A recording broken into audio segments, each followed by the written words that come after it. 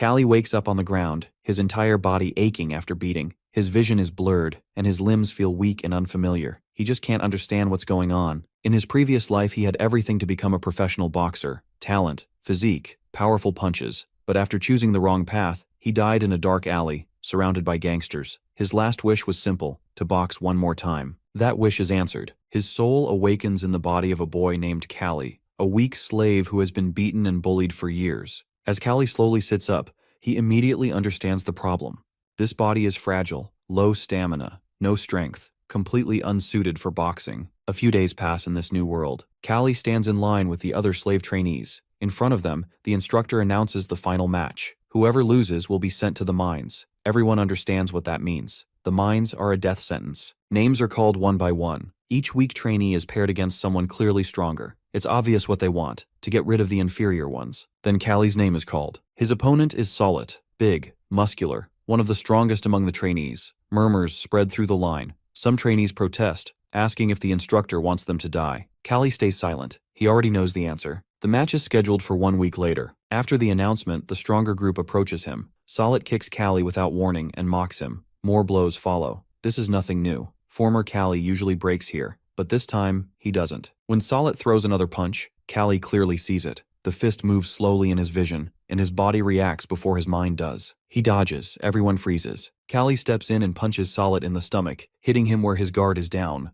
Shock flashes across Solid's face before he grabs Kalli and slams him to the ground. Calling him cocky, the group walks away, warning him that he only has a week left. Kalli lies there, breathing heavily. Then he realizes something important. This body may be weak, but it has excellent eye-hand coordination and fast reflexes. That's enough. Kalli stands up. His eyes are steady. He is going to survive this match, and he is not going to the mines. He uses that week to train as hard as he can. Finally, the match day came, but still no one believes he can win. What are the chances of this skinny kid beating a huge, fat guy? Yeah, basically zero. The fight starts, and the big guy immediately goes on the attack. He swings hard, over and over, and Kalli barely manages to dodge. The size difference is insane. Height, weight, raw power. It's all completely one-sided. So Kalli keeps moving. He dodges, steps back, slips to the side. And the crowd? They hate it. People start booing, shouting at him to stop running and fight like a man. But Kalli doesn't care. This is exactly what he wants. His opponent keeps throwing heavy punches, burning through stamina, hitting nothing but air. Not a single clean hit lands. From the very start, Kalli's plan is simple. Let the big guy tire himself out, then end it with one clean shot to the chin. And it almost works. But then Kalli makes one mistake. His opponent suddenly grabs him and slams a brutal punch straight into his ribs. You can hear the crack. Kalli drops to the ground like a log. With a body this fragile, even one solid hit is almost fatal. For a second, it looks like it's over. But Kalli isn't done. He forces himself back up, and then he does something crazy. He takes the next punch straight to the forehead. The fat guy isn't expecting that at all, and the moment he feels pain shoot through his fingers, he hesitates. That's all Kalli needs. He rushes in, dodges one more swing, and puts everything he has into a perfect punch to the chin. At first, the big guy doesn't even realize what happened. Then his eyes roll back, his legs give out, and he collapses onto the arena floor. He doesn't get up, and Kalli wins. Everyone watches with astonished expressions as the countdown happens. Finally, the referee announces Kalli as the winner. Everyone is shocked to see that a skinny boy like Kalli is the winner. While looking at the crowd, Kalli finally smiles and raises his fist because he is alive and determined to make use of this life. After a week, the slave traders come and collect half of the slaves, most of whom are inferior, except for Kalli. Now, including him, only 10 students remain at the training center. Then Nixar takes him to the august mansion, where he informs Kalli that he will be free of his shackles once he returns to the training center. Kalli looks around as it's his first time in the mansion. Nixar asks about his injury. Kalli answers that he is okay, but asks about Azalea's purpose in summoning him. While walking ahead, Nixar explains that Azalea has taken an interest in him after the last match. Inside her room, she greets Kalli and adds that they meet again. Kalli, on the other hand, doesn't want anyone to suspect anything. But Azalea tells Nixar to wait outside. She asks him to sit, but he insists that he is okay. She reminds him that she won't repeat herself again. He sits and asks about her purpose for calling him. She offers him some fruit before they start talking. While he eats the fruit, she begins by saying that she wants to ask something from him, adding that he doesn't have the right to refuse her because he is a slave. He prompts her to continue. She compliments his skill in the last match, especially his one-shot victory. She further adds that her father called it luck, but she knows that isn't the case. Listening to this, he understands that she is smart, as only Solid's punch was a coincidence. He then shakes his head and explains that if someone hits the chin perfectly with their fist, the head will shake, causing the person to lose control of their body. However, this is only applicable if the impact is powerful. After listening to this, she smiles and wishes him the best of luck in becoming a professional boxer. She even coaxes him, while saying that if he becomes a champion, he can gain his freedom. After returning to the training center and being freed from his shackles, he thinks about what Azealia told him. On the other hand, during his training, Torres is also thinking about freedom, which is his ultimate goal. At 14 years old, he remembers Nixar telling him that he has the potential to become a boxer. It's the reason Nixar brought him from the farmhand. Then he encouraged him to work hard and become a champion so that he can gain his freedom. While training, he thinks about Kalli, who never had any motive in his life before. But suddenly Kalli changes, defeats Solid, and survives. His thoughts are interrupted by another boy, Kijo, who coaxes him to join him in teaching Kalli a lesson because Solid was sent to the mines because of him. But Torres turns his back to him, while showing his indifference to the matter. He thinks that if Kalli wants to change himself, he won't interfere. He was just annoyed by Kalli's begging. Kalli, on the other hand, has ribs that are healed, and he has gained some muscle while exercising. After a while, he faces Kijo and his gang, who claim that he won easily against Solid by luck. Kalli indifferently tells them that it would be problematic if they hurt themselves. But Kijo believes that Kalli will go easy on him. At that, Kalli's expression darkens. Kijo starts attacking him constantly,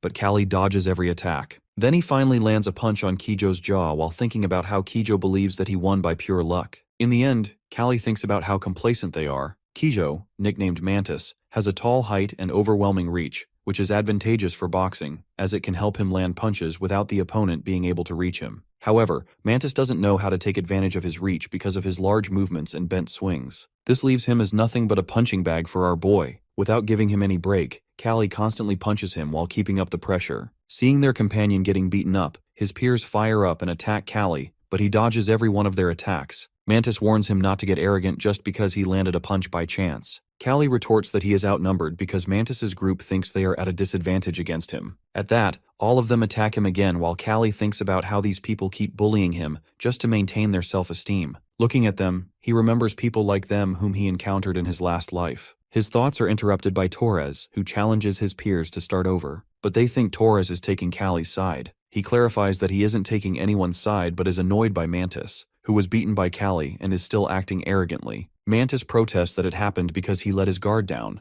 Then Torres tells him to fight one-on-one with Kalli, and he will be the referee. At that, Mantis asks Kalli to bring it on. The next moment, our dude gets up with a darkened expression that terrifies his bully. Anyway, Mantis attacks, but Kalli dodges swiftly while taunting him for having a slow punch. The next moment, he punches Mantis in the gut while provoking him further. Mantis is really provoked, but he can't do much against Kalli, who finally knocks him down. During that moment, while looking at Kalli, Torres thinks how he looks like a professional boxer. He assumes Kalli must have learned one or two tricks from his father. When Kalli asks Torres for his reason to help him, Torres arrogantly replies that he's not going to answer someone like him. After this incident, no one bothers to bully Kalli anymore, and they accept him as one of the boxing apprentices. Meanwhile, in the August Mansion reception room, Gadolf informs someone to proceed with the match while Nixar enters with a panicked expression. He asks his master not to do it, as they only have apprentice boxers who are not ready for the match. At that, Gadolf tells him that they have a chance to win since Doraemon hasn't brought any proper boxers either. He then gives him two options. Either prepare the best boxers or send the weak ones to become the scapegoat. He just wants to see Doraemon lose his temper. After listening to this, Nixar understands that Gadolf is going to ruin this training center. Besides, he doesn't think the training center will have a future if an ace like Torres loses his limb. Now he has only 3 days to prepare the boxers. At the training center, Nixar gathers Torres, Kijo, and Kalli and informs them about their upcoming match against Doraemon's boxers in 3 days. They are picked because everyone thinks that they are the best. Torres seriously asks whether this team has a chance of winning. With a grim expression, Nixar answers honestly that they have a very slim chance of winning. This terrifies Kijo, who thinks they are going to die. At that, he answers that as a property of Gadolf, he will ensure that they won't die. But there is a chance of broken bones. Ignoring this, our boy gets to the point that they have a chance to win if they are picked. Instead of answering, he instructs Torres to spar with 3 instructors to gain the experience he needs. Then he asks Mantis to get over his fear and strengthen his mentality. He then turns to Kalli and asks him to come to him if he needs anything. Kalli is chosen because of his recent good performance, but Nixar hasn't prepared anything specifically for him. He then asks his instructor to arrange a training partner for him. A while later, Torres is seen training with his instructors, who tell him not to hold back as he can make his opponent fall with a hard hit. They add that even if he is scared, he needs to act like he's an immortal human being in front of his opponent. Afterward, his instructor tells him to take a break and continue later. The next moment, Torres notices Kalli and grows curious about him. Meanwhile, Kalli is training with a laborer, Valkyrie. He asks Valkyrie to throw a stone at him, which confuses Valkyrie, but he throws it anyway. The next moment, Kalli dodges the stone using a hit-and-miss tactic, which is one of the keys to modern boxing. While training, he thinks he knows that he can't grow his muscles in just 3 days, so he is working on his reflexes while using this tactic. It becomes a handy weapon for him. When he catches the stone in his hand, he asks Valkyrie to end the session for today. When he gets inside where everyone is, he is shocked to see some boxers quite angry at Doraemon. When asked, he is informed that some boxers from Doraemon's side came to them and beat them. Though no severe injuries are inflicted on them, Mantis is quite scared that they will be defeated. Valky exclaims again to kill Doraemon, but he is interrupted by Nixar, who comes inside and demands they shut up. He slaps Valky and asks them to become stronger instead of losing their temper over the situation. While looking at his peers, Kalli realizes the bond he had formed with them. Because this time, the fight will occur to sate Gadolf's pride besides being entertainment for the citizens. In other words, it will be a fight between 2 training camps. Finally, the day of the match arrives, and everyone gathers in the August Estate arena. It seems like half of the estate's people have come to see the match. Nixar gives the boxers herbal tea to calm their nerves and strengthen them. He then asks them to raise 2 fingers high if they think they are going to lose. It would be better for them to let their pride hurt instead of being broken down. When he says this, Kijo is the first one to go. He spills his tea and gets scared. However, Nixar encourages him to go ahead. Before Kijo steps forward, Kalli advises him not to let his opponent get close to him. At that, Kijo shouts back at Kalli, saying that he needs to get close to them in order to hit them. A moment later, Kijo is inside the ring and absolutely terrified. He is up against a warrior who has 14 wins in his training center. The warrior taunts Kijo, saying that just having long arms and height won't make him stronger. Torres is also cursing at Kijo's stiff posture. Meanwhile, Doraemon taunts Gadolf while saying that even though Kijo is tall, he's still just a kid. This makes Gadolf think that Nixar should have sent someone who could actually win. The match starts, and Bass tries to punch Kijo, but Kijo dodges it. The crowd shouts for him to fight back, and the pressure mounts on him to respond. The next moment, Bass aims for Kijo's head, and Kijo raises his arms to shield himself from the attack. However, Bass punches him in the gut while knocking the air out of him. Bass follows up with a punch to his face, and Kijo falls to the ground. The audience is furious to see this, while his peers are worried about him. Meanwhile, the countdown has started, and Kijo ponders whether he should give up. He looks at his master's grumpy face and gets up. He knows that if he fails without even landing a single punch, he will be kicked out of the training center. His opponent taunts him, while asking if he still has the will to fight. He furiously answers that he is a fighter too. The next moment, he tries to calm himself down while thinking about what his instructor told him. Nixar asks whether he has thought about how he lost to someone like Kalli. He answers that he has no idea. Nixar points out that he has a great advantage as a boxer, so he basically shouldn't lose this fight because of his height, long arms, and legs. But he lost the fight because he lost his temper and let Kalli get too close. If he does it again, it will be over for him. He tells him to always stay calm and overcome his fear. He shouldn't let his opponent get close to him while he intercepts their next move. Finally, Kijo uses his long arm and lands a hard punch to his opponent's face. His peers are happy to see it. Kiyo himself is initially baffled by how his punch worked, but then his face breaks into a grin. Kiyo is quite happy to finally land a punch on his opponent. Encouraged by his first punch, he constantly lands punches on his opponent's face, which Bass tries hard to dodge. The audience is also happy with this progress. Meanwhile, our guy analyzes that Kijo is always fast and flexible because his stress is released in his muscles, which makes his attacks more threatening. Now, he has finally deserved the name of Mantis. Bass, on the other hand, is anticipating the moment when he can land a hit on Kijo, but because of his tall height, he can't do it now. Even defending himself becomes difficult. Now, he is ready again to hit Kijo, but Kijo dodges it at the last moment. Kiyo is also waiting for this moment and immediately punches Bass hard in the face, while knocking him down. He looks at the satisfied face of his instructor and exclaims that he has won.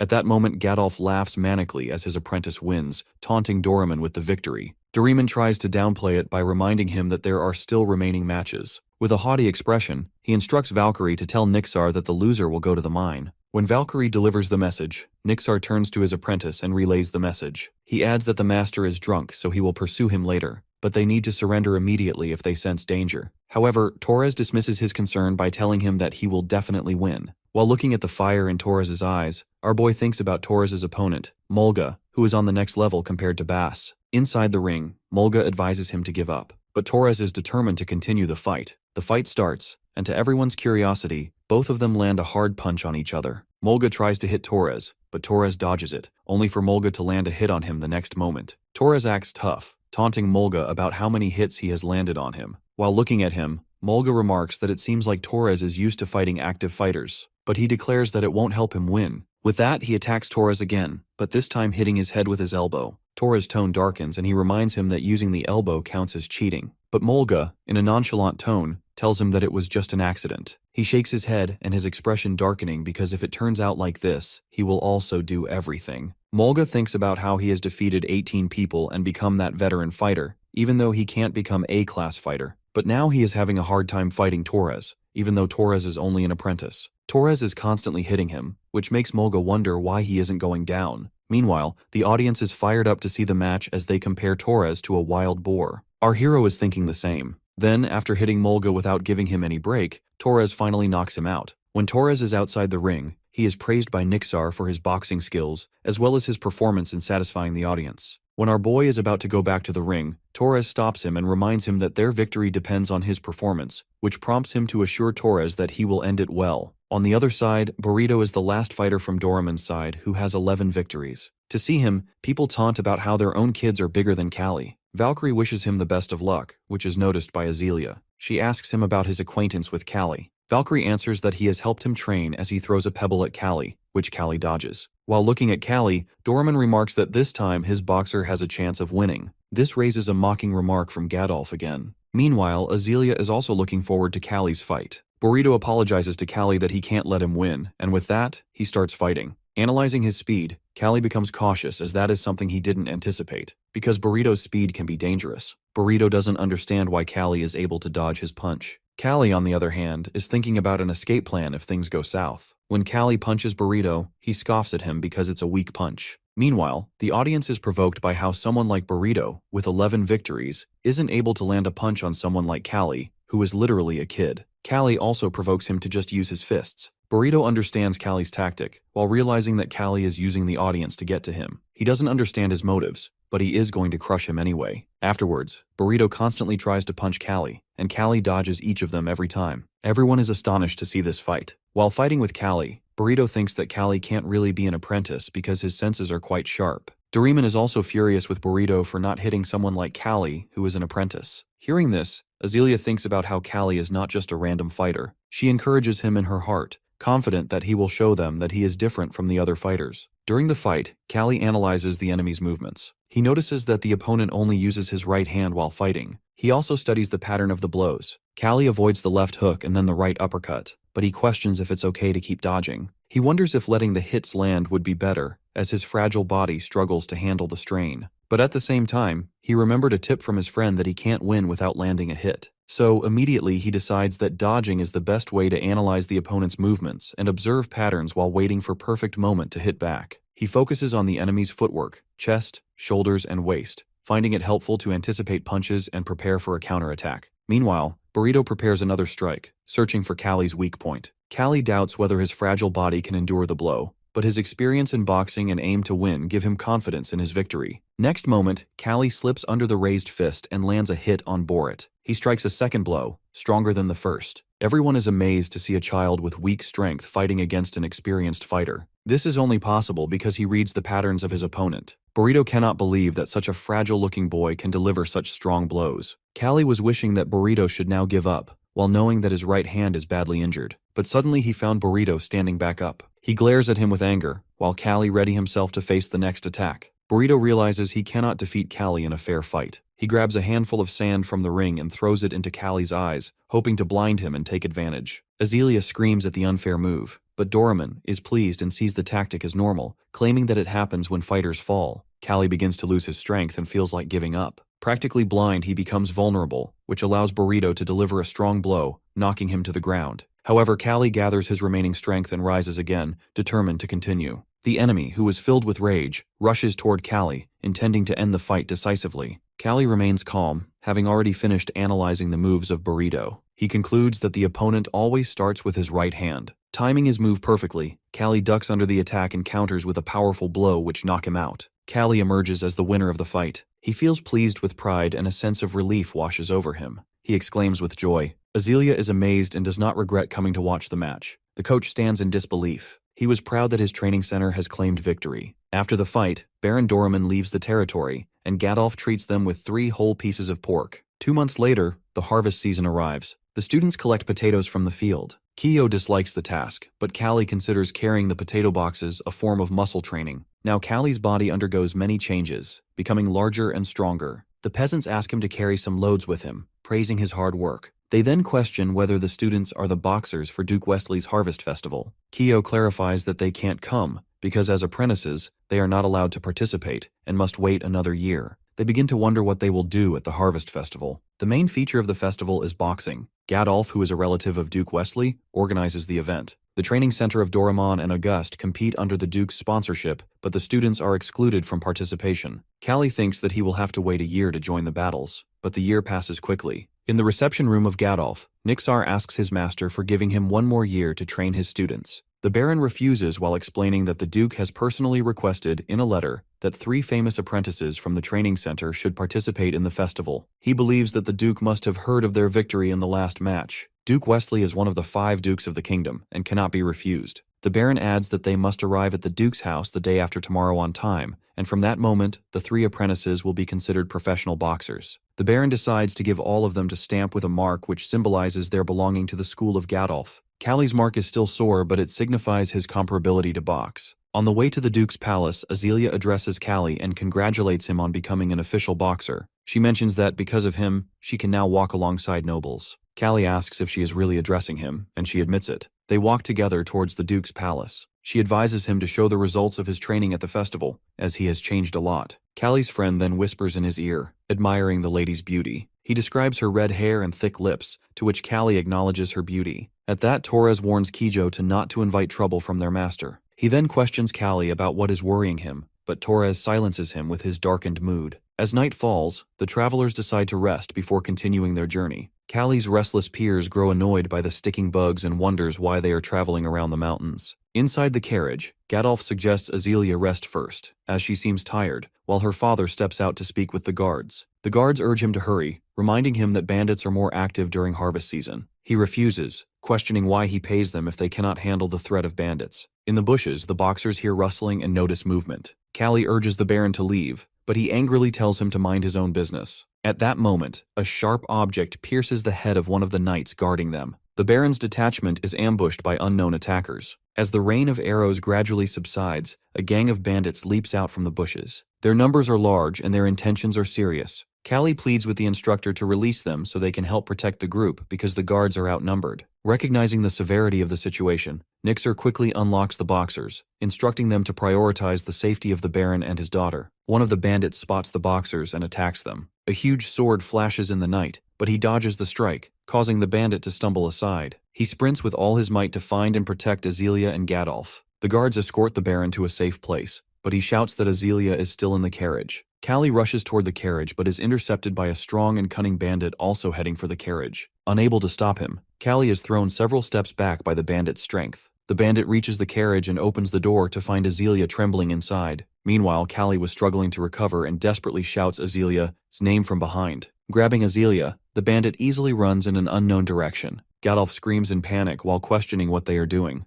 Kalli promises to bring his daughter back and quickly takes off after the bandit. The chase ends at a cliff overlooking a stormy river. He points out there is nowhere for the bandit to escape. The bandit places the lady on the ground, points his sword at him, and demands his loyalty. Kalli, recalling the disasters of his past life on such a path, questions the bandit's methods and mentions the inevitable end in banditry. The bandit raises his sword, declaring it the end of the story. Observing his stance, Kalli realizes the man is a trained gladiator. The bandit proudly reveals his 42 victories before launching an attack. Despite the opponent's skill, he dodges, slips under his arms, and grabs Azealia. With no other choice, he runs toward the edge and leaps into the stormy river, while holding her tightly as they plunge into the water. Reaching the other side of the river, Kalli feels relief seeing Azealia breathing. She is completely drenched as she recounts what happened. They soon find a small cave for shelter. She only remembers being struck by a one-eyed bandit. Kalli reflects on never imagining using military camouflage techniques in such a situation. She asks him to light a fire, but he explains the trees are too moist,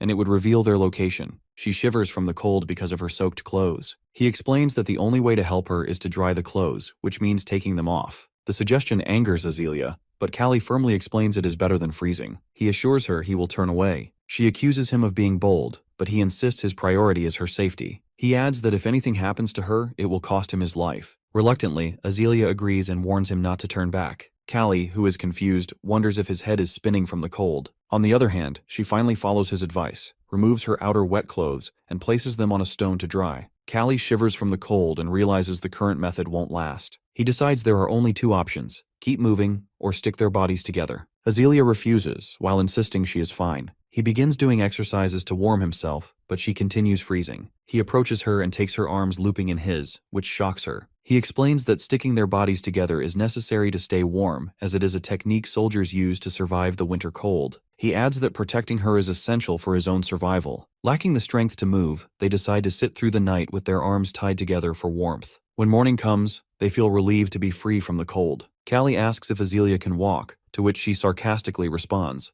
questioning if he would carry her if she couldn't. He realizes that she is still acting tough. At that, Azealia mentions that she hasn't eaten since the night before. Afterwards, our boy catches a fish from the river, cuts it into pieces, and offers it to her. After eating, they continue walking along the riverbank. He suggests following the stream to reunite with their group. Azealia remains fearful of the bandits, but he tells her to leave it to luck, making him seem careless. Despite this, he does his best to reassure her and wishes for their safe journey. Azealia, while observing him, finds him different. She thinks how he doesn't act like a slave, nor does he seem like other ordinary boys. His mysterious nature intrigues her, and despite everything, she feels safe with him. The bandit was sitting hidden in the bushes, waiting for them. He was thinking he can ask ransom money for Azealia. He plans to end the young boxer as soon as he sees him. Rustling in the bushes, he watches as Kalli and Azealia approach, discussing how they will soon meet the soldiers. The bandit sees them as an opportunity sent by fate and feels elated. Kalli was unarmed, but he prepares to protect himself and Azealia with all his strength. The bandit laughs at that, while mocking him for being defenseless. He threatens to kill Kalli and take the girl, suggesting he will spend time with her before selling her. Despite the threats, our boxer remains determined to defend himself and Azealia, though he knows the loss of his shackles in the stream leaves him vulnerable. The bandit points his sword at him, delivering swift and deadly blows. Kalli quickly dodges the first strike, but the bandit taunts him, asking how long he can last.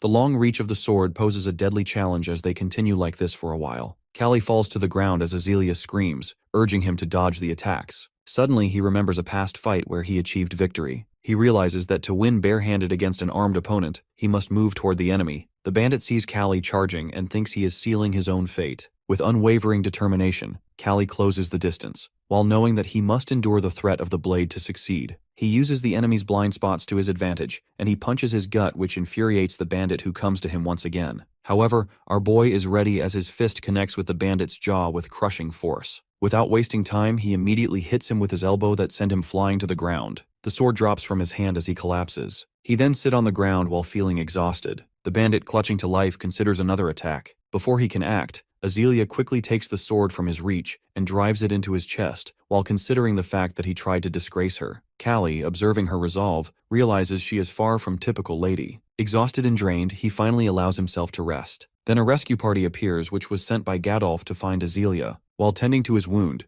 Nixar comments how lucky Kalli is that the injury didn't hit higher, as it could have blinded him. Despite the scar, he thinks it makes him look more manly. While he sits there, Gadolf arrives and thanks him for saving his daughter. Kalli humbly responds that it was his duty. The Baron orders him to rest, while saying he has earned that right, unlike those unaware of the battles he has fought. Gadolf then inquires about the secret technique that allowed Kalli to defeat a gladiator. He explains that appearing weak has its advantages, as it makes opponents underestimate him and waste their techniques and strength. After rescuing Azealia and proving their loyalty, the boxers are allowed to travel by carriage. They eventually reach Wesley Dukedom, where Duke Wesley warmly welcomes Gadolf and Azealia. The Duke asks about their journey and, upon seeing Azealia, comments that how strikingly she resembles her mother. In a flashback, it is shown that when everyone sets up in their camps, Azealia visits Kalli's camp. She tells him one of her servants is sick and asks him to accompany her, as she finds the other men too aggressive and intimidating. She considers Kalli a perfect choice, though he is thinking that he needs to train. Later, during dinner, the Duke asks Gadolf if it is true that his training center has won all recent boxing matches. He also asks about the contributions of the apprentice boxers. Gadolf confirms that the apprentices have now become official boxers. Meanwhile, Azealia was getting bored at the dinner table. She whispers something to her father, and then asks Kalli to follow her outside. The two walk through the streets of the city while observing the bustling crowds. Azealia admits she feels suffocated at the dinner and never wanted to come to this place. Kalli realizes that she seems unwell. She shares that her father expects her to find a suitable husband, and she wonders if it is awful to be tied down at such a young age. Kalli, however, questions why his opinion would matter to her. Instead of answering him, Azealia gives him a piece of candy, while suggesting he may not have tasted anything like it before. Kalli, who has only eaten fruits as sweets, takes a bite and finds it surprisingly delicious. As he savors the candy, he begins to notice Azelia's beauty, which captivates his eyes. Her charm also draws the attention of others passing by. Amid the crowd, Kalli notices an old woman staring at him intently. The woman approaches them and asks Azealia to let her read her fortune. He refuses, but she insists on hearing her fortune because it sounds interesting. As they walk toward the fortune teller's tent, Azealia mentions that she will ensure they get a discount. The fortune teller begins her reading and predicts that Azelia's life will not be smooth. She finds this intriguing, reasoning that a life identical to others would lack excitement. She then asks about her marriage fortune, believing that fortune-telling often excels in such matters. The fortune teller reveals that her life partner might be someone very close to her, but this love will not be accepted by everyone. Azealia is shocked and left unsure how to respond. The fortune teller then suggests reading Kalli's fortune as well. He initially refuses, but Azealia persuades him by pointing out that it is free. The old woman starts her reading for our boxer, while stating that he comes from a far and unknown place. When he questions her about the place, she admits that she has no clear understanding. Azealia grows curious and asks the fortune teller what she means. The woman describes visions of a chunk of metal in the sky, a carriage without horses, and humans inside a box. Kalli is stunned, unable to comprehend how the old woman knows these things. Kalli is shocked at how the fortune teller knows and sees details about his past. She adds that he possesses extraordinary energy, almost as if a guardian spirit accompanies him on his path. Azealia remarks that perhaps this is why he manages to win every time, which is ideal for a boxer. Kalli dismisses this and calls it a superstitious, and tells her that believing in it makes her appear foolish. Azealia, though already aware of this, feels both angry and shocked at the way a slave speaks to her. The fortune teller, however, cannot believe Kalli is a slave, thinking that someone with such energy could never be a slave. Over the next 3 days, Kalli tries to ease Azelia's anger. One day, after leaving the palace, Kalli returns only to find the guards refusing to let him enter. They mock his fragile physique, which puzzles him, as he tries to understand why they are provoking him. He doesn't remain silent and demands passage, asking the guards if they have ever experienced the blow of a boxer. One guard, angered, rushes toward him with a large arrow, but Duke Wesley intervenes. The Duke orders the guards to stand aside, declaring Kalli to be a guest and the property of Gadolf. The Duke then begins a casual conversation with Kalli, while expressing his disbelief that such a seemingly fragile young man could win a match against Doraemon's boxer. As he places a hand on Kalli's shoulder, he notices the strength in his build, but insists it is insufficient to defeat a veteran boxer. This makes him suspect Kalli is hiding something significant. Before departing, the Duke mentions he will be watching Kalli during the next match. Kalli is left shocked by the Duke's behavior. Back at the slave and boxer's quarters, Kalli immediately resumes his training, while using it as a way to clear his mind. For him, training is the best solution to every problem. During a break, his friends ask about his time in the castle, and he tells them it felt suffocating. Soon, their coach gathers all the boxers and informs them that not only Doraemon but other skilled boxers are also training nearby. He advises his students to avoid the match, explaining that the number of participants may already be filled by those who register first. At that, Torres questions whether it is truly lucky to avoid the match. Nixar confirms. Torres, however, is determined and asks if Nixar intends to keep them confined to the training ground. He appears ready to fight anyone, but the instructor kicks his guts back, while warning that brash fighters like him are often eliminated quickly in the preliminary rounds. He explains that facing a boxer with 10 victories means going up against someone who has already defeated 10 others. The students gather, and Torres approaches to apologize. He explains that no matter how strong someone is, a single wrong move can lead to their downfall. Then he turns to Kijo, who tries to assure him that he is just fine. Suddenly, the sound of people murmuring about an ogre echoes through the camp. Everyone murmurs that it is Doraemon's ogre. While looking ahead, Nixar mentions that Doraemon seems to be going all out to bring the ogre there. Even Kijo begin questioning whether ogre is truly human, but their coach reminds them that he is often compared to a monster. Kalli wonders if ogre is really human. To him, ogre resembles an ogre from a fantasy world who is called as the Ogre of Doraemon. This ogre, who is a formidable fighter, wins 76 matches in a year. The boxers actively discuss him, with one pondering how such a feat is possible. Kalli speculates he must fight 3 to 4 times daily. Rumors circulate that the ogre can tear someone apart with his bare hands, and his name seems oddly fitting. At that, Kijo, who is apparently terrified, refuses to face him, but the coach reminds him their master believes Doraemon sees their boxers as weak, so they might not even get the chance. This ogre feels like a different species compared to them. At that, Kijo reminds Kalli that his fists won't reach the ogres, which makes him speculate that attacking elsewhere seems futile. Kijo finds his reasoning strange, as he remakes, sometimes suspecting he might not be an ordinary human. After a while, everyone is gathered to check match schedule, which is displayed. Baron Dorman meets Baron Gadolf again, predicting all will surrender before the ogre, but Gadolf trusts the match will decide. At that, Nixar agrees, while warning that provoking could cost him his boxers, and Gadolf assures him he is well aware. He believes that no one is foolish enough to face such a monster. At that, Dorman reflects on the ogre's fame and claims he was trying to honor 3 fighters last time. Nixar is puzzled while suspecting Dorman either killed the fighters. Gadolf hears rumors that 3 fighters had to face the ogre, which was considering it a death sentence for them. Then they turn to the schedule, in which Torres fights on the first day, while Kalli and Kijo are set for the second. The ogre also fights on the first day against other opponents, who draw pity from Baron Gadolf. The first day arrives, and the Wistry Stadium is packed. The ogre stands opposite a frightened fighter, who realizes he is no match and unlikely to survive. The ogre charges like a massive rock, swift as lightning, driving him aside effortlessly. Baron Doraemon recalls instructing the ogre not to damage the pillar, but secretly rejoices while outwardly apologizing to the Duke and offering repairs. Meanwhile, Kalli watches from the side, while pondering why the creature is named ogre, as it hardly resembles a human. The crowd erupts with cries for blood, demanding the fighter's death. Overwhelmed, the fighter surrenders and begs for mercy, but the ogre declares that the spectators want him dead by his hands. The audience appears heartless, and Kalli, shaken, realizes he has never witnessed such a horrifying death in a fight. He likens it to a battle between a man and a beast, but notes the ogre lacks professional skill. Kyo asks if Kalli still considers fighting the monster, but Kalli doubts the chance will come. Kyo warns him against such thoughts and certain that he would lose. Torres adds that the ogre fights solely to kill, and the match ends with the ogre brutally slaying the fighter. The wild boar of Gadolf gathers as the competition begins. Torres competes in the first round, refusing to give up and knocking out his opponent. This becomes the highlight of the day. Kalli, scheduled to fight tomorrow, reflects on his techniques. His thought is interrupted by Azealia, who questions him if he likes boys, which clearly startles him. She explains that most boys can't resist her, but he seems indifferent, so she wonders if he's nervous. She also mentions hearing of fighters dying on the first day, and jokes that he may not see her again. He clarifies that he's not famous like her, so it doesn't matter. Azealia comments on his way with words, while attributing it to being a fighter. Then she promises herself as a gift if he wins tomorrow, and Kalli assures her of his victory. The day of the match arrives, and the Wistry Stadium fills with spectators. The ring stands ready for the 2 fighters. Kalli is prepared, while Nixa notices significant physical improvements in his back and shoulder muscles. The fight pairs Caesar, who is a veteran from Vatiman training camp with 21 victories, against Kalli from Gadolf, with 1 win months ago. The crowd, unimpressed by Kalli's physique, assumes he is poorly fed and from a humble background. Azealia, who is confident in Kalli, is approached by a man who praises Caesar's reputation, while suggesting his victory is certain. Azealia declares her support for Kalli and places a bet. She bets on Kalli, and she proposes that she spends time with him if she loses. When asked what she wants if he loses, Azealia demands a ruby necklace she saw in a craft shop.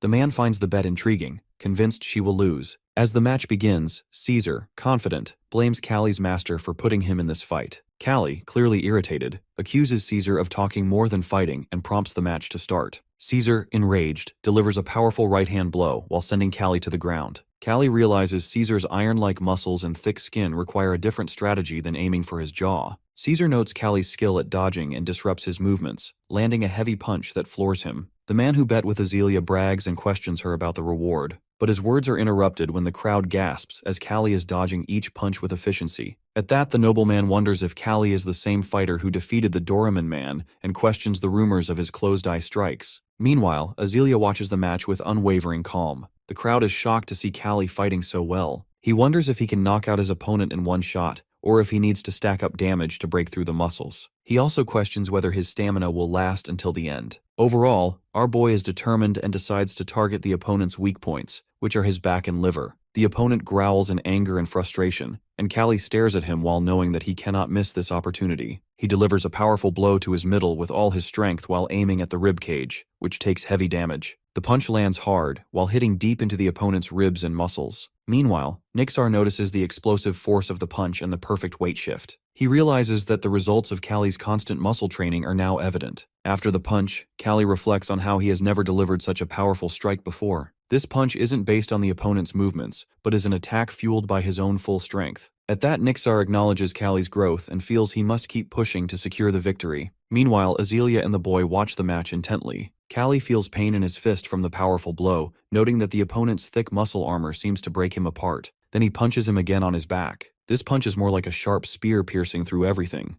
Azealia is thrilled as the fight concludes with Kalli landing a punch to the opponent's face. With another punch on his face, the opponent starts bleeding and collapses to the ground. The match ends with Kalli's victory. He is overjoyed, a feeling that seems impossible to the boy who bet with Azealia. She humorously reminds him about the necklace from their bet. The boy feels it would be less humiliating if Kalli had fought more traditionally. At the same time, Baron Gadolf proudly refers to Kalli as his fighter, someone he has nurtured with care that leave Azealia surprised. Kalli raises his hand in triumph, and Baron foolishly believes that Kalli is dedicating his victory to him out of gratitude. Meanwhile, Kalli also acknowledges that Kalli has become much stronger now. Nixar praises Kalli about giving a very good match, which the public enjoys immensely. Then his instructor throws a cloth at Kalli and tells him that everyone must be impressed by his performance, to which Kalli thanks him. At the same time, he feels intense pain in his fist, and Nixar advises him to soak it in water. The coach reminds him that he still has a long way to go. As Kalli puts his hand in the water, he realizes that how much pain he has been ignoring. Torres comments that his body is still fragile but acknowledges he has done a great job.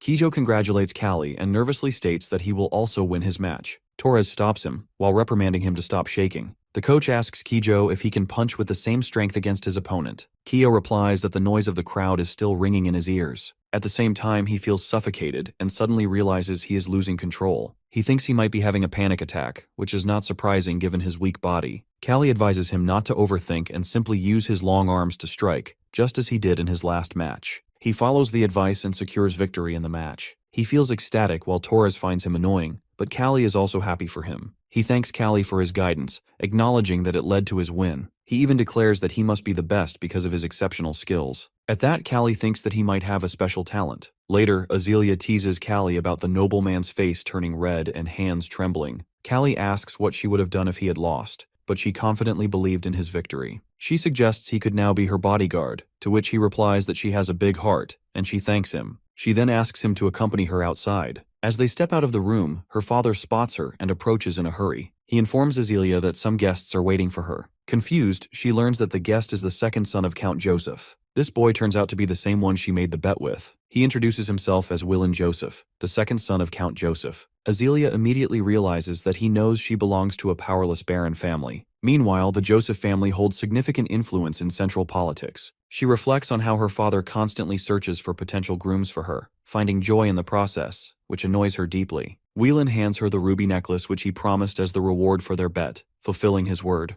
The boy remarks that the ruby necklace suits Azealia's red hair, leaving her feeling embarrassed. She acknowledges that he is an honorable person who keeps his promises but admits she feels uneasy accepting it. He asks, despite losing the bet, if she would go for a walk with him. She secretly wants to leave before he finishes his words. He notices her discomfort and nervousness, but Baron Gadolf assures him that they will prepare shortly. Shocked by her father's suggestion, Azealia runs off. As she flees, her father stops her and requests she spend some time with the man, pleading for his sake. He mentions that she might discover good qualities in him and explains his wish for her to live in a better place than the Gadolf territory. While looking at the pathetic face of his father, she reluctantly agrees to go with him once, while vowing never to see him again. Meanwhile, Kalli stands a few steps away, thinking of Whelan as a pathetic gentleman seeking Azealia's attention. Kalli analyzes that Whelan owns a training center but lacks any real boxing knowledge, only seeking immediate gains. He recalls how Whelan once sold boxers who were assets of his estate, for profit. Whelan was confident in his earlier bet with Azealia, and suspects a scheme to humiliate him and disgraces Kalli with his words. He declares that Kalli will soon fall and then asks Azealia to join him, which ignites Kalli's anger. The weather is good, the sun is hot, and Kalli is remembering his past life. Before dozing to sleep, he wonders whether it will be safe to leave Azealia with such a creepy person. He recalls the fights in the ring he has participated in. He was ruthless and arrogant at that time, with no one able to get up after his powerful blows. However, he remembers that cruelty exists in the minds of his opponents. One of them knocks him down using cruel techniques, breaking his fist. After some time, he decides to take revenge for his broken fist. He thinks that if he could go back, he would never do so. His sleep is interrupted, and he is happy to realize it is a dream. He understands that he has a second chance because if he had truly gone back, he would have been just as arrogant. A maid comes and asks for his help. She informs him that Whelan has lost control after drinking wine, and is now demanding a reward from Azealia for spending a lot of money on the ruby necklace. His demand is insulting while asking her to repay him with her body. She then hits his guts, which knocks the air out from him. As retaliation, he strikes her, while causing her to fall to the ground. At the same time, Kalli rushes towards them, but Whelan's guards stop him while refusing to let him reach their master. He warns them to step aside or it will not end well for them. One of the guards dismisses him as a low-grade martial artist who only uses his fists for fighting. Next moment, Kalli delivers a huge blow to his eye while shocking the others. One of them immediately runs to call for reinforcements, while the rest try to stop him. He, however, runs to save the helpless Azealia. Upon reaching them, he sees Whelan, forcing her to repay him for the ruby necklace with her body. She questions whether he feels any shame for his actions, but he continues to hurt her while insisting that she must not resist. Kalli strikes him with a powerful blow while sending him to the ground. Whelan is shocked by his strength. Kalli demands to know if he realizes what he is doing. Whelan admits his actions while stating that he is only asking for compensation for the expensive necklace. The response enrages Kalli, and with all his might, he lands another blow. He then drags him to a water source, repeatedly dipping his face into the water and pulling him out each time and asking whether he is sober now. The news spreads among the nobles that the second son of Count Joseph has been beaten by a slave. Whelan decides to take immediate action to prevent his family from facing ridicule and plans to execute the slave without delay. He also intends to ensure that Baron Agest's family disappears from the political scene permanently. Upon hearing this, Baron Agest becomes furious, being unable to imagine anyone daring to harm his daughter. The master informs him that Kalli is being held in the guardhouse and is completely helpless. Gratitude fills him for the slave's bravery in saving his daughter,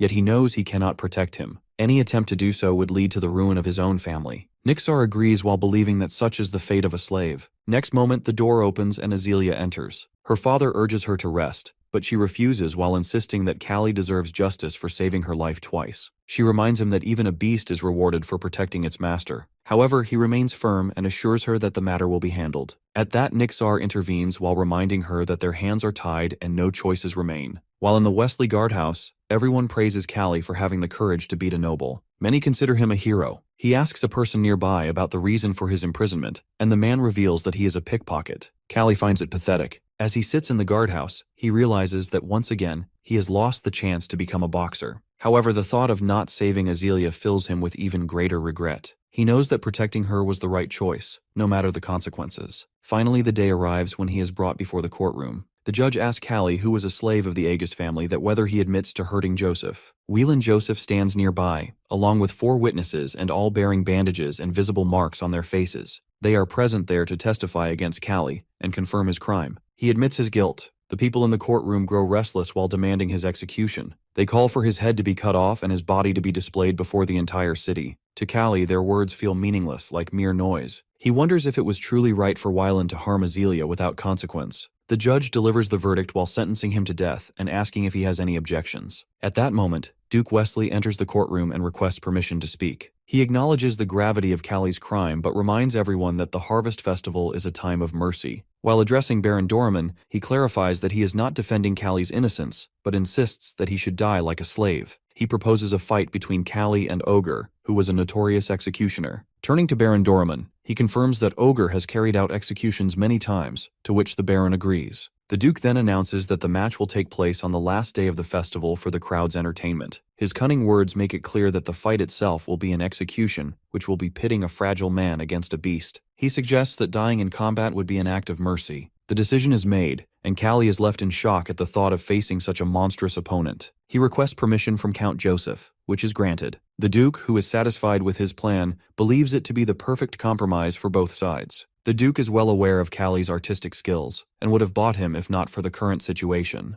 The judge announces in the courtroom that the execution will be replaced with a match between Kalli and Ogre. Whelan continues to threaten him with death, his taunts aimed at provoking anger. He feels delighted by the news of the fight, eager to see Kalli's downfall. Despite the threats, Kalli remains steadfast. He believes that if fate has brought him to this point, then it can also lead him to victory. So, confidence builds within him, as he trusts that his strength and determination will guide him through the battle. Kalli is shown to the waiting room where the guard tells him he will be supporting him in the match because he has protected the lady. As he listens, people outside are asking the guards to meet him. Soon, Kijo and Torres arrive with the instructor. Kijo thanks him for his help and for hitting the man who deserved it. Torres feels happy at the moment since he hates that man. Now he realizes Kalli is a good person, so he asks him not to die and to win the match. Next, Nixar offers him some food to increase his strength during the fight. He also mentions that Ogre is stronger, but believes Kalli can use his skills to fight better. They all wish him good luck. Our boxer then realizes that at least there are people who would be sad if he dies,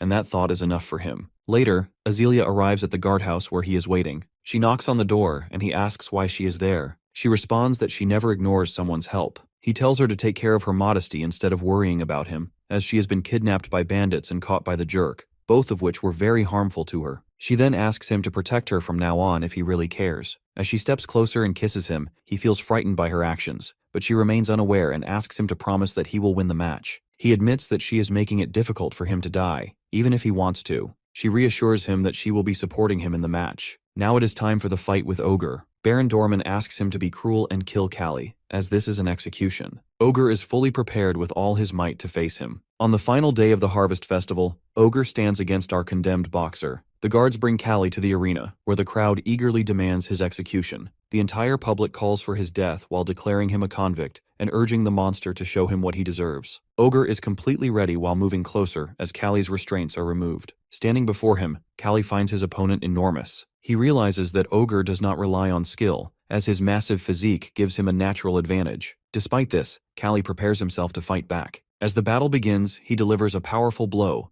but Ogre is so strong that he hardly feels it. His muscles are so dense that a mere punch from his fist stirs up a sandstorm. He continues to intimidate Kalli while warning him of his impending death. However, our boxer remains composed while realizing that fate is always fair. Ogre may have the advantage of size and strength, but he lacks intelligence. Kalli believes that humans, with their ability to think strategically, can overcome brute force. He understands that skills and tactics can lead to victory, and he is well prepared to use his stiff bones to counter his opponent's strength. Kalli arrives, looking toward Ogre, while everyone believes he has lost his mind and gone crazy. Torres and Kijo are also shocked by his approach. Baron Dorman questions whether he intends to give up and accept his fate. As both contenders face each other, Ogre delivers a massive blow, but Kalli swings to evade it. He decides to keep swinging continuously, while focusing on dodging each attack. Realizing that his earlier hesitation made him vulnerable, he resolves to be quicker and avoid any delays. Despite Ogre's enormous size, his speed surprises Kalli while making the fight even more challenging. As the match continues, the Duke begins to recognize Kalli's extraordinary courage and remarkable skill. He realizes that such abilities could revolutionize boxing.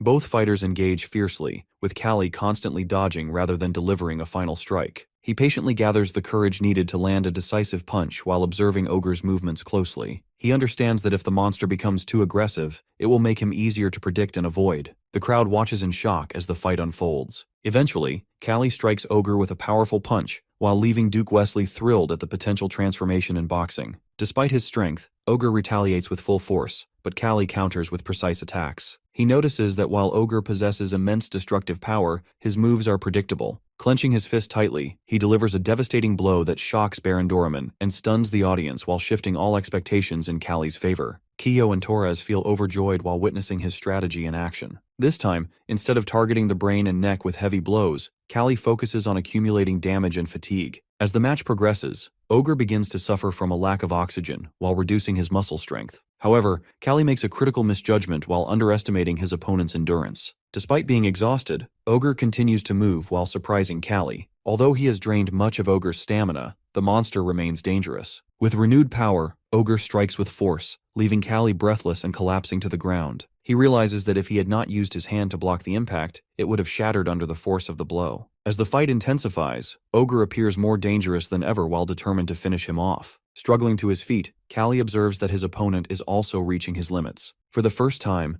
Ogre finds himself moving with such intensity, something he has never experienced before, as his previous battles ended swiftly. Now completely exhausted and visibly weakened, he begins to falter. Kalli, understanding that strength is finite for everyone, recognizes that even the strongest can succumb to fatigue. Ogre's time is nearing its end. Kalli realizes this is his final chance as Ogre appears visibly tired. Determined to risk everything, Kalli delivers a massive blow to Ogre's chest. The monster feels breathless, and Kalli immediately follows with another punch. However, he soon realizes his wrist is dislocated from the powerful strike he landed on Ogre's unprotected jaw. Ogre staggers, but Kalli continues his relentless assault. Jumping high, he brings his fist down onto Ogre's neck. Water spills from Ogre's mouth, his eyes roll back, and his massive body collapses to the ground. The crowd is stunned and unable to believe that the powerful contender lies defeated. With Ogre now collapsed, our boy secures his victory. His friends cheer with joy and celebrate his triumph. But then, something unexpected happens. Ogre's eyes open, and the monster, despite his injuries, stands again.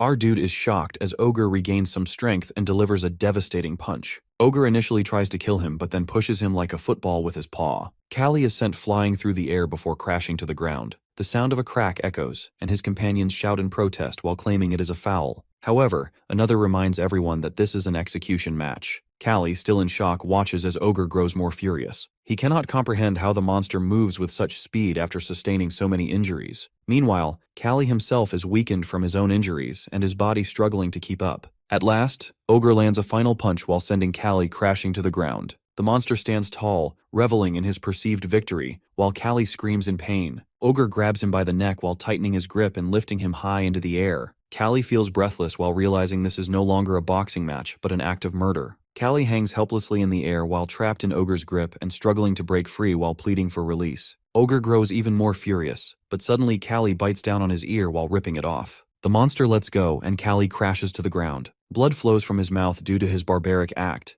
but he is surprised to see that Ogre's blood is not green like typical Ogre. He realizes it is red, just like a human's. Ogre, while enraged beyond control, decides to kill him once and for all. Sitting in the corner of the ring, Kalli quickly strikes back while delivering a powerful blow that sends sand into Ogre's eyes. He observes that although Ogre possesses immense strength, his body does not react to pain despite cracked bones and a twisted stomach. Seizing the opportunity, Kalli drives his knee into Ogre's nose with force. Meanwhile, Duke Wesley watches intently while realizing this fight is no longer between a beast and a man, but between a beast and the best boxer. He hopes for Kalli's victory. The crowd, now inspired by his determination, begins to support him wholeheartedly. The stadium erupts with chants of his name as everyone rallies behind him while encouraging him to win. With newfound strength, Kalli lands a powerful punch on Ogre's mouth while causing blood to spill as the monster collapses to the ground. In that moment, Ogre himself realizes his defeat and remains motionless. Exhausted but victorious, Kalli feels relief and pride after triumphing over such a formidable opponent.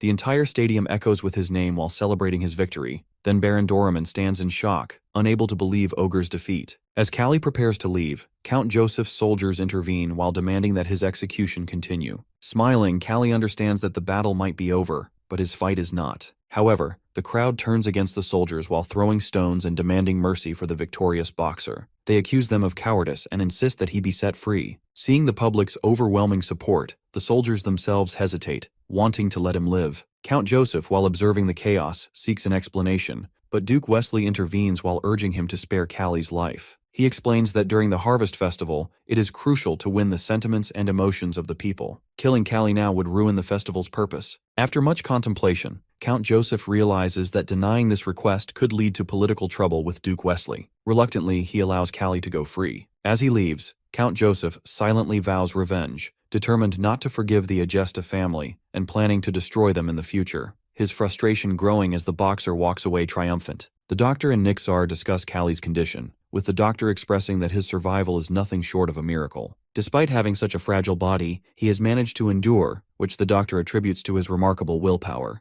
As the conversation continues, the doctor brings up the matter of hospital bills for Kalli's treatment. Nixar curses that Baron Gadolf has not yet paid for the medical expenses, which deeply disappoints him. At that moment, Azealia arrives and offers to cover the costs with her earring. She hands it to Nixar and asks if it would be enough for Kalli's treatment. The doctor examines it and agrees to proceed, relieved that the payment issue is resolved. Suddenly, Kalli starts coughing and blood escapes from his mouth. He looks at Azealia and weakly asks about the outcome of the fight. She reassures him that his death sentence has been overturned by the court, as the people have demanded for him to live. Azealia also tells Kalli that he has earned this victory through his sheer willpower, and he feels relieved to have survived. A sense of calm washes over him as he finally begins to relax while knowing that he is still alive. A week passes, and it is a pleasant day. Kalli remains covered in bandages on his hands and legs when Kijo arrives to visit him. With excitement, Kijo declares him the hero of the Harvest Festival and proudly gives him the title of Ogre Slayer. Although the name feels cheap to Kalli, and he finds it irritating, Kijo informs him that everyone has already embraced it. Despite his annoyance, he realizes that the title has spread far and wide. Torres also visits and remarks that Kalli is lucky to have won the match, but Kalli quickly asks him to stay quiet while reminding him that he was nearly dead. The doctor then informs him that his facial bones will heal quickly, and the strained ligament will recover within a few days. However, a serious concern remains, which was the shin bone that suffered a severe break due to Ogre's powerful punch while posing a significant challenge to his full recovery. Kalli acknowledges that it is because of Azealia and Nixar that he was not cast out,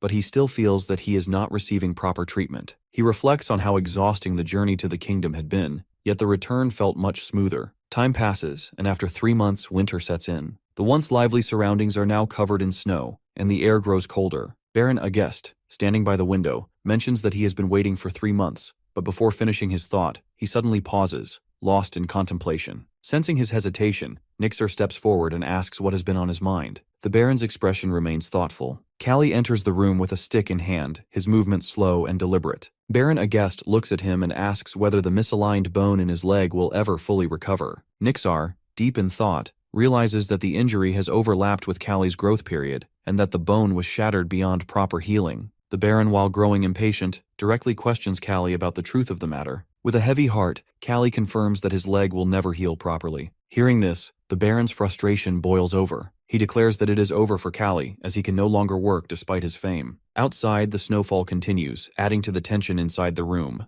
The Baron shifts his focus to their current struggles, mentioning the shortage of firewood. Blaming Kalli for their misfortunes, he accuses him of provoking the Joseph family and bringing hardship upon them. He even goes so far as to say that Kalli should have died instead. Nixar, while listening to all this, grows angry and decides to intervene while arguing that Kalli's extraordinary skills could make him an excellent instructor. However, Kalli refuses the idea outright, much to Kijo's disbelief. He insists that it is his decision to make. Kijo, while frustrated, reminds him that becoming an instructor is the highest honor for a retired boxer, and that Nixar personally recommended him to the Baron because of his talent. Despite this, Kalli remains firm, further angering Kijo, who believes Kalli does not understand the healing process. In frustration, he questions whether Kalli's fight with Ogre affected his mind. Kalli, unfazed, tells him to focus on his own work. Shocked by his response, Kijo reminds him of his 7 victories, and Torres also expresses concern while pointing out the Baron's anger. However, Kalli dismisses their worries while stating that he has always been hated, and being polite has never brought him any benefits. He reminds them that the Baron was the first to abandon him. As he reflects on the past 3 months spent bedridden, he realizes that Kijo and Torres have gained fame through multiple fights. He briefly considers becoming an instructor, but ultimately decides that if he cannot fight for himself, the position holds no meaning. Kalli begins preparing firewood, and the servants thank him for his efforts. They all recognize that he has grown stronger, while allowing him to cut many trees with ease. One of the workers remarks that it would be better if his leg were not injured, but the first servant quickly silences him. Kalli responds that he will recover soon, then urges everyone to go inside as it is cold outside. Despite his physical strength, his mood remains unsettled when he enters his room. He reflects on his extensive experience and knowledge of boxing,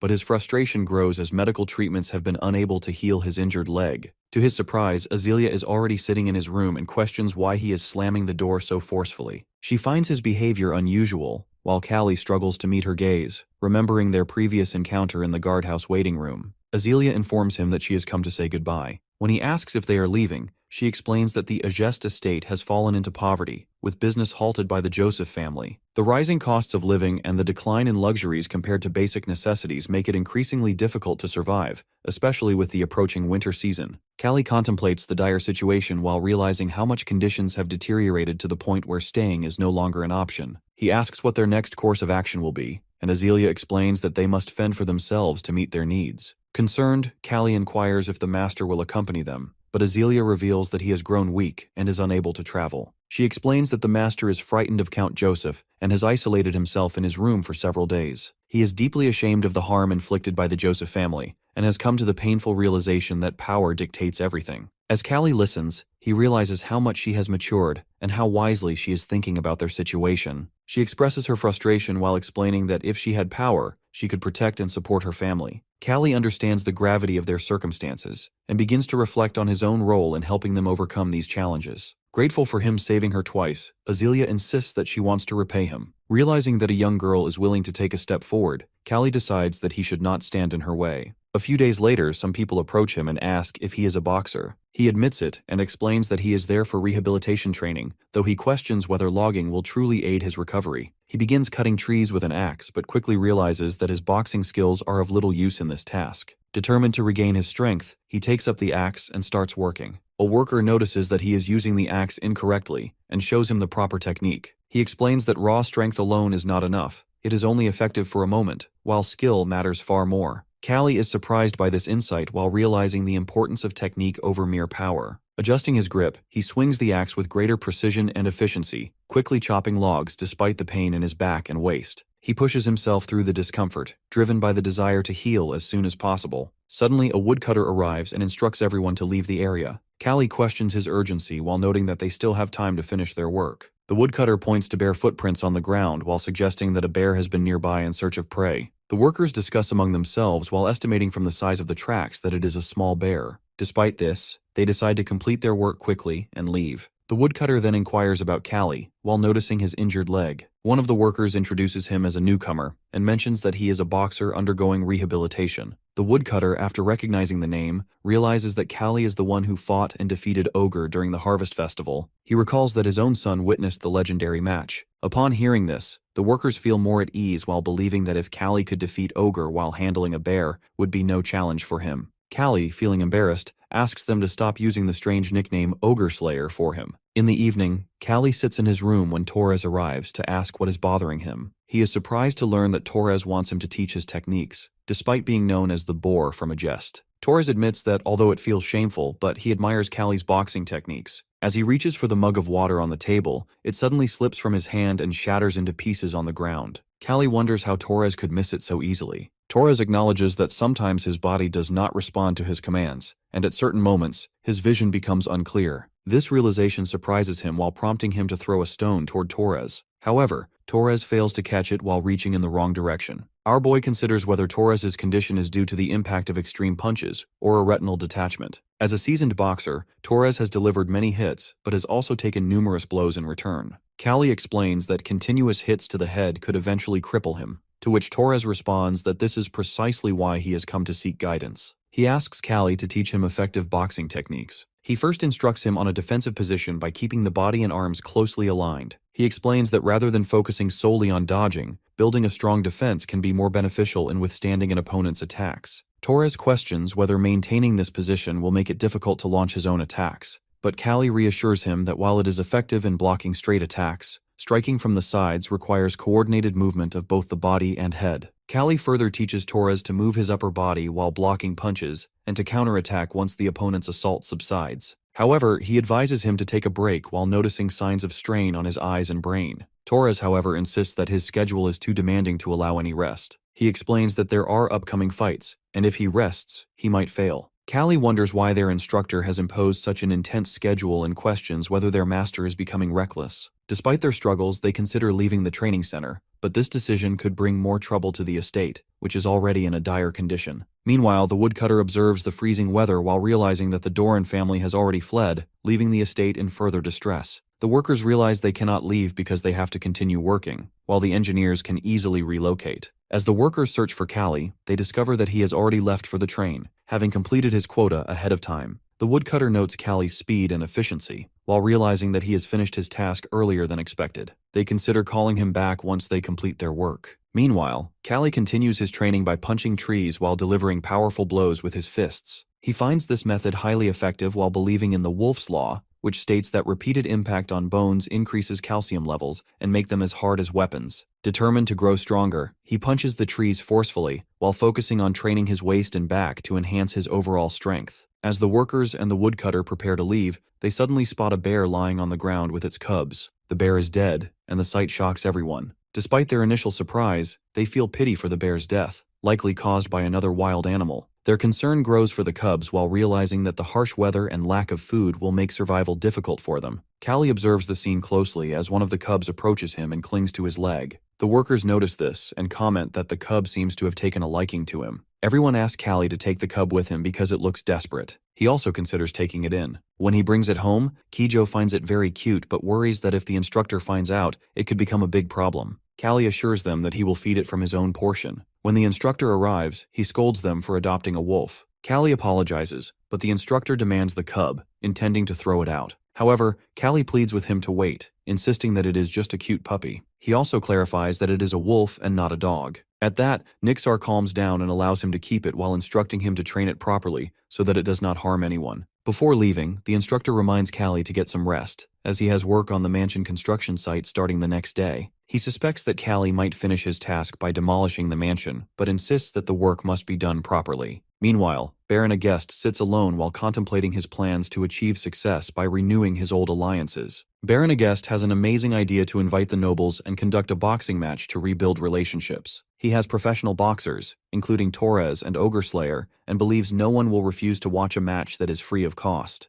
Nixar mentions that it is necessary to invite the Catalan boxing team as their opponent, but if the mansion's construction continues, it will cost a huge amount of money. The Baron suggests collecting emergency funds from the residents, but Nixar explains that it will not be accepted by the local villagers. The Baron considers it his problem and decides to solve it on his own, while asking Nixar to focus only on preparing for the match. He believes it is all for saving the territory, so everyone should be willing to sacrifice. He then instructs Nixar to go and prepare for the match. After a few days, luxurious carriages arrive outside the mansion. Noble people are present in the Adjust territory for the first time, drawn by the free boxing match. It is impossible for anyone to refuse a match featuring professional boxers without any cost. In addition to the star fighters, other boxers start fighting in the ring. All the matches are interesting. The Catalan boxing team comprises talented boxers. Meanwhile, Torres and Kalli watch them while realizing that they are true professionals. In the first match, the Catalan team secures victory. While observing, Kalli hears someone mentioning his name. He is asked if he is the famous Kalli, to which he responds that he is not famous but confirms his name. The man introducing himself is Shram from the south, a sailor. Our boy remarks that he does not look like a sailor, and Shram explains that his ship was captured and he was taken by slave traders. Once his ransom is paid, he will return home. He mentions that whenever the strongest people are discussed, his name is also brought up, although he considers such rumors to be exaggerated. He appears fragile and weak compared to Torres. Furthermore, he advises that as an apprentice, Kalli should practice more and avoid judging others so easily. Concluding the conversation, he expresses that it is nice to meet him and shows a desire to have a handshake. He thinks Kalli is a cripple and considers crushing his hand to get free. He believes that after pulling sails for more than 5 years, he possesses good grip strength. But something goes wrong. He understands immediately, and confusion appears on his face. He feels his bones are about to break, and Kalli asks what has happened and why he looks nervous. Seeing the confusion, he lets go of his hand. Torres remarks another newcomer acting tough in front of Kalli while thinking he will never be able to do so again after watching his matches in the ring. Our boy suggests paying his ransom to get free. He should watch the matches carefully. The Adjust school boxers are given the task of finishing all other boxers. Kijo enters the battle while believing he is the best and strongest. He immediately uses his long arms to strike the opponent's jaw. The opponent is shocked to receive such a huge blow from a long distance. Torres is also surprised to see how much Kijo has changed. He has gained significant strength and fights powerfully. Torres realizes that he can even defeat Newell now. Kalli, on the other hand, thinks it is true to close the distance if the opponent is tall, but Kijo is doing it forcefully without using any skill. He believes it would be better to wait for Kijo to tire and then strike. As the fight ends with Kijo's victory, Torres praises him for winning. It is now his turn to enter the ring, and Kijo wishes him good luck. He, known as the Boar of Adjust, steps into the ring while the crowd cheers for him to punch the opponent and knock him down. As the match begins, he starts losing focus and feels uncertain about using the techniques taught by Kalli. He decides to rely on his usual style and takes a defensive position. He soon realizes that the opponent keeps advancing instead of stopping after a big hit. The opponent also recognizes Torres's resilience, making him worthy of being called the Boar of Adjust. However,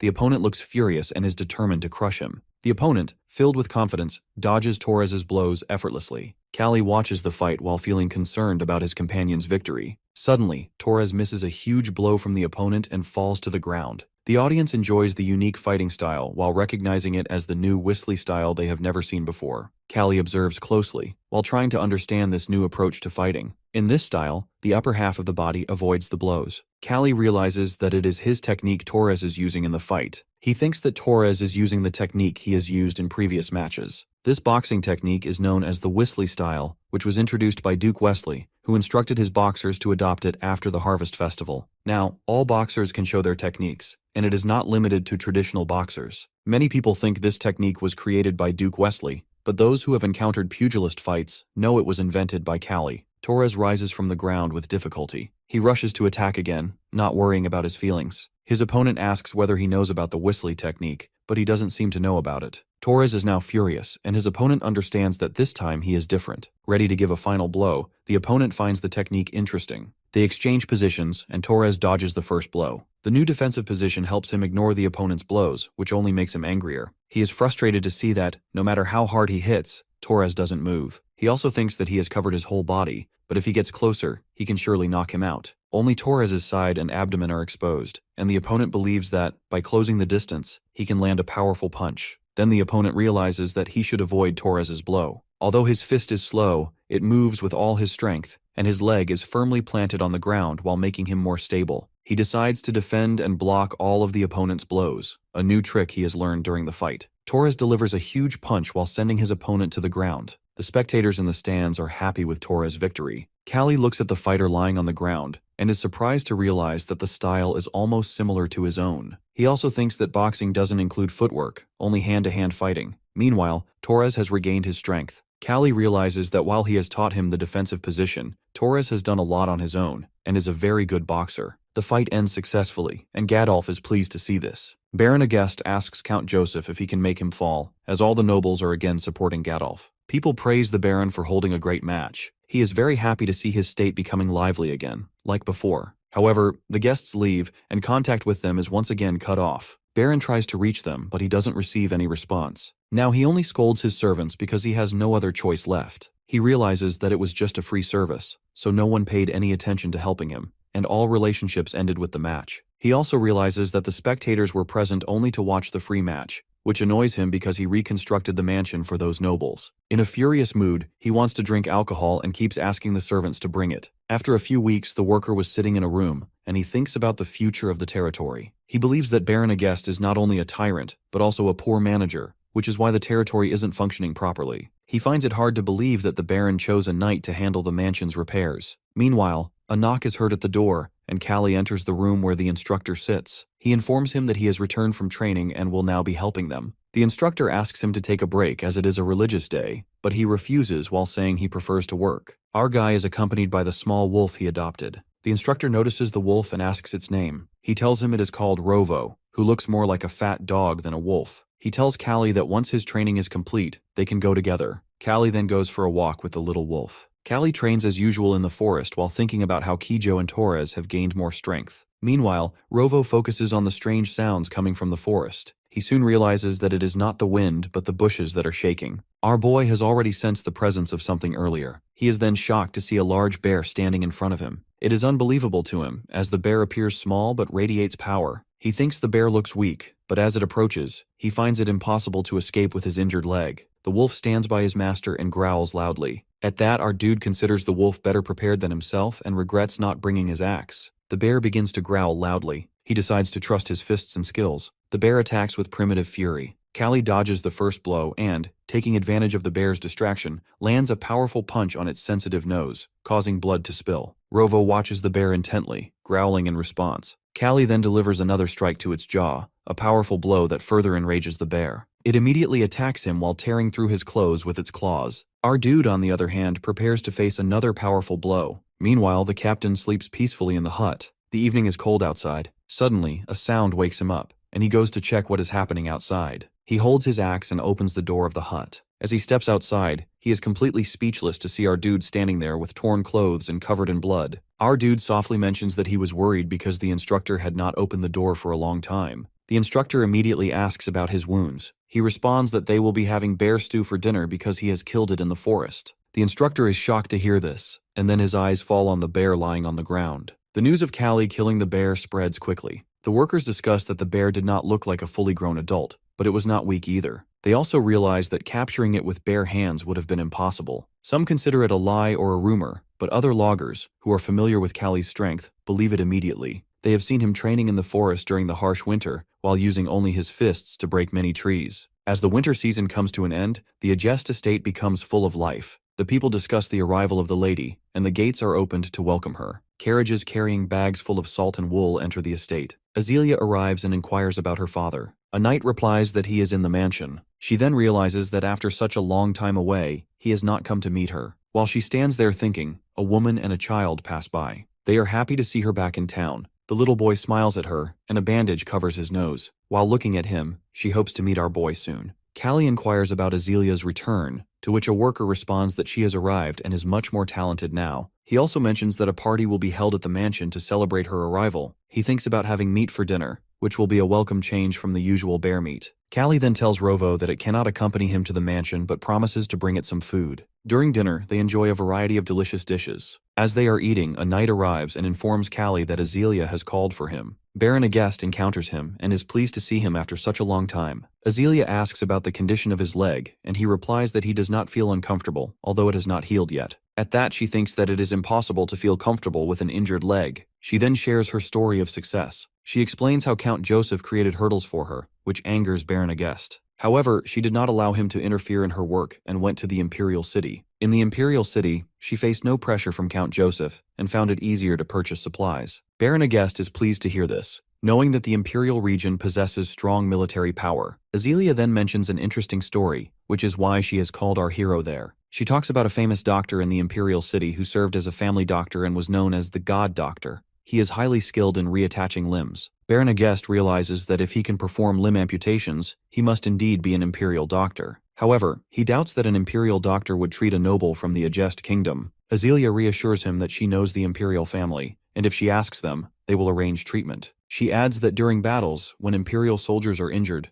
they are welcomed by this doctor. She has therefore decided to take the boxer with her while making her father see her as a blessing. Meanwhile, our dude thinks about the treatment for his leg. He asks Azealia about it, and she replies that she will do her best to make it happen. However, since meeting the Imperial family is not possible for her, she hides the real reason behind her efforts. At the training camp, young fighters continue their training, while Kalli remains preoccupied with thoughts of his leg's healing. Then Nixar approaches him and asks for his thoughts on trainees who are preparing for the match. Kalli pauses while trying to grasp the question. The instructor reminds him that there will be a test for the boxers tomorrow, and mentions two candidates, Takayan and Shram. They compare both fighters. Takayan possesses incredible flexibility and speed, while Shram has powerful muscles and a strong desire to win. Kalli realizes that the motivation to return home is a great driving force. The coach does not understand why Kalli seems upset, as he should be happy about the possibility of his leg healing soon. Later, lying in his room, Kalli wonders if such an operation is truly possible. He recalls his condition after the fight with Ogre while remembering how luck, rather than medicine, had helped him recover back then.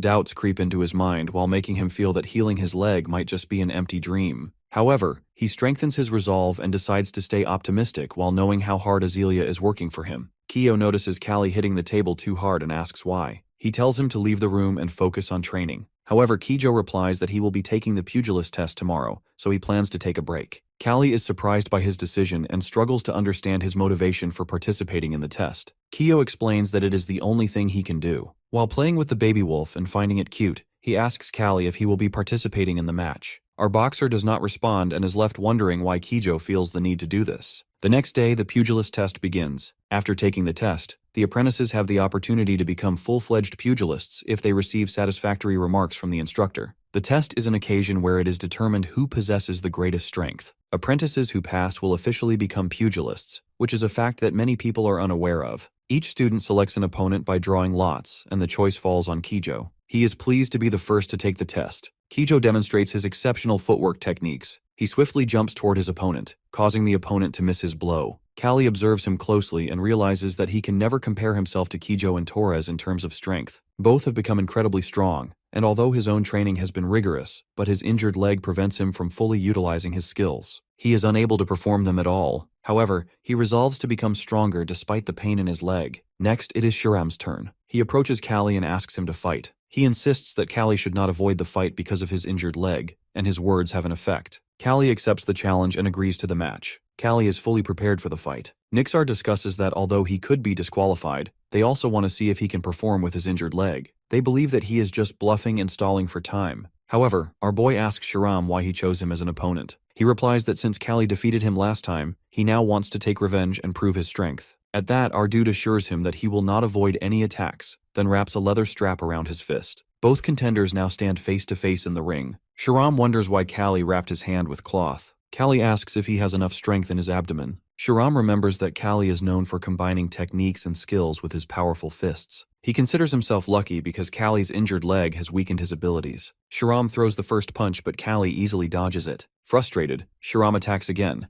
but Kalli counters with a powerful punch while sending foam flying from his opponent's mouth. The spectators watch in shock. Meanwhile, Torres observes the match and wonders when Kalli gained such strength in his fists. Meanwhile, he continues to land devastating blows with his wrapped fist, and the opponent collapses to the ground. At that, Nixar asks Shram if he is alright. He admits that he feels weaker and that his ribs are broken, yet he prepares to continue fighting. Kalli realizes that although his fist is wrapped in leather, he has been striking the right spots. Kalli then questions whether Shram relies more on his determination than his physical strength. He begins to understand that Kalli's strength is real, and the rumors of him killing a bear are likely true. However, he remains annoyed and refuses to accept defeat against an opponent with an injured leg. Shram takes a hit from Kalli on his side, and his leg is also affected. Sarcastically, he asks him whose leg is not working properly now. Shahram, who was filled with anger and shock, is astonished by Kalli's strength. At that, his peers question why he is not moving and seems stuck in one place. However, he insists that he can still move, unlike Kalli. Taking a step back, Shahram prepares to attack again. He keeps pushing forward while throwing powerful blows, while Kalli counters with his own. Eventually, Kalli delivers a decisive punch, causing Shahram to fall to the ground. Kalli tells him that choosing him as an opponent was a mistake. Shahram now realizes that Kalli is truly the Ogre Slayer. Frustrated, Shahram accuses the instructors of deceiving him by saying Kalli is not as strong as before. The instructors respond that no one lied to him. Kalli has always relied more on technique than raw strength. However, they admit that they have never seen him display such powerful fists before. The opponent wonders how Kalli managed to develop such incredible strength in just one season. He begins to think of him as an ogre, a monster in human form. Torres, while observing the fight, is equally surprised by Kalli's transformation. He did not expect him to shift his focus from technique to sheer strength. The boxer declares that he has changed his fighting strategy while choosing not to dodge but to strike at any cost. Torres, while noticing that Kalli's leg is not functioning properly, recognizes his strength and determination. Intrigued, Torres wants to challenge him to a fight and test their strength against each other. Kalli decides to accept the challenge while determined to prove his strength once again. He knows it will be a burden to fight with an injured leg, but remains resolute. After the students finish their test, spring arrives after a brief rest. The mercenaries brought by the lady leave the territory. They make a halt, and Kalli watches them. A girl in a mercenary attire notices our guy and thinks their mistress's favorite is handsome. He explains that his face does not grant him any advantage since he is a slave, but the girl doesn't mind as she simply likes his face. The girl introduces herself as Sullivan of the Sullivan mercenary group. She's the captain of these mercenaries, and according to her, they aren't bad guys. Our guy tells her his name, and Sullivan has already heard about him. She asks if he is the one who killed the bear. One of the soldiers calls the captain to help set up the tent. Kalli offers to help, but Sullivan, aware of his leg problems, refuses. At this moment, Azealia approaches and asks our guy about some important matters. She mentions that everyone knows about his health issues and that he shouldn't strain himself to assist the mercenaries. Kalli realizes that Azealia is also responsible for spreading information about his condition. She tells him that they can't leave his inconvenience in the past and instructs him to follow her, while warning him to be ready for what happens next. Kalli widens his eyes in surprise and Azealia smiles, saying they will have dinner together. As they walk, Azealia explains that the mercenaries are very young.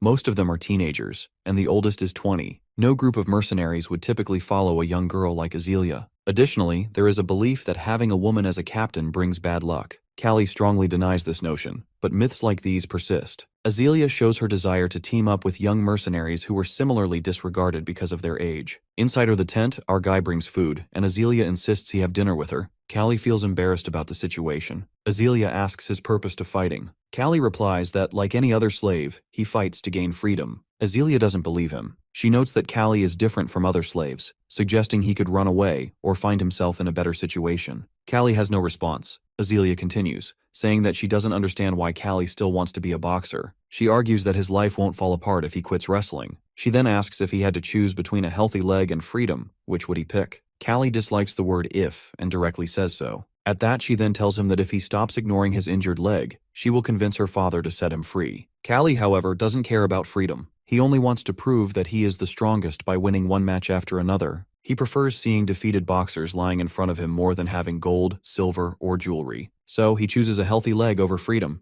Azealia ends the conversation, tired of the discussion, and leaves the tent. That night, as she goes to bed, she thinks Kalli is a fool. She believes that when he falls in love someday, it will be too late because he wasted his life fighting. Later, Sullivan stops Kalli and notices he looks gloomy. She assumes it's because of his leg, and reassures him to be patient for a little longer. Soon, they will head to the free city of Corin. Kalli has never heard of Corin, so Sullivan explains that it's a city without hereditary lords. It's a special trading area where the lord is elected by the people. Rich traders spend enormous sums on election campaigns, and activities like bribery, kidnapping, and even murder occur behind the scenes. Despite this, the city appears lively and beautiful. Upon entering Corin, Azealia undergoes security checks. The senior officer reviews her documents, which state her stay is for 7 days, but can be extended at City Hall. Kalli's wolf scares the guard, who understands that it is a wolf. Kalli assures him that it's a dog, likely a wolf hybrid, as wild animals are prohibited in the city. Kalli instructs Rovo to bark, but it refuses. Despite this, the guard lets them pass. Sullivan laughs at that, amused that Kalli can lie so convincingly and pass off a wolf as a dog. After the group moves on, the guard ensures everyone has left and informs another guard that people from the Agest family have entered the city. The Corin city is very lively, with many smiling people on the streets. At the pier, Salavan is captivated by the smell of the sea, while our guy thinks about how much he wants sashimi and soju. Suddenly, the wind carries a poster into Kalli's hands. He starts reading it, and Salavan happily exclaims that the Korean boxing tournament is starting. In tournaments, unlike regular fights, boxers must pay an entry fee to participate. However, if a boxer wins, the prize money is significant. Salavan, who loves watching boxing matches, eagerly tells Kalli she wants to go with him. Their conversation is interrupted by loud screams as a mass fight breaks out in the square. A group of soldiers surrounds a detachment of mercenaries, including Leonardo, the chief of the Korean guards. Leonardo greets Lady Azealia, while claiming that he has received a message accusing her of transporting contraband weapons. He asks her to accompany him for just a minute. Azealia firmly denies the accusation, while saying that she has already been tested, and everything is in order. She refuses to go with Leonardo, but he insists that she comply if she wants to resolve things peacefully. In the reception area of the security office, Leonardo admits that the accusation is false. He believes Azealia has upset the Joseph family, and reveals that he has orders to detain her trading group from Agest by any means necessary. She demands to know why Leonardo wants to speak with her alone. Leonardo smiles and hints that they understand each other. He names the amount he wants, which is 10,000 gold. The mercenaries are stunned by the size of the bribe.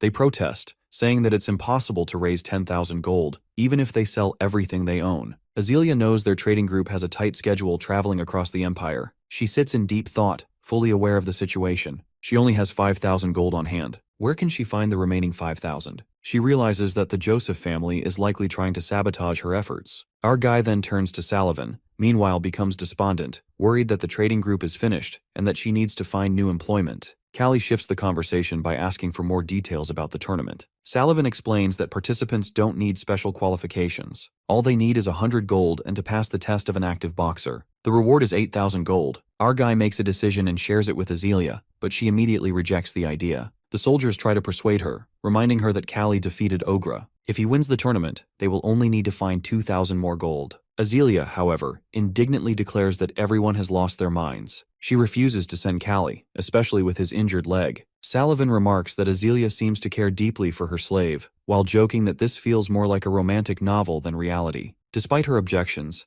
Azealia realizes that this might be their only option. If the trading group is delayed, the Joseph family will eventually arrive. Kalli interrupts everyone's reasoning by slamming his fist on the table. His powerful blow silences the room. He reminds them of his promise to his coach to return in the summer and declares that this tournament will be his stepping stone. Azealia sighs heavily and reluctantly agrees. Now our guy just has to win the tournament. Azealia sternly tells him this, and Kalli readily promises to succeed. Accompanied by Salavan, our guy goes to sign up for the tournament. The organizer is reluctant to accept him, as this is the first time someone with an injured leg is entering. Salavan points out a bald man, explaining that he is the tournament judge. In the ring, that man is shouting confidently, while mocking everyone around him. He yells that instead of boxers, they've sent him mama's boys who should go home and drink milk. Salavan shouts back that the bald man looks like a baby himself. Kalli, wanting to avoid a scandal, tries to distance himself from Salavan, but she has already stormed off. The bald man fixes his gaze on our guy and orders him to step into the ring in a challenging way. Kalli moves toward the ring. The spectators watch in amazement as he walks, unable to understand what a disabled person is doing here. This place is only for tournament participants, and they think he should disappear quickly. Kalli steps up to the judge and shows his pass, proving he is a participant and has every right to be there. The judge struggles to process the news. What times are these when even boys who can barely walk want to participate in boxing matches? The bald opponent thinks to himself that he will teach Kalli a lesson. Kalli steps into the ring, clenching his fists tightly, his gaze filled with determination. Meanwhile, Salavan, hiding nearby, watches the scene unfold. She wonders if Kalli is really an ogre slayer. Although she regrets running away earlier, she reassures herself that if this truly is the ogre killer, everything will be fine.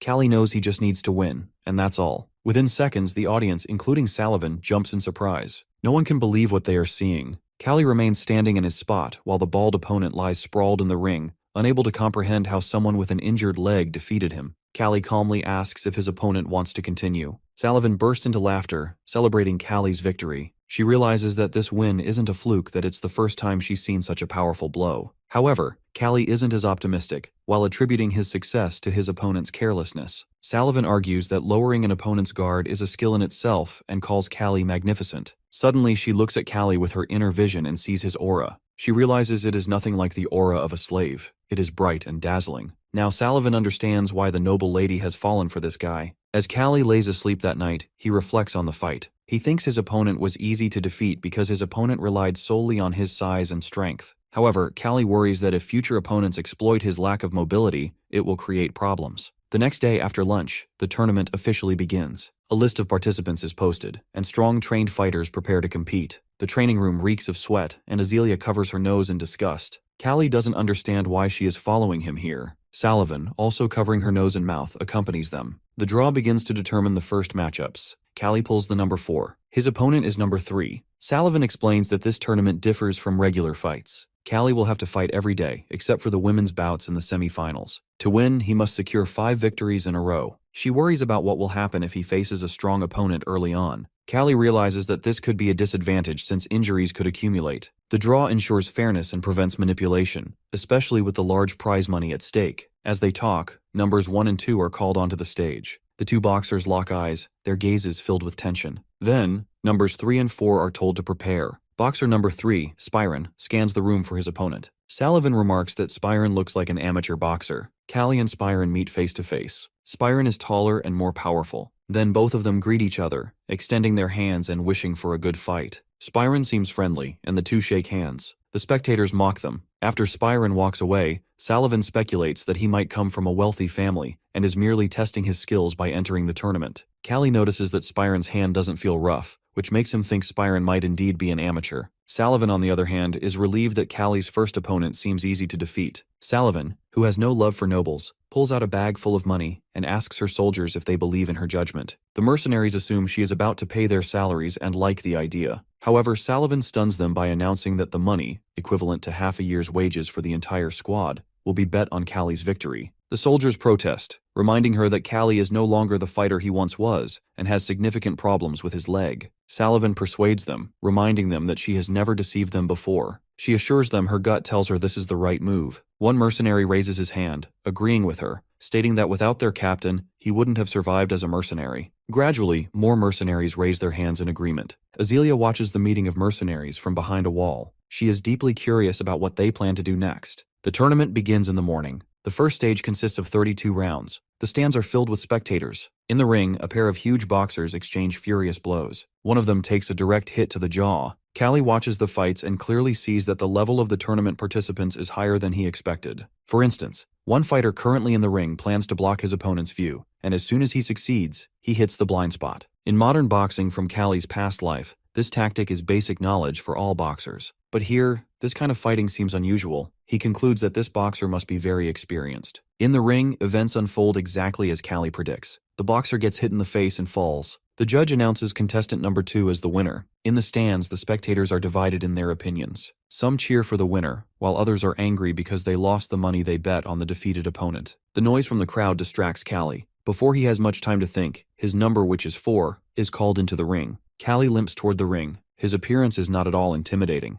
The audience murmurs, wondering if this guy might die before the fight even begins. They can't understand that how he decided to fight with such injuries. Spyron promises not to look down on him, even if Kalli is not fully okay. Kalli thinks gloomily that if Spyron is truly a noble, hitting him hard might cause trouble. He decides to defeat his opponent carefully, with a precise blow to the chin. Kalli takes a fighting stance, but before he can attack, Spyron quickly closes the distance and delivers a direct blow to Kalli's face. The punch lands squarely, and Kalli doesn't have time to dodge. Spyron follows up with a series of blows and quickly retreats. Kalli realizes that he needs to defend himself first. He raises a block, but Spyron's fist easily penetrates his defense. Kalli takes another hit, and Spyron once again jumps back. Kalli attempts a counterattack, but Spyron easily dodges it, laughing mockingly as he retreats. Spyron taunts that Kalli's fists are very scary and strong. Kalli recognizes Spyron's style because it feels familiar. Spyron confirms that he has been to the Duke of Fists' estate and studied this fighting style. This revelation strikes a chord with Kalli. The style Spyron is using is one Kalli is using himself. Kalli realizes that Spyron took advantage of him underestimating him. Now Kalli becomes more serious. He dodges Spyron's attack, gets under his arm, and strikes him in the side. Kalli remembers seeing Torres fight before and becomes certain that the fistery style lacks perfect footwork. The way the foot transfers force to the fist isn't optimal. Without proper grounding, a punch lacks strength, and muscles alone cannot deliver a powerful blow. Kalli launches a counterattack, pushing Spyron back. However, the blow isn't strong enough to cause serious damage. Deciding it's time to corner Spyron, Kalli prepares for his next move. He leans on his injured leg, his face contorting in pain. He knows he must end this with one decisive strike. Closing the distance instantly, Kalli finds himself beside Spyron, who cannot believe his eyes. Kalli delivers a powerful blow to Spyron's body, knocking the air out of him. Spyron's leg gives way, the bone cracking under the strain, and he collapses in pain. Rage and confusion flash across Spyron's face as he fails to understand how Kalli, despite his condition, managed to defeat him. Kalli steps forward, planting his weight on his bad leg, and sends his fist flying toward Spyron's chin. Spyron has no way to evade the blow. The fight is over. The other boxers watch in surprise. It is a revelation to them that this lame kid is a capable fighter. He has just defeated someone skilled in the Whistly style.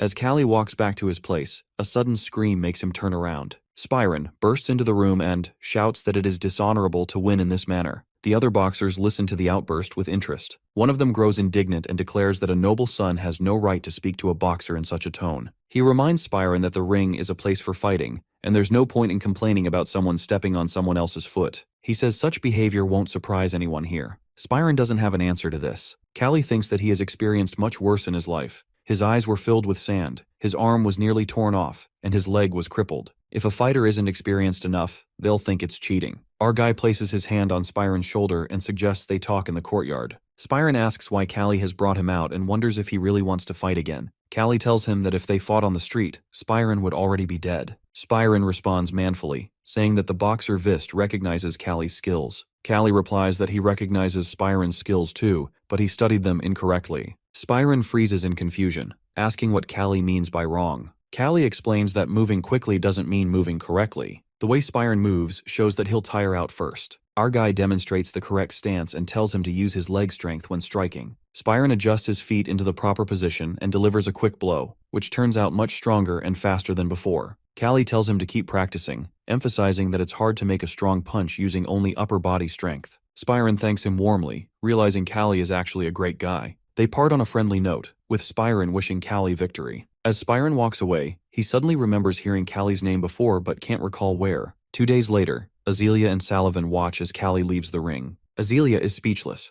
Kalli's opponent in this match wasn't weak at all, and Kalli looks very worn out, but he still wins. Kalli feels relieved that everyone is tired from the previous battle. Azealia thinks bitterly about how much Kalli has suffered again. Nearby, they overhear 2 spectators complaining that they could have won if it weren't for the lame kid. Azealia and Salavin tell Kalli not to listen to angry, losing people. His main focus now should be on his next opponent, Jureka, who is a boxer who is a slave from the Western Desert and is famous for smashing his rivals. Kalli and the girls watch Jureka's fight from the stands. Salavin explains to Azealia that Jureka can become a free citizen if he continues drawing large crowds as a boxer. Azealia is surprised and asks why he doesn't just become free instead of continuing to fight. Salavin explains that Jureka enjoys beating people up. At that moment, Jureka is in the ring, enjoying the fight and taunting his opponent. His brazen behavior throws his opponent off balance. Despite taking a direct hit to the head, Jureka laughs even as blood pours from his mouth. He retaliates with a counterattack, dealing heavy damage to his opponent. Both fighters exchange brutal blows at close range. Finally, Jureka's opponent jumps back, realizing that, despite hitting Jureka several times, he hasn't even fazed him. Jureka stands firm, ready to keep fighting, as if he's made of iron and immortal. The boxer decides to give up but doesn't get the chance to finish his sentence. Jureka's fist slams into his face, cutting him off mid-sentence. Jureka brings his face closer to his opponent's, making it clear that he won't let him leave the ring so easily. The referee shouts that the opponent is giving up,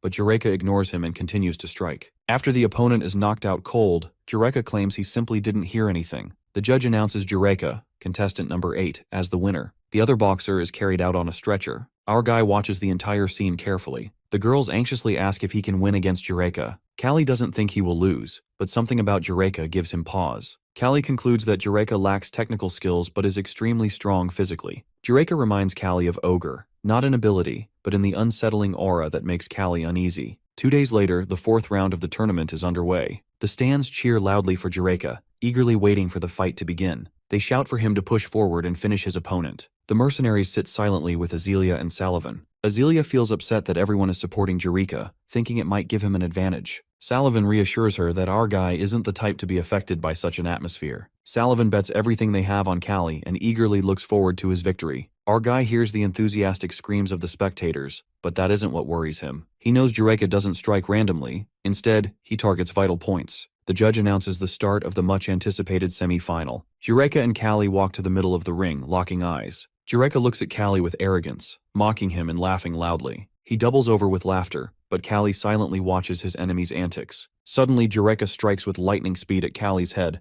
but Kalli quickly dodges, and the blow doesn't connect. Jureka breaks the rules, starting the fight before the referee gives the command. Jureka acknowledges the enemy's speed, while the referee issues him a warning for the violation, threatening disqualification if it happens again. Jureka ignores the judge, confident that if the audience doesn't notice, everything will be fine. Our guy prepares for battle, certain that an aggressive boxer like Jureka will attack first. Jureka strikes, but Kalli dodges, slips under his arm, hits him in the stomach, and then lands a crushing blow to Jureka's face. Blood gushes from Jureka's mouth as he doubles over in pain and crashes to the ring floor. Kalli remains standing over his opponent's body, delivering his strongest blow yet. The crowd erupts into screams. Some cheer Kalli for fighting like a real boxer, while others scold Jureka for losing to such an unimpressive-looking guy. The judge asks Jureka, who is lying motionless, if he is still conscious. To everyone's amazement, Jureka opens his eyes and claims that he just felt discomfort for a moment, but is now ready to fight again. Kalli is shocked, convinced his blow should have kept Jureka down. He takes a fighting stance and warns Jureka to dodge better because he won't be able to get up after the next blow. Jureka curses and taunts, claiming that the punch he missed felt like nothing more than a tickle. The fighters begin circling the ring. Kalli notes that Jureka's fighting style hasn't changed. He moves the same way. Kalli realizes that if he hits Jureka in the stomach again, he will fall from shock. However, Kalli didn't want to kill anyone with his fists before, but he decides to proceed carefully. Kalli deliberately exposes himself, allowing Jureka to think he has an opening.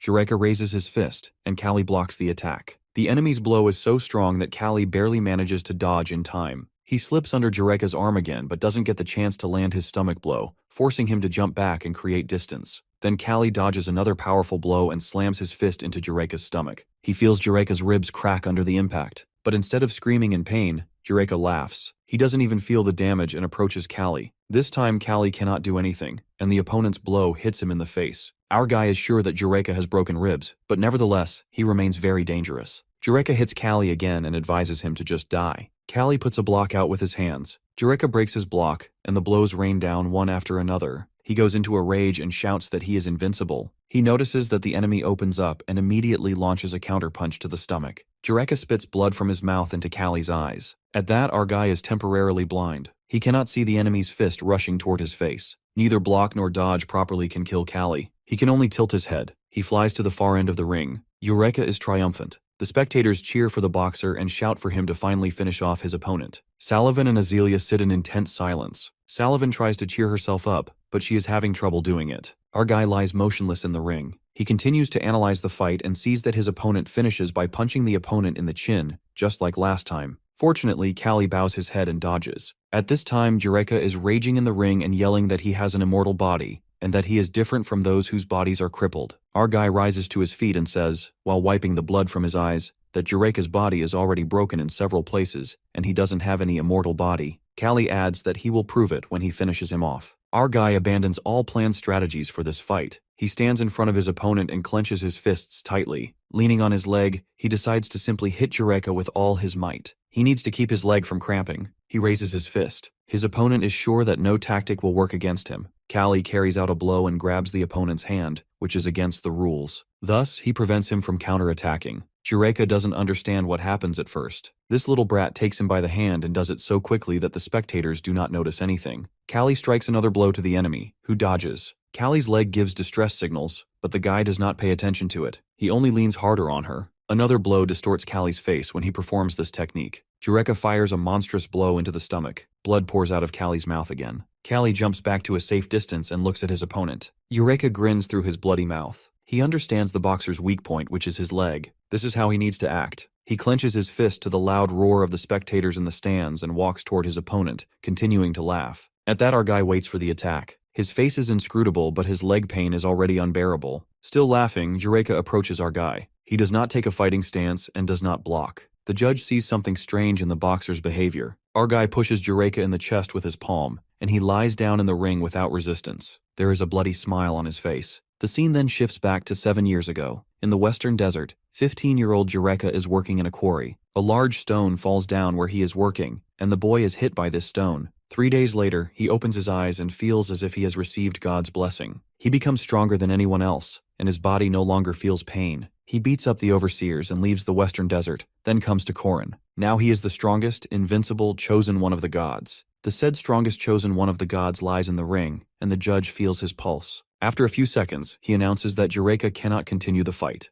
The winner is Kalli. Although our guy always says his name correctly, everyone calls him Kalli. He is tired of correcting everyone, so he simply raises his hand up. This fight is hard for him. The stands erupt in cheers, and everyone repeats the name of the winner. Azealia, on the other hand, cannot hold back her tears, although she assures everyone that she is happy. Salavin tactfully pretends not to see the lady crying. Spyron also watches the battle. Suddenly he remembers where he heard the name Kalli. This is the ogre killer which stuns the guy. The next day, at the place where he is settled, Kalli and a group of mercenaries shout. Kalli is resting after the battle and cannot understand who is yelling like that. A crowd of people comes to greet the famous ogre killer. People admire the boxer. Kalli really doesn't want to be recognized. Now everyone knows who he is. Meanwhile, somewhere in the back alleys of Corin, Volton, a pugilist participant in boxing matches, does not believe that the lame man is the ogre's killer. His comrades say that Volton himself saw how the guy defeated Eureka. The guy can't be ignored. Besides, Volton himself will not be able to stand up to G, so how will Volton hold up against the one who defeated Eureka? Out of anger, Volton pulls out a knife and puts it to the man's throat. He immediately apologizes profusely. Volton orders him to find a couple of efficient guys. If he wants to win, he needs to come up with the perfect plan.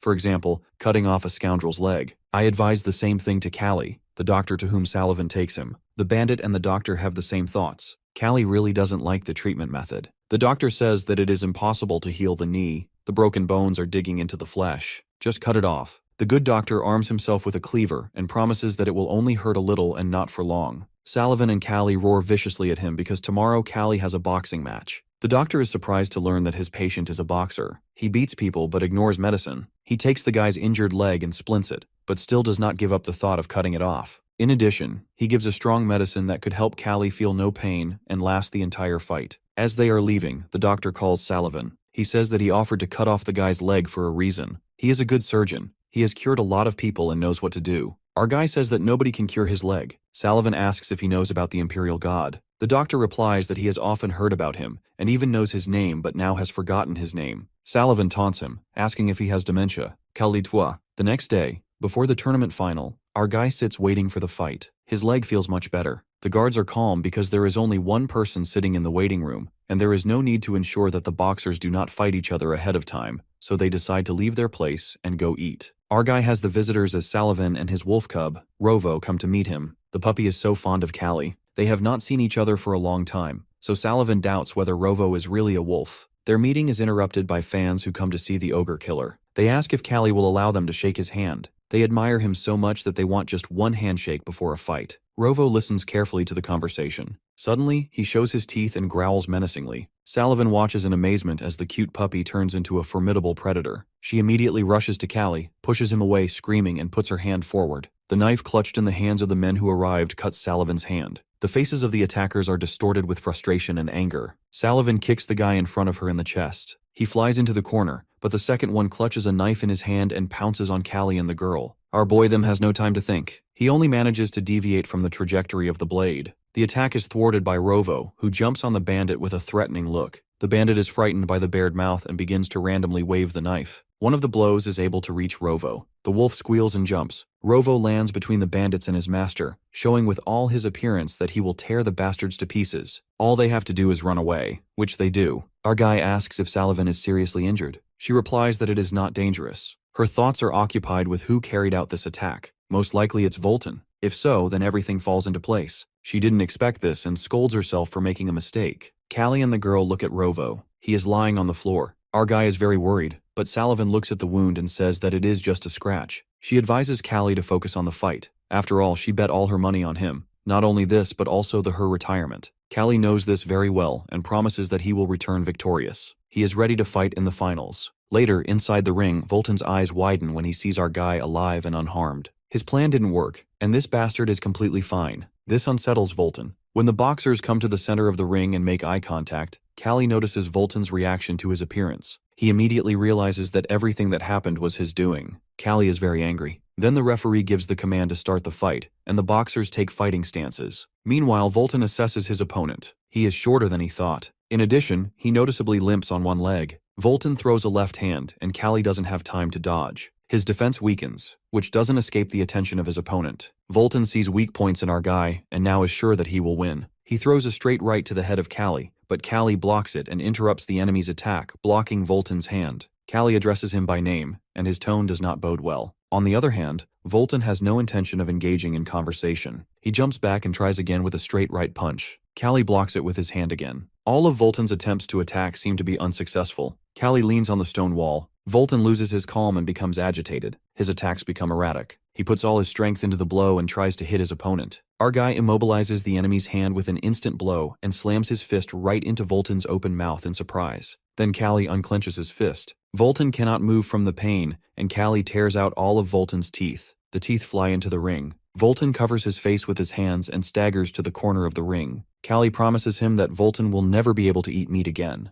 As Kalli unclenches his fist, he rips out all of Volton's teeth. Blood pours from Volton's mouth as he becomes demoralized and tries to surrender. But Kalli, who is fueled by fury, ignores his pleas and continues his relentless assault. Volton struggles to defend himself, but his injured hand fails him. Blow after blow, Kalli's powerful fists strike with unrelenting force. Finally, with one last mighty punch, he tossed Volton out of the ring. For a moment, the crowd falls silent while staring in shock at the scene before them. But soon, horror spreads across their faces as they take in the brutal match. Volton lies motionless on the ground and completely defeated. The judge, while seeing Volton unable to continue, raises his hand and declares our boy the winner. He stands tall in the ring, being victorious. Just then, a sharp pain shoots through his injured leg, and frustration fills him. The timing couldn't be worse, and despite his triumph, the pain reminds him of his limits. The next day, at the closing ceremony, everyone congratulates Kalli on his victory. The mayor warmly invites him to visit Korin whenever he has free time while assuring him of a warm welcome. Azealia receives a prize on Kalli's behalf, which was a heavy bag filled with money. The soldiers express their gratitude while thanking him for not letting them down and for helping them earn wealth through his success. They insist that he deserves proper treatment. Kalli laughs when Guard is recalling how, after being knocked down by Jureka, he once thought of returning to a jest and becoming a professional woodcutter. Suddenly, the door opens, and the Captain Guard steps in. His presence catches the attention of Kalli and Sullivan, who both stare at him curiously. Azealia steps forward, greeting him politely while mentioning that she has been expecting him for some time. She admits that she initially doubted Kalli's chances of winning the match. The captain glances at Kalli and asks if he is really a pugilist, but Azealia avoids diving into the topic. Instead, she places a bag filled with 10,000 guild on the table. The captain lowers his eyes while sensing there is more to the offer. He questions why she is being so straightforward, while realizing that simply taking the money would not be a profitable deal for him. He reflects on how he had bet on Jureka while believing him to be the strongest,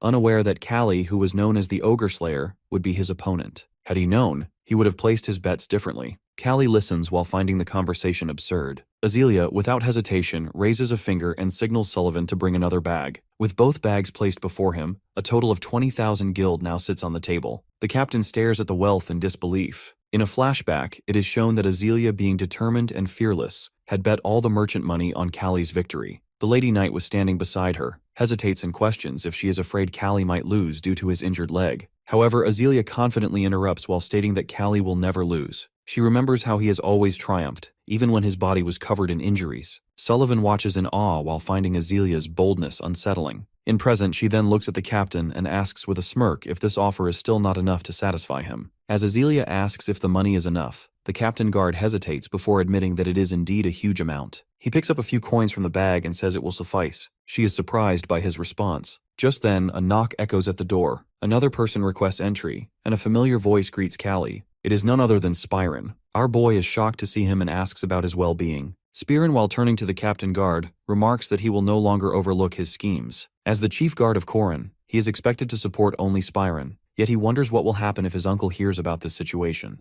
The Captain Guard grows visibly nervous. Sullivan, while observing the interaction, realizes that Spyron is of noble descent. Spyron, with a smirk, comments that he is being too neat to be a boxer. He expresses his curiosity about how a boxer with an injured leg, who had been inactive for so long, is now competing again. He then reveals that he used an alias to participate in the tournament. Introducing himself by his real name, Lorvin Karina, he explains that his uncle is the head of Korin. The knights are taken aback by this revelation while realizing that Lorvin belongs to the prestigious Karina family, one of the founding families of Korin. The Captain Guard, while sensing trouble, decides to take his leave. Before departing, he tells Lorvin about his plans to bet on Kalli next time. But Kalli, who was still irritated, shows no interest in his words. Lorvin then listens as the entire situation with Count Joseph is explained to him. Understanding the challenges faced by a jest, he decides to offer his support. However, he warns Azealia that the Joseph family might retaliate by raising the prices of their goods. Despite this, he chooses not to interfere directly in their business affairs. Azealia, grateful for his assistance, expresses her appreciation. She realizes that with Corin's support, Count Joseph will no longer be able to harm a jest. Kalli stands outside the room when Lorvin calls him over. Curious, he steps inside and asks the reason. He assures him that he can speak freely and acknowledges his strength and worth. He admits that he has watched all of Kalli's matches and knows he is a true boxer. Kalli, with a hint of amusement, reassures him that he has no intention of hitting him. Lorvin then reveals that he tried to buy him from Azealia, but she refused. Kalli is surprised to hear this and questions his intentions. Lorvin clarifies that he doesn't see Kalli as a mere commodity, but believes his skills are being wasted in servitude. He wants to set him free. However, Kalli responds calmly while saying he is content with his status as a slave. He understands the risks involved, but to him, his life holds meaning only through fighting.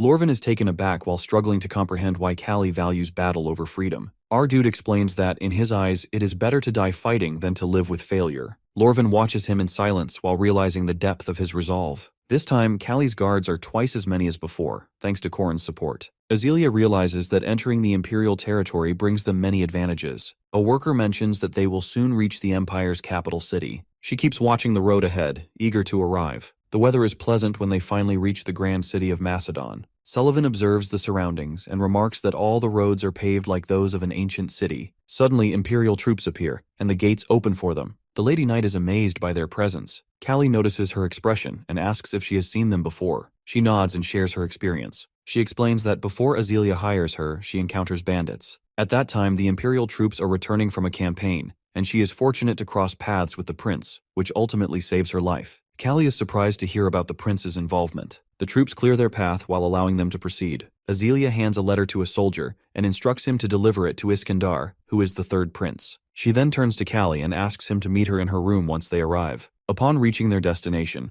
Kalli goes to her room, where the lady and her knights are present. She dismisses them, leaving only Kalli behind. Concerned, he suggests she rest, but she refuses. Instead, she informs him that Prince Iskandar will be coming to meet them soon. It becomes clear to Kalli that Iskandar is the prince she mentioned earlier. Azealia reminds him that they have come all this way for his leg treatment. She instructs him to follow the prince's orders without question. Finally, she warns him that if anything happens to her, he must remain still and silent, no matter what. Kalli feels disturbed by Azelia's words. He can't stop wondering about the cost of his treatment and asks her directly. He knows that it's impossible for the prince to offer help without expecting something in return. However, she remains silent and simply informs him that Prince Iskandar has already arrived. When Kalli asks her to wait, she finds his behavior disrespectful. She feels that it's pointless to have come all this way for his treatment if he's going to act this way. Frustrated, she reminds him that his only purpose is to fight and survive while urging him to focus on that alone. Without another word, she leaves the room, leaving Kalli surprised by her reaction. Moments later, Prince Iskandar enters, and Azealia greets him warmly. The prince expresses his delight at seeing her while mentioning that he has come as soon as he heard of her arrival. He tells her that he has never forgotten her, even though they met long ago. At that, our boy observes the prince and finds that he looks more like a pugilist than an aristocrat. The prince, noticing his expression, jokingly asks if he needs to use the toilet, thinking Kalli looks uneasy and foolish. Azealia then introduces Kalli to the prince, who immediately recognizes him as the renowned ogre slayer and an accomplished boxer. Turning to his soldiers, the prince announces his plans to host a grand welcome party for his guests at the palace. He declares that he can't allow Azealia, whom he refers to as his future woman, to stay in such a filthy place. Our dude is totally horrified by the prince's words and keeps wondering what he means by future woman. As they travel to the palace in a luxurious carriage, the Lady Knight finally reveals the truth to Kalli. She explains that this is the agreement she has made with the prince in exchange for his treatment. Azealia tells everyone that during her first meeting with the prince, he had been completely overwhelmed and had fallen for her instantly. The mercenary curiously asks if the beloved lady will now become the prince's lover. Sullivan wonders if she has discussed this with anyone beforehand, but Azealia admits that she has kept it a secret. She explains that if she had told them earlier, they would never have agreed to the treatment. Kalli can't stop blaming himself while feeling that everything is happening because of his injured leg. He silently accuses his weakness of bringing this situation upon them. Meanwhile, one of the prince's soldiers approaches him, while asking if he's ready to meet the ladies from the barony. He dismisses the question, saying he will think about it later. Right now, the prince's focus is entirely on Azealia, the woman he has loved at first sight. He admires her beauty and talent but can't hide his growing dislike for our boxer. Despite his irritation, the prince has to keep his promise to the lady. He orders his men to bring the renowned god doctor. Soon he learns that the doctor is currently in the western workshop with the first prince. The welcome party at the palace soon begins, with a lavish dinner served to all the guests. Kalli is now dressed properly and looks impressive. Sullivan remarks that his treatment is complete, and he is once again a warrior. However, Kalli's mood darkens when he sees Azealia sitting with the prince. Fury builds inside him as he watches them together. Unable to bear it any longer, Kalli decides to leave, but the lady mercenary stops him and urges him to stay calm. She reminds him that it's the lady's choice, and hints that he has lost his chance to be with her. Kalli finds it unsettling and questions if she has personal experience with such matters. She explains that she has been observing the situation for the past 2 months. However, Kalli argues that things have changed,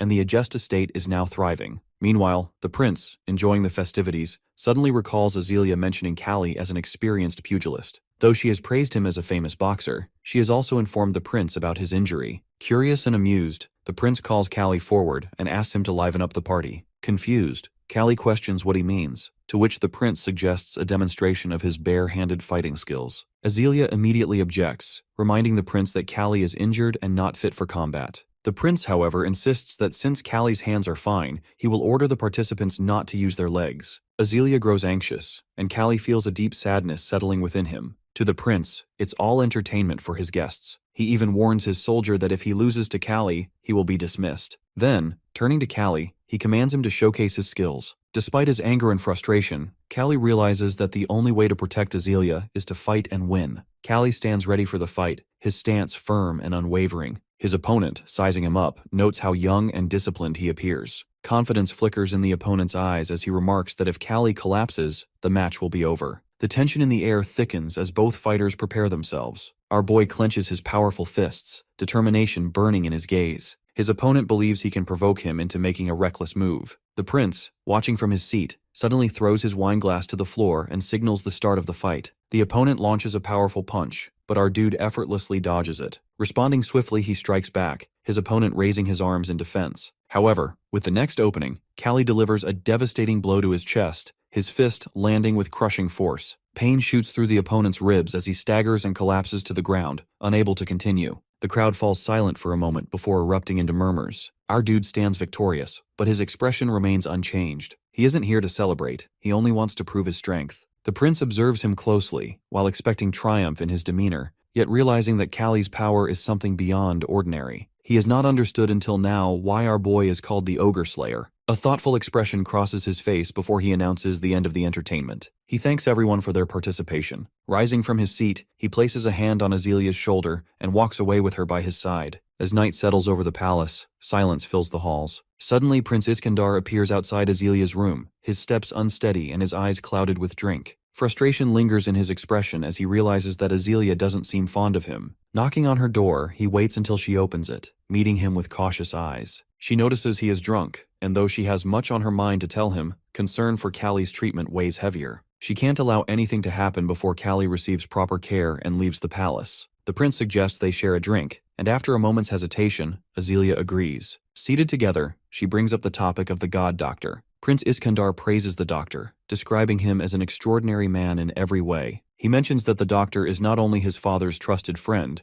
but also the guardian of the first prince. Azealia nods while acknowledging his greatness. With hope in her eyes, she asks if the doctor's expertise will make Kalli's treatment easier. At this, the prince's expression darkens. Annoyance flares in his voice as he questions whether she is truly worried about her slave. Azealia meets his gaze calmly, explaining that her concern for our boy is due to important reasons. However, her words only fuel the prince's frustration. Without warning, he lashes out in anger, his fist crashing against the wall. The prince strikes the wall with such force that the entire room seems to tremble. A moment of silence follows before he takes a deep breath and apologizes for losing control. His voice softens as he assures Azealia that she has nothing to fear from him. With a confident smile, he tells her that from now on, she will think of him and no one else for the rest of her life. Azealia stands frozen, shocked by his words. The thought of being bound to the prince unsettles her deeply. Desperation creeps into her mind as she considers calling for Kalli's help. As the prince moves closer, his presence overwhelming, she suddenly shouts Kalli's name. Within moments, our dude bursts into the room, his expression fierce. Without hesitation, he grabs a nearby chair and hurls it toward the prince, forcing him to step back. Kalli's voice is firm and unwavering as he demands that the prince stay away from Azealia. In a flashback, it is shown that our boy is very annoyed by the third prince when he spits in front of Azelia's room. At first, he wants to ignore it and turns to the other side. But then, suddenly he hears Azealia calling for him. He immediately rushes inside her room, and what he sees boils his blood.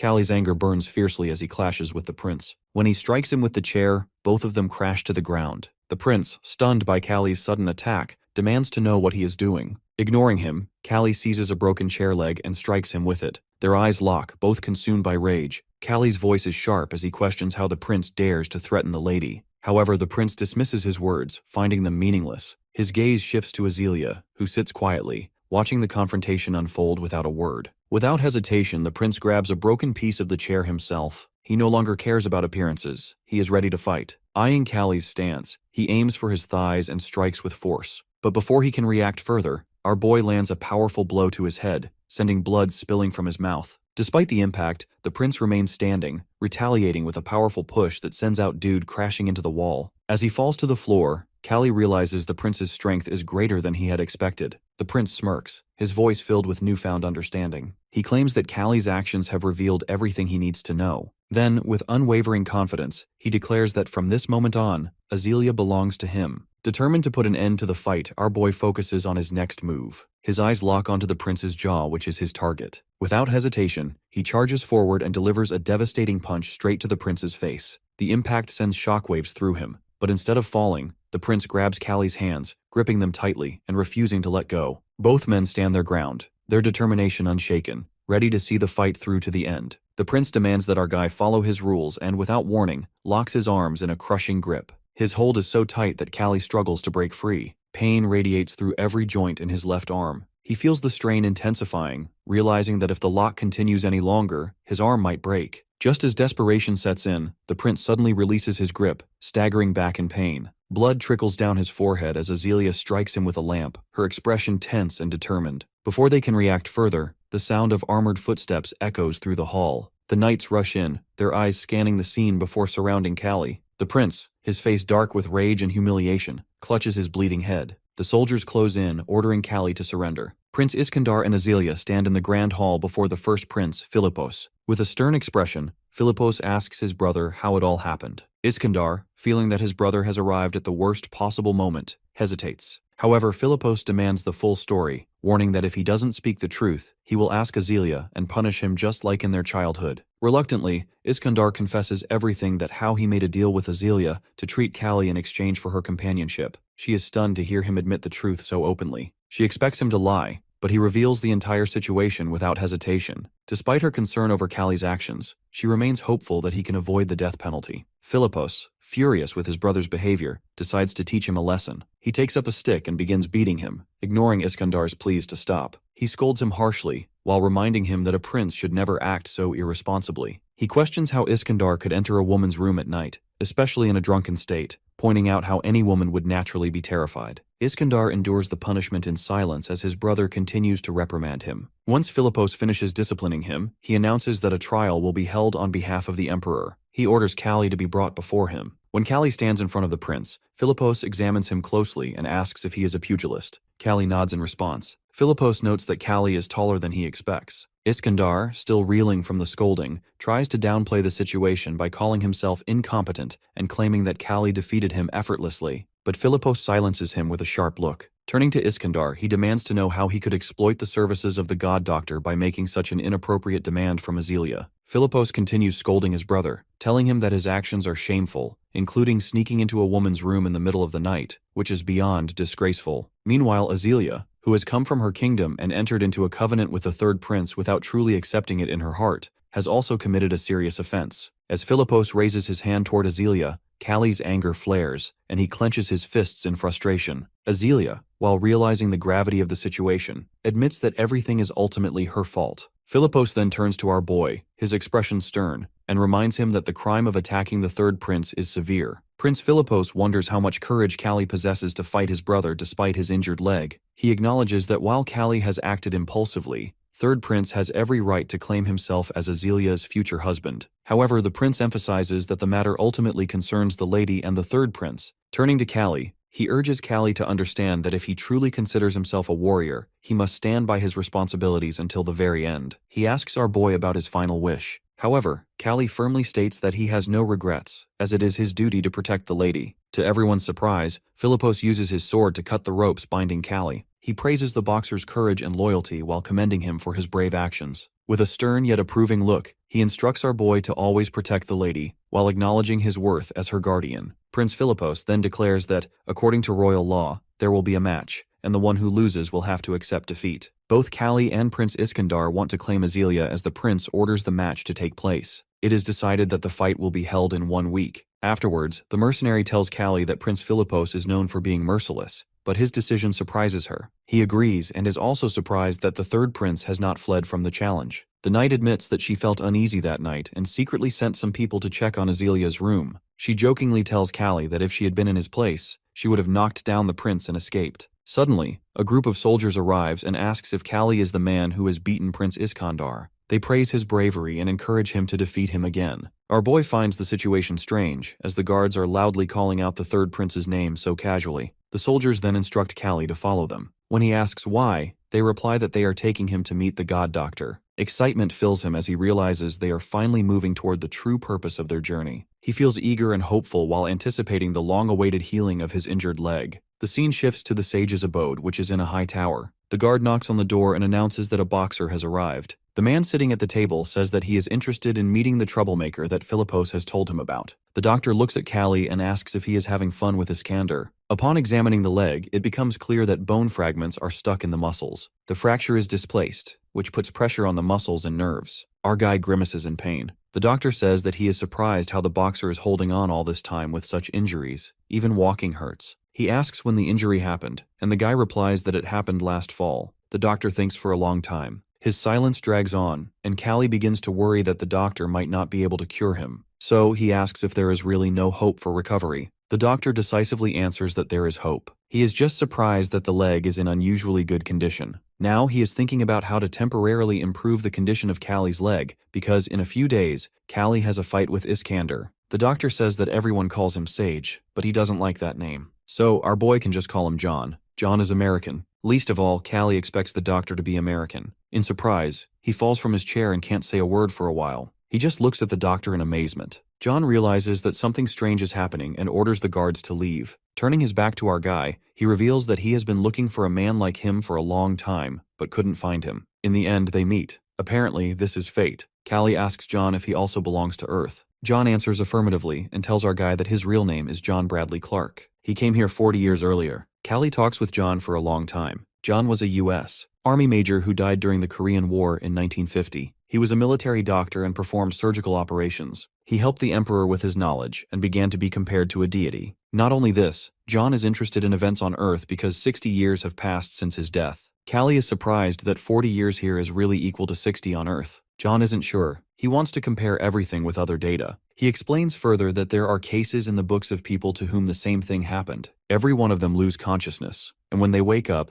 they find themselves in a different body. Many succeed in their new lives. As Kalli has already explained that before his death, he regretted not practicing boxing. John had similar regrets about medicine. Perhaps they are brought here by melancholy that surpasses the fear of death. But now, the main thing is the leg. John picks up a scalpel which shocks our guy that he is just about to start a surgery. He is going to remove a piece of bone stuck between the calf muscle. This is the only way to reduce the pain. The doctor begins the operation. Of course, there is no anesthesia at this time, and Kalli hisses in pain. The doctor complains that he is already old and cannot quickly and deftly wield a scalpel. The operation comes to an end. The doctor stitches up the wound, and Kalli feels that the discomfort in his leg is gone. If the pain is this weak, he can handle the fight. John explains that would ban the fight altogether from a doctor's point of view, but he cannot give Philippos orders. Instead, he gives Kalli healing ointment. Kalli catches the ointment and assures John that there's no need to worry about the fight. Then the guard asks the sage if he knows the boxer. John replies that they are fellow countrymen. A few days later, our guy is walking through the castle when Philippos calls him to talk. The castle walls have ears, so Philippos calls Kalli to follow him. He asks how the visit to the sage went, and Kalli replies that the sage treated his leg. Philippos says that he was born only thanks to the sage's skill. Otherwise, both mother and child would have died during childbirth. Although they have been communicating for 30 years, Philippos doesn't know much about the sage. He has knowledge and inventions of unknown origin. He explains further that how the emperor doesn't care, but Philippos can't turn a blind eye to it. Now Philippos heard that Kalli comes from the same place as the sage. At that, he deadpans that over the past 20 years, the sage has never left the empire, and Kalli is only 20 years old. Philippos commands him to reveal who actually this person Kalli is. A few days before this conversation, John hears the question from Kalli that, why doesn't Prince Philippos kill Kalli on the spot? even though he hit the prince, and the punishment for this crime is execution. According to John, Prince Philippos can raise local civilization to several levels. He is the ideal ruler that John has been training all his life. But the problem is that Philippos strives for a republic, not one-man rule. But if he ascends the throne, bloodshed will engulf the empire. There is no guarantee that a hero from the battlefield will become an excellent leader. Therefore, Philippos needs someone who won't compromise on principles. Kalli is that talented, someone who challenges authority. He concludes that Philippos will not harm our boy.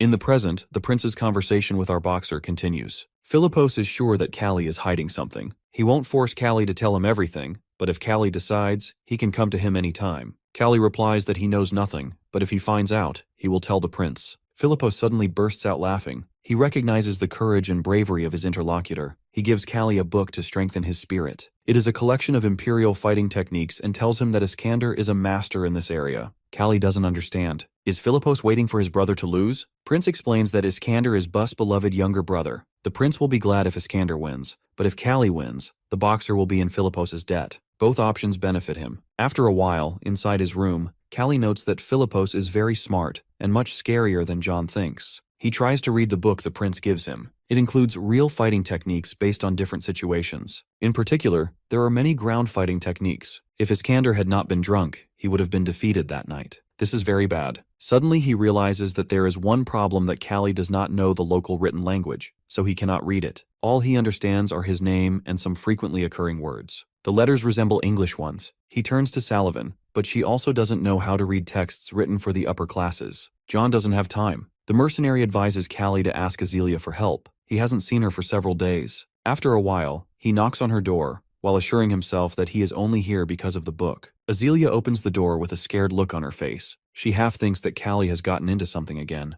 The first thing she asks is how his leg is, and Kalli says it feels much better. Azealia fills with joy, and our dude also blushes with shyness. He asks Azealia to read the book to him. She is surprised that Philippos treats Kalli so well, even giving him such valuable instructions. He asks her to read the important parts of the book to him, since he cannot understand everything from the pictures. At that, Azealia was worried that Kalli blames her for everything that has happened, but Kalli doesn't blame her. Then they begin parsing the text and comparing it with the illustrations. One part explains how to start a fight when the fighters are facing each other. It suggests a dirty method, spitting in the enemy's eyes. Our guy decides he will not spit in Iskander's eye. After that, the book suggests quickly knocking the enemy down with a grab. It says if the enemy hits at high speed, it can be fatal, but if he is distracted, he won't have time to react to the boxer's movements. Azealia reads the entire book aloud. Our guy realizes that everything written in the book must be tested in practice. Otherwise, the book is useless. After a while, Azealia finishes reading and asks how our guy plans to win because he is a boxer, and the fight isn't designed for that. Kalli promises that everything will be fine. He gets ready to leave and says goodbye. Azealia realizes that if Kalli loses, she will have to live with Iskander, and she won't be able to change anything. She grabs Kalli by the hand and begs him not to leave. She really asks him. Both of them throw themselves into each other's arms and kiss passionately. The next day, Sullivan meets our guy with a mischievous smile. Our guy, who is preparing for a fight, can't understand what's so funny about it. The mercenary can't stop smiling. She teasingly says to Kalli that yesterday he spent so long in the ladies' chambers. He blushes and doesn't even understand how Sullivan found out everything. Boxer Kalli enters the ring. Behind him, his comrade shouts wishes for victory. The troops of the Empire line up in the square, and the soldiers slam their swords against their shields, creating a deafening roar. Prince Philippos sits on the throne as the soldiers shout the name of Prince Iskander as descendant of Mars and call him to the ring. Under the enthusiastic cries of the army, the prince walks to the battlefield. The prince says, while anticipating victory, that it is good weather today to give someone a beating. Kalli comes out from the other side and walks to the place of the fight. Philippos stands and proclaims the terms of the battle, that the winner will get everything, and the loser will lose everything. Iskander takes off his shirt as he thinks that this isn't just about Azealia anymore, because our boy is the only one who can resist him, and now it's time for payback. Kalli understands perfectly well that this isn't boxing but wrestling, but he always overcomes obstacles and will do it again. The soldiers stand in a circle, outlining the combat zone. He and Iskander stand in the center. Our boy immediately attacks the prince with a direct blow to the face and quickly jumps back, breaking the distance. Iskander notices that the Kalli's leg is better now. He throws a right hand, but Kalli manages to dodge. Kalli also dodges a series of blows thrown by the prince, and at the same time he never stops counterattacking. The force of Kalli's blows shakes the air near Iskander. Iskander realizes he is unlucky to face such an opponent. He accidentally opens himself up, but Kalli hesitates. He becomes indecisive and afraid of losing because now he has something to lose. After last night with Azelia, Iskandar, not thinking about his feelings, strikes the frozen Kalli. He flies to the edge where the soldiers stand and even breaks through the fence. Iskandar yells for him to surrender, while claiming he hasn't even punched him properly yet. However, Iskandar, being an experienced fighter, notes that Kalli managed to close up when struck. A quick reaction for a boy like him. Our guy returns to the ring, cursing himself for thinking about someone else during the fight. Without hesitation, he rushes to attack. Iskandar runs toward him. Kalli clenches his fist with all his might as Iskandar deals a powerful blow.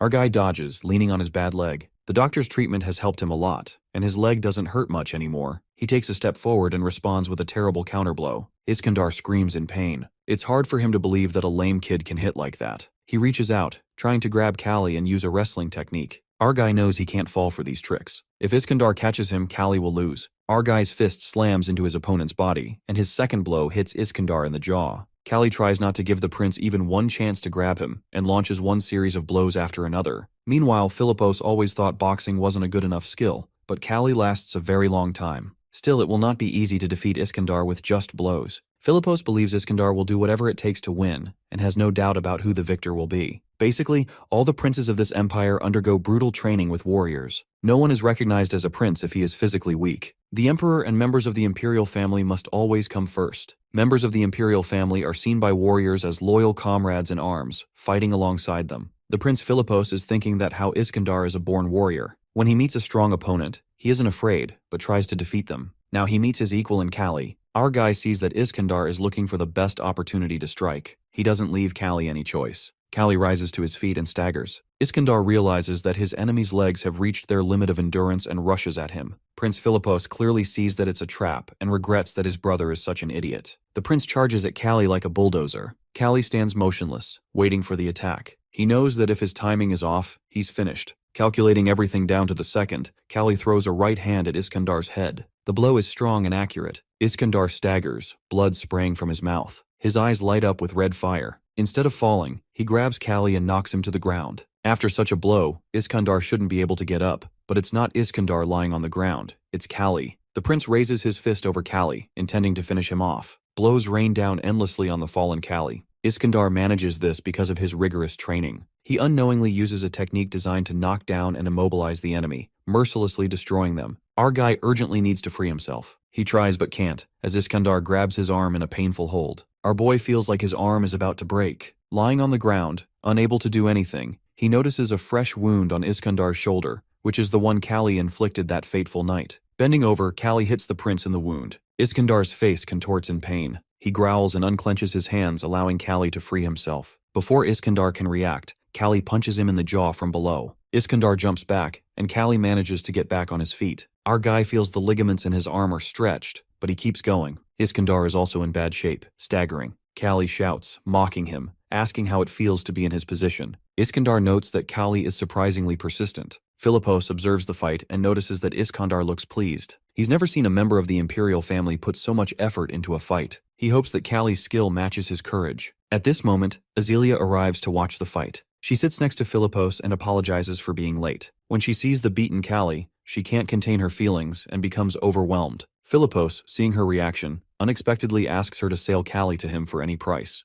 Azelia is so stunned to listen to this that she can't find anything to say. The prince insists that Kalli will be better off with him. Azelia sarcastically replies, showing that His Highness has a very nice way of joking. She adds that Kalli is too good for her and that their relationship goes beyond master and slave. The prince taunts her while asking if they are going to get married, then remarks that she was the one who switched to Iskandar's side at one point. Azelia responds firmly, saying that she will do everything Kalli wants, whether it's freedom, struggle, or even marriage. She promises to repay Kalli for everything he has done for her, no matter how hard it is. Meanwhile, the prince admits to himself that his opponent is stronger than he expected. He resolves to survive at all costs. With his injured hand, he knows he can only strike once. On the other hand, Kalli's leg too has reached its limit, sending him distress signals. Despite this, he is determined that his victory over Iskandar in such a state will be spectacular. He will defeat the enemy here and stand triumphant, showing everyone his true strength. Kalli rushes to attack. Meanwhile, he can proudly say now that his life in his own body cannot be compared to the life he had in Park Gang's body. Kalli's life is far more valuable. He channels all his years of struggle and rage into this one decisive blow, knowing this is his moment to shine. Iskandar attempts to apply a grappling move again, but he ducks under his hands, leaving Iskandar grabbing at the air. At the same moment, our guy knees Iskandar in the stomach. Iskandar staggers and exposes himself, giving Kalli the chance to strike with his left hand. Even though Iskandar is battered, he remains standing and raises his fist, ready to finish our guy. But he strikes first, while delivering a crushing blow with his injured right hand to the prince's chin. However, Iskandar lowers his head just in time and blocks the punch. Immediately, Iskandar counters by headbutting Kalli, while showing his fierce determination. Our guy is thrown back by the force of the blow. As he crashes to the ground, Iskandar declares himself a descendant of the god of war and the most handsome man in the empire. Under these triumphant shouts, Iskandar throws him far back with a deafening roar. Kalli lies on the ground, stunned by how far he was thrown. He then catches sight of Azelia, who looks at him sadly and pleads silently for him to bring her victory. With great difficulty, our guy gets up and returns to the ring. Iskandar too looks exhausted and unsteady, but he does not fall. Mockingly, he asks Kalli if he knows why he's still standing. Our guy retorts that it's because the prince's head is only good for eating, as it has already taken so many blows. If there were brains in it, Iskandar would have had a concussion by now. Iskandar corrects him, claiming it's because he's a descendant of the god of war and protected by a sacred radiance. Iskandar rushes to attack, but Kalli feels confident that he will win. This is because now Azelia is by his side. Azelia stands at the edge of the ring, watching with hope. Kalli recalls the words from the book about how to start a fight when facing an opponent, by spitting in their face. Our guy realizes that Iskandar will do anything to win, and his suspicion proves correct. The prince prepares to spit at him. Kalli is ready for this move and dodges the spit. Pressing his hand against Iskandar's surprised face, Kalli delivers a powerful uppercut to the prince's chin. Then Iskandar begins to fall and screams. At that, Kalli, smugly, replies that he heard the voice of Lady Luck. Iskandar collapses to the ground, and Kalli remains standing over him. Next moment, Philippos rises from his throne, declaring that everyone, including him and the proud imperial soldiers, witnessed this victory. Boxer Kalli is victorious. Azelia cries with happiness and joy as she hears these words, unable to hold back her tears of pride. The prince confirms the victory in the name of the empire and the god of war, declaring Kalli the winner. Our guy is found lying on the bed in an injured state. The doctor examines him and explains that his leg is severely hurt. He mentions that how both our guy and his opponent are incredibly resilient compared to ordinary people. The doctor remarks that while most individuals would need over a month to recover from such an injury, Kalli managed to wake up in just 3 days. Feeling confused, our guy asks about Iskandar. Then the doctor responds by explaining that Iskandar has been through numerous illnesses since he was an infant, which made him much stronger over time. He also notes how Iskandar is now eating everything without restraint. The doctor expresses surprise that our guy, whose injury is far worse, is worried about Iskandar. Our guy then asks how long it will take for his leg to heal. The doctor observes that his muscles are unusually strong and elastic, which may explain his fast recovery in the past. The doctor advises him to think carefully about what he said before leaving the room. As Kalli sighs and leans back on the bed, the door suddenly slams open, and Iskandar storms in. Furious, Iskandar grabs him by the collar and demands an explanation, accusing him of studying a technique textbook. Iskandar cannot believe that our guy managed to defeat him without some unfair advantage. He, still confused, explains that he received the book from the prince. Hearing this, Iskandar grows even angrier and declares that whether the prince is his brother or not, he will make him pay for such betrayal. At that moment, the prince enters the room, amused by Iskandar's anger. The prince calmly mocks him, while questioning whether Iskandar truly plans to confront him. Iskandar demands to know why his ringer technique textbook was given away. The prince responds that it would be unfair for someone to face a ringer without a chance to prepare. He suggests that Iskandar should feel satisfied now that the fight was more balanced. The prince turns to our guy and congratulates him, adding that he heard about his leg injury. He mentions that the treatment will take at least a year. This frustrates him, who begins thinking of alternative ways to heal faster. The prince acknowledges his determination but points out that there is a significant problem as his status as a foreigner. He explains that foreigners like our guy and Azelia are not allowed to stay in the empire for more than 3 months unless they hold diplomatic positions. Iskandar challenges the prince, arguing that there are many foreign guests in the palace who stay longer. The prince ignores his comment and instead clarifies to our guy that there is indeed a way to remain in the empire for treatment, as he must become a free man. The suggestion shocks our guy, who questions whether he should pursue his freedom. The prince explains that skilled foreigners often gain important positions that allow them to stay. He mentions that, with his skills, our guy could become a martial arts instructor. However, as a slave, it would be impossible to grant him such a position. Our dude hesitates and wonders whether Azelia, who has invested so much effort into his recovery, would be willing to let him go. The prince taunts him, while questioning his relationship with her mistress. He adds that Azelia might give him more than freedom if he asks. The prince advises him to speak to her directly and persuades him that pursuing freedom is the best path forward. Determined, Kalli decides to confront Azealia. Using a walking aid, he makes his way to her. Observing his approach, some people nearby tease him and quickly step aside. Azealia senses something unusual and asks about his condition. He explains that he cannot move freely yet, but reassures her that he is managing. After an awkward pause, she asks if something is troubling him. Struggling to find the right words, he explains the prince's suggestion about gaining freedom to stay in the empire for treatment. Hearing this, Azealia feels a mix of confusion and sadness, but eventually agrees to prepare the necessary documents. Our guy promises her that once he is fully healed, he will return to defeat the champions of both the kingdom and the empire. Azealia finds his determination amusing but supports his decision. She jokes that he does not need to return, as the prince can offer him more than she can.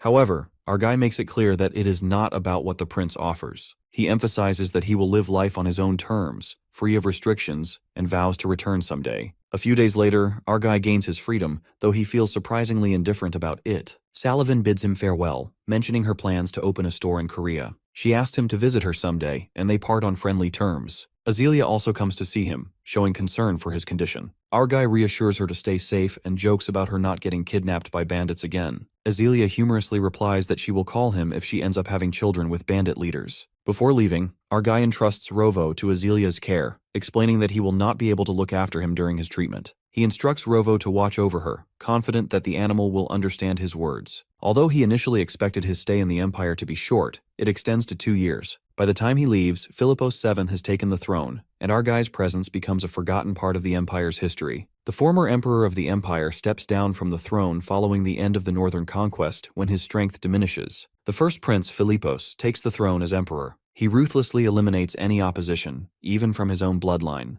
During his reign, 4 of the 7 princes lose their lives. The second prince, Aurides, who stirs rebellion within the royal family out of dissatisfaction with the empire, is killed by Kalli under Philippos's orders. However, rumors circulate that barbarians are the ones responsible for his death. Now, 2 years later, our guy questions Philippos if he plans to use that as an excuse to keep him, reminding him that it was supposed to be only for 1 year, but now he is being stubborn. Philippos admits that he sometimes misses the innocent Kalli from 2 years ago. Our guy responds that he is tired of being deceived. Philippos expresses regret, saying he wishes Kalli could stay with him, but our guy brushes it off, advising Philippos to find a girl and get married. Later, in Dr. John's office, John asks Kalli if he is merely a martial arts instructor, expressing doubt about how our guy manages to execute Philippos's mission so flawlessly. John remarks that it feels like just yesterday when he treated Kalli's leg. Our guy replies that it was an awful experience and vows never to go through it again, making John sigh. He then tells John that Philippos is curious about his abilities and true identity, but John shakes his head,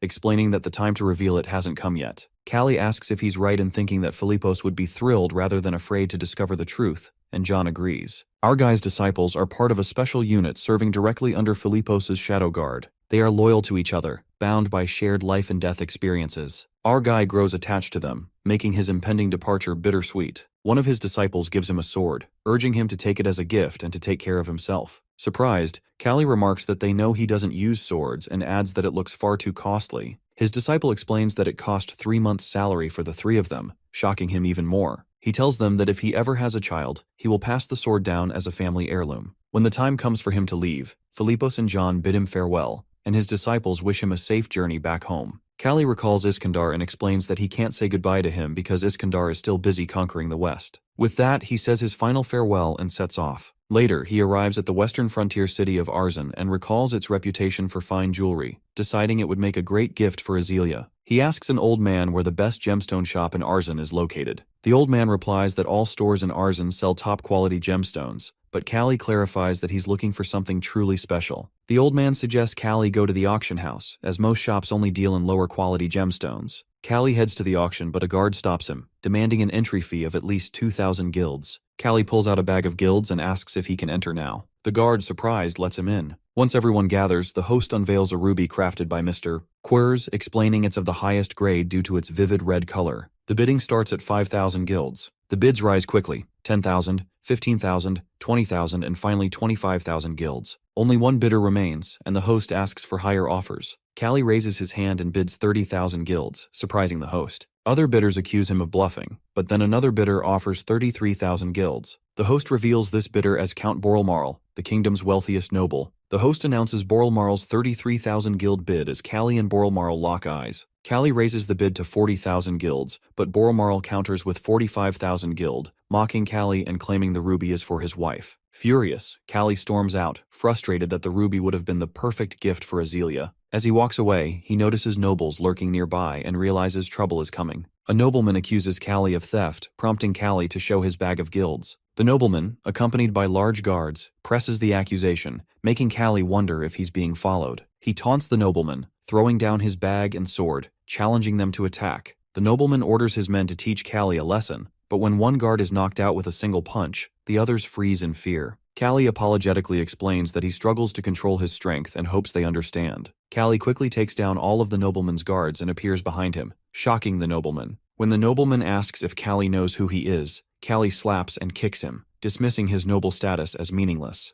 The nobleman begs for mercy, and Kalli questions whether he's from the kingdom. The nobleman nervously admits that he is, and he demands everything he knows about Count Boralmarl. The nobleman reveals that Boralmarl is just a rich man without ambition or skills, unlike his father, the kingdom's treasurer. He adds that Boralmarl's family fortune won't last. Kalli dismisses the details about Boralmarl's travels as useless and presses for more, finally learning that Boralmarl enjoys pugilism. He seizes the opportunity, realizing this could be his way to gain an advantage. In a lodging in Arzen, Boralmarl admires the red gemstone he bought, grumbling about spending more than he intended, blaming Kalli for his impulse. Despite his annoyance, he decides to let it go since the gem is now his. Suddenly, his men are heard questioning someone outside, and a voice announces they have business with Boralmarl. Opening the door, Boralmarl is taken aback when he sees Kalli, recognizing him from the auction. Our boy smiles, commenting that he didn't expect Boralmarl to remember him, and politely asks to speak. Boralmarl dismisses him, saying he's not in the mood. But Kalli piques Boralmarl's interest by asking if he enjoys pugilism, which leads to Boralmarl admitting he does. Kalli reveals that he's a pugilist, not just a mercenary, and that while he didn't come because of the auction, he does want the gemstone. He explains that it's for a woman who would look stunning with it. Boralmarl smirks, noting that Kalli only had 40,000 guilds at the auction and offers to sell the gemstone for 50,000 guilds. He asks how Kalli plans to pay. Kalli proposes fighting in pugilism matches under Boralmarl's name, earning 10,000 guilds per win. If he loses even once, he promises to hand over all the money and give up on the gemstone. Despite the risks, Kalli is confident in his skills. Boralmarl finds the offer interesting and agrees. He says it could be fun and asks for Kalli's name.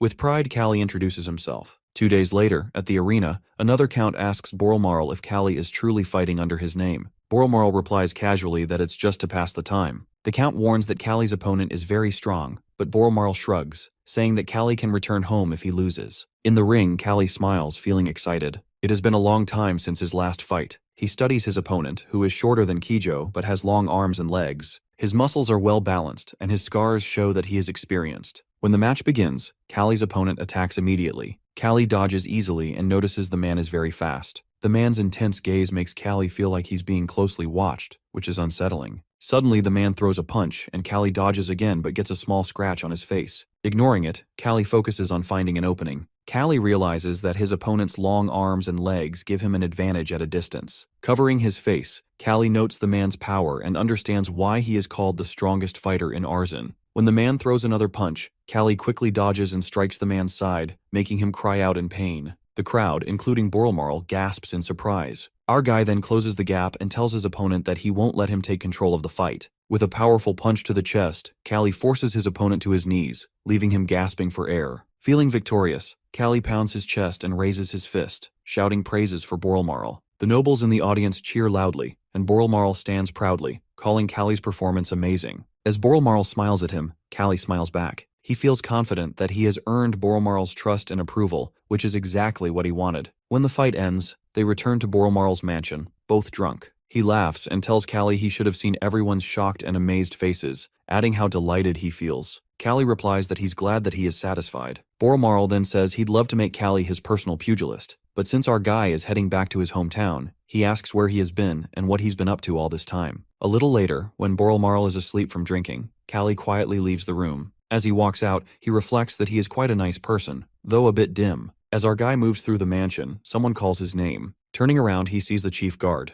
Wondering why he's being summoned, he smiles and tells the guard they'll be seeing each other often for a while, so there's no need to be so formal. However, the chief guard silently turns and walks away, leaving Kalli feeling slightly awkward. The next day, Boralmarl departs from Arzan to prepare for the upcoming fistfight match. As the sun sets, the chief guard approaches him to report that they will camp there for the night. Kalli looks around and suggests they move to a more open area. He explains that the forest surrounds them on all sides, and an open space would provide some moonlight. Plus, they still have time before sundown. The chief guard, annoyed, snaps at Kalli to mind his own business. He insists that whether they move or not, it's all forest and better to stay put until morning. Our guy reluctantly agrees and sits under a tree, wondering if he has somehow offended the guard. Deciding not to dwell on it, he lays down to sleep. Hours later, Kalli is sleeping peacefully when he hears Boralmarl shouting for someone to be careful. The noise wakes him up and he wonders what's happening. He then hears him yelling at someone, his voice shaky and stuttering. As Kalli looks around, he sees a man standing behind him. The man calmly says he holds no personal grudge against Kalli and asks him to consider it bad luck. Before the man can strike with his sword, Kalli jumps up, grabs his blanket, and throws it over the man. He follows with a punch to the man's face, knocking him to the ground. Confused, Kalli looks at the fallen guard, trying to make sense of what just happened.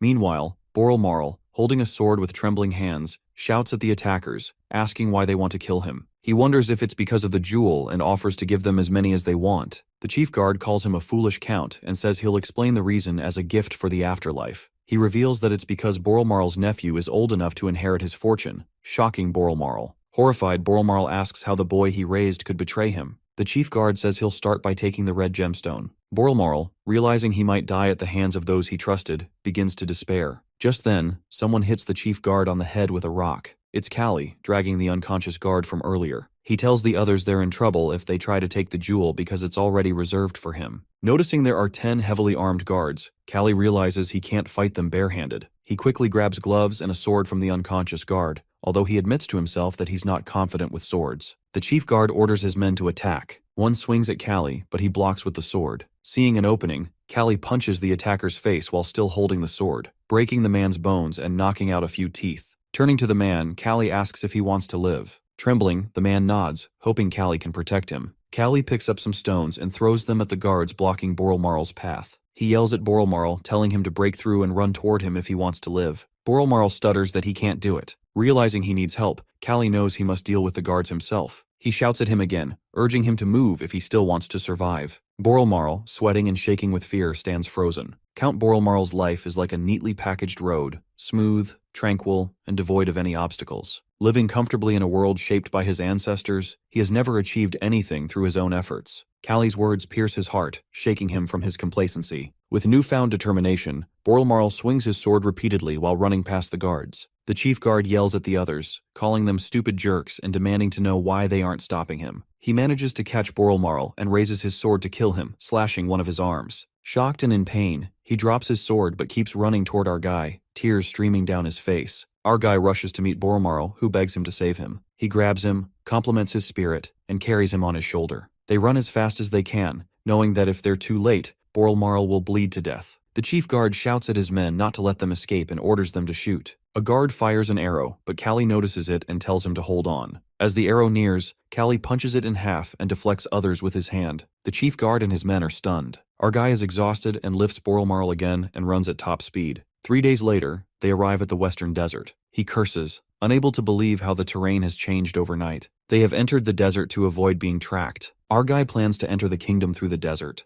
but it's more mysterious than he expects. Leaning against a cave wall, Boralmarl complains and offers our guy the jewelry. He is annoyed and tells him to use his energy to walk instead of whining and warns him that he'll leave him behind if he keeps talking. Suddenly, they hear horses approaching. Looking back, Kalli sees desert tribesmen riding toward them. He tells Boralmarl they need to go the other way, but Boralmarl points behind them. Our guy turns and sees another group of tribesmen approaching. They are completely surrounded. The tribesmen capture them but give them plenty of food. One of the tribesmen gestures toward a table full of food while speaking in a different language. Our guy asks if they want them to eat. Boralmarl, fearful, wonders aloud if they're being fattened up to be eaten later, recalling rumors that desert tribes are cannibals. Ignoring him, Kalli starts eating and tells Boralmarl to do the same. While eating, Boralmarl notices a huge statue and asks Kalli about it. Kalli replies that it looks like a wooden sculpture and admires their craftsmanship. One of the tribesmen says, "Khan."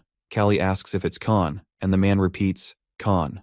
Our guy doesn't understand the meaning but guesses they worship something called Khan, noticing its symbols all over the village. A few days later, the tribesmen bring more food. Kalli jokes that his stomach will explode if they keep eating. Boralmarl, fearful, says he can't live like this anymore and is sick of it. Kalli tells him to endure it, reminding him that many people live without both arms. He replies that not everyone is as strong as Kalli. Kalli tells him that no one is born strong. Strength is developed. Suddenly, the tribesmen burst into their room, speaking in a different language. They drag them outside, and Boralmarl, stuttering, shouts that he knew they were going to eat them. One of the tribesmen hits our guy on the nape with a stick, making him collapse. Boralmarl worriedly calls out Kalli's name as the tribesmen drag them to a cliff. At the cliff, they see a huge pillar with a horn. Boralmarl wonders where they are being taken. The tribesmen tie them to the pillars and chant Dakan in front of a cave. After that, they run away, leaving them behind. Boralmarl panics and asks what's happening. He hears a deep growling sound coming from inside the cave. Trembling, he tries to wake our guy and tells him about the strange sound,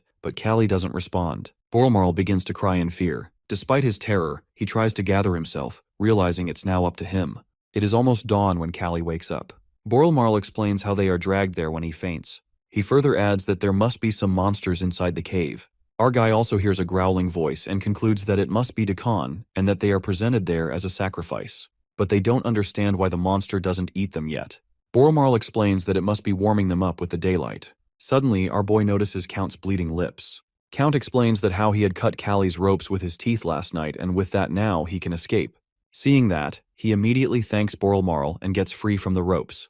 But the next moment, a huge gorilla appears before them. When Boralmarl shouts at him to run away, Kalli takes a fighting stance because it is just a monkey.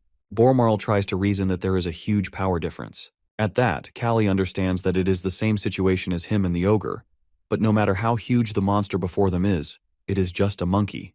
The next moment, both of them clash, which makes Kalli realize that the monkey's range is longer than he expects. Then he throws sand into the gorilla's eyes and punches it hard in the face. The gorilla is furious at but it only gets a nosebleed from his punch. It then throws our boy far away. He, on the other hand, thinks about how little chance he has to win. As the bones pierce his body, he realizes that at this rate, he could die from bleeding. Then he gets up and decides to attack again.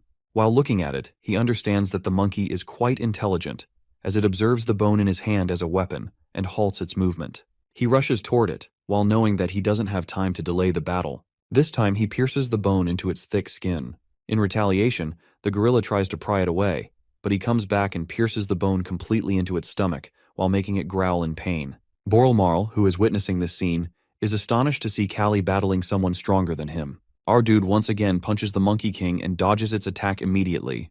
He then takes the ropes and rushes toward it with blurry eyes. He makes a loop with the ropes around the gorilla's neck and tightens it while sitting on its back. Now, the gorilla is having difficulty breathing. It tries to loosen the rope, but Kalli's grip is firm.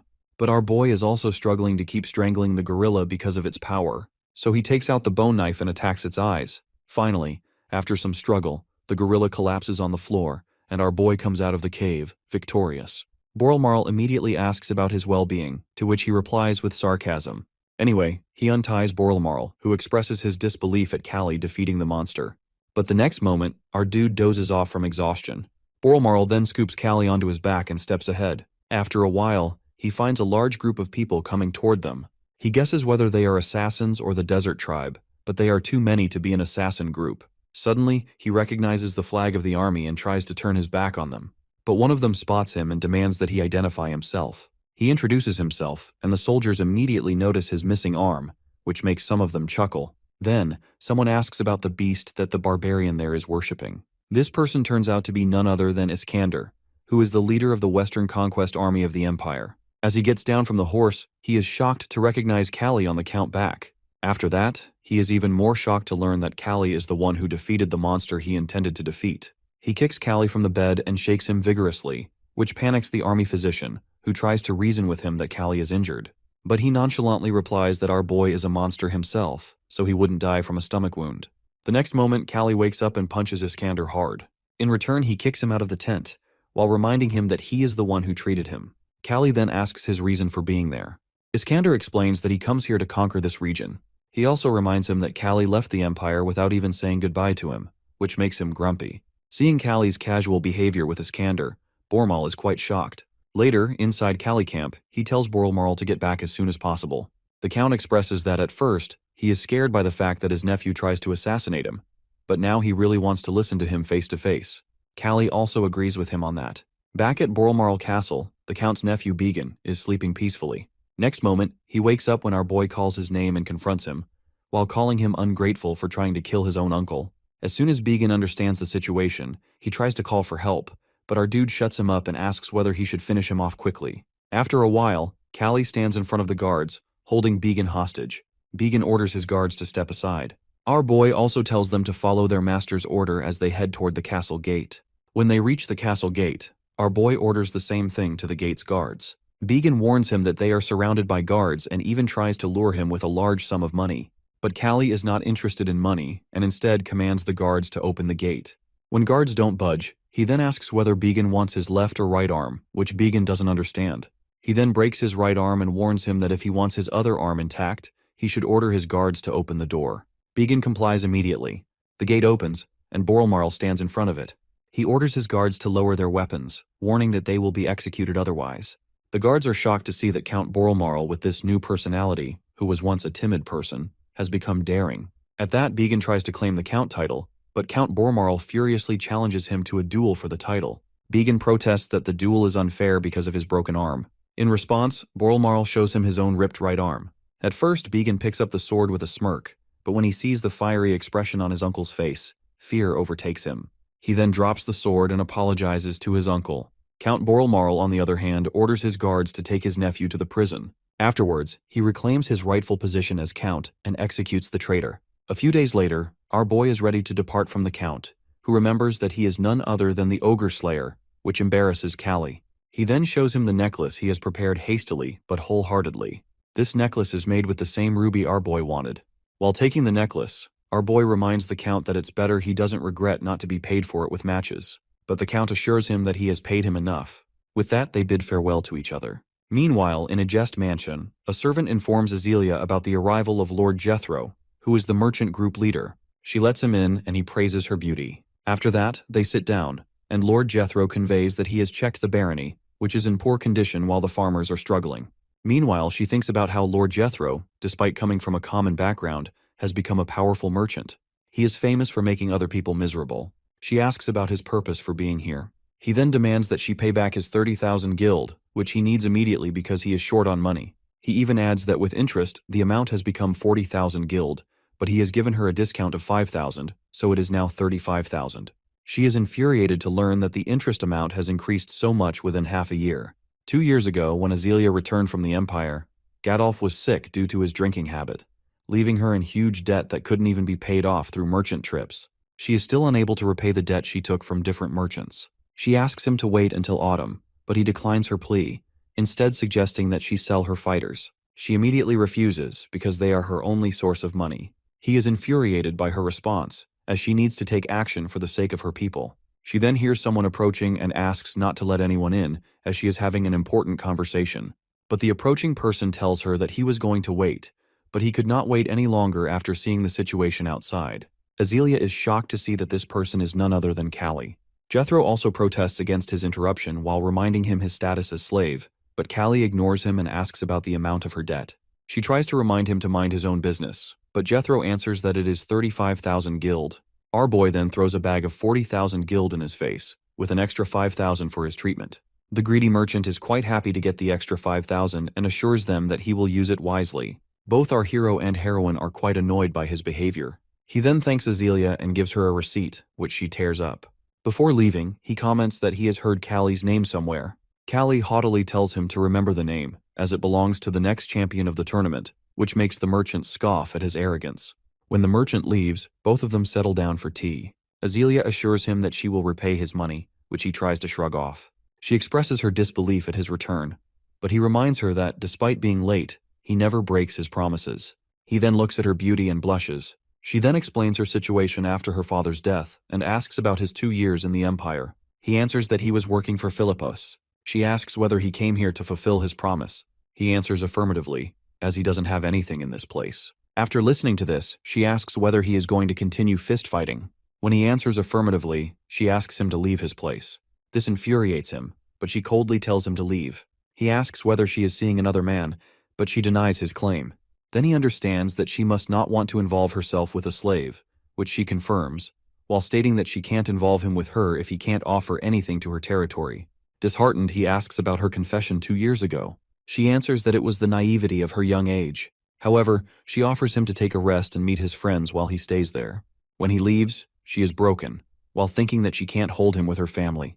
Kalli goes to the bar where he drinks himself while looking at the ruby necklace. He is addressed by Jethro and his companions. He tells them that he has no money left, so they shouldn't bother him now. While looking at his drunken state, Jethro quickly quips that he must have been rejected by Azealia.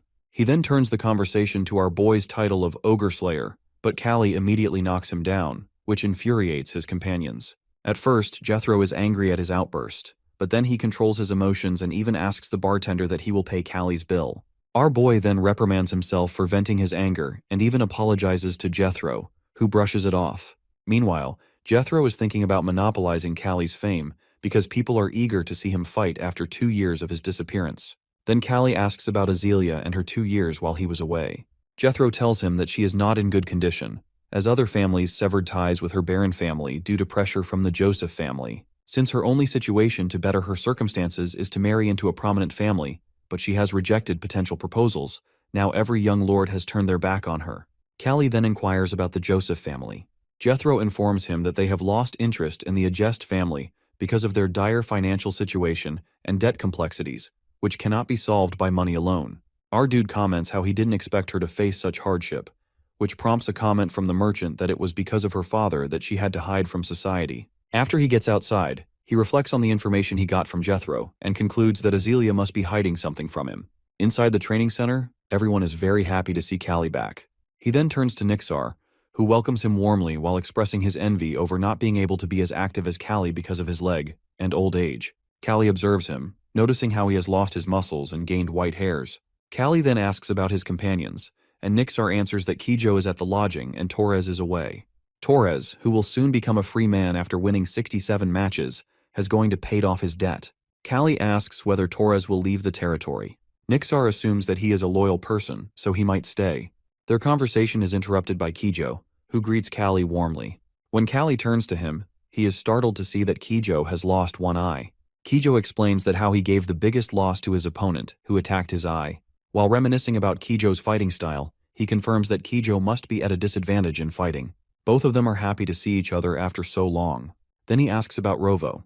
Kijo answers that when Rovo grew up, it went to the forest, which brings tears to Kijo's eyes. He then turns the conversation to Azealia and asks whether she comes often to the training ground. Kyo explains that because of the contagious illness of the Baron, she didn't come outside or meet anything besides some close servant. He then bids them goodbye and goes to the western forest to see Rovo. Arriving there, he shouts Rovo's name. After a while, he sees a big wolf coming to him. Then Rovo ushers him somewhere, and he follows the wolf. He sees 3 wolf cubs and immediately understands that Rovo has a family now, which is why he didn't return to the camp. He is about to say something when suddenly he realizes something and rushes back. After a while, he is in front of Azealia's mansion, but the guards aren't letting him in. He requests them to let him in, but they remind him of his limit as a slave fighter. He then leaves with no choice but to fight the guards and goes inside. Meanwhile, he is thinking about why she is hiding inside for half of the year. He looks here and there for her, and finally finds her inside a nursery. To see him here, she comments on his intelligence. He is baffled to find Azealia with a baby in her lap. He hesitantly goes ahead and takes a finger of the blonde baby in her lap while thinking about how this moment is life-changing for him. He remembers the time they were together and understands that this kid must be his. He asks about the baby's gender. She replies that it is a boy, and she named him Soren after her grandfather. He asks about her reasoning for hiding him from him. She argues back that it was better this way, as she didn't think he might take responsibility.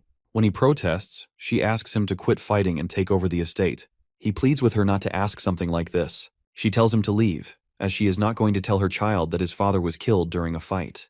They argue for a while, with Kalli insisting that he always wins, but Azealia is persistent that he always pushes himself to his limit, and she can't take the risk. She offers him to become a baron by marriage, but he is still hesitant. Later, he reflects on everything, how Azealia hid her pregnancy because she wanted him to pursue his dream. Besides, she is also dealing with bad year, debts, and uproar from citizens. His thoughts are interrupted by the fist of Kijo. While observing his fist fighting, he concludes that Kijo has a different sense of distance. He thinks about how he suggested to Nixar that Kijo should stop fist fighting because of his eyes. But Nixar explains that he has offered him to be an instructor, but Kijo wants to do some more fights. He then asks his friend to quit fighting, but Kijo protests, while saying that he didn't stop when he injured his leg. When Kalli reminds him that his situation was different from Kijo's, he hears colorful accusations from him. But when he calmly asks Kijo his reason for wanting to be a free man, he calms down. Later, they settle down on a bench, and he informs her about seeing a cookwoman at the training center. But the problem is that he can't marry her because of his status as a slave. Kalli dryly remarks that he also has a woman problem, but then he asks about his most important thing, and Kijo confidently replies that it is her. Something snaps in our boy. While listening to this, he remembers Kijo, who didn't have such determination before. He comments on how Kijo wants to be with someone now. After a while, Azealia finds Kalli in front of her. She tries to dismiss him, but he catches her attention by declaring that he is ready to be a baron while gritting his teeth. Meanwhile, Azealia thinks about how she never wanted his feet to unable to move forward. She always hoped he wouldn't come back. But now, she throws herself into his arms because now, when he returns, it's proof that she is really important to him, more than his dream of becoming a champion. Afterwards, their marriage news spreads like wildfire. Some support it, while others scoff at it, as it is seen as a kind of rebellion against aristocratic society. Count Joseph also hears the news. A few days later, Kalli finally joins his duty as a baron and receives the list of participants in a friendly match. He asks about Torres, but Nixar informs him that he won't be able to make it until the match. Kalli comments that the situation is not good because they don't have any veteran fighters except Kijo. Nixar agrees with him, while adding that friendship won't make them money. Kalli answers that they have to make it work, as they are in a worse situation. Besides, there are also people who don't like him becoming a lord. This is his chance to prove himself as a lord to them, so they need to win this. He doesn't want history to repeat itself because they have a match with Doraemon within 7 days. He then asks Nixar to put Kijo's name on the list and asks him to pay fully for this match. Nixar reminds him that their condition doesn't allow them to free him right now, no matter how close he is to Kijo. Then Nixar thinks about how Kalli can join the match, but rejects this idea because he left the boxing behind. Nixar then leaves the place, while thinking that although there is no history of nobles participating in slave fighting, but citizens mostly want to see Kalli. After Nixar leaves, Kalli sees the necklace he didn't give Azealia because of the fear that she might sell it to repay some debt. Besides, there are debt complexities he can't handle carelessly. He concludes that he needs a competent treasurer. While thinking, he goes on the road. People whisper while looking at him, saying how Gadolf is better than him. Listening to them, he confirms that he is more like Iskander than Philippos, but he wants someone like said emperor on his side. He finds that person in the bar, who turns out to be none other than Jethro. He asks him to help him. Jethro immediately tells him that he doesn't have money to lend him.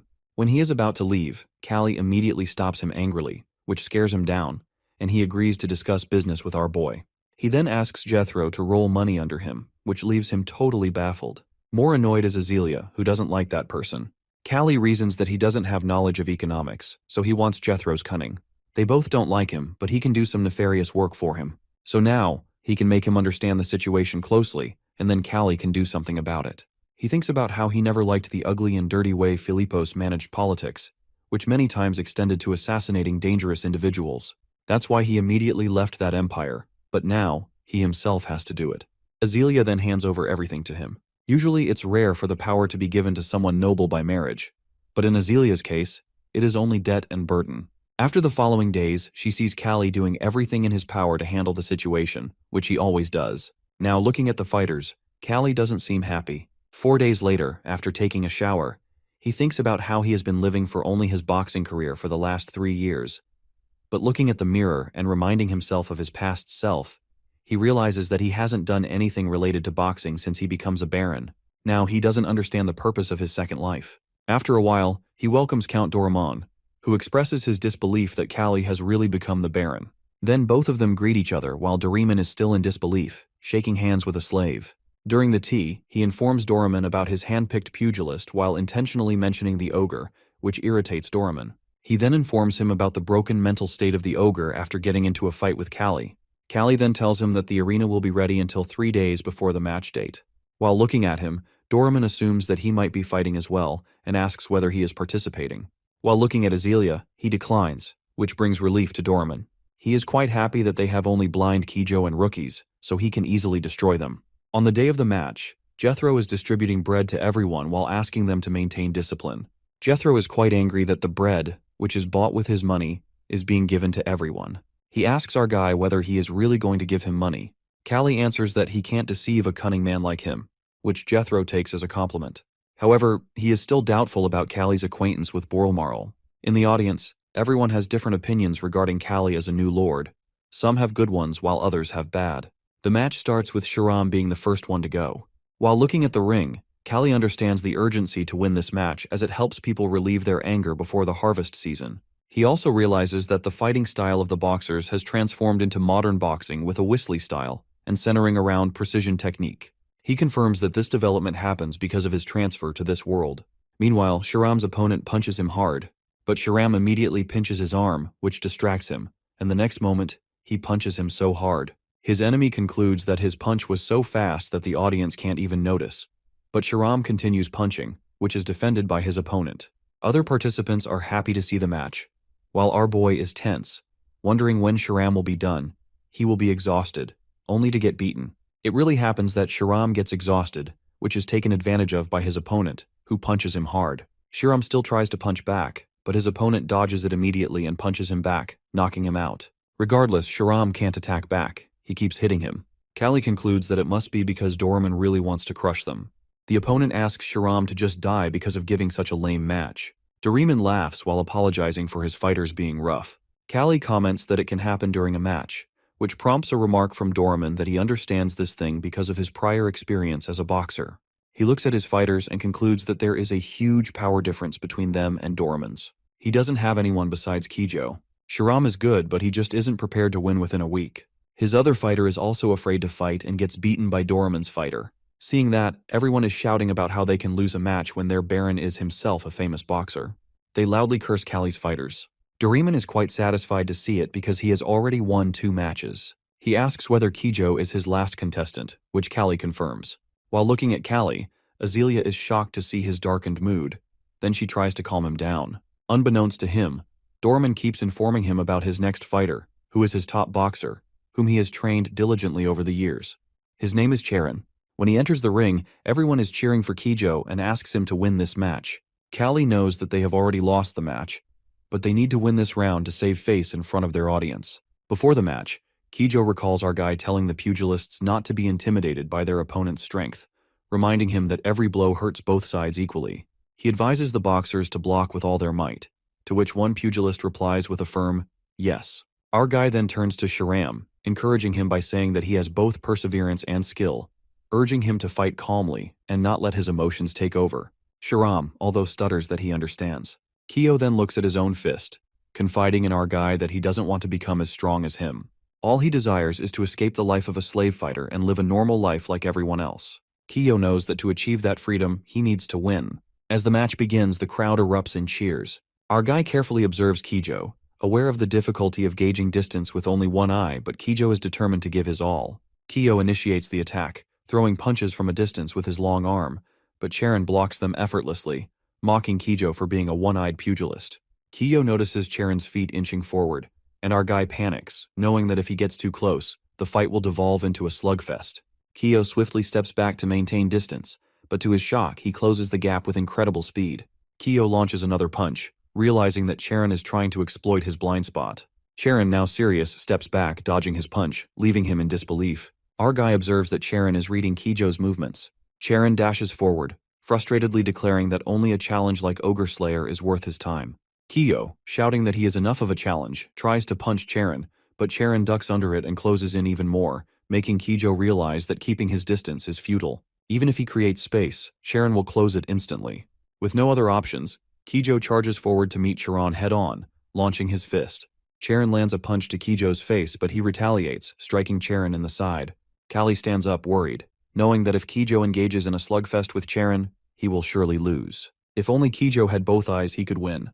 As they exchange blows, Charon teases Kijo, asking if he should take out his remaining eye.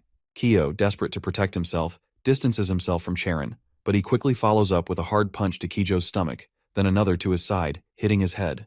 Kalli watches in rage, while struggling to restrain himself. Charon continues his relentless assault, while knocking off Kijo's eye patch, but he doesn't stop. He sneers that he has heard enough about the Ogre Slayer over the past 2 years to be sick of it. Lifting Kijo's long arm, Charon declares his intent to defeat our guy and claim his reputation if they ever cross paths. However, he adds with disappointment that since our guy has become a noble, he will never return to the sand arena. Charon suddenly feels a sharp pain in his side, and in response, Charon snaps his finger, calling him an arrogant bastard, causing Kijo to scream in pain. The citizens angrily question why they are subjected to such a poor fight, accusing our guy of neglecting his duties since becoming a noble. Amidst the chaos, Dorman is laughing victoriously while the citizens blame our guy in anger. He sees Kijo writhing in pain, clutching his hand, which triggers memories of his own brutal past. He recalls the time when he, as Park Kang-tae, was beaten to death, and how he later triumphed as the slave Kalli. These memories make him snap, but he is brought back to the present by thoughts of his son, Soren. In his rage, he crushes the chair handle with just a grip, shocking Dorman into fear. Azalea calls out to him in concern, but our guy only apologizes, which shocks her. He admits that he doesn't think he can be a good father. Ignoring Azalea's pleas to wait, he stands up and calls out to Dorman, removing his suit while suggesting another round, which horrifies Dorman. Our guy then leaps off the stage despite Dorman's attempts to stop him and heads to the ring. Once inside, the citizens begin to cheer for him, calling him the Ogre Slayer. Sharon teases our guy, saying that he can't believe he is making an appearance with his noble body, asking sarcastically what brought this on. Kalli advises Charon to rest until the cheers subside, but Charon stretches and insists there is no need. He then dashes toward our guy at incredible speed. Charon thinks that he can end the fight before our guy warms up, and when he tries to punch him, he dodges and lands a blow on Kalli's stomach. However, he remains unfazed. Charon taunts him, claiming that the Ogre Slayer's reputation is exaggerated and that there is nothing special about him. But then, to Charon's shock, our guy suddenly appears in front of him at blinding speed, asking if Charon plans to fight with just his mouth. At that, Kalli strikes Charon's arm shield, sending him flying backward. As Charon stares in disbelief at his shaking arms, our guy coldly remarks that he despises the title of Ogre Slayer and that he will carefully choose his next title. Charon unleashes a flurry of punches, but Kalli blocks them all. Noting Charon's impressive speed, he considers that Charon might be one of the fastest opponents he has ever faced, though not so fast that he can't dodge. Positioning his foot, he skillfully evades Charon's next punch. He tries his best to land a hit, can't fathom how his opponent dodges so easily. Then, in a flash, our guy dashes to his opponent's side and lands a solid punch to his face, leaving Charon in disbelief at how easily he counters and avoids his attacks. Determined, Charon attempts another punch, but our dude sidesteps once more. Charon sees the intensity in Kalli's eyes and, summoning all his speed, launches a fist aimed at his head, managing to land a blow that draws blood. As blood drips to the ground, our guy mutters that he must have gotten rusty, though he is fortunate it's only a slash to the forehead. He knows he has to act quickly. With his vision blurring and the bleeding showing no signs of stopping, he drops his guard and steps back slightly, intending to lure Charon in. Charon notices the lowered guard and, curious about what Kalli is planning, dashes forward, while wondering if he is about to give up. His punch connects with Kalli's face, causing the crowd to erupt in anger, questioning why he is suddenly acting hesitant after being so confident. Their shouts only fuel his fury, he just wants to fight. With a burst of rage, our guy punches him in the stomach, making him cough up blood and scream in pain. He desperately throws more punches, but they are blocked effortlessly. At that, our dude retaliates, while refusing to throw away everything he has achieved thus far, landing another punch on his face. Yet Charon doesn't back down and throws multiple punches in anger. But Kalli takes them without flinching and responds with another blow to Charon's face. Charon curses under his breath, knowing he has hit harder than before, but Kalli is still standing. As he approaches, Charon can't understand how he hasn't fallen. Our guy then remembers his past fight against someone who seemed impervious to pain, who was an enemy who wouldn't go down no matter how hard he hit. But he realizes that in the past, the opponent had only been bluffing, pretending not to feel pain. Kalli launches a punch filled with anger, sending Charon staggering back. The citizens cheer wildly, urging him to crush Charon. Charon tries to punch again, but our guy dodges and strikes him in the side, delivering another devastating blow. Charon feels intense pain as our guy strikes the spot where Kijo had hit him earlier. Our guy then throws another punch at Charon, taunting him about leaving his jaw exposed. The punch connects with Charon's jaw, and he hears the sickening crack of bone breaking before he collapses to the ground. But our guy doesn't stop there. He grabs Charon's hand and breaks one of his fingers, telling him it's for Kijo and that he should never forget it. Turning to Dorman, our guy comments that the condition of his remaining two pugilists doesn't seem too bad either. He asks Dorman if they should continue, causing Dorman to question whether he has lost all sense, even after becoming a noble. Dorman angrily declares that the ridiculous fight is over. Feigning exhaustion, he shouts that he is very tired now and asks his pugilists when they plan to earn a spectacular title if not now. This comment boosts the pugilists' confidence, and they begin to argue over who will fight him first. He chuckles, telling them to stop talking nonsense and just come at him simultaneously, as it would make things more interesting. As the two pugilists rush toward him, he glances at Azalea with an apologetic expression. Noticing her worried look, he knows that he can't discuss his life without mentioning pugilism. Right now, he realizes that quitting the sport is an impossible promise. Bracing himself, he watches as the two pugilists enter the ring. He feels the blood on his head clotting as the bleeding finally stops. Assessing his opponents, he determines they are below Charon's level.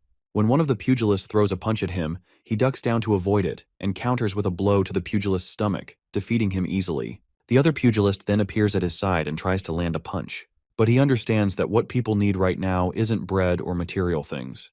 They need help. He dashes forward, landing a punch on the pugilist who had stepped back to cover his face. Unfortunately for him, he isn't fast enough and takes the punch squarely in the face, collapsing in defeat. Raising his fist in victory, he hears the citizens cheer for him.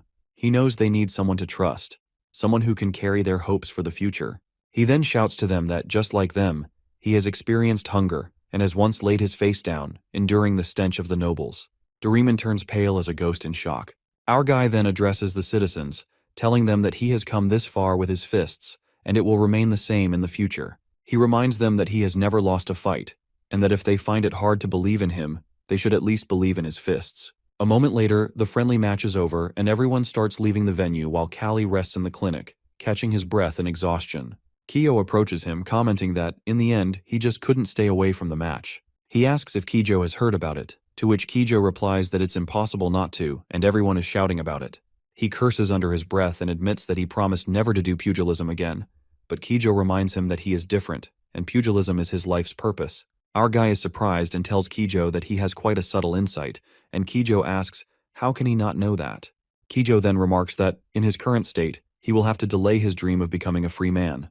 But he replies that after that match, he will be a free man. Kiyo is shocked and tells him not to joke about such things because he doesn't have that kind of luxury. He explains that it is on the condition that he serves as a pugilism instructor for 2 years, and after that, he can finally settle down, start a family, and live as a free man.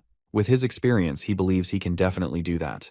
Overcome with emotion, Kijo rushes to him and hugs him tightly, crying and thanking him repeatedly. He tells Kijo to hold on, but Kijo's grip only tightens, prompting him to punch Kijo, making him scream in pain.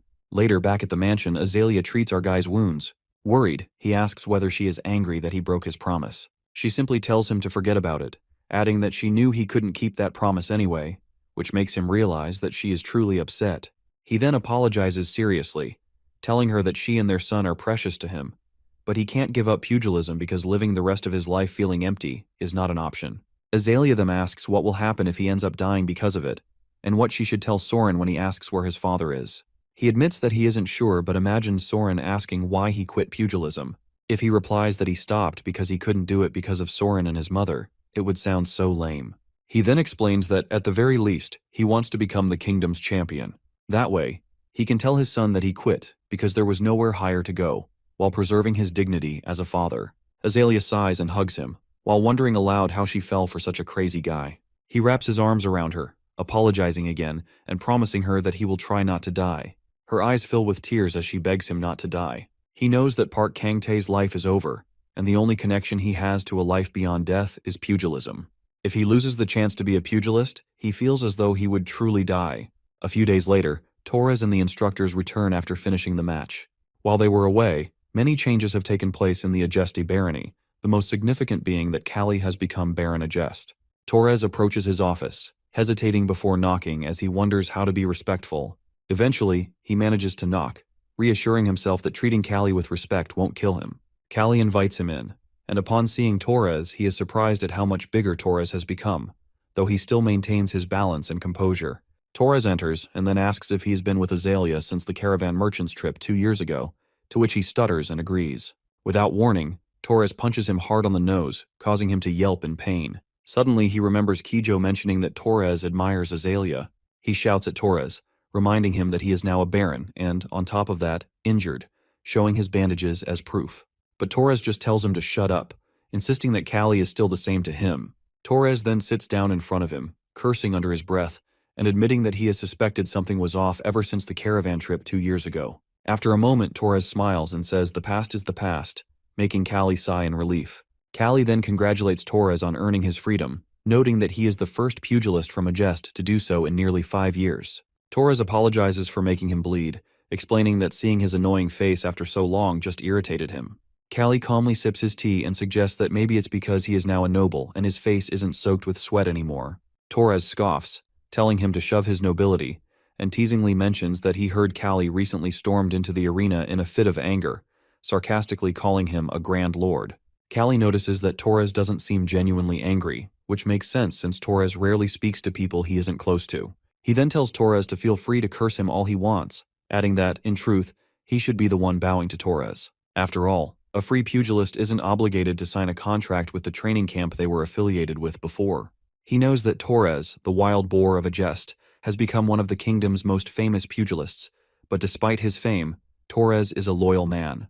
Torres suddenly slams his cup of tea on the table and asks if Kalli plans to continue being a pugilist now that he has become a noble. Kalli replies that if he were going to quit just because of a change in status, he would have done it when his leg was broken.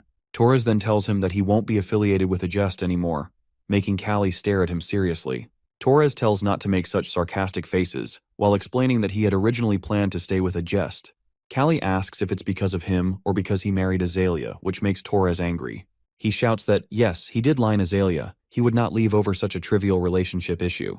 Torres then confesses that he had planned to stop pugilism once he gained his freedom, training hard to earn wealth and honor. However, after seeing Kalli, he changes his mind and pugilism has become more than just a means to an end for him, which surprises Kalli. Torres adds that he thinks it would be satisfying to knock someone like Kalli out with his own hands. Kalli smiles and asks if Torres wants to see who will get beaten up. Torres then tells him that he'll be competing in the Kingdom Tournament with a different training camp. He explains that it's forbidden for more than one participant from the same camp to enter, making Kalli realize why Torres won't be affiliated with a jest anymore. Before leaving, Torres tells Kalli that he still considers him a friend, and that during the fight against the ogre, he had desperately hoped Kalli wouldn't die, genuinely cheering for him.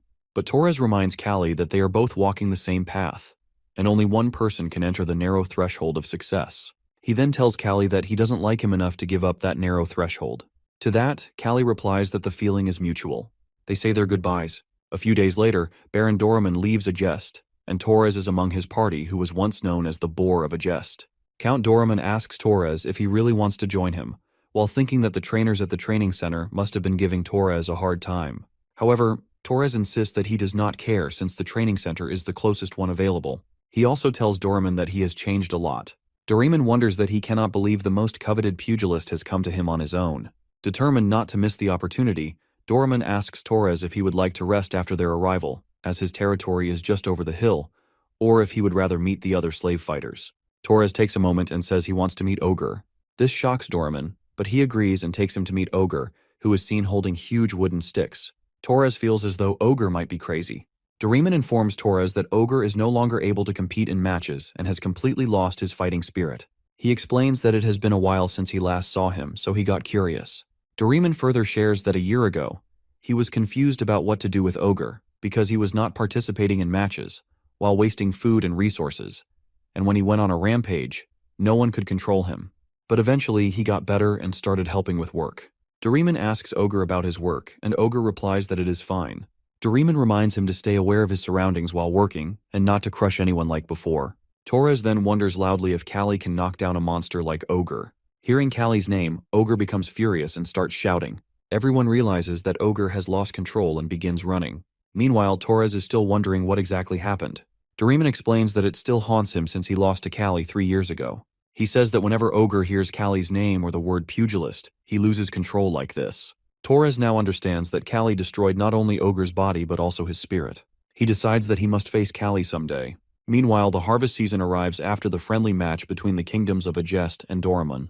Agest is struggling to get through the winter. However, with the skills of the current treasurer Jethro, they manage to buy grain from various places to meet their needs. Nevertheless, the debt continues to pile up, and the wedding of Kalli and Azalea is fast approaching. Jethro furiously confronts Kalli and asks if he has any idea how much he owes. Our guy apologizes and says he will contact Count Borlmarl soon, but he insists that they must prioritize finding citizens first as people are more important than money. Jethro coldly responds that nothing is more important than money in this world.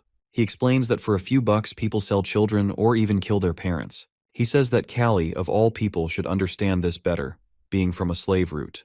He adds that money can even buy humans and that it is the only thing he trusts. Despite his words, Jethro agrees to cover the cost of the wedding for now. Our guy thanks him, while acknowledging Jethro's competence, but worries that if he cannot repay him, Jethro might exploit the estate. He considers that in the worst case, he could ask the emperor for help, but he can guess what that sneaky fellow might demand in return. Lost in these thoughts, Kalli is interrupted by Azelia, who asks if he can hear her. She shows him a dress and asks him to try it on for the wedding. She brings several dresses and explains that they have to dress formally because there will be many nobles attending. Kalli questions why, as it is just the wedding of a local baron's family. Azelia insists that he is still her partner, and this is about ensuring they treat a baron of humble origins favorably. As our guy tries on the outfit, Azelia remarks that it looks good on him and tells him to wear it. Kalli, however, feels too preoccupied to focus on such matters. The wedding date is set, and letters are sent to various nobles. On the wedding day, nobles arrive at a jest's territory, each with their own agenda. People discuss Kalli's character, some calling him great, while others remember his past as a slave fighter. Count Joseph, who dislikes our guy, arrives and greets Azelia. He says it has been a while and asks if he can call her a baroness now. Azelia, who is now frustrated, questions his presence, but he insists that they share a bond. But she is now keeping her composure, says that she hopes he enjoys his time here, all the while thinking that if she kicks him out, bad rumors will spread. Meanwhile, Joseph, harboring ill intentions, thinks that the woman who insulted him and the slave is having a wedding, so he could not possibly miss it. Joseph begins greeting the guests while Lorvin Karena stands at a distance, calling the others pathetic fools for groveling to the man who was beaten for attempting something terrible to Azelia. He wonders if a particular feels no shame to acquaintance with Joseph, even in front of his daughter. Just then, the same noble approaches Lorvin to introduce him to his daughter. Lorvin excuses himself and leaves. He heads to Kalli's room and knocks the door. Inside, Kalli is struggling with his dress, complaining that the collar feels too tight. Lorvin enters, and Kalli greets him, first taking his false name but then greeting him as Lorvin from Corin. They greet each other warmly. Lorvin remarks that he predicted Kalli would not remain a slave, but admits he did not expect him to become a noble. He informs Kalli that his name is currently the most talked about among the nobles. Kalli responds that it explains why his ears have been itching. Lorvin continues, saying that while some of the talk is good, most of it is negative. He explains that Count Joseph has laid significant groundwork in central politics, gaining many followers. He adds that Joseph's daughter recently became a princess, giving their family the royal family's backing. This could pose a challenge for Kalli. Hearing this, Kalli asks if he should now be careful with the people around him. Lorvin, smiling, says that he has taken enough of the groom's time and leaves. Lorvin reflects on how pugilism is now a popular form of entertainment, comparable to the heyday of gladiatorial combat. Step by step, Kalli has risen from a slave to a noble, gaining influence over the public's mind. This makes Lorvin feel that Kalli has nothing to worry about. The wedding ceremony proceeds. The priest asks if the groom swears to care for the bride forever. Kalli answers that he swears, still in disbelief that he is really getting married. Lady Azelia looks happy and beautiful. The priest continues, saying that he will send a part of both their souls to the goddess, uniting them forever. Music plays as the ceremony concludes, and everyone congratulates the baron and baroness. A lady teases Kalli, while saying that many young men must be heartbroken to see him with such a beautiful wife. At that, Joseph approaches Kalli to congratulate him sarcastically, commenting that he must have good financial resources to host such an extravagant wedding. Kalli retorts, asking if Joseph cares so much about finances. Joseph replies that he does and shows Kalli an agreement, explaining that a jest owes his family a significant debt. He admits it was rude to come without an invitation, but says he urgently needs 100,000 guild from Kalli. This angers Kalli, but before he can respond, Count Borelmarl arrives and asks if the wedding is already over. The guests whisper about Borelmarl, wondering how he lost one of his hands and what his connection to the kingdom is. Borelmarl remarks to Kalli that it is his wedding, but feels more like a funeral due to the gloomy atmosphere. Kalli welcomes him, but Borelmarl notices Joseph and recognizes him. Joseph is shocked, wondering why one of the kingdom's wealthiest nobles is here. Borelmarl's reputation precedes him, as even after losing his arm, he has built an empire through trade and has the wealth to attract many followers if he enters politics. Borelmarl notices the agreement in Joseph's hands and asks about it, saying it does not look like a wedding gift. Joseph, sweating, explains that he urgently needs to collect money from a jest. Borelmarl remarks on Joseph's lack of manners, saying a wedding should be a time of celebration, not debt collection. Joseph angrily insists that he must receive the money immediately and warns Borelmarl to be careful with his words. Borelmarl asks how much is owed, and Joseph names the amount. He assumes Boralmarl would not part with such a large sum easily. To everyone's surprise, Boralmarl places a box full of guilds in front of Kalli, explaining that he thought Kalli urgently needed funds and brought 500,000 guilds. Joseph is left in shock at the terrifying wealth of the Boralmarl family. Kalli, equally shocked, wonders why Boralmarl brought so much when he only asked for 200,000 guilds. Kalli assures Joseph that he will prepare the payment by tomorrow and suggests they discuss it further then. Joseph, disbelieving and frustrated, leaves. Kalli later asks Boralmarl about the 500,000 guilds, and Boralmarl brushes it off, saying it is no big deal if it is for Kalli. Boralmarl then meets Azelia, who asks Kalli how they know each other and scolds him for not telling her earlier. Kalli says that it is a long story. Boralmarl laughs and tells Kalli that it is his story to tell and asks where he plans to begin. Boralmarl tells the crowd that he cut the rope with his teeth while exhausted, and Kalli handled the monster. When people ask about the monster, Kalli wonders how anyone would believe the story, especially after seeing the monstrous monkey in person. He continues, recounting how severe his injuries were and how he thought it might be the end for him. Kalli interrupts, telling him that he is drunk. Boralmarl realizes that he has said too much and refrains from talking about the Empire further. Kalli notes that even being close to Count Boralmarl attracts nobles, and any involvement with the Empire would only complicate matters. Later, our guy gives Azalea a ruby necklace, while saying he had been trying to give it to her, but could not find the right moment.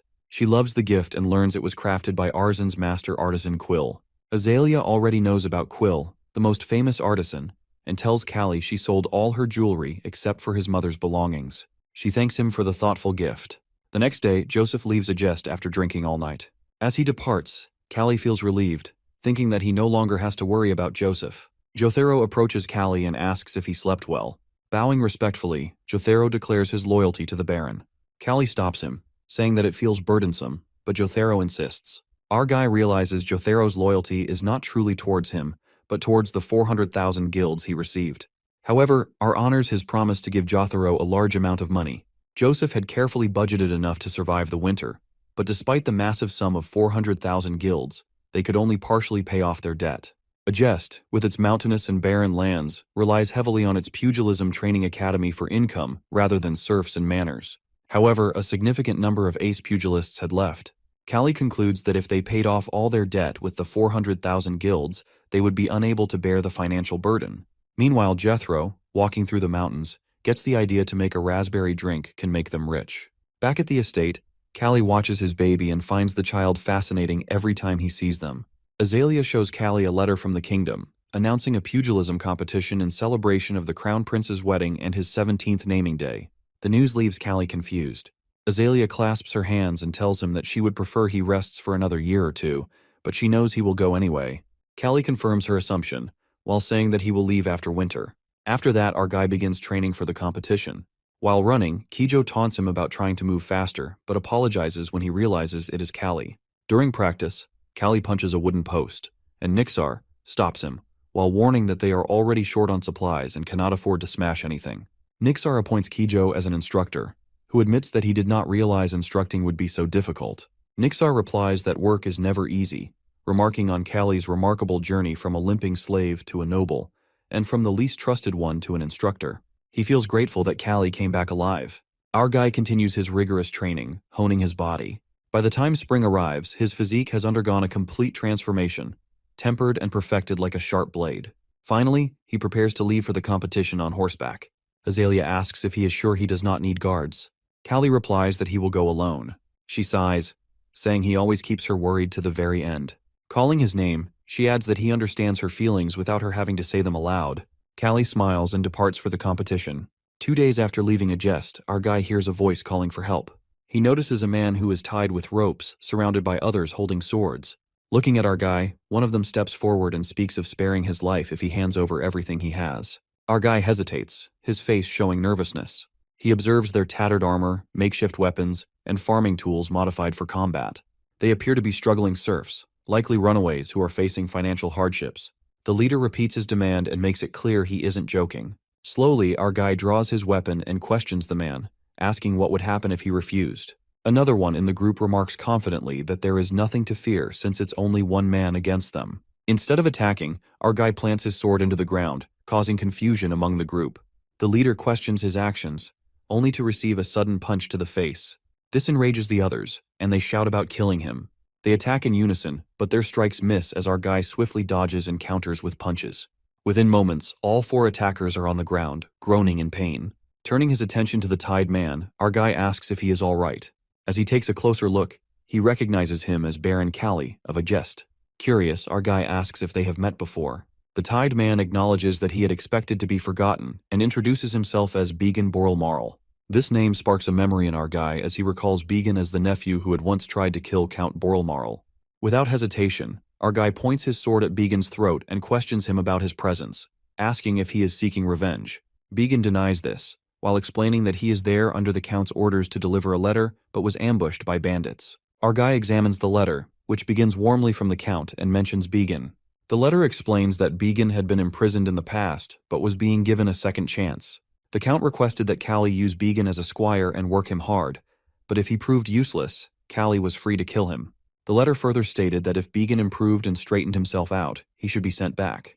However, the Count warned that if Began was returned, Kalli would owe 500,000 guild. The word squire surprises our guy, as he prefers working alone. Still, he tells Began that he will keep an eye on him due to the Count's request, and warns of breaking his limb and leaving him behind if he misbehaves. Began accepts this and asks to have his ropes loosened. Later that night, Began prepares the meal for our guy while he observes his politeness. He notes that Began is more useful than expected, particularly impressed with his cooking skills. Began explains that this was why his uncle never expected betrayal from him. This prompts our guy to remark on how unworthy it is to boast about such things. Began, in a moment of reflection, shares that he once asked his uncle to punish him by cutting off his arm, but the Count chose to treat him instead. This act of mercy made him reflect on his life.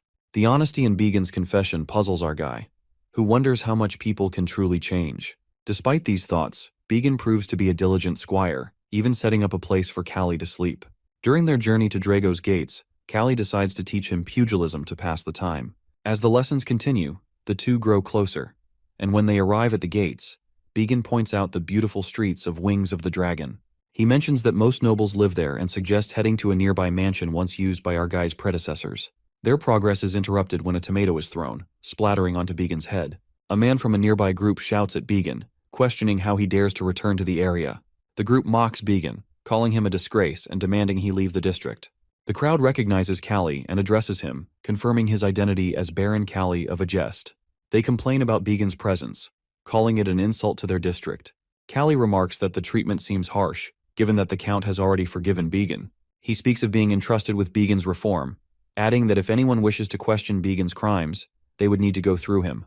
Began is stunned by this defense, and the man warns our guy that associating with Began will bring him trouble. At the mansion, Began advises our guy not to involve himself in such matters, suggesting that siding with someone like him would only create unnecessary enemies. He dismisses this, stating that he is not there to win the noble's favor, but to compete in the tournament. Reflecting on his own past, our guy thinks about the second chance he had received. He considers that if Began is truly remorseful, he might be the one to guide him toward a better path. Began, overcome with emotion, begins to cry. Meanwhile, the butler arrives and is instructed to provide the best room for the two travelers, marking a shift in their journey. He looks at the pile of invitations spread across the table and asks about them. Began explains that these are invitations to various banquets and balls. He glances through them and admits that he does not recognize most of the names. Began reassures him that many nobles are favorable toward him, and declining their invitations could be taken as a serious insult. Our guy is frustrated that all he wants is to participate in the tournament, yet these nobles continue to bother him. Began suggests that they should at least consider attending some events since there is still a month left before the tournament. He immediately dismisses the idea, saying that it is impossible to attend them all unless he has several bodies. Began then advises him to choose the most powerful family. Thinking for a moment, our guy decides that visiting one of the great duchies of the kingdom might be the best option. Began mentions that they have also received an invitation from Duke Wistry, but he disagrees, explaining that the most influential family in the capital is the Eldrin family. Curious, Kalli asks how a mere Marquis family holds such influence. Began elaborates that the head of the family, Angelson Eldrin, led the royal guards and suppressed the gladiator rebellion over 20 years ago. Though he only holds an honorary title and lacks actual territory, his warrior family wields absolute power. There are even rumors that he controls the royal guards and essentially uses them as his personal army. Listening to this, he compares it to a division commander treating his drivers as personal servants and asks what else is unique about the family. Blushing slightly, Began mentions that the daughter of Marquise is incredibly beautiful. Without hesitation, our guy punches Began, reminding him that he is already married. Began groans on the floor with his swollen head. Upon arriving at the Eldrin mansion, he pauses to observe the architecture and comments that it looks imperial. The subordinate confirms his keen eye, explaining that an engineer from the Empire was hired for its construction. As they proceed inside, they are welcomed by the Marquis himself, who expresses his honor that he accepted the invitation. The Marquis then proudly announces that he has arranged for the royal head chef to prepare their meal. Confused, our guy wonders if the Marquis is boasting about such matters to display his influence. Meanwhile, the Marquis himself is taken aback by Began's presence, internally questioning why a dirty man like him was allowed into the mansion. If he were not Baron Agest's companion, he would not have tolerated it. The meal is served, and he enjoys it, while sincerely telling the Marquis that it tastes excellent. The Marquis then requests a light conversation and states that he has a question for him. He finds it amusing how nobles always have something to ask. The Marquis explains that, unlike most nobles, he admires him because he is a warrior who understands power. Coming from a warrior family himself, he has faced discrimination among nobles who merely inherit their titles but lack the strength to protect themselves. He admits that dealing with such nobles has always been troublesome. Our boy responds that if such nobles were the first to go to war, it would be quite a problem. The Marquis chuckles and says he is starting to like him even more, while adding that if he were not already married, he would have considered marrying him to his daughter. Marquis is curious and asks about his reason for coming to the capital. At that, Kalli excitedly responds that a fighter like him would naturally come for the tournament.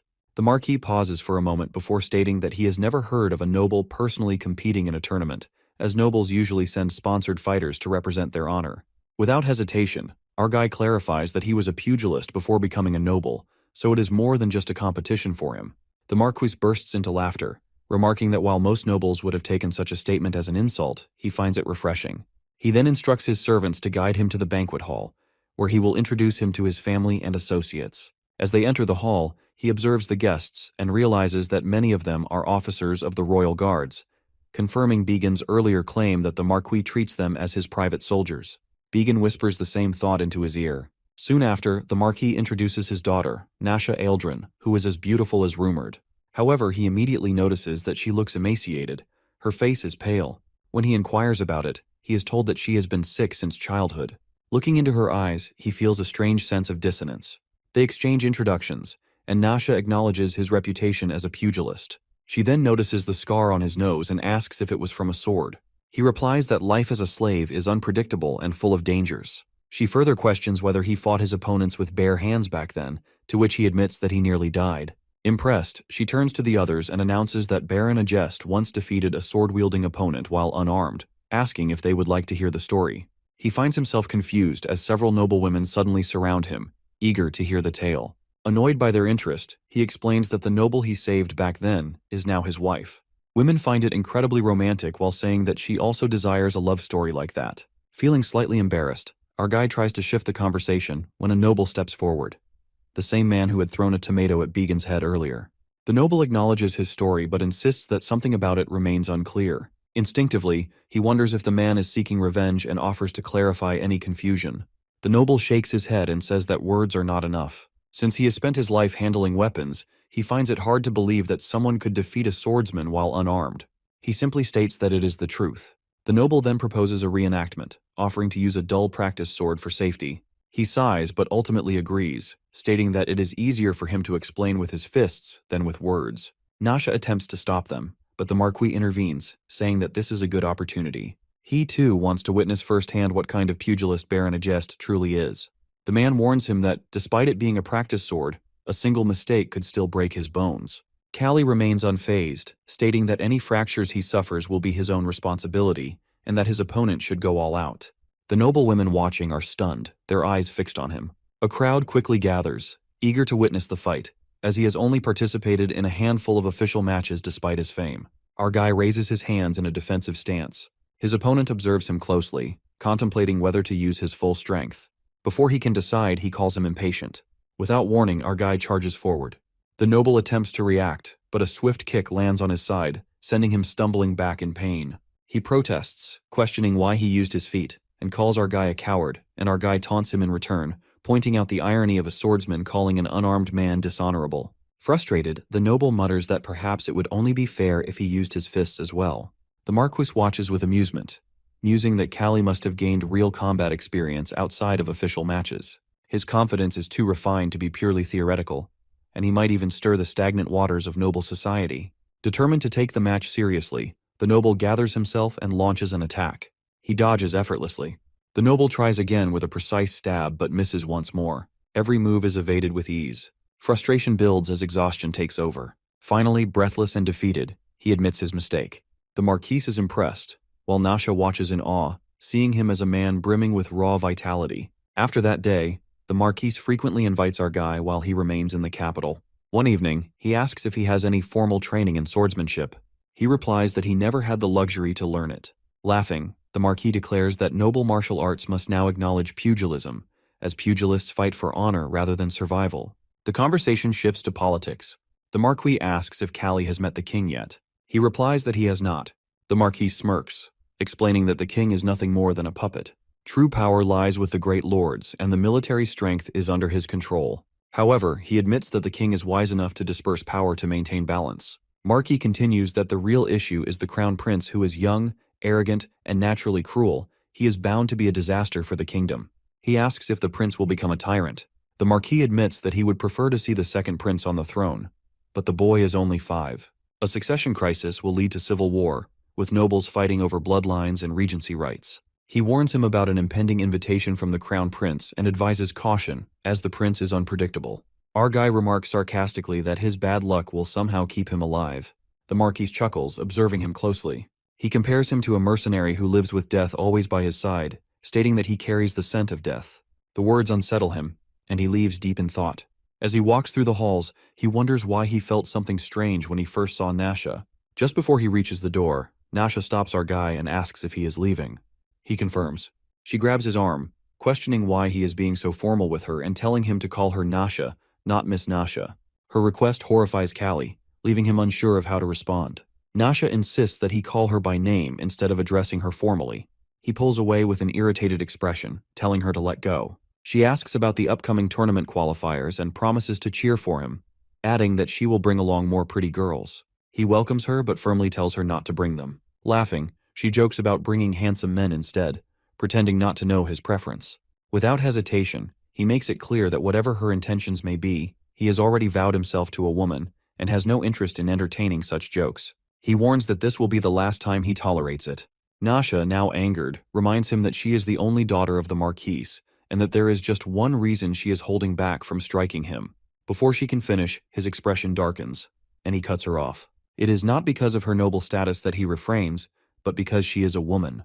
With nothing left to say, he turns and leaves, slamming the door behind him. At first, Nasha is stunned by his words.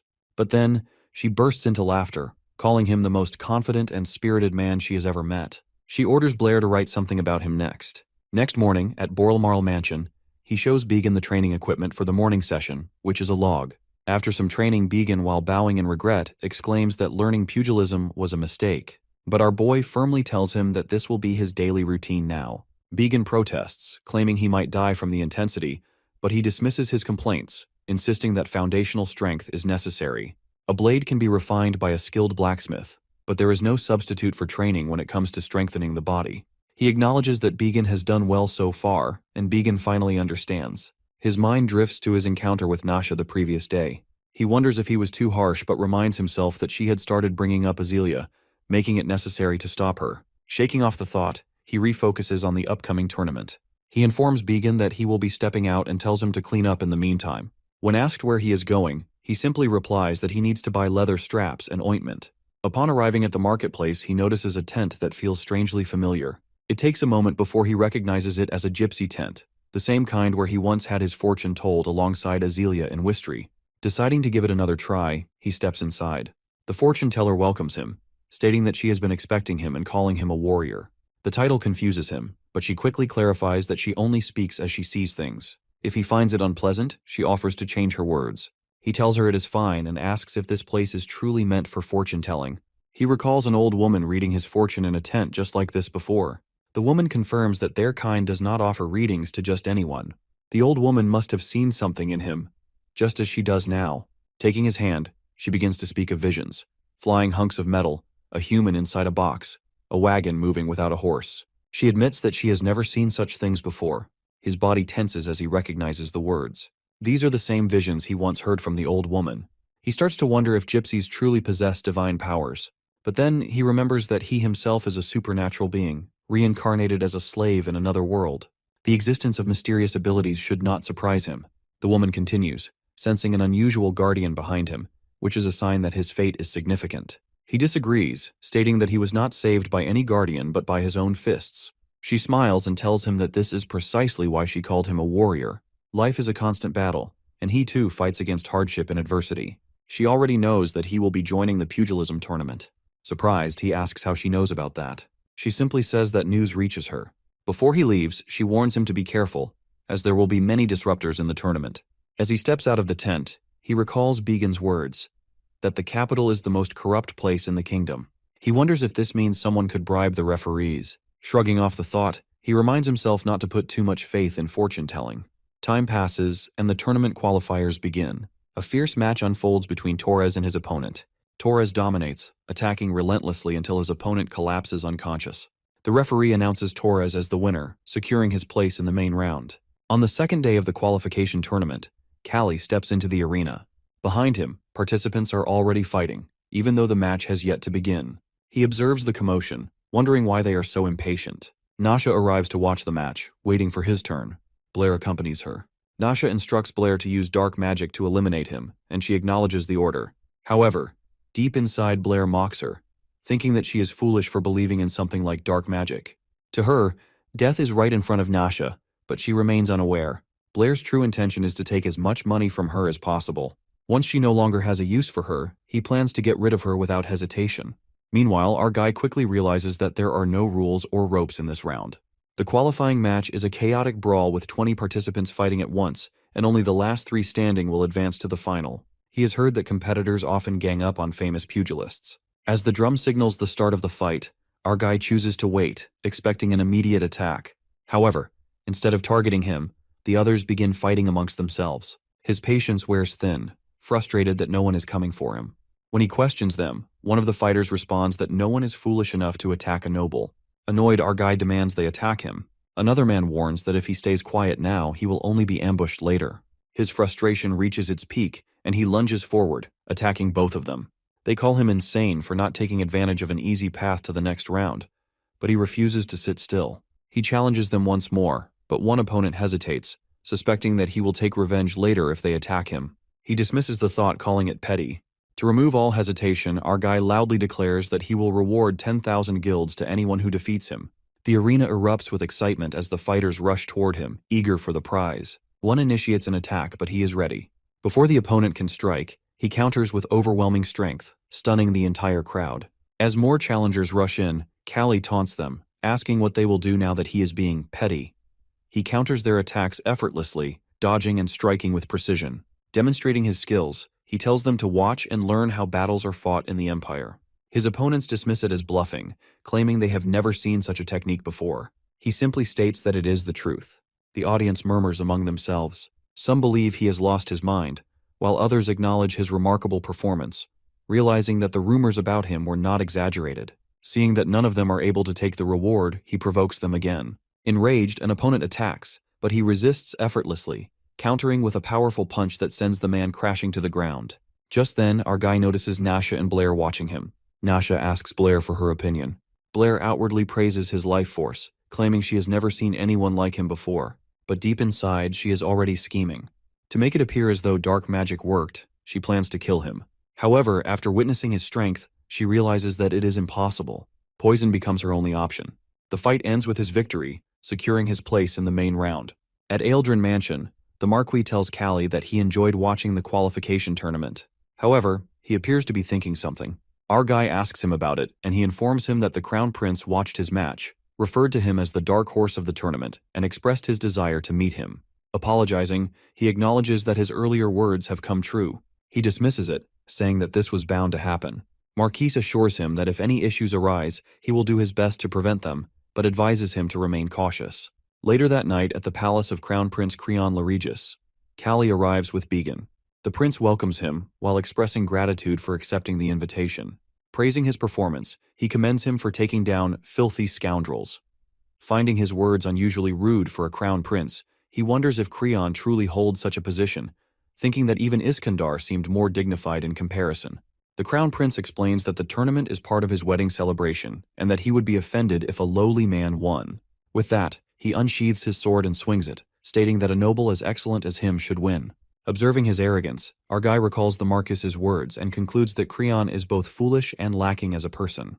Creon demands a response, and he simply states that he is determined to win. Laughing, the prince shifts his attention to Began, asking about him. He introduces Began Borelmarl as his servant. Without warning, the prince slaps Began, calling him an unruly brat and ordering him to leave, saying that this is no place for someone like him. In response, our boy also announces that he is leaving, mentioning that he has dinner plans with the Marquise. Creon acknowledges it but warns him not to bring Began along next time. His patience snaps. Began attempts to hold him back, but without hesitation, he reveals that he was once a slave fighter with a vulgar and utterly despicable bloodline. Creon is visibly shocked and, in a fury, declares that he hopes they never meet again. Without another word, he leaves. Back at the mansion, our guy discusses the encounter with the Marquise, who explains that Creon is destined to be the future king, as the current ruler is unlikely to survive the year due to illness. He reveals that he once served as Creon's martial arts instructor and attempted to correct his temper, but a person's nature cannot be changed. Additionally, the Joseph family, backed by the nobility, might try to keep him in check since Count Joseph's daughter recently became the crown princess. Curious, he asks why Joseph would marry his daughter to Creon despite knowing his character. The Marquis explains that nobles often betray their own blood for their family's survival, but he refuses to do the same. His daughter is not suited for such a harsh environment, and he cannot send her into it. Later, Kalli orders Began to prepare the wagon. As he turns, he spots Nasha. Annoyed, he mutters that he had hoped never to see her again. She approaches and apologizes for her past mistake. Dismissing it, he states that he is leaving. She grabs his arm, asking why he is being so cold, and requests a moment of his time. Remembering how aggressive he had been last time, he hesitates. Nasha hands him a talisman, wishing him luck in the tournament. She shares that she has been weak since childhood and tried many remedies, but her natural constitution never improved. Despite that, she believes she is still alive because of her faith in superstitions. He questions whether the talisman is part of that superstition, stating that he does not believe in such things. She insists that it holds meaning for her and asks him to accept it as her apology, promising not to bother him again. Accepting it reluctantly, he wears the talisman, thinking that this will be the last time he interacts with her. She apologizes once more, but inside she is pleased. The next morning, Began informs Kalli that the schedule for the main tournament has been released. His match is set for the following day. Hearing his opponent's name, Garrett, he asks if he is a well-known fist fighter, as he has never heard of him. Began inquires about him from the butler, who reveals that Garrett is a former mercenary who recently switched to pugilism. Began concludes that he is likely motivated by money. Aware that Garrett reached the main round, he acknowledges that he must have some skill. Just then, an unsettling feeling washes over our guy. He mentions to Began that his chest is itching. When asked about the necklace, he casually states that Lady Nasha gave it to him and that he intends to throw it away. Began asks for it instead, inspecting the talisman and wondering why someone with such wealth would carry something like this. At the opening ceremony of the pugilism tournament's main event, the king arrives to give a speech. However, his words are barely audible, leading the audience to whisper about his frail condition. Observing him, Kalli assumes that he won't live much longer. The speech concludes, and next, Crown Prince Creon steps forward, accompanied by the princess. Arrogantly, he declares the tournament open. The audience chants, "Long live the Crown Prince." Suddenly, an unexpected announcement is made. A prisoner execution tournament will take place before the actual matches. This causes confusion among the spectators. The fist-fighting participants are ordered to return to the waiting room immediately. Kalli, puzzled, asks about this event. Someone explains that the Crown Prince made the decision impulsively the previous day, stating that blood needed to be spilled to heighten the atmosphere. It is dangerous, so Kalli is advised to go to the waiting room quickly. As the cages open, 3 lions are released. The prisoners, terrified and pleading for their lives, are brutally attacked. Blood spills onto the ground as the Crown Prince and the audience revel in the spectacle. Watching this, the Marquis mutters in disgust, calling Creon a scoundrel. Kalli observes the scene with distaste, while realizing that in this world, death is treated casually. While he doesn't wish to impose Earth's moral standards, he finds this cruelty beyond comprehension. He concludes that only insane people live here. Meanwhile, Nasha and Blair are in the audience. Blair asks if she really saw Kalli wearing the necklace, to which Nasha confirms. Blair reassures her, explaining that it doesn't matter if he took it off. The moment it was around his neck, a fine needle pricked him, injecting poison. Even if he later feels discomfort and removes it, it is already too late. Without an antidote, his body will gradually weaken, leading to death within a few days, just like being cursed. As the next match is announced, Kalli steps into the ring with a smile. Seeing him, Nasha notices that he has removed the necklace. Meanwhile, Blair remains unfazed. Kalli's opponent, Garot, greets him, saying that he has heard a lot about him and does not need to use honorifics. Kalli immediately points out that Garot is not originally a pugilist. Garot confirms this, saying that as a mercenary, he does whatever is required for money, whether it be wielding a sword or throwing punches. As they prepare to fight, our guy advises Garot to surrender if he values his life or doesn't want to end up disabled. However, he notices that Garot has taken a relaxed stance like he is hiding something. Realizing this, Kalli remains cautious. Our guy initiates an attack, but Garot dodges effortlessly. Smirking, he comments that pugilists are indeed different. Kalli taunts him, asking if that means he is a fake pugilist. However, he soon realizes that Garot is deliberately avoiding direct combat. While he may not be well versed in pugilism, his skill is undeniable. Garot reveals that while he has only been practicing pugilism for 2 months, he has been a mercenary for 20 years. This revelation shocks Kalli.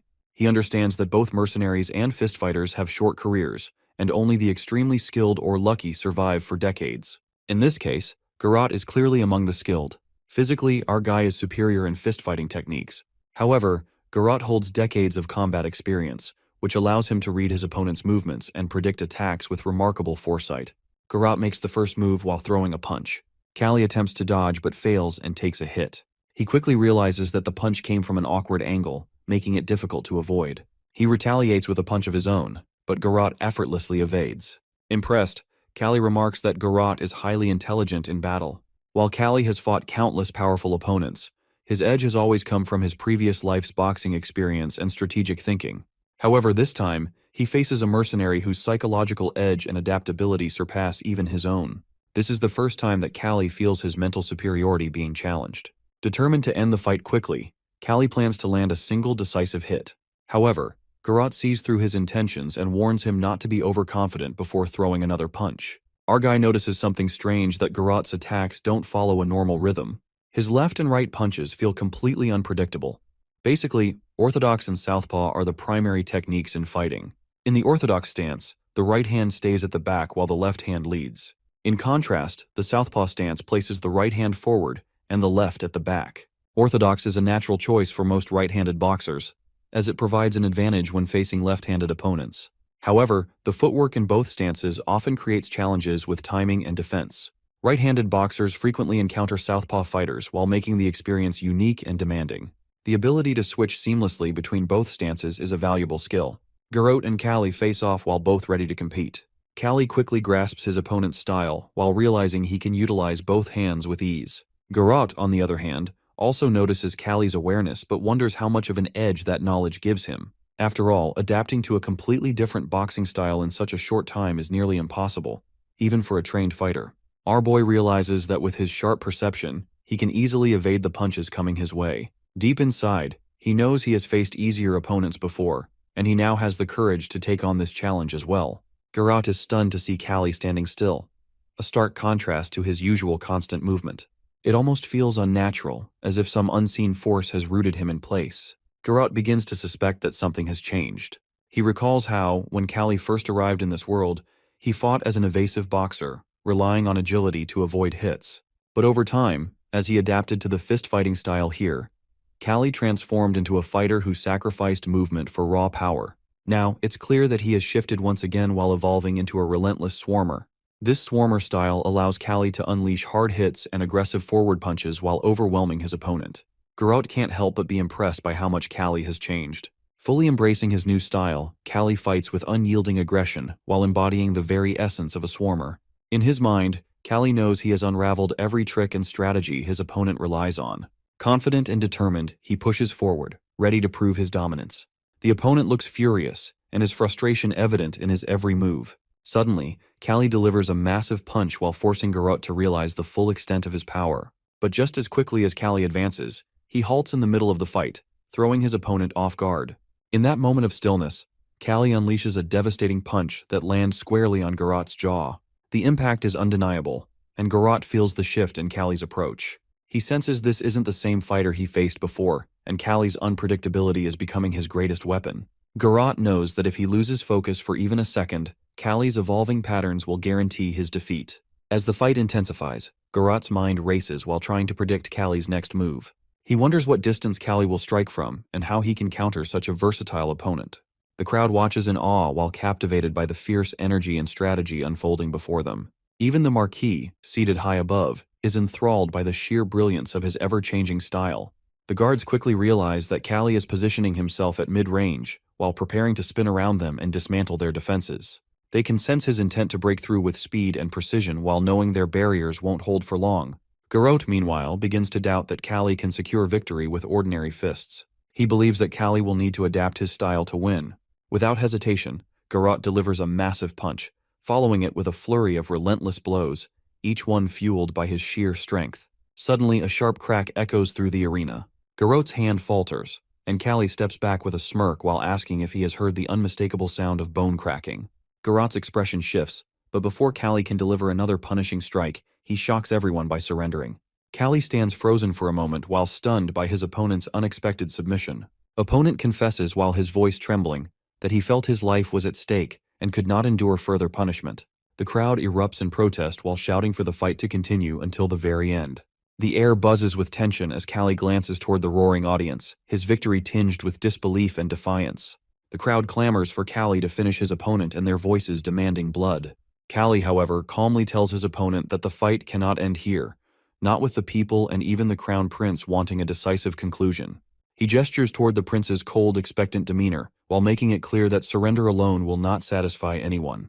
The opponent had initially viewed pugilism as little more than a sport, but Kalli's words shake him. He explains that to appease the restless audience, he must make the defeat dramatic. He instructs his opponent to scream while claiming his hand is broken, and he dislocates his shoulder instead. The plan unfolds quickly, and with a calculated move, Kalli dislocates his opponent's shoulder. The crowd erupts in cheers, thrilled by the spectacle. The defeated man collapses to the ground, writhing in pain, before being carried off on a stretcher. Kalli remains standing in the ring, victorious, soaking in the roaring approval of the audience. Garot, however, lies in silence, his mind fixated on the fight and the humiliation of defeat. He vows silently to repay this loss one day, while determined to face Baron Kalli Agest again. Elsewhere, a noblewoman turns to Blair while questioning whether Kalli is really cursed, for he fights with an almost otherworldly brilliance. Meanwhile, the doctor observes the scene, his thoughts clouded with guilt. He knows he had poisoned Kalli before the match, yet Kalli performed with extraordinary vitality and skill, defying the odds. The doctor resolves to start using stronger drugs, wondering how long he can deceive Kalli with painkillers before the truth becomes evident. The lady remains clueless about the growing conspiracy. Began, on the other hand, notices a collection of gifts and grows curious about their intended recipient. When he questions the butler, the man nods silently. Moments later, Began discovers a letter among the items and wonders if it might be from Count Joseph. Later, Kalli asks about the letter from Baron Joseph, to which Began replies that the Baron wishes to reconcile and put an end to their misunderstandings. However, our dude remains unmoved, unwilling to accept such a resolution. Sensing his hesitation, Began mentions that Baron Joseph shares a strong connection with Marquis Ealdrin. He further explains that Joseph will treat Kalli with respect, not out of kindness, but because making an enemy of the Marquess would be unwise. Still, Kalli remains skeptical. When our boy instructs Began to accompany him, Began refuses while stating that Count Joseph will not welcome him. Kalli simply shrugs while remarking that if Joseph truly disliked them, he should not have requested reconciliation in the first place. If things go poorly, they will simply be thrown out of the palace. But it was not Kalli who sought this meeting in the first place. The next day, in front of the Borelmal estate, Warren Joseph waits impatiently. He stands near the carriage, clearly irritated at having to pick up a mere slave fighter. Just as his frustration peaks, Kalli finally appears and casually asks if he is late. Without waiting for a response, he offers a brief apology while explaining that he had been busy elsewhere. Warren barely hides his disgust, but simply gestures for Kalli to enter the carriage. Before stepping inside, Kalli states that Began will be accompanying him. Warren's expression shifts to surprise, but before he can object, Kalli firmly repeats himself, "Began is coming." With a smirk, he adds that in this world, not only traitors but also those who harm women can walk around with confidence. The remark strikes a nerve. Annoyed, Warren slams the carriage door shut with unnecessary force, while his irritation evident in the sharp echo that follows. Began quickly realizes that Warren's frustration has only worsened, but Kalli remains indifferent. With a smirk, he remarks that he cannot be kind to someone who brings back bad memories. Suddenly, a sharp pain shoots through Calli's head while making him wince. Began notices immediately and asks if he's all right. Calli dismisses his concern while calling it just a migraine. But when Began offers to call a physician, Calli hesitates before admitting that the pain is worsening. He worries it might affect him in the second round of the tournament, yet he refuses to show any sign of weakness now. The carriage soon arrives at the palace, and they step out to be greeted by Count Joseph. With a polite but measured tone, the Count invites them inside for dinner. As they take their seats at the grand dining table, Calli decides to stir trouble. Began watches in shock as Calli eats in the most improper manner possible, devouring his food like a starving man, his table manners non-existent. His actions are deliberate while testing Count Joseph's patience. Meanwhile, Joseph observes him carefully, wondering if Calli would dare display such behavior in front of Marquis Eldrin as well. Warren, unable to tolerate the disrespect, suddenly stands from his chair while demanding that Calli compose himself and show proper etiquette. Feigning innocence, Calli apologizes while claiming that he is merely a man of humble origins. Before Warren can press further, Count Joseph intervenes while instructing his son not to be rude and to treat their guest with respect. Turning to Calli, the Count Joseph finally addresses the reason for their meeting. With a composed voice, he states that they need to resolve their misunderstandings. Hearing this, Calli's expression darkens. Fury flashes in his eyes as he processes the word misunderstandings. The Count presses on while suggesting they settle their resentment and even offering compensation if Calli desires something in return. At that, our guy scoffs. With an icy tone, he replies that his wife once told him never to accept gifts from strangers. Count Joseph's patience begins to wane. Irritation creeps into his expression, and his voice sharpens as he declares Calli's behavior intolerable. But before he can say more, his anger reaching its peak, suddenly hurls his glass of wine across the table. The room falls into stunned silence. Warren Joseph's face twists with rage. But before he can act, Calli coldly reminds Count Joseph of everything he has done. With a voice filled with contempt, Calli declares that he barely survived because of the Count's first son. Calli's voice drips with anger as he speaks. He reminds Count Joseph that he was sentenced to death simply for helping someone who had been humiliated by his eldest son. That so-called misunderstanding had cost him everything. He was thrown into a fight against a monstrous ogre and forced to survive with his legs barely functional from severe injuries. The mere memory of it fuels his rage. Fixing his cold gaze on the Count Joseph, Calli demands to know what right he has to speak of misunderstandings. He is no fool, and he refuses to pretend otherwise. Sensing the tension rising, Began steps in while urging Calli to calm down. Count Joseph, while maintaining his composed demeanor, attempts once more to ease the situation. He suggests that they continue on good terms while stating that it would be beneficial for the Agest family. With measured patience, the Count Joseph gives Calli one final chance. He asks whether he truly desires a relationship without any reconciliation. Reminding him that he too is a noble of the empire, he insists that Calli should act accordingly. At that moment, something shifts in Calli's mind. He realizes that, whether he likes it or not, reconciliation may be necessary. But that doesn't mean he will make it easy. With a smirk, he turns to Warren Joseph and calmly demands his leg in return. Silence falls over the room. Warren's face pales while his expression frozen in shock. Warren Joseph is left speechless while his face draining of color as Calli demands his leg. Panic sets in as Calli grabs a heavy hammer and slowly steps toward him. Desperate, Warren pleads for mercy, his voice shaking as he begs his father for help. But there is no escape. He is already tied up while lying helpless on the ground. Count Joseph, while watching with a cold expression, tells his son to accept his fate for the sake of their family. He reminds Warren that this sacrifice will strengthen their ties with the Marquis and the Crown Princess. If enduring this pain means securing their family's future, then so be it. Calli smirks while playing along with the act. He lifts the hammer high above his head while letting the tension build. Warren flinches while his breath hitching as Calli warns him to brace himself. With a swift motion, Calli swings the hammer down with full force. A deafening crack echoes through the hall. Warren screams while convinced his leg has been shattered. But as the dust settles, he realizes something strange, that his leg is untouched. Instead, the floor beneath him is cracked and broken. He stares in disbelief. His body trembles as Calli looks down at him with cold amusement. Then, turning to Count Joseph, Calli asks if he was truly willing to go through with this punishment. With a deep sigh, Count Joseph nods. He takes this as a sign that they should put their past conflicts behind them. Finally, Calli agrees, and with that, the long-standing feud is settled. Count Joseph thanks him, though the atmosphere remains tense. Calli then crouches beside Warren and warns him never to appear before him again because next time he won't hold back. Warren's body stiffens with fear and his terror evident in his wide eyes. With their business concluded, Calli and Began leave the palace. As they walk away, Began glances at him, while still shaken. He admits that for a moment, he truly believed Kalli would break Warren's leg. Kalli simply shrugs while replying that it wasn't worth the trouble. There was no real gain in crippling him, so he didn't bother. Back at the palace, Count Joseph orders his servants to stay quiet and see them off without a word. By the next day, rumors spread like wildfire, which was the news of the reconciliation between the Joseph and Agest families reaches every corner of the city. At the Aldrin mansion, Blair approaches the princess while inquiring about her condition. She responds that she is feeling better but still a bit unwell. Hearing this, the spellcaster exhales in relief while assuming that the strong painkillers she took are working. At least for now, she seems to be recovering. Meanwhile, her thoughts drift elsewhere toward Kalli.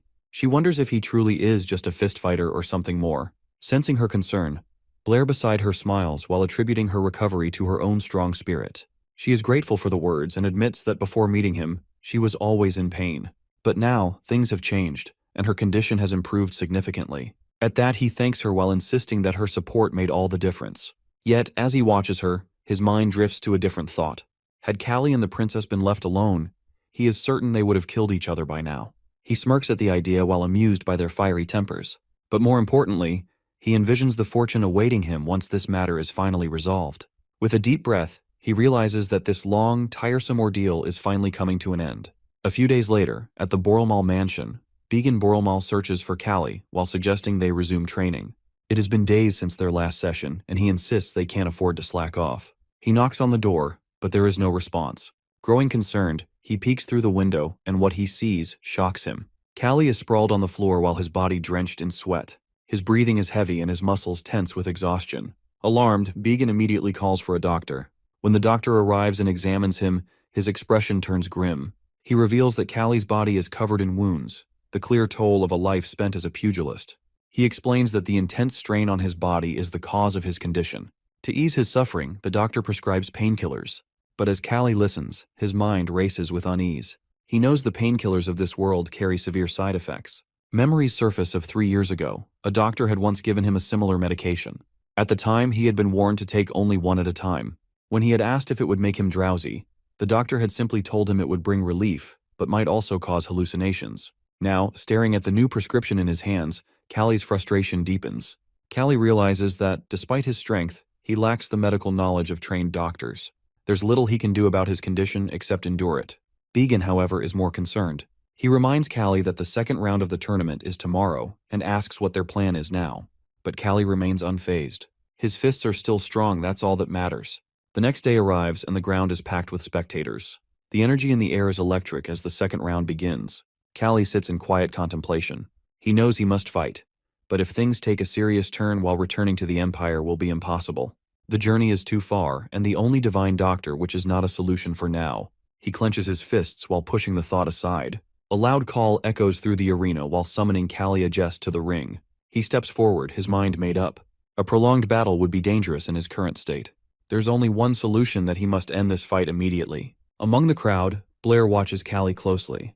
He marvels at how someone with such a battered body still has the will to fight. But in his mind, he doubts Kalli will last long. The match begins, and Kalli's opponent confidently steps forward. He boasts about his mastery of the Wistry style while declaring that he won't be defeated today. Kalli sighs. The man talks too much. The drum sounds while signaling the start of the battle. Both fighters face each other and their gazes locked. At first, the opponent underestimates Kalli's movements. He assumes his punches are slow until, in a flash, Kalli lands a devastating blow straight to his mouth. Blood sprays from the opponent's lips as he stumbles back in shock. Kalli smirks. He explains that making unnecessary noise during movement only makes it easier for the enemy to track his actions. Unlike his opponent, Kalli moves in silence. Before the man can react, our dude delivers another powerful strike. The force knocks him straight to the ground.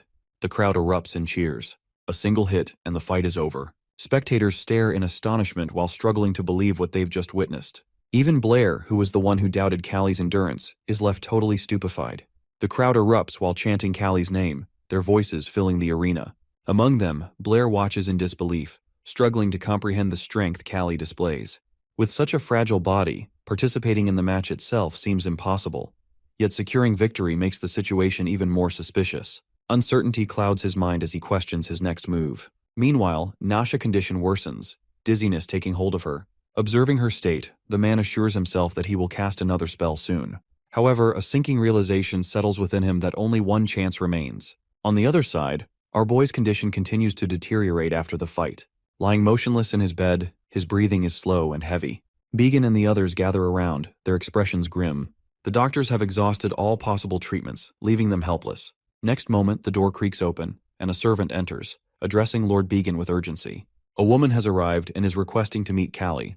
Moments later, she steps forward, her presence commanding attention. She introduces herself as a gypsy, instantly raising Began's suspicions. He questions whether she intends to use magic for healing.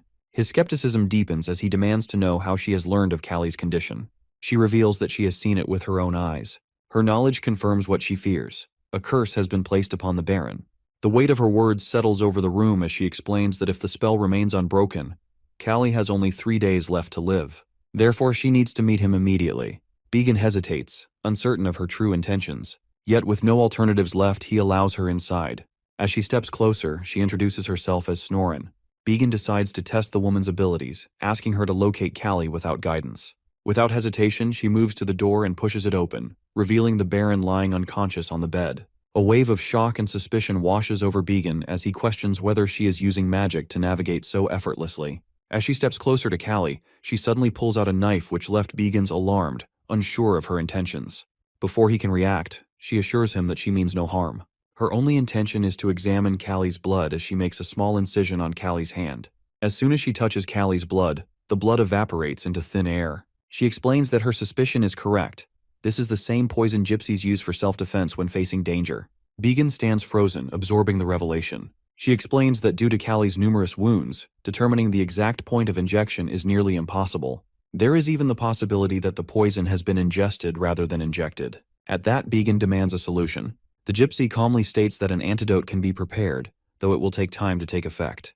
Without hesitation, she instructs him to gather the necessary ingredients. Meanwhile, Kalli drifts into a dream where he finds himself suspended in the air, unable to summon any energy in his body. A dizzying sensation overtakes him as memories from his past life flash before his eyes. He remembers the torment he endured, the beating he received in a fight, and the moment he perished. His previous life unravels, and he realizes it was merely a dream.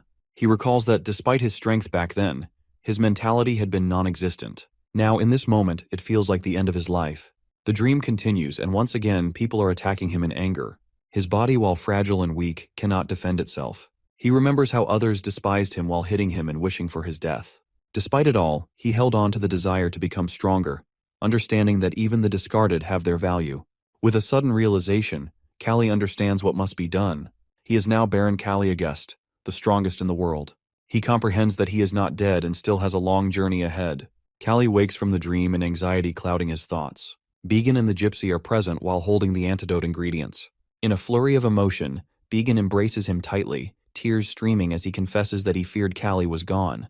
Kalli, though disturbed by Began's distress, gently urges him to release him. He then turns to the gypsy while seeking answers. The gypsy advises him to rest while promising to explain later. At that moment, Blair appears while gripping the gypsy by the arm with a knife. He commands Kalli and Began to stay still. The gypsy, alarmed, watches the knife in his hand, her worry palpable. The man curses Kalli while his words laced with venom. As Blair orders Began and Kalli to remain still, the antidote slips from their hands and falls to the ground. Began demands to know who the man is and how he managed to infiltrate the mansion. Blair reveals that all the guards are now asleep, and he believes the others should be unconscious by now. He begins to wonder if the gypsy has tricked them. The gypsy questions the man while asking if he is the one who poisoned our boxer. The man silences her, and she shifts into her magical mode. She sees a girl with dark brown hair and a pale face in her vision. Began recognizes the girl and asks if it is Nasha Aldrin. The man grows impatient and orders the gypsy to be quiet. Kalli, while deep in thought, connects the dots. Since wearing the necklace, he has been plagued by a persistent headache. He confronts the man while asking if Nasha is working with him. The man dismisses it while stating that it no longer matters, as Kalli's life is near its end. Kalli warns the man that he will beat him to death, and then take him to Nasha. The man, however, finds Kalli's threat laughable. Here is a poisoned man, barely clinging to life, who is threatening him. The Blair watches Kalli's fragile body and pale face and was unable to take the threat seriously. He wonders why the gypsy hasn't administered the antidote yet. Suspicion creeps in as he observes Kalli's confident eyes while wondering if this person on the brink of death truly poses any threat. Kalli and Began both land punches on the man's face. He considers using magic to make them sleep, but the punches keep coming. Suddenly, he releases the gypsy and collapses to the ground.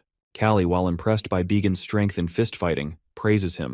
Later, he then drinks the antidote and turns to the gypsy while asking why she is here. She explains that she had another vision, in which she saw his lifeline nearing its end.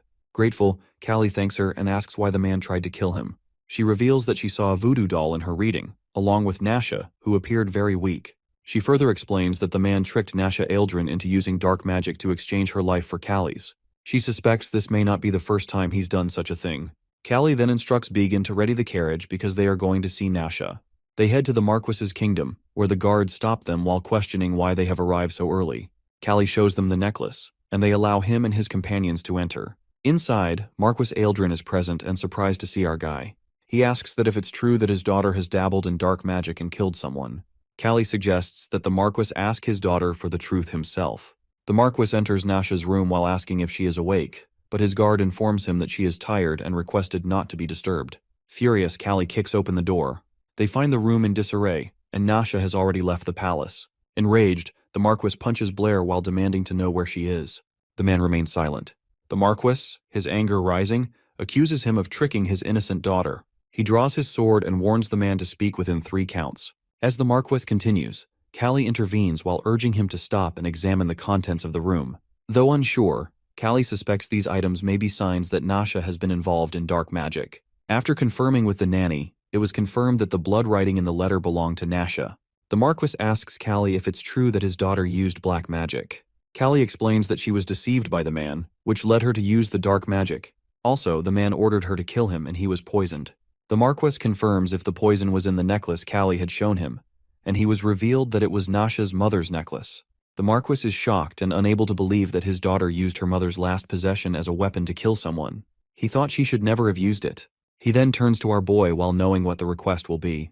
He, while understanding the situation, stays calm and remembers the kindness he had previously shown him. Suddenly, a guard runs into the room while informing the Marquis that Blair has escaped. The Marquis is shocked by the news and shouts at the guard. The guard explains that Blair disguised himself as a maid. He also mentions that the soldiers are searching for him. The Marquis orders the guard to keep a close watch and find Blair. Kalli, upon hearing this, becomes even angrier. 2 days later, Kalli sits in a room with Snoren. His body is recovering, and the gypsy instructs him to mix silver powder with boiled water and drink it twice a day. Our guy asks how long Snoren plans to stay in the mansion. She explains that, since his condition is improving, she seeks permission to stay and monitor his progress.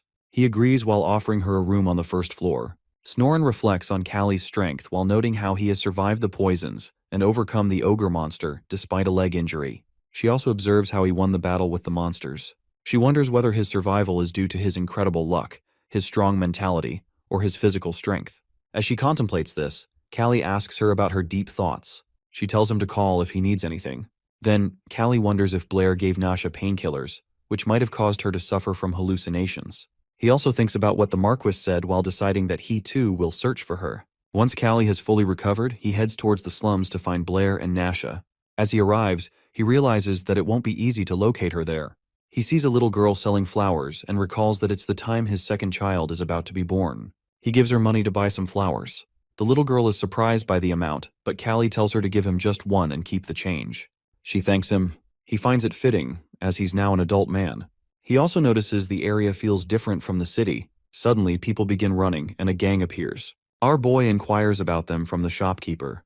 The shopkeeper explains that it's the Dyad gang, which is here to collect protection taxes, that is essentially robbery. He asks the shopkeeper to call the guards, but the shopkeeper refuses as everyone bribes the gang. He warns our guy not to get involved, as the gang can kill without hesitation and bury the bodies underground. Kalli feels frustrated but knows he can't ignore the situation. As he watches, one of the gang members kicks the flower-selling girl. Our guy is shocked. The gang members take the silver coin from the girl while wondering where she got it. They then approach the fruit shopkeeper while demanding a bribe for protection. Without hesitation, Kalli punches one gang member in the mouth. The rest of the gang members question why he's fighting with them. They prepare to fight with him. At that, he tells them that he knows exactly who they are. 2 gang members discuss whether Kalli is the one their brother spoke of, with one of them recognizing the scar on his nose and his blonde hair. The gang taunts him, while saying that he's now in the right hands. He challenges them to come at him. As they charge, he kicks one in the mouth and begins punching the others. Meanwhile, the remaining gang members watch in frustration as Kalli continues to challenge them. In the underground waterway, Blair anxiously plans his escape. Suddenly, a voice calls out to him. Turning around, he sees Nasha Aldrin standing there. Confused, he wonders how she got there. She reminds him that he had already instructed her to come to this place if he failed to arrive. Realization dawns. He had given her those instructions in case he failed to kill Kalli. His mind races as he contemplates his next move. Nasha questions him about the spell. He admits that it failed, as Kalli's life force was too strong to be consumed by the curse. She laughs at his words, though pain lingers in her expression. While gripping her head, she accuses him of lying. She recalls how he had confidently walked away while claiming he would cast another spell, yet something about his actions felt suspicious. The dizziness she experienced was the clear symptom of a painkiller overdose, which only confirms her doubts. She demands to know if he truly believed she wouldn't notice. Her voice sharpens as she declares that his spell never worked on the boxer. Blair's expression darkens. He assumes that she has lost her mind and, with a sneer, tells her to blame herself for being naive. Grabbing a wooden plank, he raises it while ready to strike her down. But before he can act, a sudden blow lands on his back. He collapses and stunned, as royal guards emerge from the shadows. Lying on the ground, he hears Nasha's voice, filled with disappointment. She tells him to feel ashamed. Despite everything, she had wanted to trust him until the very end. But his deceit has shattered that trust beyond repair. Meanwhile, on the other side of the city, Kalli continues to face the Dyad gang. More gang members emerge and their numbers growing as the fight escalates. Kalli wanted to end the fight quickly, but the gang members refused to back down. Swords flashed as some attacked while others called for reinforcements. More fighters flooded the area and their sole aim was to kill him. Dodging the first strike, Kalli moved with precision while evading every attack. One of the gang members lunged at him with a knife, but before the blade could reach him, Kalli seized his arm in an iron grip and dislocated it with a sharp twist. A scream of agony echoed as the opponent collapsed while writhing in pain. Without hesitation, Kalli delivered a brutal punch while knocking him unconscious. Another attacker rushed forward with blade in hand, but before he could strike, more gang members arrived. The entire Dyad gang had assembled and their sheer numbers overwhelming. One of the opponents sneered while declaring that Kalli wouldn't leave alive. Frustrated by his arrogance, Kalli cut him off mid-sentence with a devastating punch to the face. The man staggered backward, blood spilling from his mouth, while the others seethed with fury. The gang surged toward him, weapons raised and their rage fueling their every move. From a distance, the gang leader observed the chaos unfold. Yet, despite their numbers, hesitation crept in. No one wanted to be the first to challenge the man who had already crushed so many of their own. Fingers pointed in every direction as they urged each other to move forward, but fear lingered beneath their bravado. Kalli delivers a strong blow to an opponent's face, then follows up with powerful punches and relentless strikes. His kicks land with lethal force while taking down gang members one by one.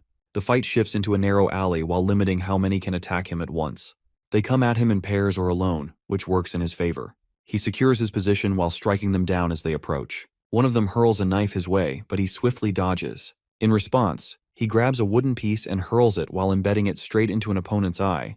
The gang leader, while seething with rage, orders his men to charge all at once while threatening death to any who hesitate. Kalli doesn't slow down. Without a second thought, he surges forward while closing the distance in a flash. His fist crashes into the opponent with devastating force. Kalli keeps on beating the gang members. Then, he takes out the knife lodged in his shoulder and throws it aside. The people in the market are shocked to see him fight alone and defeat all of them. Meanwhile, the gang leader remains furious. Frustrated by the loss of his entire gang, he turns to Nasha, considering a way to eliminate Kalli. Determined to take matters into his own hands, he orders the people to step aside while preparing to kill Kalli himself. However, our boxer intervenes while tackling him to the ground and dislocating his arm. The crowd erupts in joy while celebrating his defeat. As the gang leader lies there, he believes that once our guy is gone, the people will be doomed.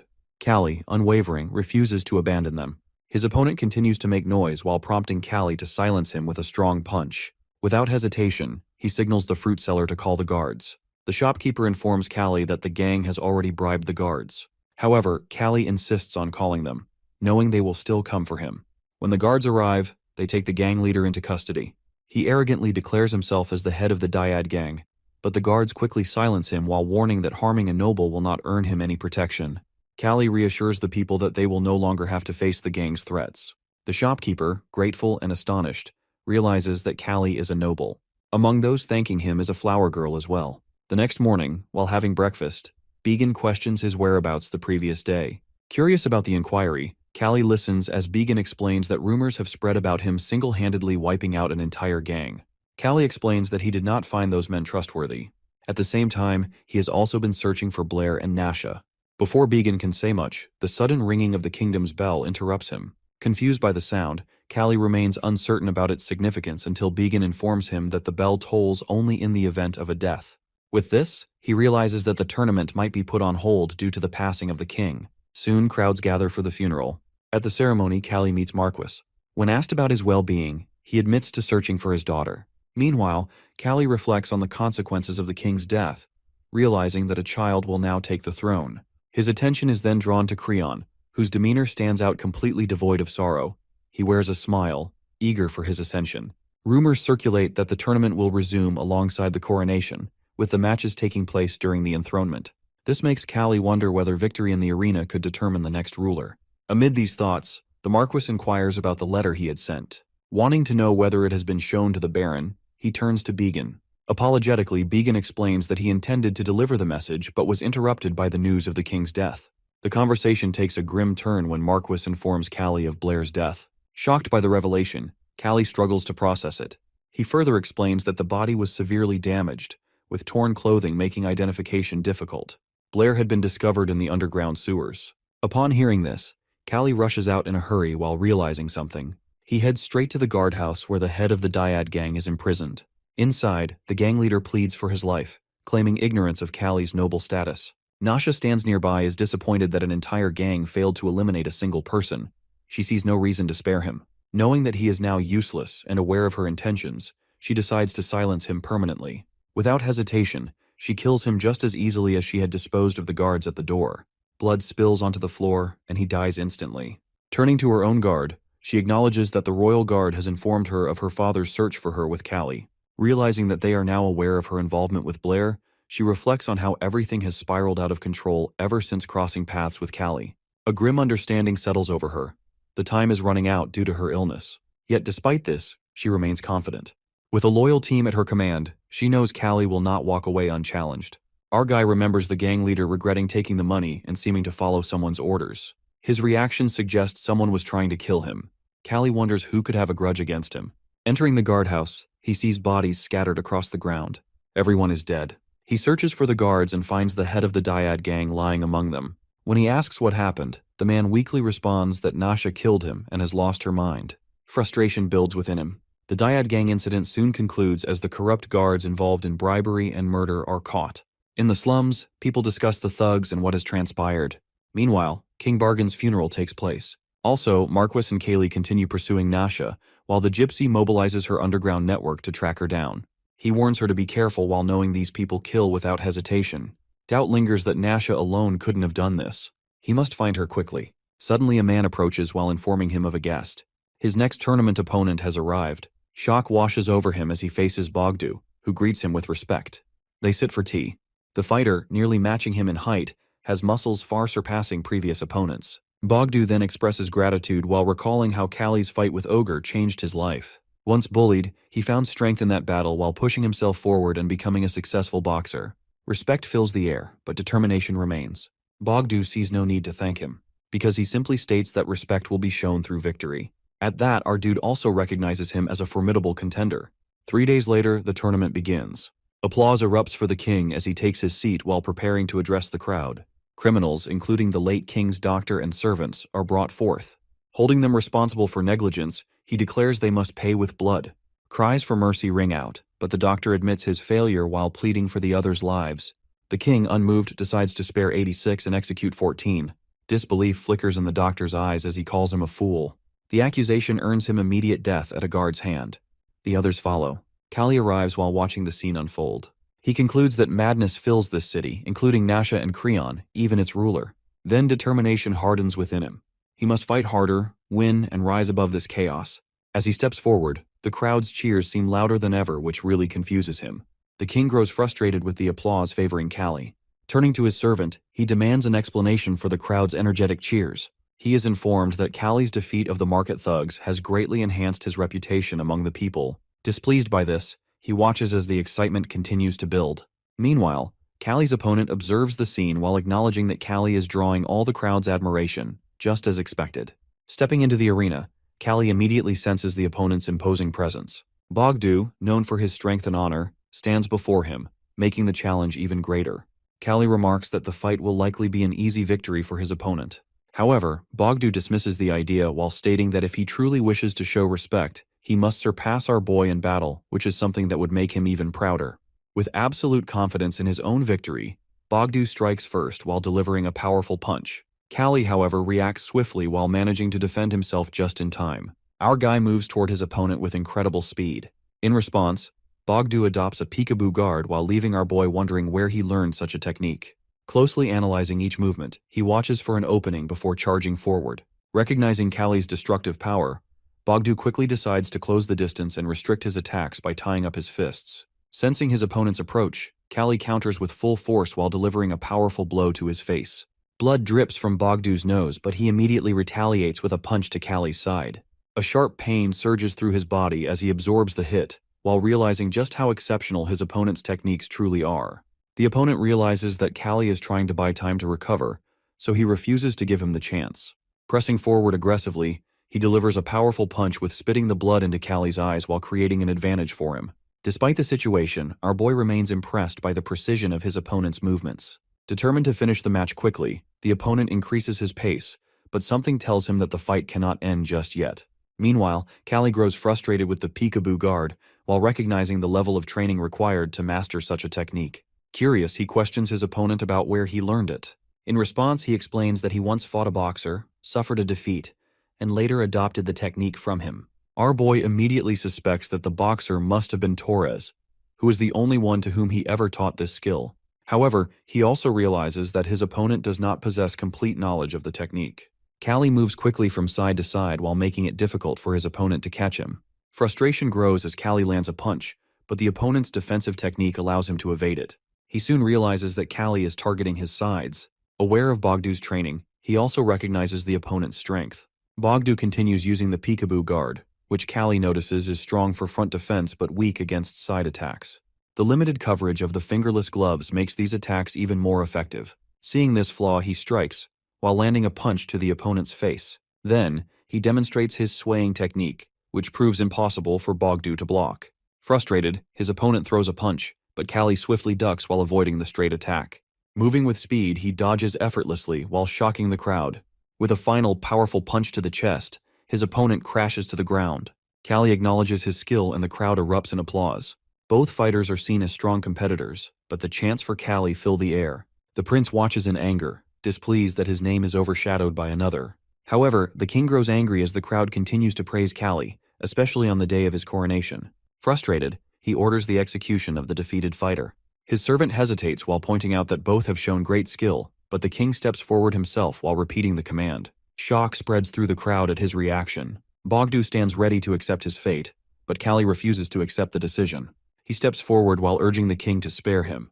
The king, growing more impatient, demands the execution to proceed immediately. For Kalli, this is unacceptable, as Bogdu has given his all in battle. He warns that killing him would invoke the wrath of the war god. At this, the king finally orders him to be spared. The crowd, moved by Kalli's words, joins in, pleading for mercy until the decision is final. Meanwhile, Count Joseph is shocked to see that the audience is moved by his words, just like it happened 4 years ago. The chant for mercy is continued while King is totally shocked with the turn of event. All the people cry for mercy while defying the royal command. Meanwhile, our boy stands in the middle of the ground as a victor. Infuriated by the turn of events, the king orders a guard to bring a bow while deciding to kill the man himself. As he moves forward, Marquis Ealdrin steps in to stop him, but he refuses to forgive. He ignores his teacher's words. The Marquis urges him to stop, while warning that it will cost his dignity. He then pleads for true composure, while reminding him of the image a king must uphold. The king finally smiles and declares the fight excellent. The crowd erupts in praise, celebrating his mercy, but Kalli a jest lingers in his mind. He silently vows to kill him one day. Meanwhile, Marquis thinks that how right Kalli was that in the arena, Victor is a king who is now our boy. Later, in the boxer's waiting room, Began tells Kalli the fight was reckless. Kalli remains confident they will not kill him, but Began still sees it as reckless. He remembers the fight with Ogre, where spectators demanded mercy and changed the ruling. He urges Kalli to withdraw from the tournament and return. Kalli silences him while stating he knows the king is just a kid who throws tantrums. Kalli asks Began to increase security around the manor. Confident in his victory, he prepares to become the tournament champion. Began stands beside him, baffled but offering support. At the royal annex, the king grows frustrated with the slave. Thoughts of Kalli fill his mind while fueling his anger. Suddenly, Nasha appears and questions his frustration. He feels pleased to see her. She asks about the match while calling Kalli an arrogant slave. She also mentions her father's support for him influenced by the late king's passing. He agrees, calling Marquis Eldrin a scoundrel. She admits this is why she left home. The king reassures her while saying no one knows about her, and offers guards for protection if she wishes. She feels satisfied while knowing he will follow her requests. The medicine she gave him keeps him unstable. She then asks him to send a secret message to Duke Rudefalling. A few days later, Kalli finds a letter from the Duke. Began informs him that Rudefalling belongs to one of the 5 great ducal houses, while commanding 500 armed soldiers. Seeing the opportunity, Kalli decides to visit now that the king's funeral is over. Began tells Kalli the Duke might be seeking profit under King Creon's rule. At that, our boy remains unconcerned while trusting Marquis Eldrin to handle it. Began then mentions the Duke wants a private meeting while noticing the letter lacks Rudefalling's seal. Our boy realizes he wants to deny involvement if things won't turn out in his favor. Basically, the aristocratic factions of the kingdom revolve around the 5 dukes and Marquis Eldrin.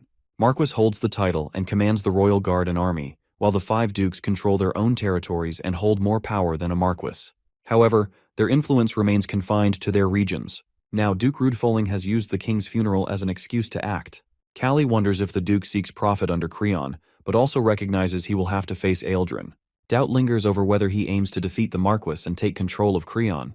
Thoughts race about who might be supporting the king from the shadows. He also considers how both Rudefalling and Eldrin work to bring more influential nobles into the city. Before, their intentions toward him were unclear, but now the letter confirms his value. Frustration grows at being pulled into political schemes again. He thinks of following Began's advice and returning to his land but refuses to leave without victory. After thinking for a while, he decides that he has been done to become a pawn of the nobles. Resolute, he decides to go out and asks Began to bring his coat. Later, the Duke thanks Kalli for coming, not expecting it since he supports Marquis Eldrin. Kalli finds it fair to meet both sides. He notices the Duke's both subordinates are armed. Before the Duke can speak, Kalli questions why private soldiers have been brought to the capital because it seems quite suspicious for a Duke to do so. The Duke asks if this doubt comes from the Marquis. Our boy realizes that Eldrin holds no land but has the authority to command soldiers.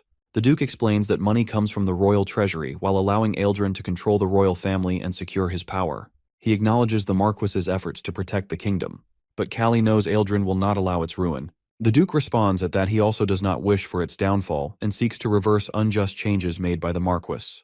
To our boy, the Duke's justification feels suspicious. Kalli asks about his own value in the Duke's eyes. He questions whether he intends to seize power with Creon's support. The Duke admits that Kalli, who is now favored by the people, would be a great asset. If Eldrin is to be removed, Kalli must take his side. Needing Kalli's support, he presents a choice, whether to be an enemy or a friend. Kalli chooses to be an enemy, and dryly comments the age gap too large for any friendship. Then the Duke asks if he does not fear for his life, to which he responds that a pugilist boxer's life is always at risk. The Duke tells him to leave but warns that he will be killed soon. It is an unfortunate turn for Kalli. Before he can go, the Duke stops him with one last question that why he favors Eldrin over the Duke. Kalli replies that whether it is Marquis Eldrin or Duke Rudefalling, the kingdom will function on its own. However, he dislikes his attitude while unwilling to befriend someone who refuses to accept a loss. Insulted, he grows frustrated. Thoughts of killing Kalli in public cross his mind, and he begins searching into Kalli's past. A guard questions whether Kalli was once a gladiator, but the Duke silences him. Kalli returns, and Began is relieved to see him, while admitting his concern. When asked about the Duke, Kalli dismisses him as a snake, while having no intention of siding with him. On their way, they stop at Marquis Eldrin's mansion and report the incident. Kalli decides to support Eldrin while finding his intentions clear. Began sees it as a wise choice. Knowing support for the Duke would only make Kalli a puppet. Later, Kalli prepares for a bath, his mind drifting to an event in the western desert a year ago. He reflects on the snake that will not last long. Nearby, Iskander hesitates before speaking. He asks if Kalli killed his second brother, Orestes. Aware of the conflict between the elder and second brothers, he reveals their desire to invade the kingdom and spark civil war. Kalli advises him to maintain good relations with them, because he is having no interest in the throne. Kalli tells him that since Filippo is his brother, he does not want a major fight with him, while he is simply showing trust and follow him. He adds that Philippos and Iskander see him as a hero for preventing civil war, and realizes that staying in the palace would have made him Filippo's puppet. He has no regrets about leaving the empire and embracing a second chance. While taking a bath, the door suddenly bursts open with a harsh sound. Bogdu stands there, catching Kalli by surprise. He questions why he is there and if he has come for a fight. Bogdu explains that he wants to thank him for the last match, but Kalli only wants to finish bathing. Bogdu, not done talking, expresses deep gratitude for saving his life. He declares his loyalty and vows to dedicate everything to him. Kalli, still wanting to bathe, grows impatient. Bogdu refuses to leave without a satisfactory answer. At that, our boy tells him to stay in the manor as a guest and then forces him out of the bathroom. Stepping outside, he notices a group of girls nearby, watching and whispering about him. They seem to be enjoying the scene. Annoyed, he orders them to leave and they quickly run away. A week remains before the 4th round of the tournament. In Boromar Manor, located in Wings District, our guy is still recovering from the fight with Bogdu. Though not fully healed, he is in much better condition than other boxers while feeling lucky to have suffered fewer injuries. Bogdu asks if his technique will work. Kalli points out that his balance is unstable due to his oversized upper body compared to his lower body. He explains that an imbalance in the body causes instability in weight and a loss of power. Bogdu finds his knowledge of techniques far greater than expected. Our guy questions what kind of image he was supposed to have. When he answers the fiery one, then he gets a kick from our boy. Changing the subject, Kalli asks about his match with Torres. Bogdu recalls fighting him a year ago in Wistry, where Torres demonstrated an exceptional Wistry-style technique. When asked about the reason for his loss, he admits he was completely crushed. He explains that he tried to break Torres's guard but was knocked down in a single blow. Curious, he asks Baron about his familiarity with the style. Baron reveals that he was the one who taught Torres Wistry-style boxing. Bogdu is shocked to learn he was Torres's mentor, but our boy clarifies that they were fellow boxers and he had simply passed on the technique. Kalli adds that Torres has achieved 200 official wins in 4 years, proving his exceptional skill. As they continue talking, Snoren arrives. Our dude asks if she brings any news, but she first greets Bogdu, who is new to her. He introduces himself as Kalli's subordinate. The gypsy decides to leave them to their training and speak with Kalli afterward. He agrees to meet her later. Bogdu teases Kalli about Snoren, but Kalli dismisses it while stating he is married, and she is a gypsy residing in the manor. He finds such talk disgusting. Meanwhile, at the Royal Palace Council, Marquis Eldrin is shocked to learn the king's decision to replace the lacking royal guards with Duke Rudafalling's private troops. The king justifies this by claiming that illegal smuggling has increased during the tournament, while making it necessary to maintain order in the capital without using royal guards. Marquis sees the decision as foolish while believing appointing the Duke as treasurer was already excessive. He argues that Rudafalling's troops are infamous for their brutality and unsuitable for maintaining order. The Duke, however, promises they will not harm civilians. Marquis worries that if the two factions clash, civil war will erupt, leading to the kingdom's destruction. He still has not found Nasha, and the king is slipping further out of control. He also suspects a third party influencing Creon's newfound boldness. Listening from behind the room, Nasha notices her father trembling. She knows she has no future and believes everyone will go down with her. Later, Snoren informs Kalli that her magical investigation confirms Nasha's presence in the capital, specifically in the royal palace. He asks if she can determine who Nasha is connected with. It is the 4th round of the tournament. Thoughts of finding Nasha distract Kalli, but he decides to focus on it later. He and his opponent stand in the ring, facing each other. He observes his opponent's balanced stance and anticipates a good match. The drums sound while signaling the start of the fight. The opponent rushes forward, throwing a powerful punch, but Kalli swiftly dodges. Realizing his opponent's impressive skill, he sharpens his focus. As he continues evading the attacks, he suddenly delivers a forceful punch to his opponent's face. Blood drips from the opponent's nose, yet he remains ready to fight. Kalli wonders why his opponent hesitates to attack. He expects a fierce battle while knowing that boxers must risk their lives to win and survive. Defeat means no future. Instead of finishing his opponent, Kalli spares him, making a silent protest against the king's unjust laws.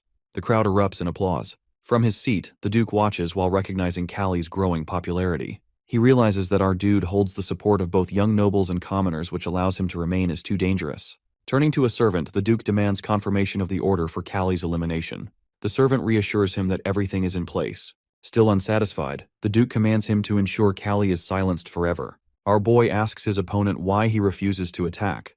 The opponent wonders if Kalli is mocking him by holding back, but he remembers the bribe that if he defeats Kalli, he will receive enough money to secure his family's future for generations. Determined to win, he decides to fight with full force. He lunges forward, throwing a strike.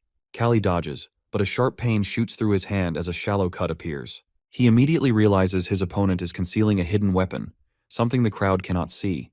The referee should have noticed, yet he deliberately ignores it. Frustration builds as Kalli understands the referee and the opponent are working together. He wonders whether Creon or the Duke is behind this. The crowd begins to notice the growing wounds on Kalli's body, suspecting the opponent's leather straps. Annoyance turns to anger as Kalli assesses the situation. The opponent believes Kalli is losing while anticipating his reward. Seizing the moment, he moves in for another punch, but Kalli counters. The impact sends the referee sprawling to the ground. With no official to interfere, Kalli shifts his stance while moving swiftly to avoid the opponent's next attack. Then he grabs his opponent's mouth while telling him this is not the end. He has given him a chance to prove his skills because if he falls too easily, the king will have him killed. The opponent pleads for mercy, but Kalli has already spared him enough. Without hesitation, he slams him down and stands victorious. Frustration burns inside him as he glares at the Duke, who has been scheming to make him lose. The Duke turns to his servant while demanding answers, but there are none. Despite bribing both the opponent and the referee, he realizes Kalli is too skilled to be defeated so easily. The crowd buzzes with excitement, many believing Kalli Adjust will be the next champion. Others argue that Torres, with 200 victories, is an equally strong contender. However, Kalli's growing popularity has overshadowed even the best boxers, including Torres. Regardless of the rumors, Torres remains focused. He steps forward while preparing for his match. Kalli watches closely, recalling Bogdu's words about Torres using a close guard technique a year ago. He wonders if Torres has changed his style or if he still relies on the same methods. He also questions how fighters here improve since there are no specialized trainers. Kalli wonders if abandoning a familiar fighting style is a gamble for his old friend. Meanwhile, Torres' opponent lands a powerful punch and the crowd erupts in applause. But Kalli refuses to accept it. He finds it hard to believe that someone with Torres' size and skill could struggle against an opponent with poor targeting. He studies Torres closely while questioning whether he stretches his body before impact to reduce force, steps back to dodge, or twists to dissipate the shock. Then he realizes Torres is neutralizing the opponent's attacks, which is a backup plan when guarding completely fails. It is a technique similar to practical precognition, used only as a last resort. Suddenly, Torres delivers a devastating punch to his opponent's ribs, securing victory. Kalli watches in shock, recognizing movements that resemble Chinese martial arts. Despite his surprise, he finds the match entertaining. With the semifinals set, the tournament now comes down to Torres and Kalli. After his recent victory, Torres' thoughts drift to his upcoming match with our boy. He already studies the latest matches of Kalli and notices that, unlike before, when our boy relied mainly on sharpness, now he perfects his technique, stamina, and mental strength. It feels like he becomes a completely different person, someone who returns from the miracle of losing his boxing career and rising again. Torres now wonders whether he can truly defeat him. He never has the chance before because Kalli leaves too early, but now he finally gets a chance to fight the only boxer who can rival him. Defeating him means he can prove that he is the strongest boxer ever. For this purpose, he is determined to win. A few days later, after the 4th round, our dude trains with Bogdu. He already observes Torres' style and wants to experiment with it. Bogdu is a little hesitant to hit him, but when he insists, Bogdu's expression turns serious. Then he charges at Kalli. Kalli dodges and mimics Torres' style. However, he ends up with an injured face from Bogdu's fist. Now he observes Torres' fighting style again, trying to apply it to his match. He understands that he can mimic it for a while, but doing it for the whole match, while detecting the opponent's movements, dodging their attacks, and maintaining precision, is too demanding for him. He concludes that Torres gains such superior technique through 200 matches of experience, something he can't catch up to with mere training. Getting up, he decides it is useless to pursue this technique any further and gives up on it. Bogdu, however, becomes concerned about his love life as he asks how he ends up with Azalea. Kalli's embarrassed expression shows that the whole time he is only saving her from danger. Bogdu thinks for a moment. Knowing her wandering lifestyle, our boy tells Bogdu to forget about Snoren, since she is a gypsy and can't stay in one place. Bogdu declares he will follow her everywhere. He even brags about how Snoren reads his fortune and concludes that he is rigid and stubborn. Kalli thinks anyone can figure that out without fortune-telling skill. Bogdu continues proudly, assuming she must like him because she once said he can make any woman happy. Vegan arrives just in time to save Kalli from the awkward conversation about love. He informs him about a banquet invitation from the royal palace. Kalli doubts Creon would ever invite him. Vegan explains that the banquet is a celebration for the tournament, since it has now reached the semi-finals, so Kalli must attend. He also warns that Rutifoling soldiers are moving around with hostility, as if a war between them and Eldrin soldiers could break out at any moment. Then he instructs his subordinates not to go outside unnecessarily after the banquet, because he suspects Rutifoling soldiers might try to cause trouble. Meanwhile, Rutifoling is receiving a report about our boy from his subordinate.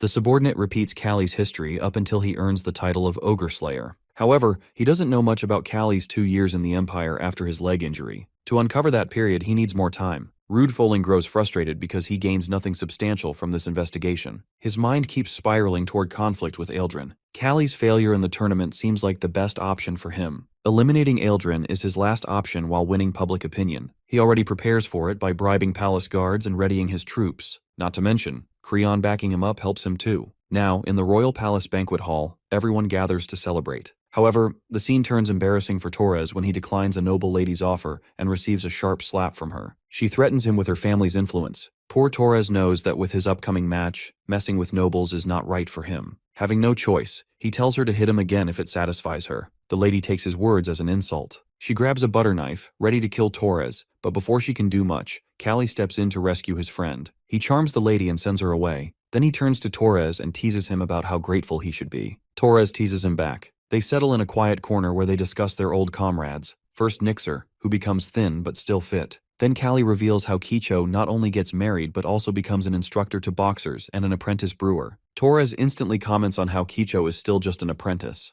Then he asks about Azalea. Kalli tells him about their second child and hopes it will be a girl. Torres remarks that Kalli is unfit to become a parent. At that moment, Kalli's expression softens. This is the first real conversation he has after so long. Talking to nobles feels like wearing a mask, but with Torres, he doesn't need to pretend. His thoughts are interrupted when Doraemon arrives to fetch Torres but greets Kalli out of courtesy. Torres, however, is not interested in entertaining nobles, but Doraemon persistently drags him away. At that moment, an announcement is made. Creon appears with his fiancée. He raises his glass for the champions who make it to the semi-finals. Then he dedicates half of the victory to his late father and half to his fiancée and his people. While everyone cheers for him, he doesn't feel like being there at all, already feeling sick. His mention of semi-final celebration also makes Kalli remember that he is going to face Torres in the match. Everyone sees him as some boxing genius, but in reality, it is Torres who has carried the Adjesti's boxing weight on his shoulders for so long. However, he is determined to defeat his friend and become the strongest. After the banquet ends, he is seen training with his faithful subordinates. Bogdu is already tired, so he continues with Vegan. Meanwhile, Vegan truly improves as he remains determined to keep training alongside Kalli to suppress the other boxers. At the same time, the conspiracy of royals and nobles keeps unfolding behind the match. During that time, the day of the semi-finals finally arrives. At last, Torres and Kalli stand facing each other inside the ring. Meanwhile, before the match, the conspiracy to win public opinion continues. Rude Foling spends a generous amount of money to distribute bread to the audience gathering for the match. Seeing the crowd having bread, Aldrin worries because this is not something he can afford. Creon's involvement also keeps diminishing his influence with the nobles. All he can rely on now is Kalli's victory. After that, he needs to keep their champion in the capital. He knows that if Kalli wins, his influence over the nobles, and the only thing keeping him standing against his opponent, depends entirely on that victory. The only thing troubling him is Kalli's declaration not to return to his hometown until he will find Nasha. Now in the ring, our boy assesses his opponent. He knows that unlike him, someone who comes from another world with the knowledge and technique of modern boxing, Torres grows purely through instinct. That alone makes Torres a truly formidable enemy. Still, our boy is determined to win. Torres, on the other hand, shares the same determination. Listening to Torres declaring that Kalli is the best player, he questions his confidence in his strength. Torres confirms it because he has seen Kalli's mental fortitude, skill, and stamina throughout all of his matches. He knows Kalli is the best opponent he is going to defeat today. Seeing Torres' burning determination, our boy is also fueled. Both of them disappear from their places and charge at each other. Torres attacks and Kalli dodges. Bogdu, watching the match keenly, understands that at the peak of their stamina, it is unlikely either of them will land a clean hit. Both boxers keep trying to strike. Suddenly, our boy's eyes catch an opening in Torres' stomach. His eyes flash as he prepares to hit, but Torres catches his intention and defends his weak point. Kalli grits his teeth at the sight. Torres is already preparing his fist again. Kalli blocks the punch, but the force of the attack sends him stepping backward. His mind spins, trying to understand how Torres tracked his fist so precisely with just his eyes. He realizes that Torres gained this ability by observing all of his previous matches, which helped him develop this quality of active defense. Torres has already observed that he holds the upper hand over our boy. He understands from his previous matches that superior technique alone doesn't decide a boxing match. That is why he has never fallen behind anyone. Now, when Kalli raises his fist against him, Torres knows he can finally win against his old rival as well. Our boy manages to land a hit at last, but he immediately realizes something is wrong. He feels no impact at all. Torres has slipped away from the blow at last moment. With dread, he understands that the counterattack coming in response will be terrifying. He is right as a hard punch is about to slam into his stomach, but his reflexes save him, allowing him to block the attack just in time. Looking at his opponent, he finally considers the possibility of losing. He recalls every match he has fought against stronger opponents, battles that pushed him to the edge, forcing him to grow and counter their strengths in order to win. He understands that he has to apply the same strategy with Torres. Because Torres is another insurmountable wall, he must give his absolute best. He tries again to punch his opponent, but he already knows that Torres's active defense is his real enemy. With determination, he comes up with a plan to disrupt the rhythm of his opponent's defense. When Kalli suddenly stops attacking, Torres is taken aback. He immediately realizes Kalli is planning something. Torres then lands a punch to Kalli's side, and this time Kalli doesn't even bother to dodge. Ordinary technique won't work against Torres, so by taking the hit he creates an opening. He gets that opening when his fist finally lands on Torres's cheek, drawing a slight bleed. Torres's punch lands on his face at the same time. Now the match turns into a close-range barrage. Kalli grows frustrated as Torres's superior technique keeps clashing with his attack points, preventing him from landing a decisive blow. He needs to find a way to break through. Torres, on the other hand, finds his opening. He calls out to our boy darkly. He raises his fist, and as soon as Kalli defends with his arms, Torres opens his hand, slips through Kalli's guard, and forms a fist again. In the next moment, he lands a decisive hit on Kalli's chin. The impact is brutal, and pure pain flashes across our boy's expression. Kalli suppresses the pain in the next moment and gets ready to fight again. This time, his punch lands perfectly on Torres's temple. Torres recovers from the attack, though he is blinded for a moment, giving Kalli an opening. Now Torres plans to disable our boy's fist. Kalli, on the other hand, grows frustrated as it becomes harder for him to defeat his opponent in a close-range fight. Again, both of them prepare to strike each other. Kalli understands that Torres isn't afraid of being beaten up, but is waiting for him to come in low. As expected, he finally hits Torres in the face, a blow strong enough to possibly crack his jaw. Torres falls and collapses on our boy, leaving the audience confused about what just happened. Both of them regain awareness as the referee rushes toward them. Their respective supporters in the audience shout encouragement for both fighters. Meanwhile, Kalli looks at his opponent carefully. For a moment, he thinks he has lost. Not to mention his ribs are broken in 3 places, and the ligaments in his left wrist are stretched. He understands that another hit to his jaw will cost him his teeth.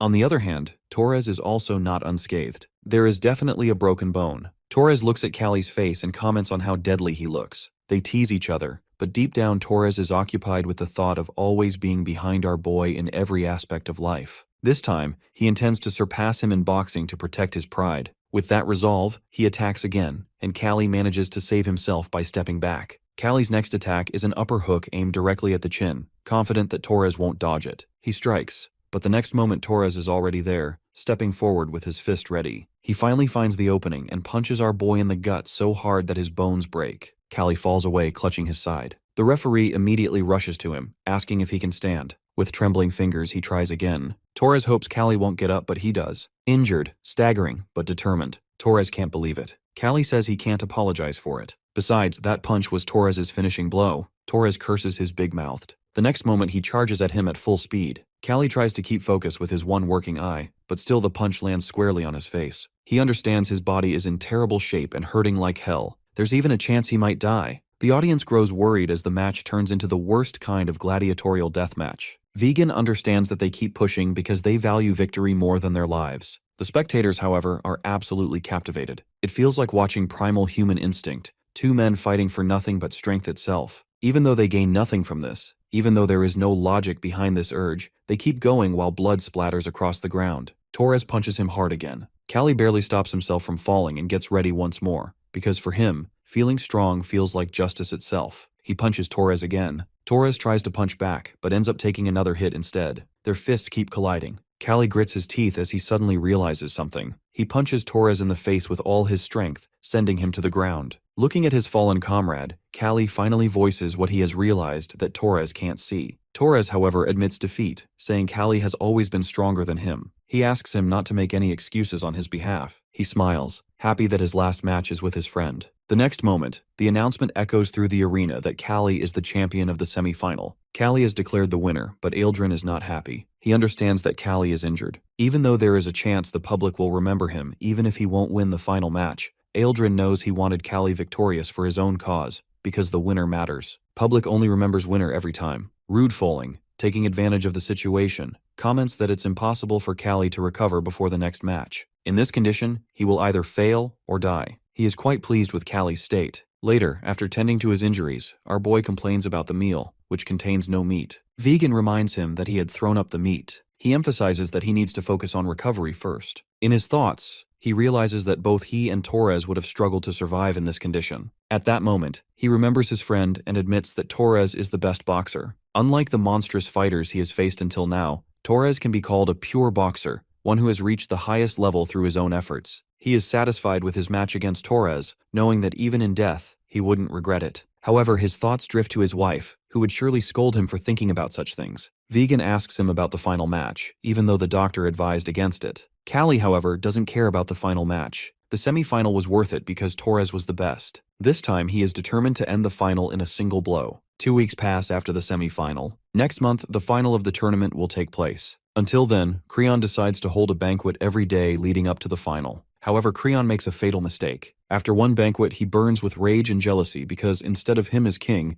everyone sings Kalli's praises. In the peak of his madness, he kills his fiancée on her bed. A week after the incident, the news reaches our boy while he is resting. Vegan adds that every noble already knows about the murder. The king calls it an accident, but there are clear hand marks on her neck. Kalli immediately feels remorse for such a death, even though the victim comes from an enemy family. He asks about Count Joseph. He replies that he fainted from shock because it was the murder of his youngest daughter after all. Kalli wonders whether the tournament will continue, but the incident has already been orchestrated as an accident. Besides, Creon will likely continue the tournament to give the public something to distract them from the murder. Kalli wants to see Snoren, as a bad feeling lingers from the incident. Vegan has promised to look for her. Frustrated by the situation, he decides to get some fresh air. As soon as he steps outside, he regrets it, because it feels like his bones might fall apart from overexertion. His attention is suddenly caught by a voice calling Creon a tyrant for his latest crime against his sister. The person is none other than Warren Joseph. He even highlights the hand marks on her neck. Kalli senses the irony in the words. Like Creon, he had tried to assault Azalea, and now he feels the pain when the same thing happens to his own sister. Warren keeps provoking the audience, constantly reminding them of Creon's crime. The next moment, the royal guards arrive and warn him to stop babbling profanities against the royal family. He is even threatened with death. Meanwhile, Creon's sympathizer is also there, claiming that his sister dies after falling from a railing. Then he even reminds Warren of his own offense against women in the past. With that, a large crowd turns against Warren. When the soldier is arresting him, Warren's eyes spot Kalli in the crowd. With a collision of shame, he bows his head. Kalli, on the other hand, remembers his threat against Warren. He assesses the situation because now the soldiers are rude and the instigators are on the move. Despite this, there are people who clearly distrust Creon. Even though Rudefoling tries to suppress it, the Warren incident spreads the rumor about the king instantly. Despite everything, the month has passed, and now it is finally the time for the final match. Meanwhile, people in the audience come not only to see the final, but also to see Creon's face. There are murmurs about him murdering his fiancée. Not to mention that the tournament is held in the first place to celebrate the marriage. They are right to say that Creon is quite insane. After hearing the people's accusations, he assumes that distributing bread can erase the blame and earn praise. When it does not work, he accuses the bread distribution manager of theft and declares that he will behead him. Seeing this madness, Rudefoling is frustrated by his king's madness. The next moment, Creon decides to display a prisoner execution with the fiercest beast. His subordinate assures him that the lion is the most vicious among its kind. From behind the bars, our boy understands that there will be madness during a public execution of prisoners. Suddenly his eyes widen as he recognizes one of the prisoners who is none other than Snoren. Snoren is caught when she disguises herself as a maid to track Nasha inside the palace. Now she is held as a prisoner and is about to be executed. She predicts her future and sees a skull. This is the sign that she will meet her death. She accepts her fate with tears because she knows this is her punishment for involving herself in the secular world instead of wandering like her destiny intends. The lion roars ready for his feast. The prisoners run, terrified out of their minds. Meanwhile, Snoren stays frozen, accepting her fate. She closes her eyes, but before the lion can reach her, the wind shifts in front of her. When she opens her eyes, she sees Bogdu standing in front of her in a protective stance. Everyone in the audience cannot believe that Bogdu shields someone. Creon is also curious about the situation. His subordinate informs him that Bogdu must have recognized one of the prisoners and rushed there to help her. Creon, in his cruelty, does not care if all of them become lion food. Bogdu himself is worried because he has jumped in front of Snoren purely on instinct. Now he does not understand how to handle the situation or how to face the lion barehanded. He is shivering, but when the lion attacks, he still steps aside to dodge it. Even then, he ends up getting clawed. Bleeding furiously, he realizes with dread that he cannot win. However, he is still determined to save the one he is interested in saving. The next moment he shouts and steps aside again, dodging the lion's claws. Then he punches the lion's face so hard that one of its eyes is injured. But now his hand is inside its mouth, and the lion tries to crush it. Before it can snap his wrist apart, Bogdu manages to pull his hand free. Snoren is worried too. Bogdu, with both hands bleeding, understands that he cannot face such a vicious beast with his bare hands alone. Meanwhile, our guy is worried for both of his allies. He understands that Snoren must have been investigating about Nasha, which means she is in this situation because of him. He understands that she will be killed by the lion. With that, he decides to help them. Everyone in the audience is baffled to see Kalli opening the bars even though the match has not started yet. Creon looks up at our boy, furious because it is supposed to be the time for execution. Meanwhile, Rudefolling is secretly happy about the situation, because if Kalli dies, his worries will vanish. Eldrin, however, is worried about him. At that moment, a soldier arrives with a message from Kalli. He whispers in Eldrin's ear that Kalli has found Nasha, but he wants Eldrin to take responsibility for whatever happens afterward. Eldrin immediately understands that in exchange for revealing information about Nasha, Kalli is asking for protection. That is why Kalli needs to stay alive and free. Kalli addresses the audience and declares that they are going to witness something never seen before in history, referring to his upcoming battle against the lion. Everyone cheers for him. Kalli's expression is solemn as he grips his weapon. He knows that the execution itself is the true problem. Killing the lion will not be enough. The next moment, everyone is petrified as they see him break his own weapon. It means he is going to face the lion barehanded. Snoren immediately checks her fortune again. This time she sees the sun, which is a clear sign that she is going to live. She cannot believe how her fate changes from death to life within mere moments. She stands frozen, unable to comprehend what has just happened. Fate is not something that can be altered by the random actions of another person, but Kalli has so much power that he not only changes his own fate, he changes hers as well. She knows at that moment that this itself is a miracle. Our boy is truly a warrior. He is destined to die at an early age, yet even after being revived, Kalli keeps facing death at every step of his life, and every time he changes his fate by surviving. Still, he burns with determination as he faces the lion. He declares loudly that he will shatter all of the lion's teeth. Bogdu is meanwhile worried that Kalli is endangering his life because of him. Snoren asks him to stay still as she tries to stop his bleeding. Bogdu keeps worrying about Kalli, knowing he can't take on the lion in this condition. She tightens the bandage on his arm while consoling him, saying they are destined to live today. The lion stalks toward our boy. Kalli, however, knows his health is in terrible shape. As per the doctor's recommendation, he should take at least a 6-month to 1-year break from fighting, thanks to his last match against Torres. But now he stands here, facing the most vicious beast on the planet. Knowing the condition of his internal organs, he realizes his ribs can be shattered by a single blow. He knows all of this, yet he is still ready to fight the lion. He steps back to dodge the lion's claws. The beast circles him and then leaps. Kalli is already on his guard. He aims his punch at the lion's snout and nose. The lion is injured. The next moment, it opens its mouth wide, ready to attack him with all 4 paws. Observing its attack, Kalli knows he cannot dodge it even if he steps back. Then he takes a risk so extreme that the audience questions his sanity. He rushes straight toward the lion's head and charges at it. The next moment, he is behind the beast, clutching its mane. The lion roars furiously, but Kalli persistently keeps his grip. The lion thrashes violently, the blows taking a brutal toll on his ribs. Kalli desperately wants it to stop, so he punches the lion's head so hard that it bleeds. Everyone is in shock at the sight. The lion tries to throw him off, but he tightens his grip on its mane. There is a crack in his bones, and Kalli himself is severely injured. Finally, the lion manages to push him back. The audience grows anxious for their warrior. Determined, Kalli grabs the lion's tail. He forces himself to stand and pulls the beast, managing to control it somehow. Encouraged by this strange victory, he climbs onto the lion. He keeps going, elbowing the beast repeatedly. The lion thrashes again, making Kalli lose his grip for a moment, but he regains his balance and falls onto the lion's back. Gripping its mane, he collapses in a way that makes it look like he is already dead. Creon is quite pleased at the thought that Kalli might be dead. But the next moment, everyone sees the lion stumble. Then a loud roar echoes through the arena. Our boy is alive, gripping the lion with all his strength. The beast shrieks in pure pain. Meanwhile, Vagan also learns about the latest update regarding his master. His expression turns into pure nerves as he realizes his master is facing the lion. Meanwhile, the said lion is finally defeated. Everyone wears a shocked expression, but they are also worried about Kalli, who is buried beneath the lion's body. Our boy finally crawls out and raises his fist. It is a sign that a human has killed a lion with his bare hands. At this historical moment, even the execution can be damned by the audience. He immediately asks about Nasha's current whereabouts. Snoren informs him that she is staying directly in the king's quarters, which is why no one has found her until now. He solemnly instructs both of them to take refuge under Eldrin.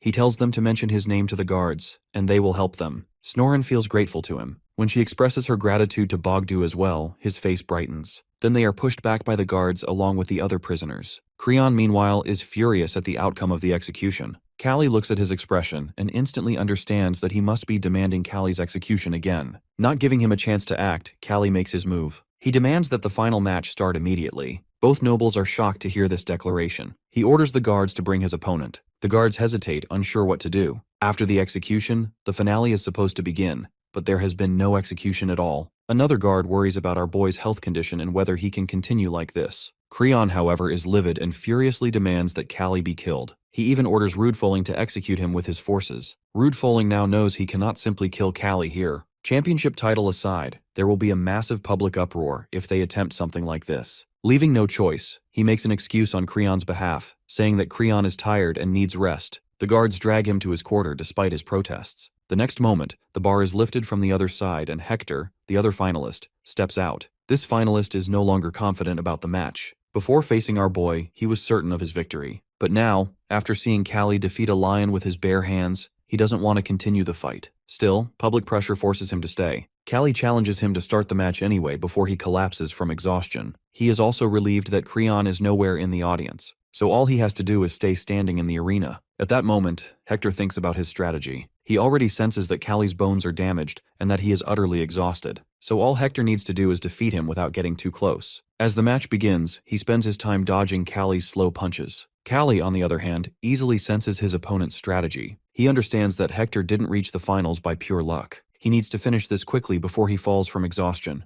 Hector, at that moment, shows respect to Kalli as a fellow boxer. He admits that Kalli would have definitely been the champion if he hadn't foolishly fought a lion. Kalli darkly reminds him that it's his decision whether it's foolish or not. Angered, Hector rushes forward and lands a punch on his face. Seeing Kalli still standing, Hector doubts the power of his own punch. Then he reassures himself and punches Kalli's jaw again, making him spit blood. Hector declares that this is the end. He strikes him again, assuming Kalli has lost consciousness. Now certain of his victory, he steps back. But the next moment, even unconscious, our boy stops himself from falling and punches Hector back with full force. Hector is completely baffled by what just happened. In reality, years of fighting dangerous opponents, humans and beasts alike, have pushed Kalli's body into a boxer's autopilot. His body knows how to move even when his mind shuts down. The punch hits so hard that Hector coughs blood and collapses. Kalli remembers his match with Iskandar when something similar happened before. The next moment, the announcement echoes through the arena that Kalli is the tournament champion. Kalli falls to his knees. All of his previous life flashes through his mind. With that, a smile curves on his lips. He has finally made it this far. Now the match is over. The health team is taking Kalli away on a stretcher. Vegan immediately rushes to him. Concerned for his master, he reminds him not to lose consciousness. Understanding that there is no time for comfort or condolences, Kalli tells him to deliver a token engraved with an eagle and a letter he left behind. He orders Vegan to take these items to the Imperial Embassy. Vegan hesitates at first, then understands the seriousness of the situation and sprints toward his horse. While riding, he wonders whether Kalli is preparing for something.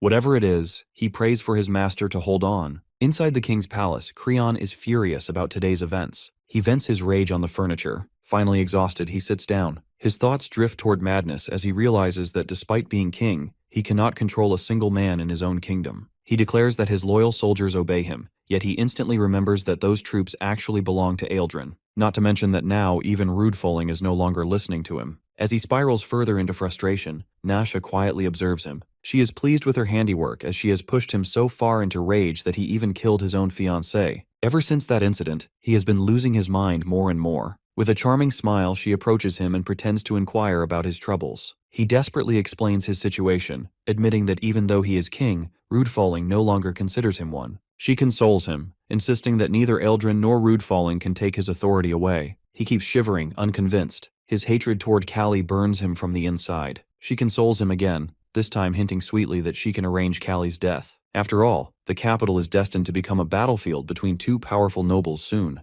The death of one noble in the middle of all that chaos will hardly be surprising. Nasha adds that she knows some mercenaries who can assassinate Kalli. Creon doesn't believe she can do it. She insists that he go to Rudefoling and manipulate him by threatening to support Eldrin. This will make the old man desperate, and he will do anything. Then Creon can demand that Eldrin be removed. She darkly states that once that happens, she will finish Kalli. Hearing this, Creon finally calms down, believing Nasha is the only one who can stand by him. In reality, Nasha, who is dying soon, has no real backup plan. She doesn't care about the results at all. 2 days later, our boy finally wakes up. The doctor asks him to rest, but he is concerned about Bogdu and Snorin. The doctor informs him that they are under Eildren's protection. When he is asked to meet them, he declines for their safety. Then he is served a meal. He can sense the terrible condition of his own health. The next moment, Eildren enters the room as soon as he hears that Kalli has woken up. Eildren knows this is not the right time, but he still asks about Nasha's location. When he is informed that she is under Creon's protection, he feels dizzy with disbelief. Kalli insists that they will find her soon.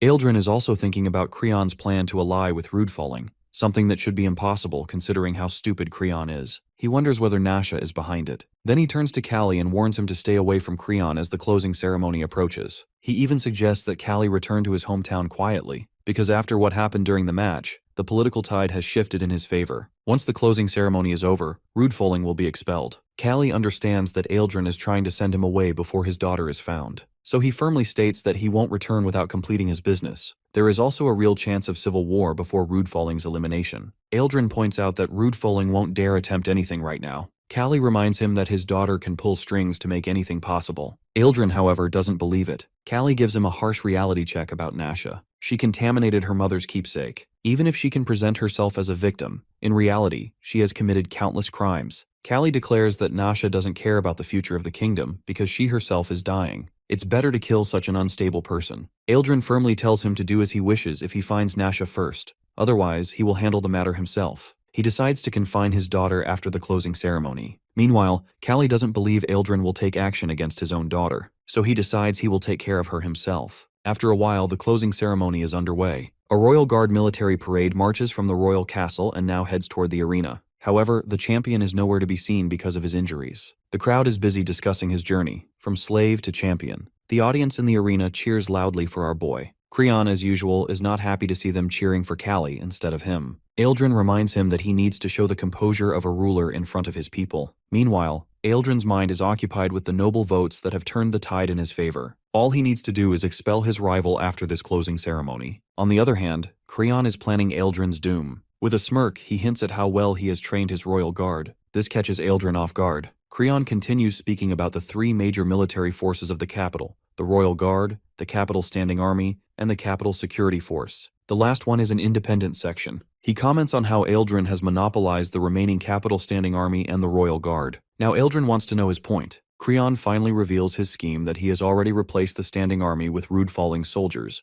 and the remaining Royal Guards are currently here for the parade. The next moment, the Royal Guards tense up, sensing the presence of another armed force. Then Creon orders Eildren's expulsion, because today, he declares, he is going to recreate the kingdom with himself as its central figure. As soon as the guards rush toward him, he is ready with his sword. One by one, he kills both guards. One of the nobles shouts for protection for Eildren, but the enemy guards have already locked the royal guards behind the bars. Meanwhile, Eildren looks at the king and tries to reason with him one last time, but the guards charge at him. With no choice left, he runs from there. A commotion erupts everywhere as civil war breaks out and pulls everyone into it. Now he understands that this is no longer about which noble wins in the end. The kingdom is going to be doomed. This becomes painfully clear. His companion directs him to a safe place. Eildren declares that this is Rudefalling's doing. The civil war quickly engulfs Dragos, and the city falls into chaos. Meanwhile, the independent guards are divided, each choosing their respective noble side. Death becomes common on the streets of Dragos. At the same time, the Zado's mercenary group hired by Nasha is also on the move, to eliminate our boy. Now the leader is moving through the civil war, something Nasha has already predicted to him. His companions think looting nobles will be more profitable, but he reminds them that Nasha is extremely generous with payment. She paid them well even last time, after they disposed of the guards. Meanwhile, the lower mercenaries pray to God, because their opponent is none other than our boy. When they reach Kalli's place, they find trembling servants trying to protect him. The leader threatens them to move aside, calling them nothing but servants. Despite their fear, they stand their ground because they want to repay their debt to Kalli. At that moment, our boy enters, declaring that if they are after him, they should leave innocent people out of the battle. His mind, however, is occupied with Nasha. He knows she is after him, yet he cannot understand her reason for starting a civil war. The low-ranking mercenaries are shocked to see him recovered.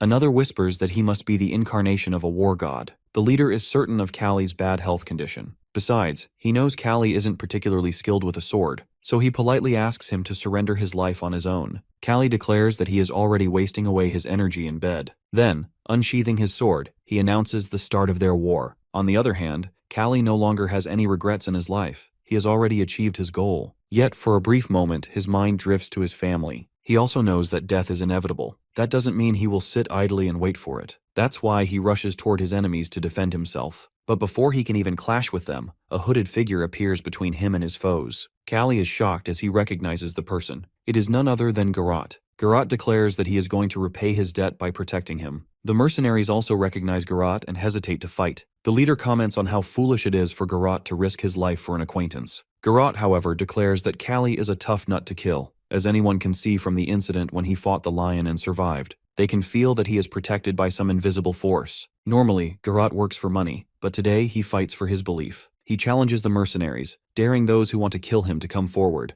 Zato remains adamant and orders his men to kill both of them. However, half of his men side with Kalli, believing he is protected by the god of war. The remaining half are ready to kill everyone on Kalli's side. Meanwhile, Aldrin's subordinate informs him that the standing army is fully assembled. However, there is not a single commander to lead them. The kingdom is in total chaos. Prisoners and slaves are revolting, taking advantage of the situation. He does not have enough armed force to win. His first priority is to secure manpower. For this purpose, he turns to his guards and commands the mission to rescue the royal guards. But the next moment, his companion brings bad news. Rude-foling soldiers are burning the royal guards alive inside the arena. This reminds him of the time he faced death of his soldiers in a previous battle. He grits his teeth with fury. With no choice left, he prepares to attack to reclaim the royal palace and confront King Creon. At that moment, some nobles flee the capital, oblivious to who started the war, Rude-foling or Aldrin. Some care only about their own safety. Along the way, they confront hooded figures moving toward the capital. Among them is Vegan, looking terrified out of his mind. He wonders what kind of deeds our boy committed in his past to bring Imperial soldiers for his aid.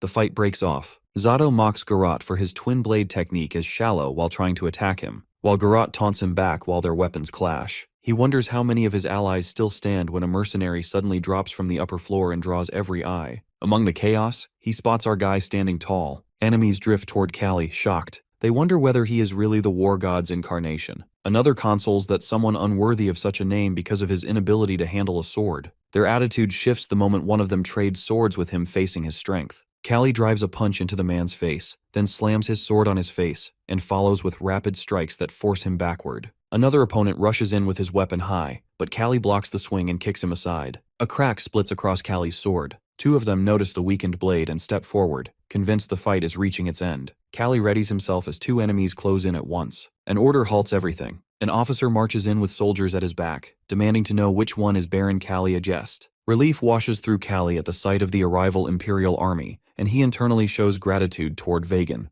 Zato understands they are the Baron's reinforcements and forces his men forward, urging them to finish Kalli before they leave. Imperial soldiers rush ahead. Two of them lock arms to form a platform, launching a third soldier toward Kalli. Before the attacker reaches him, one of the hooded figures cuts the man down and greets Kalli as an instructor, remarking on the time since their last meeting. The man simply assures him that protection will follow from this point onward. The battlefield shifts instantly. The mercenaries are tied and Zato throws his weapon down without resistance. Kalli offers thanks to Garrote and promises a safe welcome to any of their men in Agesta territory. He responds that he is only returning what he once owed. Vegan rushes to Kalli's side, checking for injuries, and Kalli assures him the timing of their arrival prevented the worst. Our boy then lowers his voice, noting how bringing the Imperial army helped, but the three hooded individuals do not act like common Imperial soldiers. He wonders how our boy managed to notice. Vegan describes what occurred at the embassy. After handing over the token, news of the civil war stirred everyone into urgent preparation. Someone of high importance soon appeared, insisted on assigning these three specific people to aid them, and left the entire embassy tense and obedient. From that reaction, Vegan realized the person held power far beyond ordinary officials. Kalli tries to guess the identity and rank of the one who sent them. The Imperial army soldier approaches and urges him to leave quickly, whispering that Imperial involvement in the kingdom's conflict must remain hidden. Kalli explains his intention to head toward the royal capital instead. He objects immediately. With the civil war raging, the capital holds more danger than safety, and they should withdraw at once. Kalli asks whether they can protect him or not. The figure clarifies that they are not his personal guards. Kalli then makes it clear he is ready to continue alone. However, then he remembers their superior's strict order to guard Kalli even if it leads to revealing who they are. He declares they will accompany him. Kalli requests 5 soldiers to escort Vegan and the servants to safety. Vegan calls out to him, filled with worry. Kalli tells him he served with loyalty and skill, that life in the capital had stayed comfortable thanks to him. He mentions he already sent a letter to Count Bormar, so Vegan only needs to return home. Vegan's eyes fill, but when he tries to resist, Kalli places a hand on his shoulder.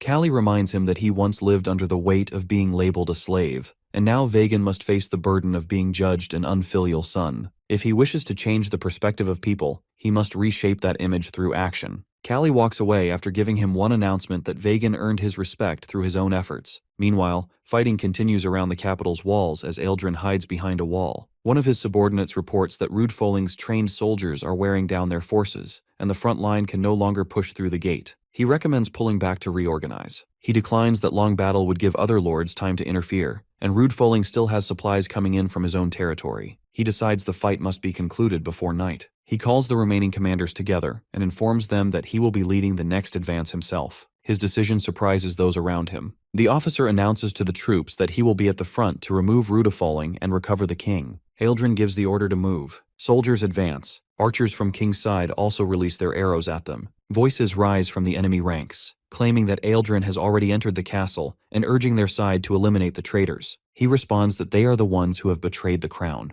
In the clash that follows, he is knocked down by an opponent's kick, and the soldier raises his weapon to finish him. Before the strike lands, someone steps in and delivers a punch that sends the attacker back. The other soldier appears behind the attacker. He looks at them in shock. These are the members of Kalli's unit, fighters trained in Imperial close combat arts who serve as the royal family's hidden guard. Kalli walks onto the field and orders his group to clear the way. The three hooded soldiers move forward together, opening a path deeper into the battle. Rudfolling forces his troops to defend the gate while panic pushes through his mind. Creon's warning echoes that he had been ordered to remove Eldrin or face ruin later. If he failed now, his entire house would collapse. Leaving with no choice, he writes a letter to Eldrin asking for support for rebuilding the capital and sending his second and third sons as hostages. He prepares to call for a messenger by sending the letter. Just then, a blade answers first. Nasha attacks him from behind and remarks how troublesome his retreat would be. He crashes to the floor. Nasha stands over him, thanking him for completing his role. He trembles, unable to understand how she bypassed his guards. She explains that men always lower their guard around harmless-looking women and leave the dead bodies outside as proof. She intends to end him in one stroke, raising her weapon. Meanwhile, Kalli's disciples continue tearing through Rudfolling's elite troops. Eldrin watches their coordinated movements and tries to understand who these fighters are. He knows Kalli has no private army, yet these three handle the battlefield as if trained for royal emergencies. Eldrin realizes Kalli's arrival at the capital could only because of Nasha's. He remembers ordering her to leave after the ceremony and cannot understand why she stayed. Kalli hints that the answer should already be clear. Eldrin warns him not to push too far alone, but Kalli trusts the people behind him. Eldrin calls again, asking him to spare Nasha if possible. Kalli accepts responsibility himself. He knows once news of her crime spreads, nothing can be repaired, so Eldrin must think ahead.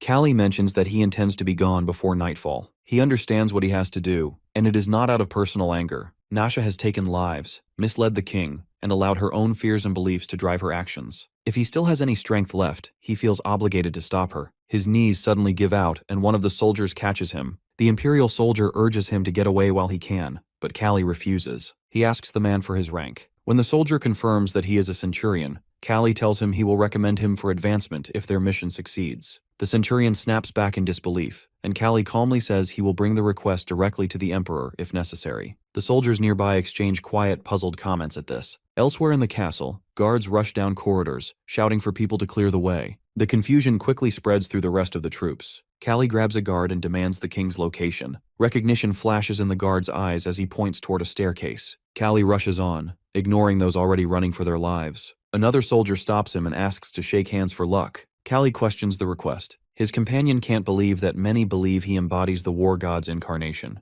The soldier explains that with Rudfolling dead, they need all the luck they can get. The mention of the Duke's death makes Kalli freeze. He asks again and the soldiers confirm it. A sense of dread rises inside him, and he orders everyone to move faster. In the annex, the weakened King Creon lies in bed while Nasha assures him off victory. Relief shows on his face that battle will soon end. She watches him like someone studying a fading candle and feels a quiet satisfaction. Suddenly, a pain seizes her body. She collapses. Creon tries to rise, worried, while she struggles internally. She blames her curse, her rotting organs, her years of unanswered prayers, and the fraud who deceived her. If life demands this suffering, she intends to do as she wants until the end. She only needs confirmation of Kalli's death. The door bursts open. Light pierces the room. Our boy announces they found her. Kalli steps forward and she stares in disbelief that someone she counted as dead still breathes. Creon trembles and asks why he came. Just then, a gas spreads through the room. A soldier identifies it as poison similar to hallucinogenic mushrooms and warns Kalli not to inhale it. Kalli seizes Nasha by the neck and demands an explanation about what she gave Creon. She insists Creon was already unstable, so his end is inevitable. Angrily, he pushes her aside in frustration. She grumbles about her hired fighters failing to handle a man who was barely standing. Kalli interrupts, saying he had expected a real conversation after all these years, yet she still shields herself with falsehoods. He picks up a sword,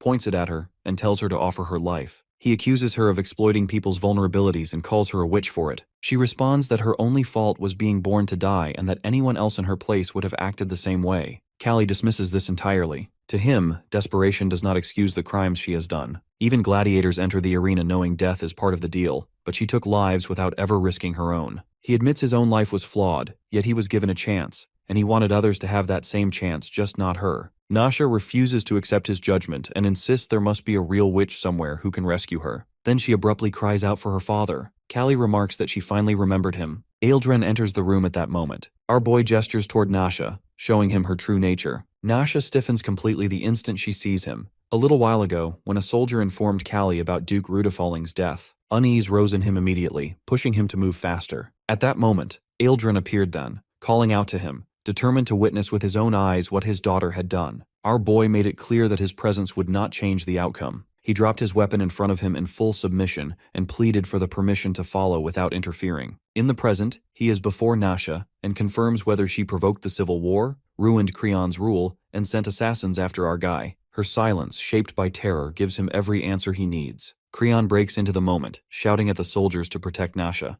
The Imperial soldiers remain still. His disbelief turns to outrage as he tries to command obedience by throwing his royal status at them, as if the title alone should bend their will. Nasha trembles violently when Kalli levels his blade at her. She backs away, convinced a demon stands in front of her, begging for her life. The Imperial Guard watches the scene with growing disgust, disappointed at such pathetic people holding the kingdom. Creon reaches for a weapon near his bed and screams at the soldiers again, ordering them to kill everyone. Kalli steps ahead of his disciples and calls Creon a puppet. Creon charges at him, clinging to the belief that his bloodline makes him untouchable. Kalli stops his arm mid-swing. The pressure he applies forces Creon to his knees, tearing a cry from him. Kalli regards him and Nasha as the same kind, people who believed others existed only for their fun. If the throne protects those who avoid justice, then he intends to deliver that justice himself. Eildren calls out to Kalli, asking him to stop. He criticizes Creon's stupidity, but reminds our boy that the coronation has already been completed and that killing him now would send the entire kingdom into destruction. He steps forward as if to interfere, but Kalli stops him, urging him to look clearly at the situation. He points out them causing repeated tragedies, with countless lives lost because of their careless actions, yet they continued to claim the right to rule. He refuses to allow more harm by letting them continue unchecked. Nasha manages to stand, trembling. She begs her father to protect her and insists that Kalli is nothing more than a low-born man attacking her out of spite. Eildren finds himself torn. He weighs the responsibility he has carried toward the kingdom against his loyalty to his daughter. The conflict resolves suddenly and painfully. He rushes forward, grabs a fallen sword, and moves toward Nasha. Kalli calls after him, asking if this is the path he has chosen. Just then, Eildren strikes Nasha down. The room falls silent. Nasha looks stunned, unable to comprehend why the father she depended on chose duty over her. He quietly tells her they will meet again in the hell. She falls, and Creon reacts in horror at the sight. Kalli is stunned by what Eildren has done. Eildren's hands shake as he asks Kalli to leave Creon in his care. To him, protecting the royal line now means securing the kingdom's stability, not shielding Creon as an individual. He looks at Creon and tells him to appreciate that Eildren is still choosing to carry him forward. Creon remains devastated by Nasha's death. By dawn, the rebellion is over. Eildren takes Creon away, broken and unresponsive. The royal forces suppress both Rudfalling's soldiers and the unrest in the city. The House of Rudfalling is branded as traitorous, and every surviving male member becomes a political hostage. Over the next 6 months, Dragos undergoes rapid rebuilding under Marquis Eildren's direction as construction spreads across the capital. During this time, our dude works tirelessly to restore order until the newly reformed Royal Guard is able to operate independently. Once the Guard is stable, he prepares to return to his own lands. Before he departs, he meets with Eildren, who acknowledges the weight Kalli carried through the crisis. Kalli mentions the exaggerations Eildren allowed to circulate, titles like Civil War Ender, Ogre Slayer, Lion Tamer, Champion, War God's Avatar. He considers all of them absurd. Eildren explains that the kingdom needed a figure who could unify scattered morale and reassure a frightened populace, and Kalli became the most practical symbol for that purpose. Their interactions over those 6 months remain complicated. They work together, but neither addresses the events of that night directly. Before Kalli leaves, Eldrin asks a final question about the soldiers from that night. He dismisses the idea that they were simple mercenaries and hints at unusual activity surrounding the Imperial Embassy. He notes he can always investigate personally if needed. Kalli realizes Eldrin has already reached the correct conclusion. Then he explains his connection to the Emperor and the events that took place behind the scenes. Eldrin comments that if this information had been public earlier, no one would have dared to confront Kalli. He clarifies that the power involved belongs solely to the Imperial family, and is not something he has the right to display or rely on. Then, he prepares to return home. After that, many think he is abandoning easy wealth and influence by going back to his small territory. His decisions rarely match what nobles expect, and that unpredictability is part of what keeps his name remembered. He returns to Azalea and his children. However, his reputation continued to spread throughout the kingdom long after. Azalea wakes Kalli the next day, pulling him out of a deep sleep. He assumes it's early morning, but the sun is already high. Ever since he returned to Agest, the rest of the world has been changing at breakneck speed.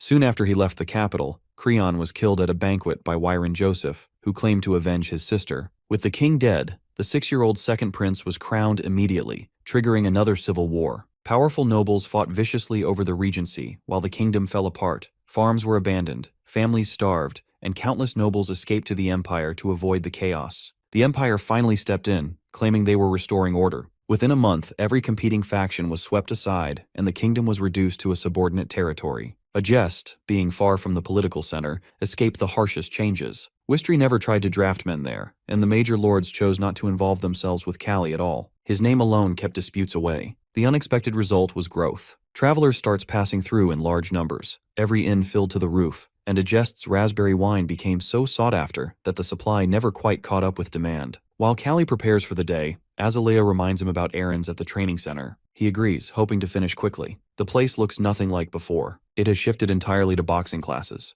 Kwano's old martial art is no longer taught. The boxer's freedom hadn't come instantly either. Kalli had placed them under a contract that lessened his debt after each fight. Azalea mentions that a couple has arrived to meet him. When the man steps in, our boy immediately recognizes Bogdu. Bogdu enters with his usual thunderous energy, loud enough that both Kalli and Azalea reflexively cover their ears. He bows more times than necessary, introduces Snoren as his wife, and insists on expressing his gratitude properly. Azalea leans toward Kalli, whispering for an explanation. Kalli rubs his ears, asking Bogdu to speak at a human volume. Bogdu shifts into a stiff, overly formal manner as he apologizes. He reports that his injured arm works normally again, though the scars remain. Kalli turns to Snoren, surprised that she chose Bogdu. Snoren simply explains that no one else would have risked everything for her the way he did. Kalli congratulates them sincerely. Bogdu mentions he will be leaving soon to compete in another tournament. They part with goodwill. 1 year passes. Under imperial administration, the kingdom becomes hollow. Nobles can no longer live comfortably by collecting taxes. Some open shops. Others take low-ranking government positions to survive. Kalli reviews a pile of official papers, noticing how far-reaching the new policies have become. A colleague remarks that Agest will be fine. They never relied on tax money anyway. Their wine and constant travelers are enough to keep them thriving.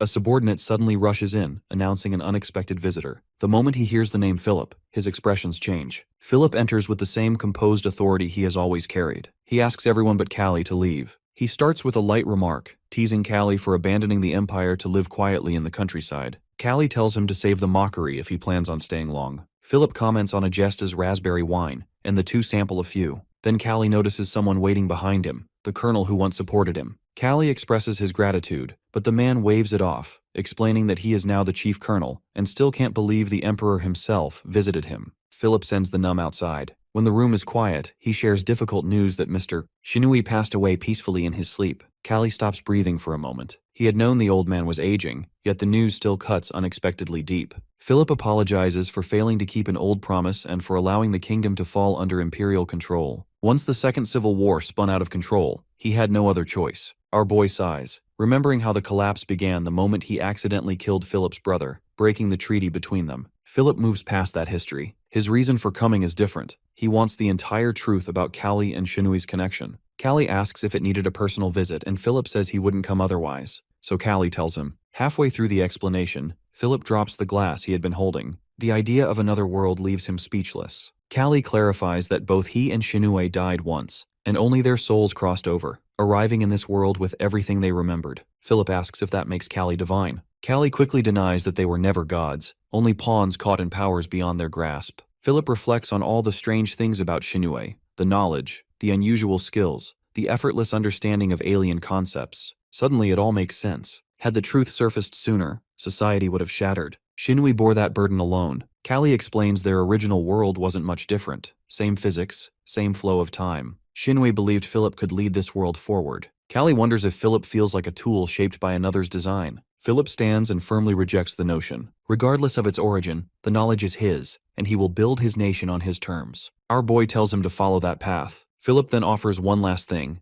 Kalli by his side, with honor, power, and security. He gazes out the window at his peaceful family, smiles softly, and declines. His second life was for himself. Now he wants to give what remains to those outside. Philip calls him soft, confessing that's why he avoids marriage. Kalli quietly agrees that after the tournament, his fire for boxing faded, replaced by a longing for quiet days watching his children grow. Philip accepts and leaves. Later, a subordinate asks about the visitor, guessing he was someone important. Kalli casually says it was the emperor. The subordinate laughs, thinking it a joke, and presses for the truth. After that, seasons change, winter melts, autumn returns, and our dude warm afternoons picnicking with family. Each moment confirms the simple life is enough. 2 decades pass under imperial rule. The old feudal order crumbles. Elder nobles cling to fading traditions, while youth chase new chances. Many head west, fallen nobles seeking redemption, commoners chasing fortune, ambitious men starting anew. Few grasp the desert's harshness. Finally, Kalli collapses in that same western desert, calling out desperately for his daughter. The scene flashes back to the time when everything was normal. On a normal day,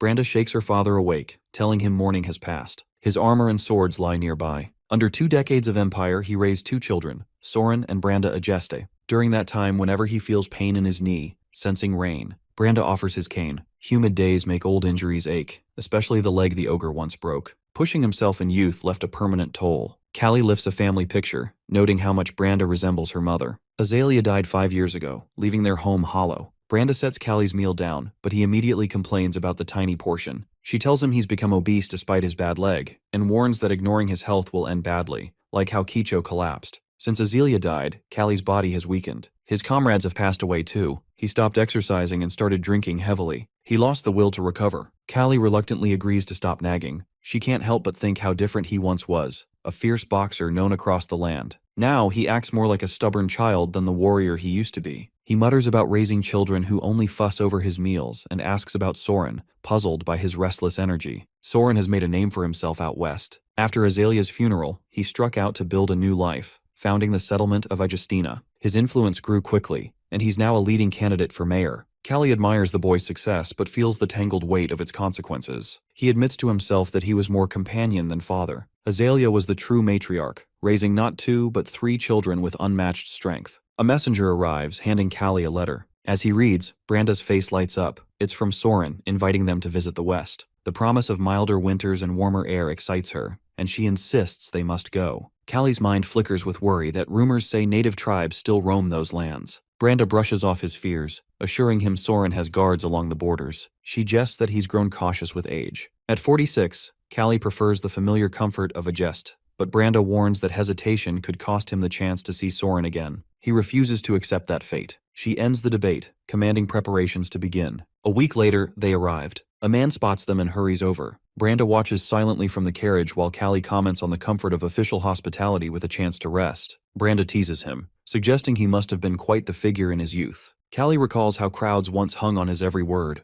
They move from town to town, journeying toward the western border. There, a man approaches and asks if he is Baron Kalli. Introducing himself as Jacob, sent by Soren, he unfolds a map and explains the route ahead. A direct path to Agestina once took 3 days, but safer carriage routes stretched the trip to a week. Kalli admits ignorance of the way and defers to Jacob's guidance. Jacob speaks highly of Soren's importance in the pioneer city of Delphia. Agestina flourishes, supported by the rich northern forests. When Kalli asks if Soren will become mayor, Jacob confirms it, explaining the position lasts for life unless one steps down. He adds that the land once belonged to native peoples before settlers drove them out. Branda's unease grows at this. Jacob dismisses her concerns, labeling the natives uncivilized and insisting they should be grateful for the settlers' improvements. A chill runs through Kalli, a haunting echo of history's brutal patterns of his ordinal world, but something about this stirs discomfort deep within him. That night, as camp settles, Kalli spots a small lizard nearby. He remembers how Branda once reacted, different now. She draws her dagger and strikes the creature down in one swift motion. Impressed, Kalli asks if she's been training. She admits to having dislocated Soren's arm years ago while practicing martial arts from a manual.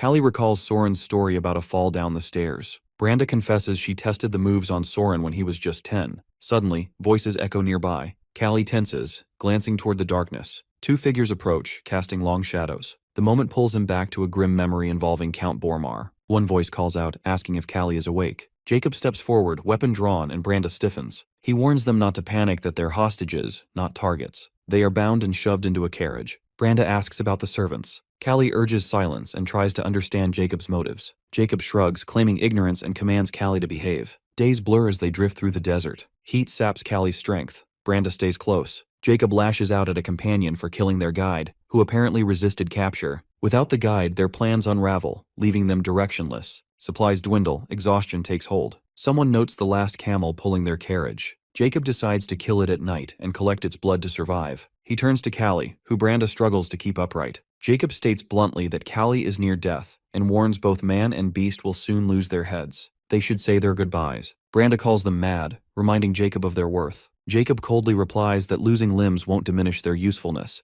and threatens her silence under pain of crippling injury. Clinging to her father, Branda refuses to accept his resignation. Later, Kalli remembers that he's lived long enough, apologizing with a defeated air. She recalls their mother's words, Ogdu, that Branda shares his spirit, but more importantly, inherited an unyielding will. She questions if her mother ever misjudged him. Kalli notices Branda has broken her thumb to slip free and is already working to free him. He urges her to run while the camel blocks their captors. The kidnappers notice the struggle. Kalli breaks free, races to the camel, and flees into the wilderness. His mind races that dying now, hiding behind protection, would be easy. To truly protect Branda, he must survive. Later, near a river, the camel collapses. A lizard creeps forward. Our guy catches it, eyes locked on the creature. He vows to succeed where he failed 2 decades ago. With nothing but his fists, he will rise again. He raises the lizard to his mouth while determines to slow climb back from nothing. A long dormant fire stirs inside. He survived not because he was strong, he became strong because he survived. Silently, he sends a wordless promise to Branda to wait for him. In the Cerezo village of Western Desert, the Arimo Gladiator Corps buzzes with activity as Kalli exercises, drawing the attention of 2 onlookers who note his significant weight loss. One observer remarks that it makes sense given the intensity of the training, but they find it baffling to see him, without being a fighter, pushes himself so far. This relentless drive stems from the moment slave hunters found our boy collapsed alone in the desert. The hunters commented on the irony of stumbling upon a target in such a vast wasteland, though meeting slavers hardly constitutes good luck for the victim. Upon his transport to the slave market, potential buyers inspect him, but one points out his age and limp, doubting anyone would want such damaged goods. When the merchant inquires about his skills, Kalli mentions his background in boxing, which causes everyone to laugh. Arimo, the commander of the Gladiator Corps, purchases him cheaply to handle menial tasks like washing the fighters' clothes. Kalli attempts to explain his true identity as a noble to negotiate a transfer to Agest for a reward, but Arimo responds with a slap. The commander points to the slave brand on Kalli's shoulder as proof of his low status and dismisses the claims, calling him a delusional fool. Weeks pass, and the physical labor combined with training transforms Kalli's body, prompting his fellow slave, Jester, to advise him to rest. Jester feels indebted because Kalli's boxing instruction helped him survive a recent death match, so he offers to assist with the water. Kalli refuses to slow down because the security measures and his injured leg make escape impossible, meaning he must pay his ransom legally. He calculates that manual labor pays too slowly for the urgent ransom he needs, leaving him no choice but to enter the ring as a prize fighter despite the lethal nature of Western boxing. He resolves to get stronger to show his captors his true worth. Meanwhile, Jacob grows anxious outside his tent because a week has passed without finding Kalli's corpse. His subordinate reassures him that survival in the desert without supplies is impossible, and reminds him that they still hold the ultimate leverage in Branda.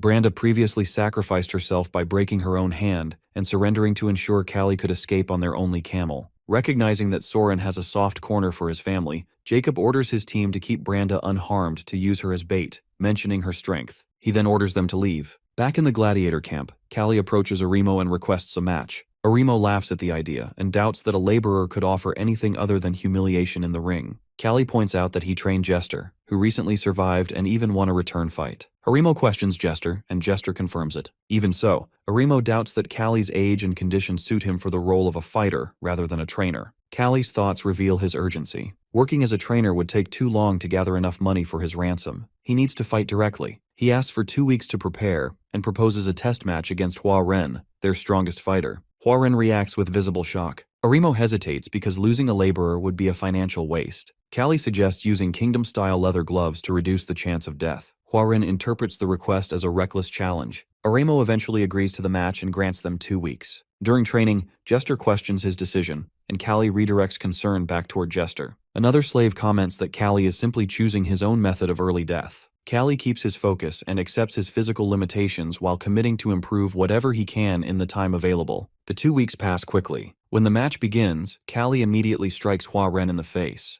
The unexpected attack forces Hwa-ren to raise both arms in defense, surprising the crowd. Kalli follows with 2 more quick blows. Hwa-ren becomes frustrated, and Aremo watches with growing interest. The punches are not overwhelmingly strong, yet Hwa-ren continues to be pushed backward. Hwa-ren lands several hits of his own, but only he loses ground. When he attempts another strike, Kalli dodges cleanly. Kalli analyzes their difference in fighting styles. Western boxing relies on murder gloves, which kill easily and prevent any real development in technique. Fighters here depend on straightforward brutality, which limits the sport to bloodshed rather than skill. Leather gloves, however, force fighters to fight at close range, so Kalli steps inside the moment an opponent begins a punch. When he strikes, opponents instinctively retreat, a habit he learned from Torres. His dodging is imperfect and his stamina no longer matches his younger years, but his experience and scale remain advantages. Hwa-ren prepares for the next hit. Kalli feints, making Hwa-ren commit to the wrong direction, and then delivers a solid strike to his face. The audience reacts as Hwa-ren drops to his knees and collapses. On the ground,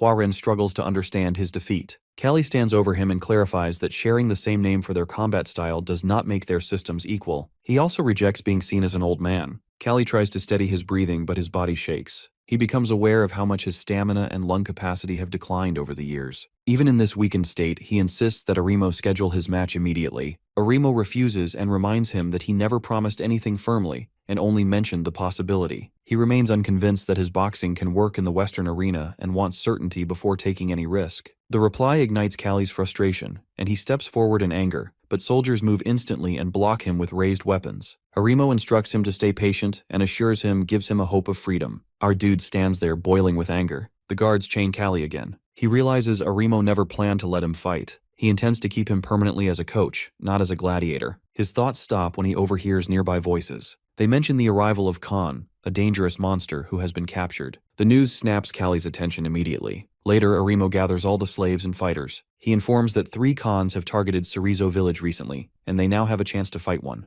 The rewards include 4 times the usual pay for gladiators and 8 times for boxers. Even with such high payment, no one raises a hand when he asks for volunteers. Aremo's eyes settle on Hwa-ren, hinting that someone close to gaining freedom might participate. Hwa-ren reacts in fear, realizing that Aremo is twisting his earlier promise. Kalli speaks up loudly and asks if the Khan matches the description of a giant monkey. Another slave confirms it and adds that barbarians worship such creatures as gods. The memory brings Kalli back 20 years, to the moment he fought one of these monsters in a battle that nearly killed him. He survived only because of Iskandar's help. The situation becomes clear to him now that Aremo never intended to free any of them. Escape remains the only path. When night arrives, Kalli attempts his escape. Soldiers chase him through the dark until one strikes his head with a weapon. He instantly turns and uses his handcuffs to hit the attacker. Another soldier swings his sword, but Kalli avoids the blade and headbutts him with enough force to drop him. Before he can continue fleeing, a large net is thrown over him, trapping him completely. Aremo handles the punishment himself. He beats Kalli for his attempt to escape, questioning the discipline in camp. After tying Kalli against wooden posts, he whips his back with rope.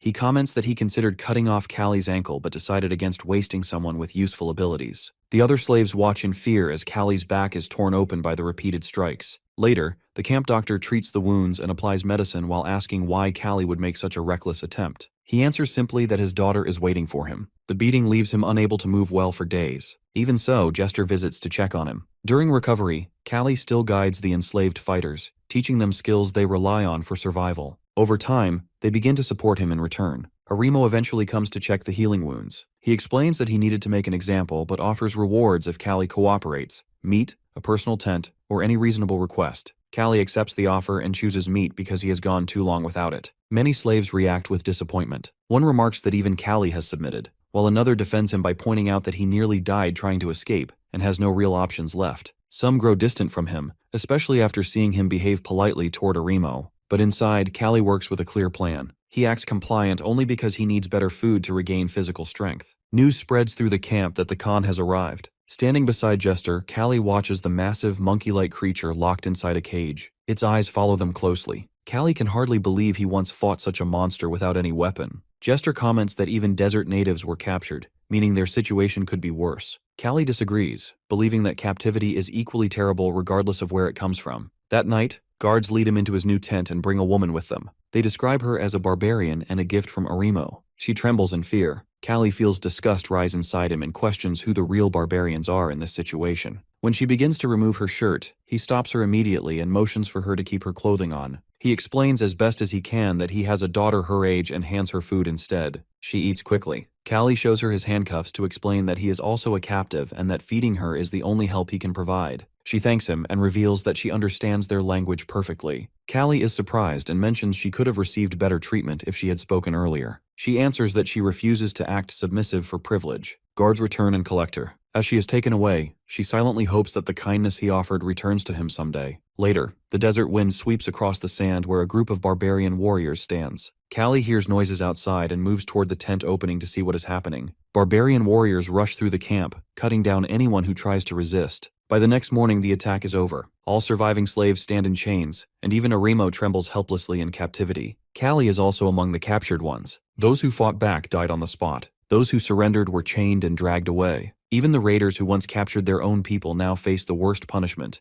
They are fed to the Khan. The barbarians force the captives westward, pushing them through the desert for several exhausting days. When they finally reach native territory, Kalli studies the surroundings and recognizes the land. The barbarians argue among themselves in their own language. Hwarin watches their anger with fear, while Kalli understands the reason that their people must have suffered greatly at the hands of settlers. One of the natives addresses the chained captives and warns that they will face the exact punishment their group once inflicted on others. Warriors shout orders for the slaves to stay in line and avoid certain areas. As tension rises, some of the captives lift their weapons defensively. The barbarians react immediately with violent hostility. A man beside Kalli suddenly loses control, raises his weapon and kills one of the natives. Blood splashes across Kalli's face. Instantly, Kalli turns and strikes the attacker down himself. The truth becomes clear that this situation is engineered. The barbarians want armed slaves to turn on each other. Before the fighting escalates into total slaughter, the natives step in and force everyone apart. A prisoner locked inside a nearby cage explains the rule of this place. Survival depends on killing or being killed. Panic spreads through the group as they realize the barbarians view them as murderers who picked up weapons. Anyone who survives the fight becomes food for the Khan, and the natives insist on crushing windpipes completely, so no one remains alive during the feeding.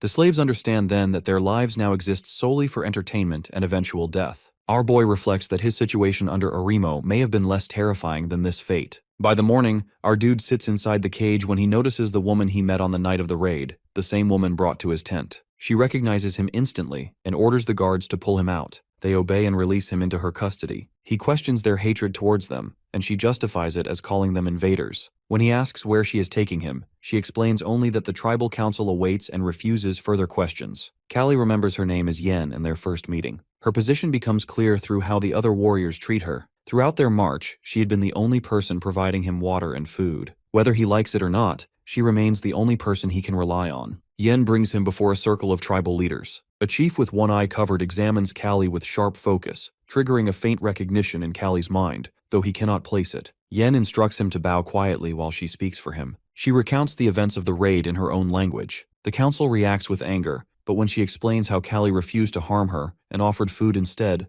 their expressions soften. She leans closer and whispers that their opinion is shifting. They now view him as a slave caught between forces, not a settler who invaded their land. One member suggests taking a vote. Yen translates while the council members raise their hands one by one in support of letting him go. She begins to tell him to hold still while she unties him, but the one-eyed chief rises suddenly. He demands everyone's attention and announces that he recognizes Kalli. Our dude insists that he has never seen him before, but he declares our boy as Khan Kusajad. The revelation shocks everyone, including Yen. She asks if he means the man who killed the Khan years ago. The chief confirms it with certainty and recalls the moment 20 years earlier when he helped capture Kalli as a sacrifice. Instead of dying, Kalli fought his way out. The council erupts in fury at the name Khan Kusajad. Yen tries to defend him again, but the chief ends the debate by declaring that Kalli death. That night, Kalli faces the captured warrior in forced combat. The man admits he holds no personal hatred, but must fight to survive. As he steps forward, Kalli reacts instantly. He breaks the man's weapon and drives one broken shard through the warrior's shoulder. He slams him to the ground and delivers fast, crushing blows before the man can recover. The warrior dies within moments. Kalli kneels beside the body with regret, whispering an apology in his thoughts. He still has responsibilities left in the world, and he cannot allow himself to die yet. Each morning the barbarians pull Kalli from his cage and throw him into another trial.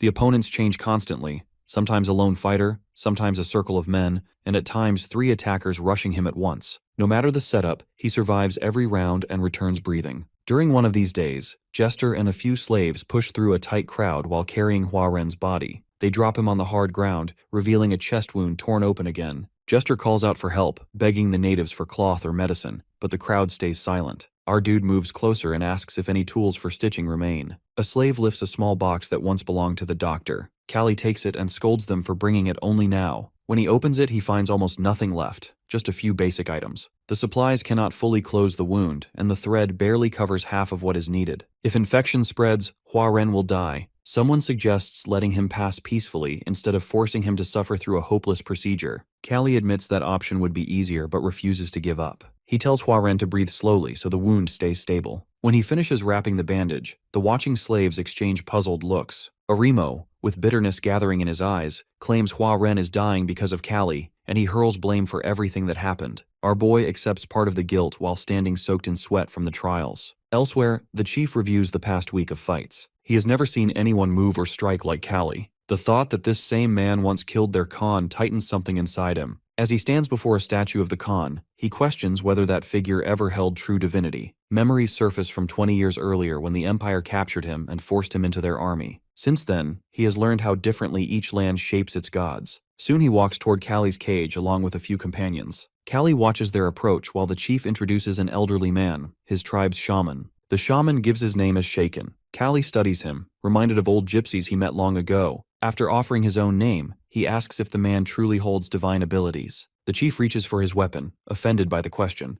but Shaken stops him calmly and leads Kalli inside. During this, the chief explains the meaning of Khan Kusajad, the title forced on anyone who kills a Khan. With it comes a curse. He mentions the strange movements witnesses described from Kalli's earlier battle. Then he asks why Kalli chose to face the Khan at all instead of escaping. Kalli, with bound hands, explains that his friend Boromar had spent the entire night chewing through rope to free him. Leaving a friend behind felt impossible. The chief finally shares the real reason for bringing him here. He wants to know why the shaman insists on honoring a man who is supposed to leave the tribe dead. The story shifts to a conversation held earlier between the chief and Shaken. Shaken had pointed out how the existence of Khan Kusajad shook the chief's belief system. He explained that those who were captured by the Empire returned changed, unsure of which values still stand. He reminded the chief that the Khan acts only as a representative of God, not God itself. According to him, God chose to spare Kalli's life during the old battle. The chief struggled with the idea of divine mercy towards someone viewed as an invader. Shaken asked whether Kalli could truly be called an invader when he showed mercy to Yin, a rare act no settler had ever displayed. The chief accepted that but still held to his duty toward the tribe, especially since their Khan died by Kalli's hand. Shaken informed him then that he would meet Kalli himself. Now back in the present, Shaken considers Kalli a walking curse and insists that only divine judgment can decide his fate. He explains that surviving the Khan 20 years ago meant God allowed his life to continue.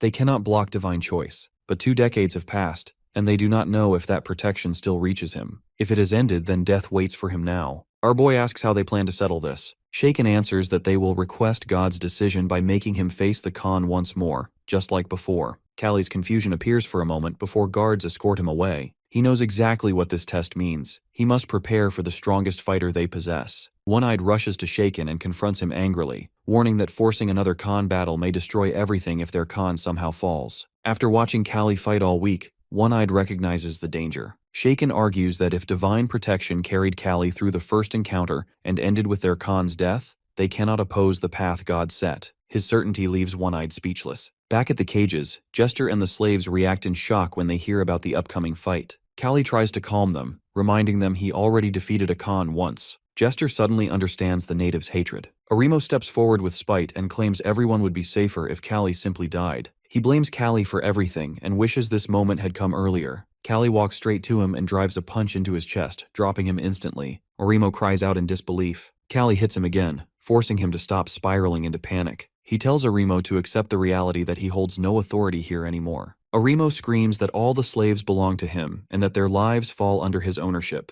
Kalli grabs his hair and lowers him, stating that nobody agrees with his claim. If he wants to live, he must stop dragging others into danger and wait quietly. At that moment, Yen approaches. She apologizes for the way events turned. He brushes it aside, pointing out that both of them simply acted as circumstances allowed. She hands him the strap he asked for. Kalli wraps it firmly around his arm and hand, securing it for what comes next. Inside the arena, Kalli examines the strap wrapped tightly around his arm, thinking about how the constant trials and combat have stripped away much of his body weight. He wonders if the change helps or hinders his performance. Guards drag Arimo and the other slaves to the sidelines to watch. One of them questions if winning truly guarantees Kalli's freedom. He assures him that victory over the Khan will earn his release, but the slave's mind dismisses the outcome as irrelevant to their own fate. Hwarin pleads desperately, asking Kalli to send help for the captives if he survives. Kalli swears on his name to do so. Hwarin taunts the legitimacy of Kalli Agesta's identity. Our boy insists the name is real, leaving everyone watching surprised. Stepping forward, Kalli faces the roar of the barbarian crowd. He does not understand their words, but the anger in their tone is understandable. The Khan enters, its massive size dwarfing everything in the arena. Our boy forces himself to stay calm, refusing to be intimidated by the creature's sheer bulk. The chief taunts him, mocking Kalli and ordering him to stop struggling and simply die. Drums thunder across the arena, signaling the start. Khan locks eyes with Kalli. Kalli meets its gaze without flinching. The creature roars violently, and he notices something strange.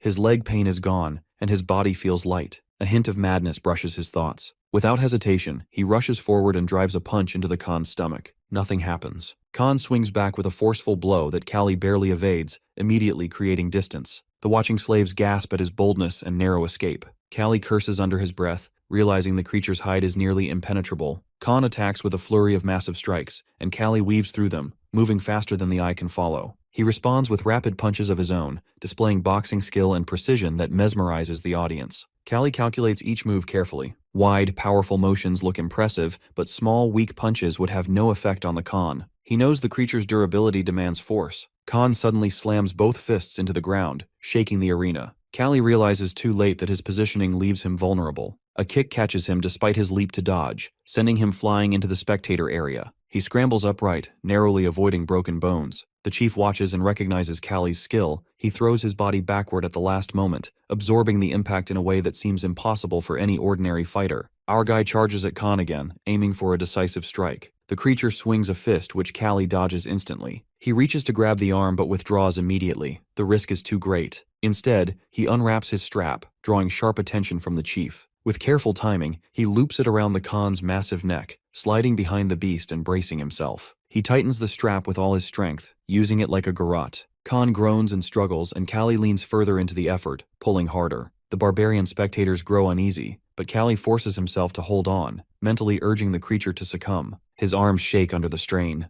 The strap begins to fray under the enormous tension. He considers other options, but before he can adjust, the strap snaps completely. Then Khan collapses forward onto the ground. Kalli wastes no time, driving an elbow into its head and following with a series of devastating strikes. The crowd falls silent, unable to process what they witness. His mind focuses entirely on the task that he is committed to ending this, willing to risk his body completely, determined to bring Khan down no matter the cost. Just then, Khan's fist smashes into Kalli and hurls him backward. Blood bursts from Kalli's mouth as his body twists from the shock. Anger coils inside because that beast has caught him unprepared. Khan plants himself in front of him. Confusion rushes through our dude because he has landed far more hits, yet his body suffers worse damage than Khan's. But one edge still remains. The strap rests in his grip. His fingers tighten around the leather while doubt creeps in. Khan has already witnessed its effect, so the same method will fail. His mind races for a single decisive way to bring the beast down. Khan's roar tears the air. He charges with terrifying speed and launches a strike that Kalli narrowly avoids. Another blow follows instantly, forcing more desperate dodge. While twisting away, Kalli studies Khan's body, searching for a weak point. His focus lands on the ankle. He flings the strap toward Khan's ankle. The leather coils around the ankle, and he pulls with everything he possesses. Khan collapses. Kalli drags him across the dirt, hauling him closer, then drops the strap and grips the leg with both hands. Khan thrashes violently. Then the creature explodes upward, swinging the captured leg and sending Kalli flying. He crashes hard, pain tearing through his ribs. Relief soon follows, but his ribs remain bruised, not broken. He forces himself up. Jester's voice rises with hope, wondering if Kalli might truly win. Armon reminds them that even victory here changes nothing about their doomed future. Jester hopes against it. The creature fixes him with eyes filled with violence. They rush forward at the same moment, hands extending, but Kalli suddenly lifts the strap again. Khan freezes with brief confusion. The strap hurtles toward his throat. A shout erupts from Kalli's team as Khan's hands shoot up to block it. Another voice notes that the creature now recognizes the leather as a threat and refuses the same trap. His hands stay glued to his throat. This creates exactly what Kalli needs. With both hands high, Khan's torso lies exposed. Kalli abandons the strap mid-charge and drives a brutal strike into his body. Khan releases a pained roar. The spectators shift uncomfortably, shocked by the violence before them. Khan suddenly grabs Kalli's shirt with monstrous strength, lifts him effortlessly, and slams him far away. Kalli's body shudders on impact. Next moment, Khan drops to all fours, shaking from accumulated damage. Kalli rises faster, fueled by desperation. He rushes forward and smashes his fist into Khan's mouth, sending the creature tumbling. Kalli leaps after him, grabs him from behind, and his thoughts narrow into one truth: that survival outweighs honor. He forces Khan's head upward and unleashes blow after blow onto the creature's skull. Each strike lands with sickening weight until Khan finally goes limp beneath him. Silence spreads through the onlookers as shock replaces noise. Kalli slowly rises beside Khan's unconscious form, chest rising sharply with each breath. Then the shaman approaches and announces the god's verdict. 2 more prisoners gain freedom alongside Kalli. The 3 men flee the village at once, unwilling to risk the tribe's changing mood. They hide behind a cave formation to recover. One prisoner studies Kalli with deep gratitude because he has saved him. Concern soon replaces it. The wounds covering Kalli hint at death drawing near. Kalli turns to Jester and instructs him that if death arrives, he must inform Soren about his death, leaving him concerned. The other suddenly stiffens when he notices someone approaching. He curses, convinced the tribe never intended to let them go. Kalli remains calm and explains that he recognizes the figure. Yan arrives on 1 camel while pulling 2 more. She informs them that she has brought 2 camels along with food and water, and selling the animals will fund their journey. Kalli attempts to reject such generosity, insisting he has not earned it. She dismisses his refusal and expresses that his actions brought her peace. Both accept that they will likely never meet again. She leaves on her own camel. Back at the tribe, the shaman confronts One Eye with rising anger. He questions whether One Eye has lost all reason because Khan Kusajid, as he calls him, now walks free under the god's ruling. Yet One Eye forms a pursuit party. One Eye continues cleaning his sword and admits he wants the man regardless of divine judgment. The shaman reminds him that he cannot defy the gods. One Eye erupts with contempt, claiming the judgment was worthless because the gods never truly chose. Kalli defeated him and disgraced their deity. Since that god suffered defeat, One Eye intends to deliver punishment himself. The shaman warns that this path leads to exile. One Eye accepts without hesitation. The desert itself serves as his home, and no punishment can turn him from the pursuit he has chosen. Meanwhile, Jester reaches Agostina's gate, but the guards stop him instantly and demand identification. He keeps his face covered while asking if Soren Agest leads the town. He uncovers his face and explains he brings information about Kalli Agest. Shock spreads through the guards. Inside the manor, Jester settles on a sofa, while Soren sitting before him. He warns that false news about his father will cost him his head. Fear flashes across his face. Soren calms himself and admits recent strain has eroded his patience. Jester introduces himself and explains that Kalli saved his life, creating a debt he must repay. Kalli currently recovers from serious wounds in a frontier village. Jester summarizes the events, and Soren's fists tremble with rage as he mutters that Jacob has betrayed them all. Jester asks about Lady Branda, but Soren reveals no message has arrived. Jester accepts that he has at least repaid a portion of what he owed. Soren orders his men to retrieve his father safely and offers Jester rest. Inside, Soren wrestles with frustration because upcoming elections trap him in Agastina. Duty binds him in place. He summons an army and addresses them with firm resolve, reminding them that Kalli is a kingdom hero and also his father. Helping him return serves both honor and family. Meanwhile, a physician finishes bandaging Kalli and studies him with disbelief. In all his years, he has never witnessed someone heal this fast. Kalli responds casually and mentions this rate feels slow for him, though the doctor's skill deserves credit. The physician tests his arm and reveals he once served as an imperial military doctor. Recognition strikes Kalli that he must have learned under old John. Even 2 decades after John's death, his influence still aids him. Before Kalli leaves, the doctor warns him sharply about his left arm. A deep fracture runs through the bone, and one wrong motion could break it completely. Kalli assumes Jester has reached Agostina by now. He sold Jan's jewelry to fund his journey and hired Tantio, a tribesman, as a guide. Tantio warns that too much time has passed, and tracking Jacob and Branda will require heavy funding. Kalli tosses him a full bag of money without hesitation. Later, at the slave market, Kalli waits. Tantio approaches respectfully and asks if he plans to buy a slave. Kalli refuses and mentions he expects certain men to appear. 3 tribesmen arrive with a cart. Kalli recognizes them immediately and drives his fist into one man's face, knocking him down. The others shout in anger. Kalli steps forward with cold fury and reminds them they captured him weeks ago and sold him. One man mocks him as an old fool attempting revenge. Another threatens to sell him again. Kalli demands to know where they delivered him, but they laugh and compare him to a dog that only learns through beatings. Their attack ends instantly. All three collapse under Kalli's blows. Kalli stands over them and agrees that men like them only pay attention when pain forces respect. He holds out a map and orders them to point out where they took him. One complains he cannot remember. Our dude answers with another punch and promises more until memory returns. Rage fuels him as he continues beating them. Tantio watches and notes how Kalli's calm surface hides a frightening temper. When Kalli finishes, he hands Tantio money and asks if it covers expenses, then orders him to prepare food and water. Before leaving, Kalli hands a key to the nearby slaves and grants them freedom. They freeze, then rush toward the wounded slavers to deliver their own justice. Kalli urges Tantio to leave. That night, Kalli notices Tantio smoking. He asks if it is tobacco, surprised at how long it has been. Tantio explains that only shamans and warriors smoked it in his tribe, but after leaving, he smokes whenever he chooses. Kalli asks why he left. Tantio explains he foresaw his tribe's extinction under settlers and walked away early. Kalli requests one,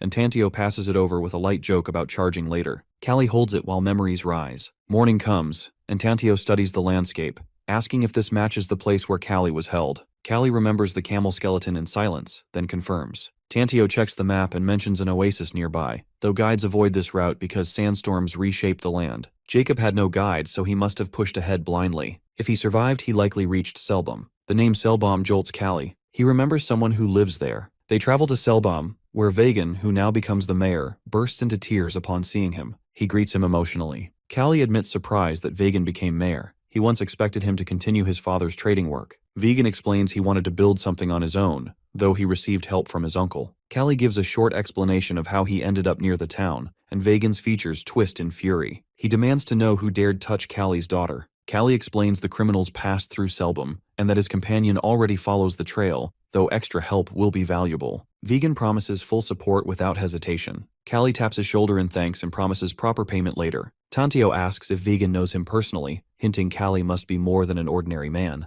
Vegan responds that this guess barely scratches the truth. He explains that Tantio likely knows nothing of his legendary reputation. Vegan lists Kalli's feats, defying a tyrant, defeating an ogre, battling a lion barehanded, and countless achievements. Kalli dismisses them and claims he merely has strong athletic ability, yet even that strength failed to protect his daughter. Concern grows on Vegan's face as he studies Kalli's exhaustion. Vegan urges him to rest and promises the search will continue. Kalli thanks him but refuses to slow down because too much time has vanished. Once they find Branda's trail, they will move instantly, and every person involved will be crushed into dust by his own hand. Meanwhile, Jacob rests in his room and finally lets his body loosen after everything he endured. Every subordinate who followed him died on the road, yet he alone returned alive. However, he has their money now. He plans to rest first and slip away afterward, a simple plan he feels he deserves. Next moment, a sharp knock interrupts the quiet. He lifts his sword with his bandaged arm and approaches the door carefully. The voice outside introduces itself as the landlord and insists an urgent issue concerns the rent. Jacob keeps an alert posture and reminds the visitor the rent has already been handled,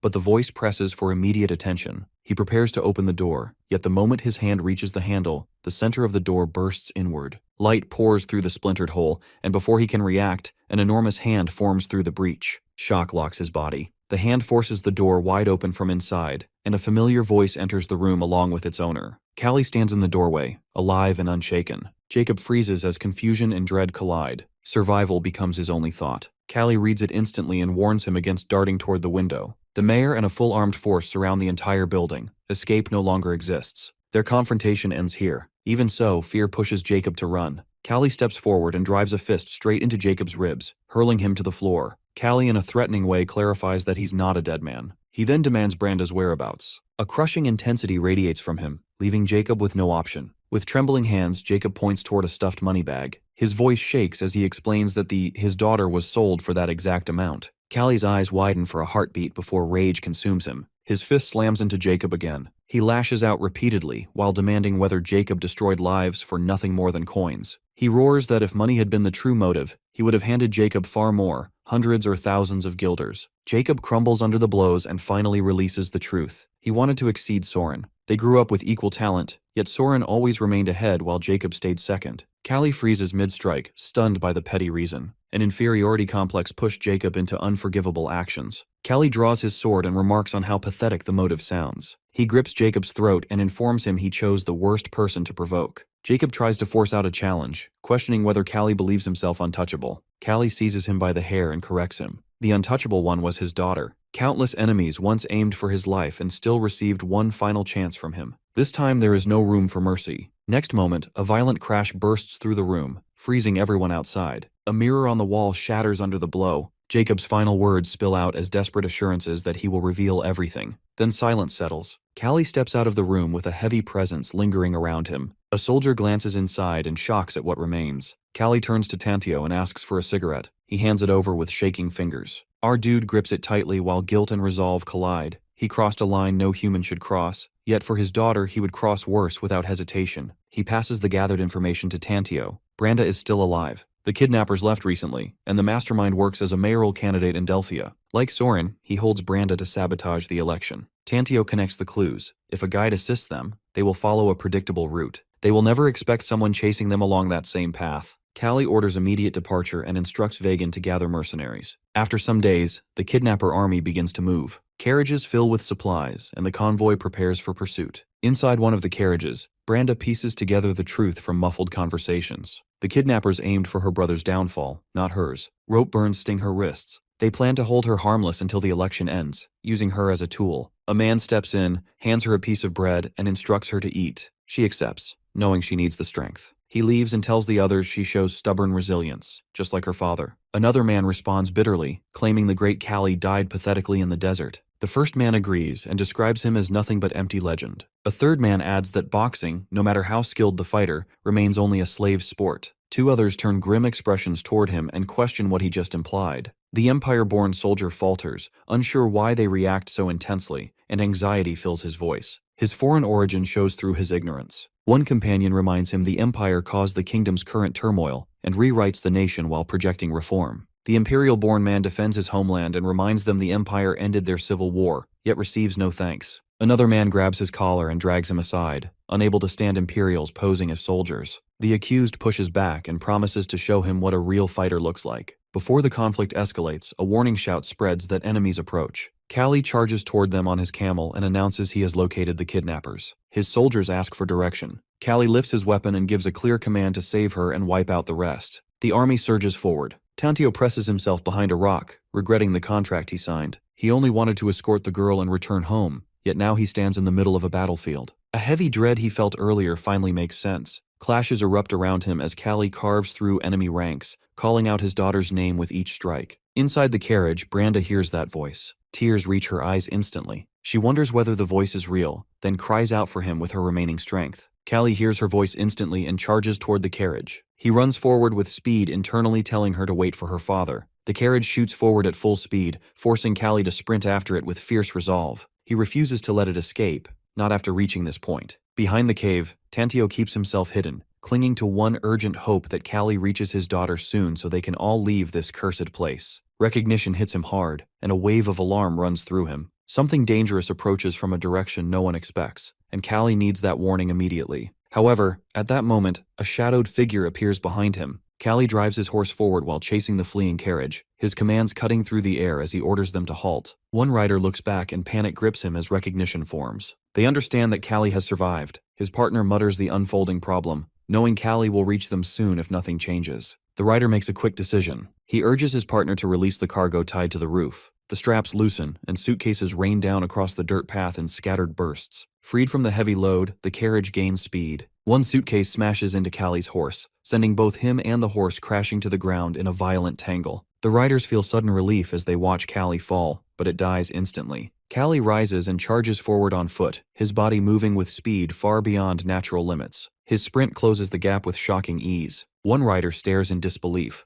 unable to understand how a man can chase a moving carriage like this. Kalli pushes harder, thinking he only needs a little more reach. His hand stretches toward the carriage as the gap thins to almost nothing. Just before his fingers touch the door, an arrow slices through the air and buries itself deep in his arm. The impact throws him backward, sending him rolling across the ground. His eyes lock on the carriage as it speeds away, carrying his daughter farther with every heartbeat. Kalli turns his head and finds the archer. One eye sits on horseback, with grim satisfaction. He declares that he has chased him all the way here and confirms the shot as his own. Barbarian warriors pour across the battlefield, crushing Kalli's army with a sudden ambush. Soldiers shout frantic orders to retreat and regroup as chaos spreads. Kalli senses the shift instantly. One eye addresses him as Khan Kusajad while tossing his bow aside. He dismounts and steps forward with steady purpose. intent on taking Kalli's head and restoring the honor his tribe lost. Kalli forces himself upright, barely holding his balance. He questions whether One Eye still clings to that Khan Kusajad obsession, and whether this wandering brute understands what he has caused. One Eye stands firm with absolute conviction. He refuses to accept the existence of the man who killed their Khan. Only one of them leaves this ground alive. Kalli responds with equal finality, admitting not even a trace of intention to let One Eye live. He threatens he will die today with his fist. One Eye raises his fist and charges. Kalli meets him head-on, tired of the nonsense. Their bodies crash as they trade fierce strikes. Kalli lifts his fist to attack, but One Eye catches the incoming blow. Instead of blocking, One Eye grips Kalli's shoulder and tries to pull him off balance. Kalli twists his body with the captured arm, bending at an angle no ordinary fighter would expect, creating space for his knee to drive upward into One Eye's face. The impact staggers One Eye, and his thoughts race. Kalli twists his entire body to follow the motion of his trapped arm, forming an opening where none should exist. Kalli does not lose the moment. He strikes One Eye again and points out the barbarian's fatal mistake. Throwing away his weapon for some sense of honor is pure foolishness. His fist slams into One Eye's neck, pulling a sharp cry from him. Another strike lands across One Eye's face, splitting his lip and spilling blood. Realization hits One Eye through the iron taste in his mouth. He has misjudged everything. Challenging the monster who defeated their Khan with bare hands becomes a mistake drenched in regret. He should never have abandoned his weapon. Pride has no place here.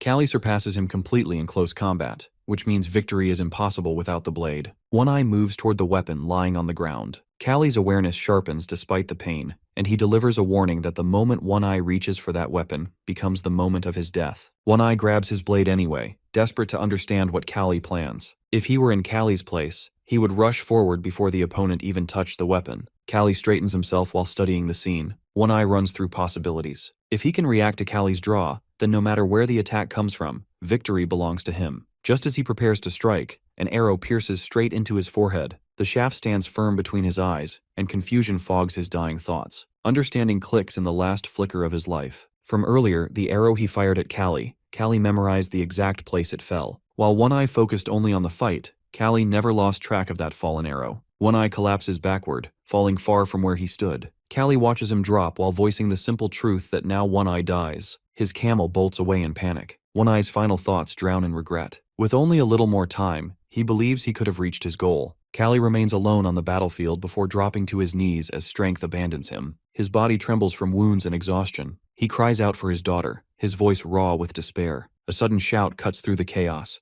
Tantio rides toward him at full gallop and extends his hand while urging Kalli to grab hold. Kalli struggles to understand Tantio's choice as they ride together on the same horse. The man is only a guide, yet he throws himself into danger for someone who hired him. Tantio gives the simplest reason he can, that Kalli cannot finish paying the full fee if death claims him, so keeping him alive protects the contract more than any sentiment. He adds that the mercenaries either died when the barbarians attacked or abandoned everything to save themselves. He barely escaped because survival became the only goal for anyone left breathing. Those barbarians wear the marks of the highest warrior caste, which forces him to wonder how someone like Kalli became tangled with people who live by brutal traditions. Tantio reminds Kalli that his own son manages a frontier village near Agastena. Reaching that place would give them shelter and medical help. Kalli refuses immediately. He pushes for the chase even though his injuries grow worse with every breath. Tantio counters that Kalli's body will collapse soon, and he himself cannot ride much farther, either signaling to his injury. Kalli checks the man's back and notices the blood seeping from a wound. Anger and helplessness rise within him as he curses the situation trapping them both. Far away, Soren receives a letter demanding he withdraw from the mayoral election if he wants Branda returned alive. Thoughts that have haunted him for years return in a rush. The losses, the sacrifices, the countless people who fought for Agastina's future. Now the enemy wants Branda's life as payment. The weight threatens to break him, but a subordinate interrupts with news that shakes him completely that his father has arrived. Outside, Kalli's roar echoes across the area as he wrestles against the people restraining him. He demands freedom so he can rescue his daughter, but the doctor warns that stepping outside guarantees death. Soren approaches and takes in the sight of his father. Later, Kalli drinks, forcing himself to swallow another mouthful. Soren admits everything as he never imagined Jacob would turn against them after working together for 5 long years. Our dude drains his drink and confesses he ended Jacob's life with his own hands. But dwelling on the past cannot save Branda. He needs to know if Soren has discovered the kidnappers' identities. Soren explains that all 5 candidates remain suspects except himself. The letter ordering his withdrawal confirms that someone among them aims to control the election through fear. Kalli asks whether Soren can abandon the campaign. Soren hesitates, then admits he carries ambitions he refuses to bury so easily. Kalli's expression hardens. He questions whether these ambitions weigh more than his own sister. Soren's restraint snaps as he vows that if Branda does not return safely once the election ends, he will personally hunt down every person responsible. Dark fury gathers around Kalli as he warns him not to confuse vengeance with duty. Branda's life should rise above every other concern. She has always given everything for both of them. Soren argues back that his dream does not belong to him alone. Many who believed in him have died for this cause. If he retreats because of fear, he betrays their trust. Kalli studies him closely and asks whether he truly means this path. Soren turns the reasoning toward his father. He reminds him that entering the tournament years ago broke a promise made to Azalea. That choice almost left Soren and Branda without a father. Yet time has shown him that his father carried responsibilities he could not escape, no matter the cost. Now he understands his father's determination. The realization hits Kalli hard. He remembers Azalea's feelings back then. He shifts the topic and asks about leads on the kidnappers. Soren admits they investigated everywhere, but nothing surfaced. He cannot mobilize soldiers into the candidates' homes without stirring public outrage or accusations of using military power to manipulate the election. Kalli cuts through the hesitation. He announces he will find Branda himself. Soren tries to stop him, warning that acting without evidence will escalate everything. Kalli interrupts, asking whether Soren just admitted the culprit hides among the candidates. Understanding flashes through Soren's eyes as he realizes what Kalli intends. Kalli confirms he will question every candidate one by one until the truth appears. Soren insists this method breaks laws and moral lines, but Kalli brushes past those concerns. His actions may damage his reputation, but fixing that reputation falls under his own responsibility. Kalli will act as needed, and Soren must handle the fallout. He accepts the arrangement, but frustration coils inside him. He never wanted to fight his father. He only wanted to prove he can stand on his own. That night, Kalli approaches Tantio, who rests while tending to his wounds. Kalli informs him that they leave immediately. Tantio gestures toward his bloody injuries as proof that such timing is impossible. Kalli responds by offering a large bonus beyond their contract. Tantio rises instantly, energized by the promise, but still questions whether Kalli should resolve things with his son instead of rushing into danger. Kalli admits confronting Soren emotionally would be easier. But like Branda, Soren remains a child he refuses to resent for choosing a hard path. Tantio suggests he share these feelings directly, but Kalli turns away, admitting such honesty embarrasses him. Behind the wall, Soren listens to every word. His expression shifts into quiet reflection. Later, Kalli and Tantio ride out into the night. Kalli explains they must resolve everything before the election ends. Tantio asks whether Kalli has a plan for reaching multiple villages within 5 days. Kalli reveals Soren provided detailed information about each candidate, so he intends to confront them in order and extract the truth through whatever method works. They decide to start with the Empire-born candidates, because Kingdom-born candidates may know about our dude's past. Then, the suspect list narrows from 5 to 3, Halkan Dorojis, Nordic Georgia, and Marcus Aurelius. They locate a residence and launch a grappling hook onto the roof, climbing up with practiced ease. Memories from Kalli's younger days return. Decades later, the same instincts guide him now. Kalli drops down the other side while guards yawn at their posts. They sense something but react too slowly. Kalli slips through the shadows, reaches Halkan's room, and finds the candidate asleep in heavy slumber. He orders Halkan to rise. Halkan shifts lazily, insisting the sun has not appeared. Kalli responds by throwing cold water into his face, forcing him into shock. Halkan opens his mouth to shout, but Kalli covers it, pressing a sword against his lips. He warns that any attempt to call for help guarantees death. Even if he screams, the guards lie unconscious and tied outside. Kalli gives the rules. Halkan will answer everything asked. He demands his daughter location. Halkan stares in confusion, unsure which girl he means. Kalli grabs his little finger and tightens his grip. The bone bends, and Halkan's cry bursts from his throat. Kalli clamps his hand over the mouth to silence him. Halkan trembles with pain and fear. Kalli reminds him this is not an answer. He repeats the question with full clarity. Kalli accepts he crossed a line he never should have. The poor man clearly played no part in Branda's kidnapping. If the man faked his panic, the acting was too good. Then shifts to what matters more. His guide wants to know whether Kalli ensured the candidate will stay silent. He reminds him he already threatened to skin Dorojis alive if the man leaked a single word. Now only 4 candidates remain. Tantio calculates the time they will waste traveling between the 2 Empire-born ones. He accepts that delay but also knows none of them will receive warnings in time. Tantio grows more uneasy as he watches the mission drift from a simple escort job into something brutal enough to erase any thought of payment. His wound burns, making him realize death could reach him any time. He asks how they plan to reach Delphia. Kalli remembers that Soren campaigns there and asks for the reason. Tantio lays out the danger. Whoever hired the kidnappers must already know Kalli survived the desert. If Kalli walks into Delphia and hires mercenaries openly, Messengers will notify their employer instantly. Kalli cannot block every messenger. Nobles avoid mercenary guards during elections, so the guilty candidate will panic the moment he hears Kalli has begun recruiting. The one who hires mercenaries first exposes himself, because he needs replacements for the soldiers he already lost. Kalli weighs the logic but sees the risks. The deadline pressed hard. Not to mention, desert storms might slow them, slavers might appear, and Tantio's injury might force him to abandon the mission. Traveling without a guide guarantees death. Thinking about all this, Kalli accepts the plan. The next day, Kalli enters a mercenary agency and people recognize him. They link him to Soren's campaign. Just as Tantio predicted, his appearance travels across Delphia within hours. Fame irritates him, but he needs exactly this attention. He approaches a worker and announces he wants mercenaries, refusing to explain why and caring only about their skill with weapon. The information races through the city faster than he expected. Father of a mayoral candidate has started recruiting fighters. Messengers run through every district, and by noon Kalli gathers more men than he imagined. He instructs them to return tomorrow and finally rests, but blood drips from his nose. After endless fights and harsh travel, even he feels the weight of exhaustion pulling him toward sleep.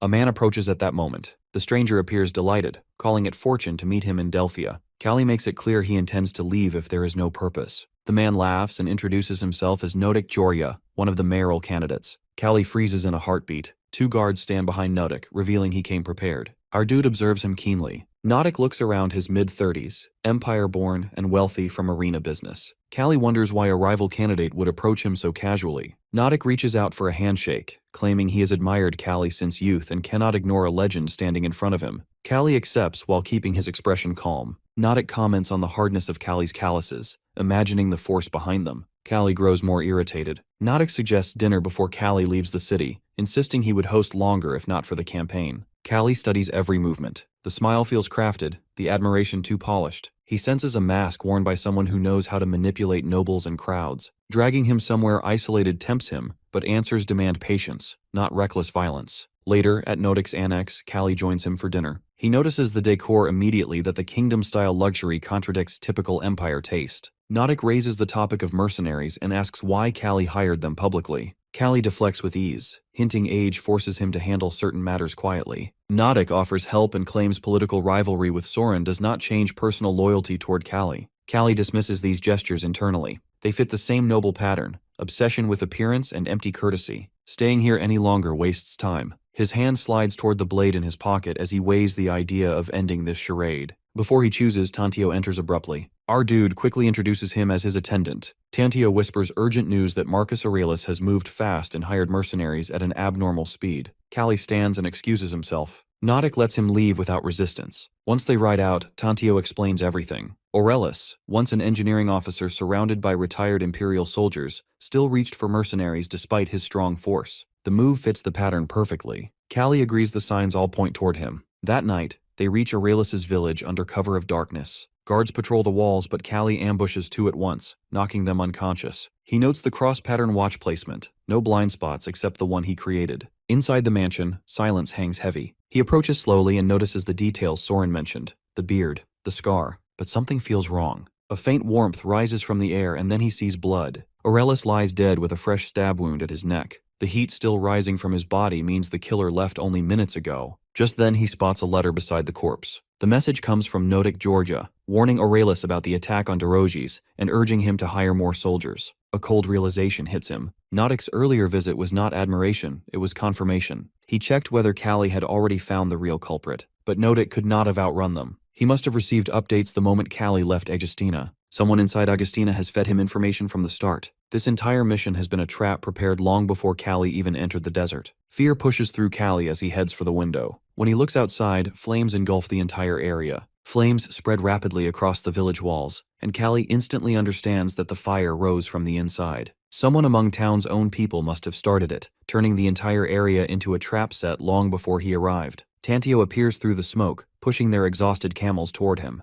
Tantio gestures urgently for Kalli to look behind. When Kalli glances back, he expects Aurelius's soldiers, but the sight tells him otherwise. Aurelius would never waste men chasing him across open sand. The riders belong to Nodik, which means the ambush forms only one part of a much larger plan. One archer takes position and releases an arrow that buries itself in Kalli's camel. The animal collapses instantly. Tantio races up and grabs Kalli by the head, pulling him onto his own camel before the enemy closes in. They push forward, yet Tantio knows his camel already neared its limit from the last long march. At this pace, both will be caught. Kalli recognizes a harsh truth that only one survives if one rides alone. He forms a decision without hesitation and instructs Tantio to deliver the truth to Soren that the kidnapper is Nodik. Now Branda's and his own safety depends entirely on that warning reaching its target. Tantio reacts with confusion, but Kalli no longer gives him time. He throws himself off the camel deliberately. The fall draws the attention of the pursuing soldiers. Half urge each other to continue after the rider, while the rest swarm toward the man on the ground. One soldier charges ahead on his camel, but Kalli steps forward and strikes the animal's neck with a single hit, dropping both camel and rider in the sand. Another soldier rushes in, only to receive a devastating kick to the throat.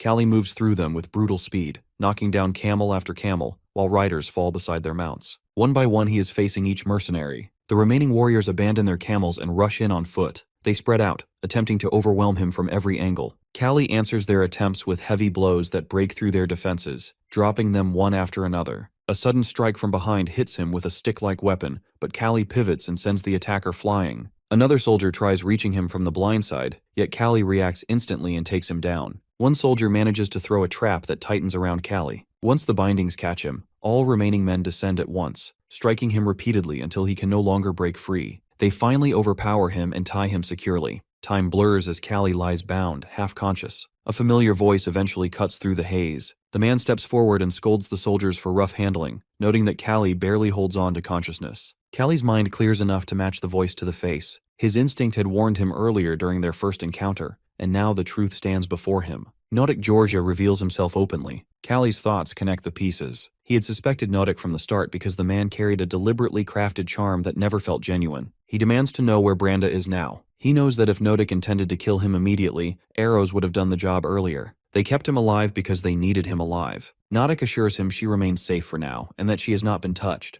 The word yet hits Kalli like a blade. His aura rises sharply, and he vows that Nodik will die the moment anyone harms her. Nodik shows no concern and merely notes that his objective already moved forward long before this capture. Kalli asks when Nodik planted his spies, and Nodik explains that he inserted them during the earliest stages of city planning, placing them inside every candidate's circle. This network gave him complete awareness of every movement Kalli made. He knew Kalli would head west, that he would confront every other candidate, and that his attacks would eventually create a perfect excuse to frame him for Aurelius's murder to break Soren's campaign. Kalli identifies the tactic as pure deception. Nodik admits that Soren never posed a real obstacle. Even without Kalli's interference, Soren lacked the strength to win the election. Framing crimes on Kalli simply helped tighten the plan. The true target had always been Kalli himself. He even claims to kill his children after the end of election, which left him terrified. Kalli pushes for clarity, unable to understand why Nodik targeted him specifically. Nodik answers with events buried nearly 20 years in the past. He fled the kingdom because someone destroyed his entire family, forcing him to endure humiliation during his escape. The empire offered no comfort either, since militarism dominated the land and intelligence earned him nothing. He moved west to finally let his true abilities shine, but Soren's presence became a constant irritation. Soren wiped out savage tribes threatening the western border and gained a hero's reputation. Everywhere Nodik looked, he saw the son of his enemy receiving admiration that should have belonged to others. Every memory of that glory fed old hatred. Everything shifted when Nodik discovered that he himself was traveling west, bringing his daughter along. That moment produced the perfect plan, one strike that could erase the father and both children. When Jacob left Kalli in the desert, Nodik nearly lost his mind, fearing the plan would die, but fate restored the path exactly as he needed. Kalli demands to know the reason Nodik considers him his enemy. Nodik responds by revealing the truth. His entire life carried the weight of a cursed name, despised everywhere as the descendant of a traitor family. He reveals his name as Nodik Rudefalling. Kalli states clearly that the old man died because of his own choices. Nodik dismisses the old man completely. The true issue is Kalli's involvement. Kalli stood beside Ealdrin and helped crush the Rudefalling family, and those actions ruined every part of Nodik's life. Nodik steps closer and declares that he will not allow him to stand in his way again. Kalli addresses him directly and gives him one final path. If Nodik releases him and Branda now, he will let him live. Nodik answers with hysterical laughter, finding amusement in a bound prisoner offering mercy. He commands his men to drag Kalli into the basement and keep him alive with enough water and food. As they pull him away, Kalli's thoughts settle. Nodik's choice has already sealed his fate. The moment he breaks free, Nodik's life ends. Kalli stands in Nodik's annex underground arena after 2 days. He reflects that 5 days have passed since Kalli's capture. 1 day disappears with Doroji's mercenaries, another with Aurelius, and 3 more inside Nodik's underground arena beneath the annex. Tomorrow, the mayoral election decides Delphia's future. In the arena, Kalli ends the match instantly. His opponent charges with an open stance, but Kalli lands a single overwhelming blow that drops the man unconscious. From above, Nodik condemns the strike as a foul and orders the body dragged out. Kalli shows no interest in entertaining him. Besides, there is no reason to follow rules created for Nodik's pleasure. His anger sharpens, realizing that Nodik clearly plans to treat him like entertainment until the election ends,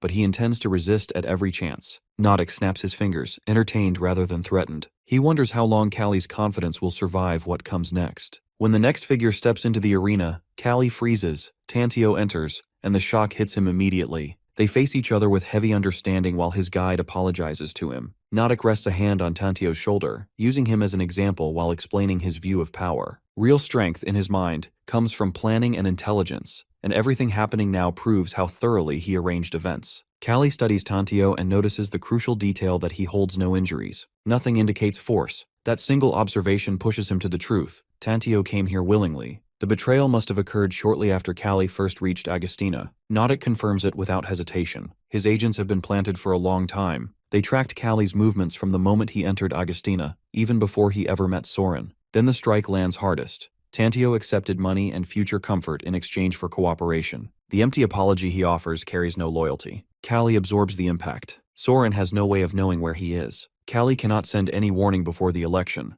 Yet something about Tantio's involvement still feels wrong, as if a missing piece hides behind the facade. Nodik interrupts by changing the rules of entertainment. If Kalli refuses boxing, they will test him differently. A gladiator in full armor enters with sword and shield. Kalli instantly recognizes the shift. This is a death match, not a sport. He understands that nets would trap him, but swords and shields create openings. That gives him a chance. The gladiator charges. Kalli ducks under the swing and judges the sword's range. Fighting from afar means death. Closing in becomes his only strategy. He rushes forward and lands a heavy punch, but the armor absorbs it, knocking Kalli backward. His opponent advances to kill. Kalli reacts fast and he grabs his ankle, yanks hard. Kalli uses the knight's leg to pull himself close and shifts behind him. Nodik watches, fascinated by Kalli's deliberate choice to enter close range. The knight tries to defend, but our boy locks his arms around him in a crushing hold. This fighter expected a boxer, not someone capable of armored grappling. Kalli applies hand-to-hand techniques built for this type of opponent. He strikes the neck, then the head. He follows with a rapid chain of blows, each aimed at weak points the armor cannot fully shield.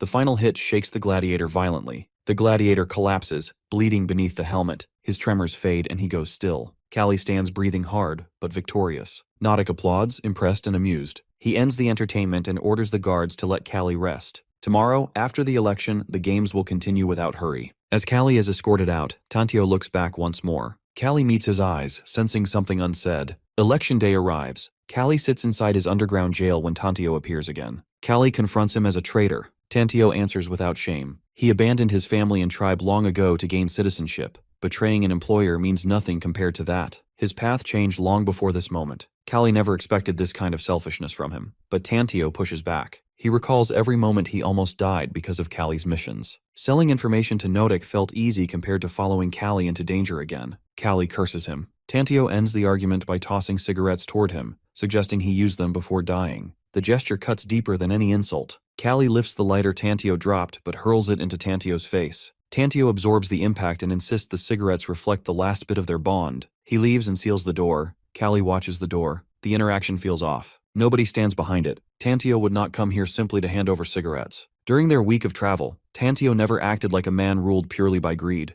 The sudden shift still makes no sense. He tears open a cigarette, and a hidden note drops out telling not to act first, but to wait for the proper time. Relief cuts through him knowing that betrayal was staged as he expected this. Meanwhile, Tantio walks with Nodik's soldiers, outwardly composed while nerves pulse beneath the surface. 3 days before the election, Tantio informs Soren everything. Soren curses Nodik for twisting every person around him like tools. Soren studies him sharply and shifts his attention toward tied men nearby, who are the planted spies Nodik hid among the mayoral candidates. Their presence threatens everything. His frustration becomes visible as he confronts the two agents directly. He already understood that Nodik placed spies with every candidate, even attempting to pull Tantio into the same network. The entire trap would have snapped shut if Tantio had not revealed the scheme in time. Tantio still carries heavy guilt for leaving Kalli trapped underground, but Soren shows unexpected courage by announcing that he will deal with the spies himself. He assigns Tantio a far more dangerous task, returns to Nautic as a double agent and creates a double agent operation to free Kalli. Tantio accepts the mission, even while the risk presses heavily on him. In the present, Tantio walks away from Kalli's cell with 2 guards escorting him. Regret tightens in his chest. He knows he should have stepped back from this operation the previous night when retreat was still possible. The guard trailing behind him mocks him as a barbarian who betrays anyone for convenience. Another guard compares him to a dog with no loyalty. Their words sting, but Tantio forces his mind to stay sharp. He needs to separate the guards and he needs a clean chance. He spins around suddenly and shouts that Kalli broke out. Both guards freeze, then rush toward the cell in panic. In the instant their focus shifts, Tantio flicks poison darts into their necks. Each dart carries concentrated scorpion venom. One guard still attempts to strike him, stumbling forward while cursing him, but the venom closes both their throats before they can breathe. Within seconds, they collapse. Relief cuts through Tantio when he sees the venom working. Meanwhile, Branda sits bound inside a dark room. She murmurs prayers for her father's safety. The door suddenly slams inward, and the guard posted outside falls dead. Tantio steps through the doorway and checks whether she truly is Branda. She studies him with instinctive suspicion. Tantio explains that Kalli entrusted him with her rescue. Her caution remains firm, and she questions whether trusting him would be a mistake. Tantio understands her concern, but urgency pushes him forward. His hands tremble from pain and exhaustion.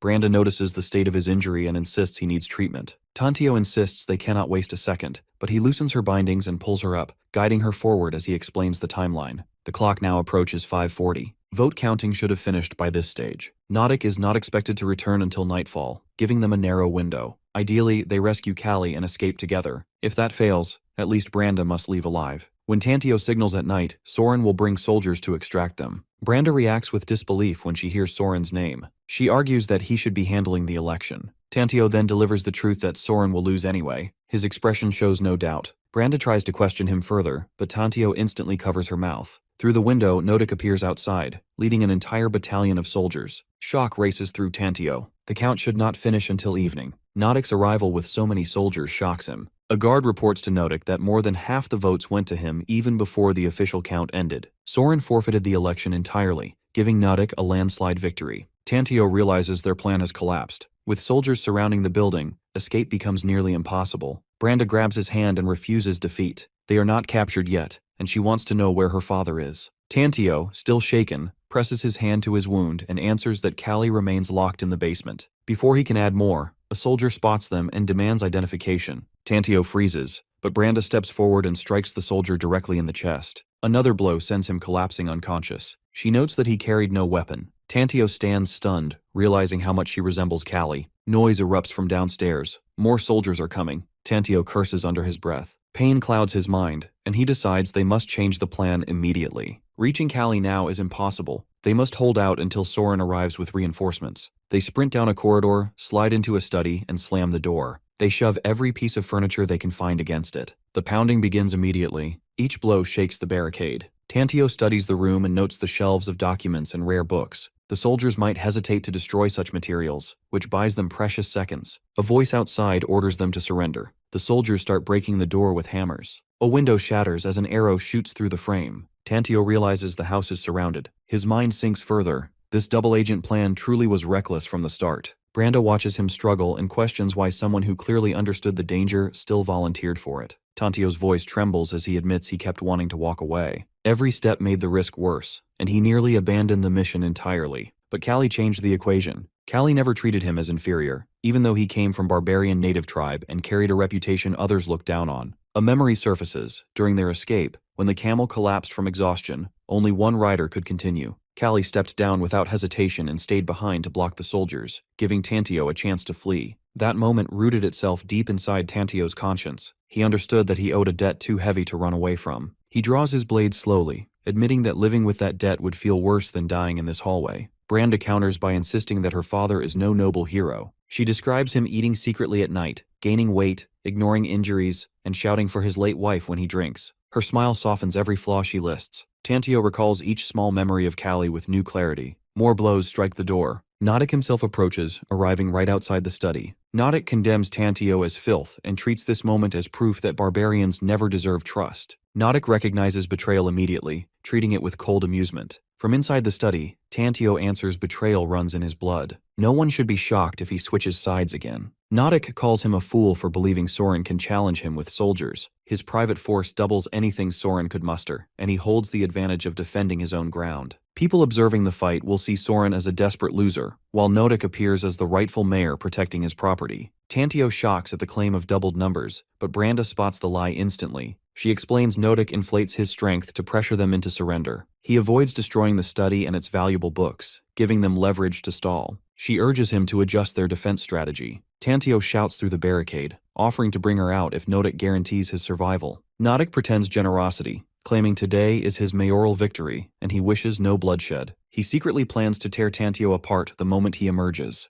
Branda questions whether Tantio will betray them, cursing him. He keeps the mask of self-interest, insisting survival comes first. Nodik orders a chair and waits, confident the barricade cannot hold indefinitely. A voice warns from inside that any approach risks the hostage's life. Time stretches and Nodik grows impatient and commands his men to destroy the door. One soldier hesitates at Tantio's involvement. Nodik curses them for letting fugitives humiliate them and orders the door smashed and both prisoners dragged out. The barricade shatters and soldiers rush in. The first kick lands on Tantio's chest, forcing blood from his mouth. More strikes rise to continue the assault. Nodik approaches Branda, striking her across the face, knocking her down. Tantio trembles on the floor, crawling toward her. Nodik drives another vicious kick into his ribs, calling him a worthless barbarian. Branda shouts back, declaring Nodik the true trash, believing heaven will punish him. Nodik laughs, mocking her faith. He questions whether Soren qualifies as good. No one in Delphia carries more blood than Soren. The barbarian tribes call him Soren the Butcher. Augustina rose from corpses left behind by his campaigns.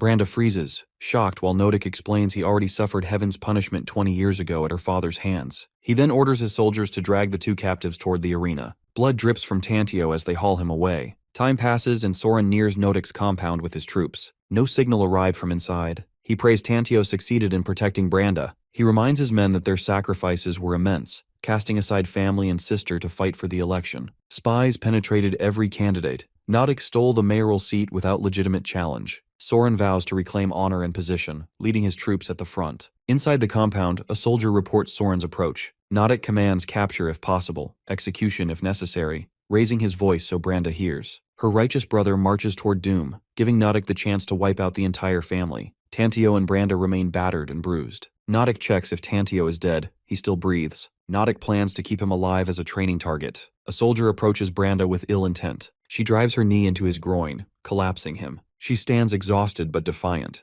Nodik orders another soldier forward. The guard beside him flinches, disturbed by the slow breaking of the woman. Nodik declares he will watch her drain all strength before presenting her ruined state to her father and burying the family beneath the desert sands. Another soldier approaches. Branda attacks despite shaking limbs. Pain shoots through her arms. Bones begin to crack. Nodik orders yet another attacker. The man reaches for her, underestimating her resilience. Her body nears the limit. A heavy blow snaps her head to the side. She screams, pleading for help, calling for her father as tears stream down her face. Below in the underground cell, Kalli senses disaster. Too much time has passed. The rescue must have failed. Worry accomplishes nothing. He must act now, even without full information. Alone in the darkness, Kalli reflects on a life stretching beyond 70 years. A question dominates. What happens when he dies? His second life gave glimpses of the afterlife. Now he has reached his goal, sharpening the certainty that this must be his final existence. Death may come tomorrow, but responsibilities stand now. His daughter remains trapped. The basement door blocks him. Escaping by strength seems impossible. Yet our dude built his life on overcoming the impossible. This is one more challenge. He clenches his jaw, raises his fist,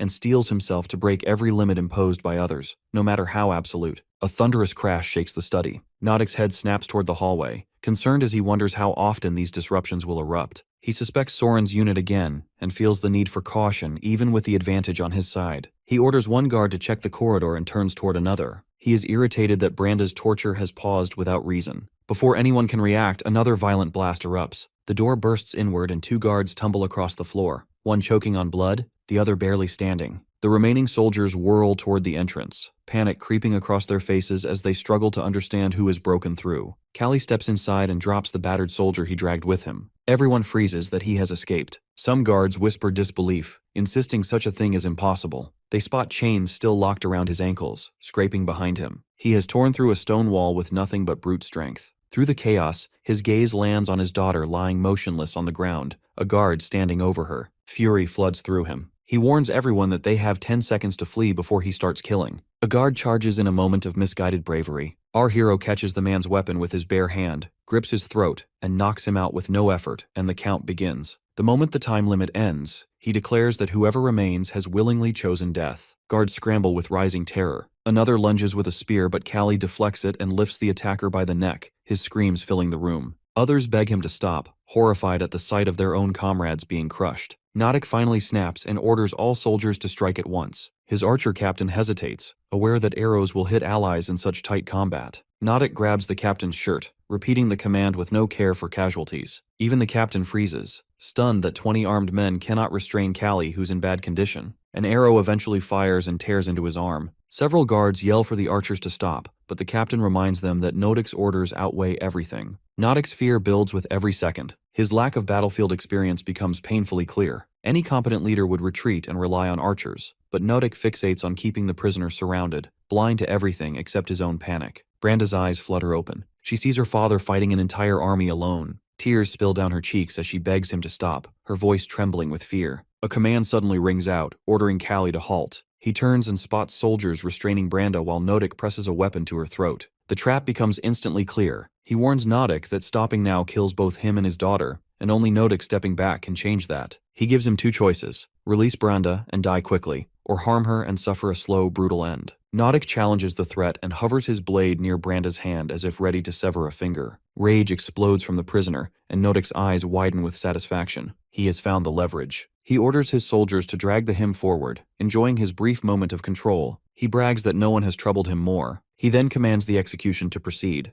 Branda screams, but the soldiers hesitate instead of carrying out the order. Nodic snaps at them, calls them useless, and forces one man to pick up a sword. He turns toward the Our Dude, demanding last words. Kalli answers with certainty that he never surrenders. He directs the message to his daughter, telling her mother had always been right about him. He gathers his strength and rips his arms outward. The guards holding him slam into the floor, leaving everyone petrified. He continues, thinking Nodic's greatest failure: soldiers are humans, not tools, and no man follows a leader willing to discard them. After that, he charges straight toward Nodic. Terror finally overtakes Nodic. He orders his soldier to kill Branda immediately. Kalli halts in agony, caught between revenge and the reason he came here in the first place. At that exact moment, Tantio materializes behind the guard restraining Branda. He calmly assures his lord to proceed. Before anyone reacts, he drives both thumbs into the guard's eyes. The man collapses, and Branda seizes the chance to stab a blade into his chest. Nodic's scream dies on his lips as Kalli reaches him. Before he can run, our boy grabs him from behind and slams him face first into the floor. His hand clamps around Nodic's arm, and pressure builds until the man lets out a strangled cry. He issues a single final command that nobody moves.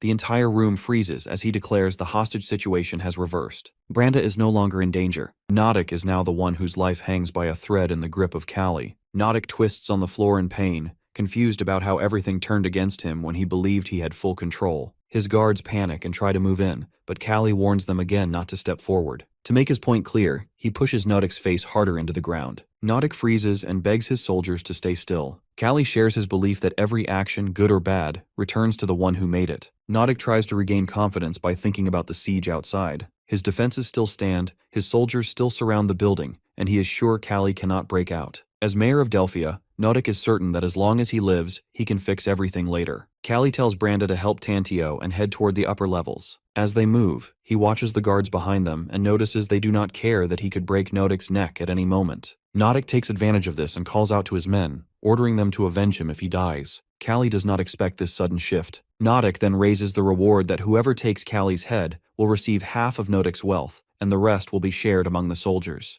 The offer fills every guard with greed. Kalli asks if Nodic is seriously making deals now. Nodic corrects him. This is not a deal, it is a final message. If Kalli kills him, both Kalli and Branda will die. If Kalli lets him go, Nodic promises to kill only Kalli and let Branda live. He also promises that no wound or struggle will stop him from hunting Kalli down. His smile shows he means every word. A loud noise cuts through the tension. Nodic believes this means the siege outside has ended and that his reinforcements are close. He points out that his thin body cannot shield all of Kalli from incoming attacks. Kalli must choose quickly. Branda cries, begging her father not to accept Nodic's offer, certain they can still escape together. Kalli sees the sword in her hands and understands how heavy this experience is for her. Even if she had no choice, taking a life leaves a wound inside. He never wanted this for her. His own condition grows worse. His arms and legs feel numb, his muscles stiffen, and his body weakens fast. He once believed dying in battle would be an acceptable end, but now the fear returns. He wants to live, but he wants to meet his future grandchildren. He wants to explore everything Azalea still holds. Even if the desire is desperate, it is real. But fate seems ready to end his life here. The walls around them begin to crack. Nautic's face brightens with triumph as he prepares to welcome his reinforcements. The walls suddenly break apart, but before Nautic's troops can fully enter, an arrow strikes the soldier closest to Nautic.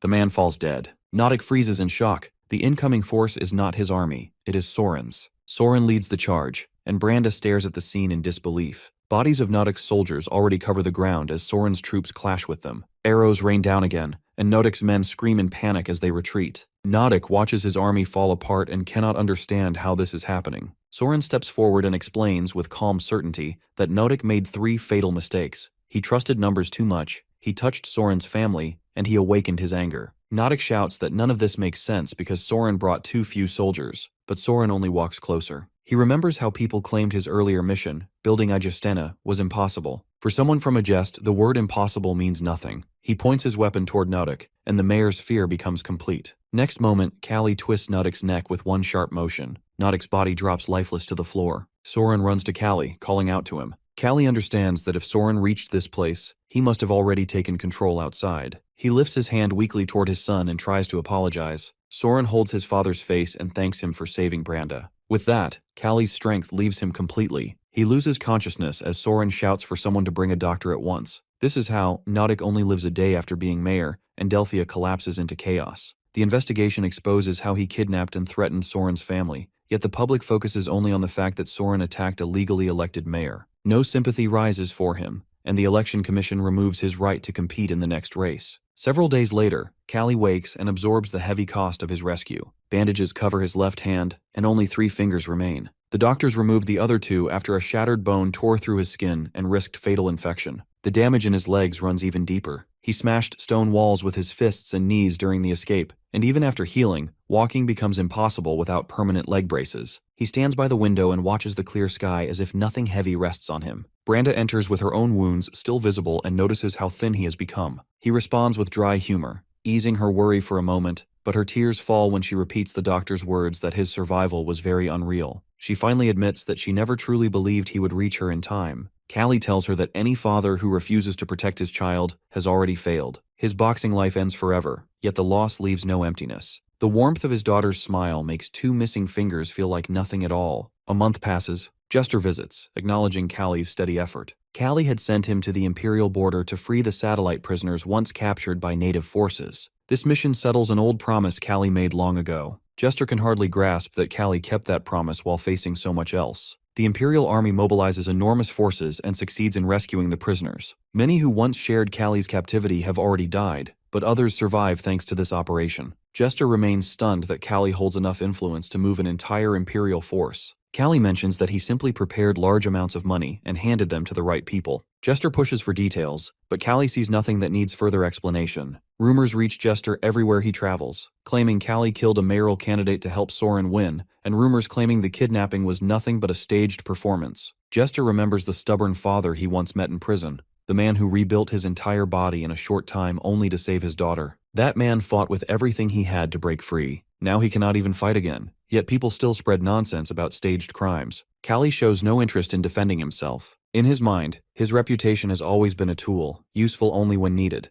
This crisis no longer belongs to him. It belongs to his son's generation, and they must resolve it. Jester leaves with the odd thought that some legends are not exaggerated, they are understated. Meanwhile, Tantio struggles with his soft, tasteless meals. His internal injuries allow him nothing else. Death nearly reaches him several times because his body lacks Kalli's resilience. Even basic movement took a week to return. But his efforts earn him honored guest treatment in Ajustina. As he rests in bed, he accepts that things could be worse. Kalli visits and checks his progress. Tantio complains about the pain in his stomach and points out how Kalli still walks despite his destroyed knee. Kalli clarifies that he cannot truly use his knee or arms anymore. Tantio notes how strangely positive he remains. Kalli asks if any cigars remain. Tantio hands one over and reminds him that the debt will be collected someday. Kalli tastes the cigar and comments that it triggers old memories. Tantio asks what feels familiar. Kalli reflects that he never once expected Tantio to betray Nautic during that desperate moment. Tantio explains that logic would have pushed him to take the payment and leave. If Kalli had refused to sacrifice the camel earlier, Tantio admits he would have deserted them without hesitation. He doubts Kalli ever believed he would help Soren in such a crisis. Kalli answers that Tantio never felt like a terrible person, even with his love of money. Tantio thinks about how a person can know the correct action yet take another simply because something inside pushes them. That imbalance, he believes, makes a human truly human. A year passes before Kalli's recovery ends and he settles permanently in a guest. Tantio follows him there. Winter strikes and Tantio shivers constantly, confused about why he chose this place. Another year gives him the answer. He grows close to Branda, and slow friendship turns into love. When Tantio requests permission to date Branda, Kalli refuses without hesitation. He beats Tantio with precise control, painful enough to make a point, never enough to kill, while Branda screams for him to stop. Yet the marriage happens. The event draws massive attention, similar to when Azalea once married Kalli despite his low rank. Nothing can shake Branda's resolve, and no one dares interfere. Years pass and Branda becomes a mother. Kalli leans over the child with love, pretending he cannot understand how the baby turned so cute. Tantio stands frozen, still unable to believe this gentle version of his father-in-law exists. In Delphia, native attacks grow harsher. The new mayor dies of violence. The city demands strong leadership, and Soren, known as its strongest fighter, wins overwhelming support and becomes mayor. Back in a jest, Branda's child runs to Kalli with bright laughter and calls him Grandpa. The child plays at his feet, and Kalli spends the final stretch of his life surrounded by peace that he once thought impossible. 12 years have passed since he first reached a jest. One quiet day, Kalli lies down to sleep and simply never wakes. No one knows his true age, but they estimate around 60, a long, full life by any measure. His funeral draws countless respected figures, but the moment freezes everyone when Emperor Philippos VII arrives along with Iskandar and the imperial Hediroi. They offer deep condolences before placing a single flower on the casket. No one dares ask how Kalli earned such honor. The emperor leaves in silence, and the mystery remains his forever. Kalli drifts in complete darkness until a voice cuts through the void, asking whether he left behind any will. His eyes open at once. A light bulb snaps on above him, and a figure forms inside the empty space. Recognition strikes him. The face belongs to someone he once knew long ago. It's John who comments on the strange lighting and shifts the scene with a flick of his fingers. The void disappears, and both of them sit before a warm fireplace. Kalli struggles to understand this meeting. He explains that he remains biologically real but exists here as someone who already understood the idea of multiple souls. Our dude becomes excited as he notices that John looks far younger than before. He demonstrates that this realm ignores physical rules and instantly returns to his older form. He explains that anything can appear possible here because the entire space exists as an illusion, untied to normal limits. Kalli grows impatient and demands clarity about their situation, alive or dead. John offers no firm answer. They might be dead, or this might be a dream forming inside a dying mind. Reality shifts too easily here to grasp it cleanly. Kalli rejects the idea that he imagined any of this because he lacks the imagination for something this complex. John laughs and adds that belief here depends entirely on personal will, because willpower decides how branching realities unfold. Kalli pushes away the abstract explanations and asks why he remains, instead of crossing the distant river that suddenly becomes visible. As Kalli watches, his own body becomes younger again. John seems pleased that he can now see the river too. He explains that the river marks the end and anyone who crosses it disappears forever with no return. Kalli notices John lingering by the river, clearly waiting for someone to go with him. John makes it clear he is no longer the same man Kalli once knew. He remains John Bradley Clark from Earth, half of his soul already having crossed years ago. Together, their fates resemble two halves of a single whole, mirroring Kalli's own strange existence. The space around them ripples violently. From inside Kalli, another presence slides out, a fading shadow, weak but recognizable. John explains this is the original Kalli, the true owner of the body. During the crossing of worlds, John's powerful consciousness had absorbed the original Kalli by force. Kalli himself had once done the same with his current body. Even so, the original owners never fully disappeared. They lingered quietly, guiding both men subtly, keeping memory and identity intact. A sharp memory surfaces that years ago, when Snoren had insisted Kalli carried a guardian angel beyond normal fate. At that moment, he had only wished for strength. Now it becomes clear that the real Kalli had reached toward him then,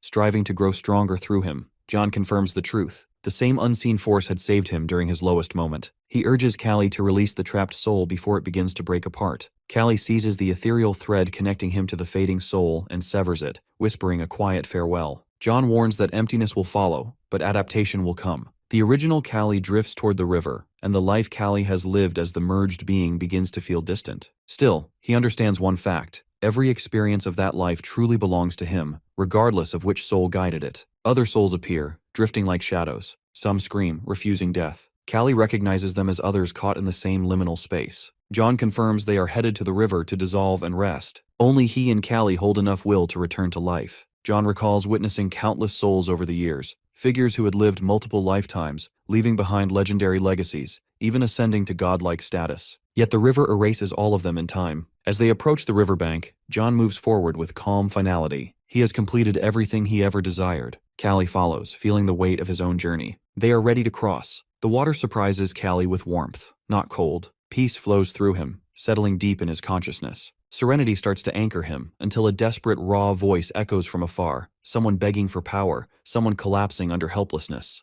The cry grips Kalli instantly. He moves away from the river, telling John to continue alone. His path back to the living is clear. He cannot rest yet. He races toward the voice, determined to guide whoever called for help. Far away in South Korea, inside a recycling and incineration plant, 3 men argue with panic. They stand near an active industrial furnace containing a body. One doubts the act will solve anything. Another pleads to surrender before disaster strikes. The ringleader grabs his companions, reminding them that the fire is already lit. No return is possible. The victim's failure to pay caused this. All 3 share the guilt. A sudden metallic noise echoes from the furnace. The door swings open. Flames illuminate a figure stepping out, alive. Surviving fire once proved survival is possible again. The men freeze in horror. Before they can react, the burned figure charges, striking the ringleader across the room. He warns that anyone attempting to kill him will meet the same fate. In reality, this boy's soul cries for strength, this voice that pulled him back from the river. Park Kang-tae, who now exists as Kalli, rises fully once more. He faces the 3 men, ready for another battle.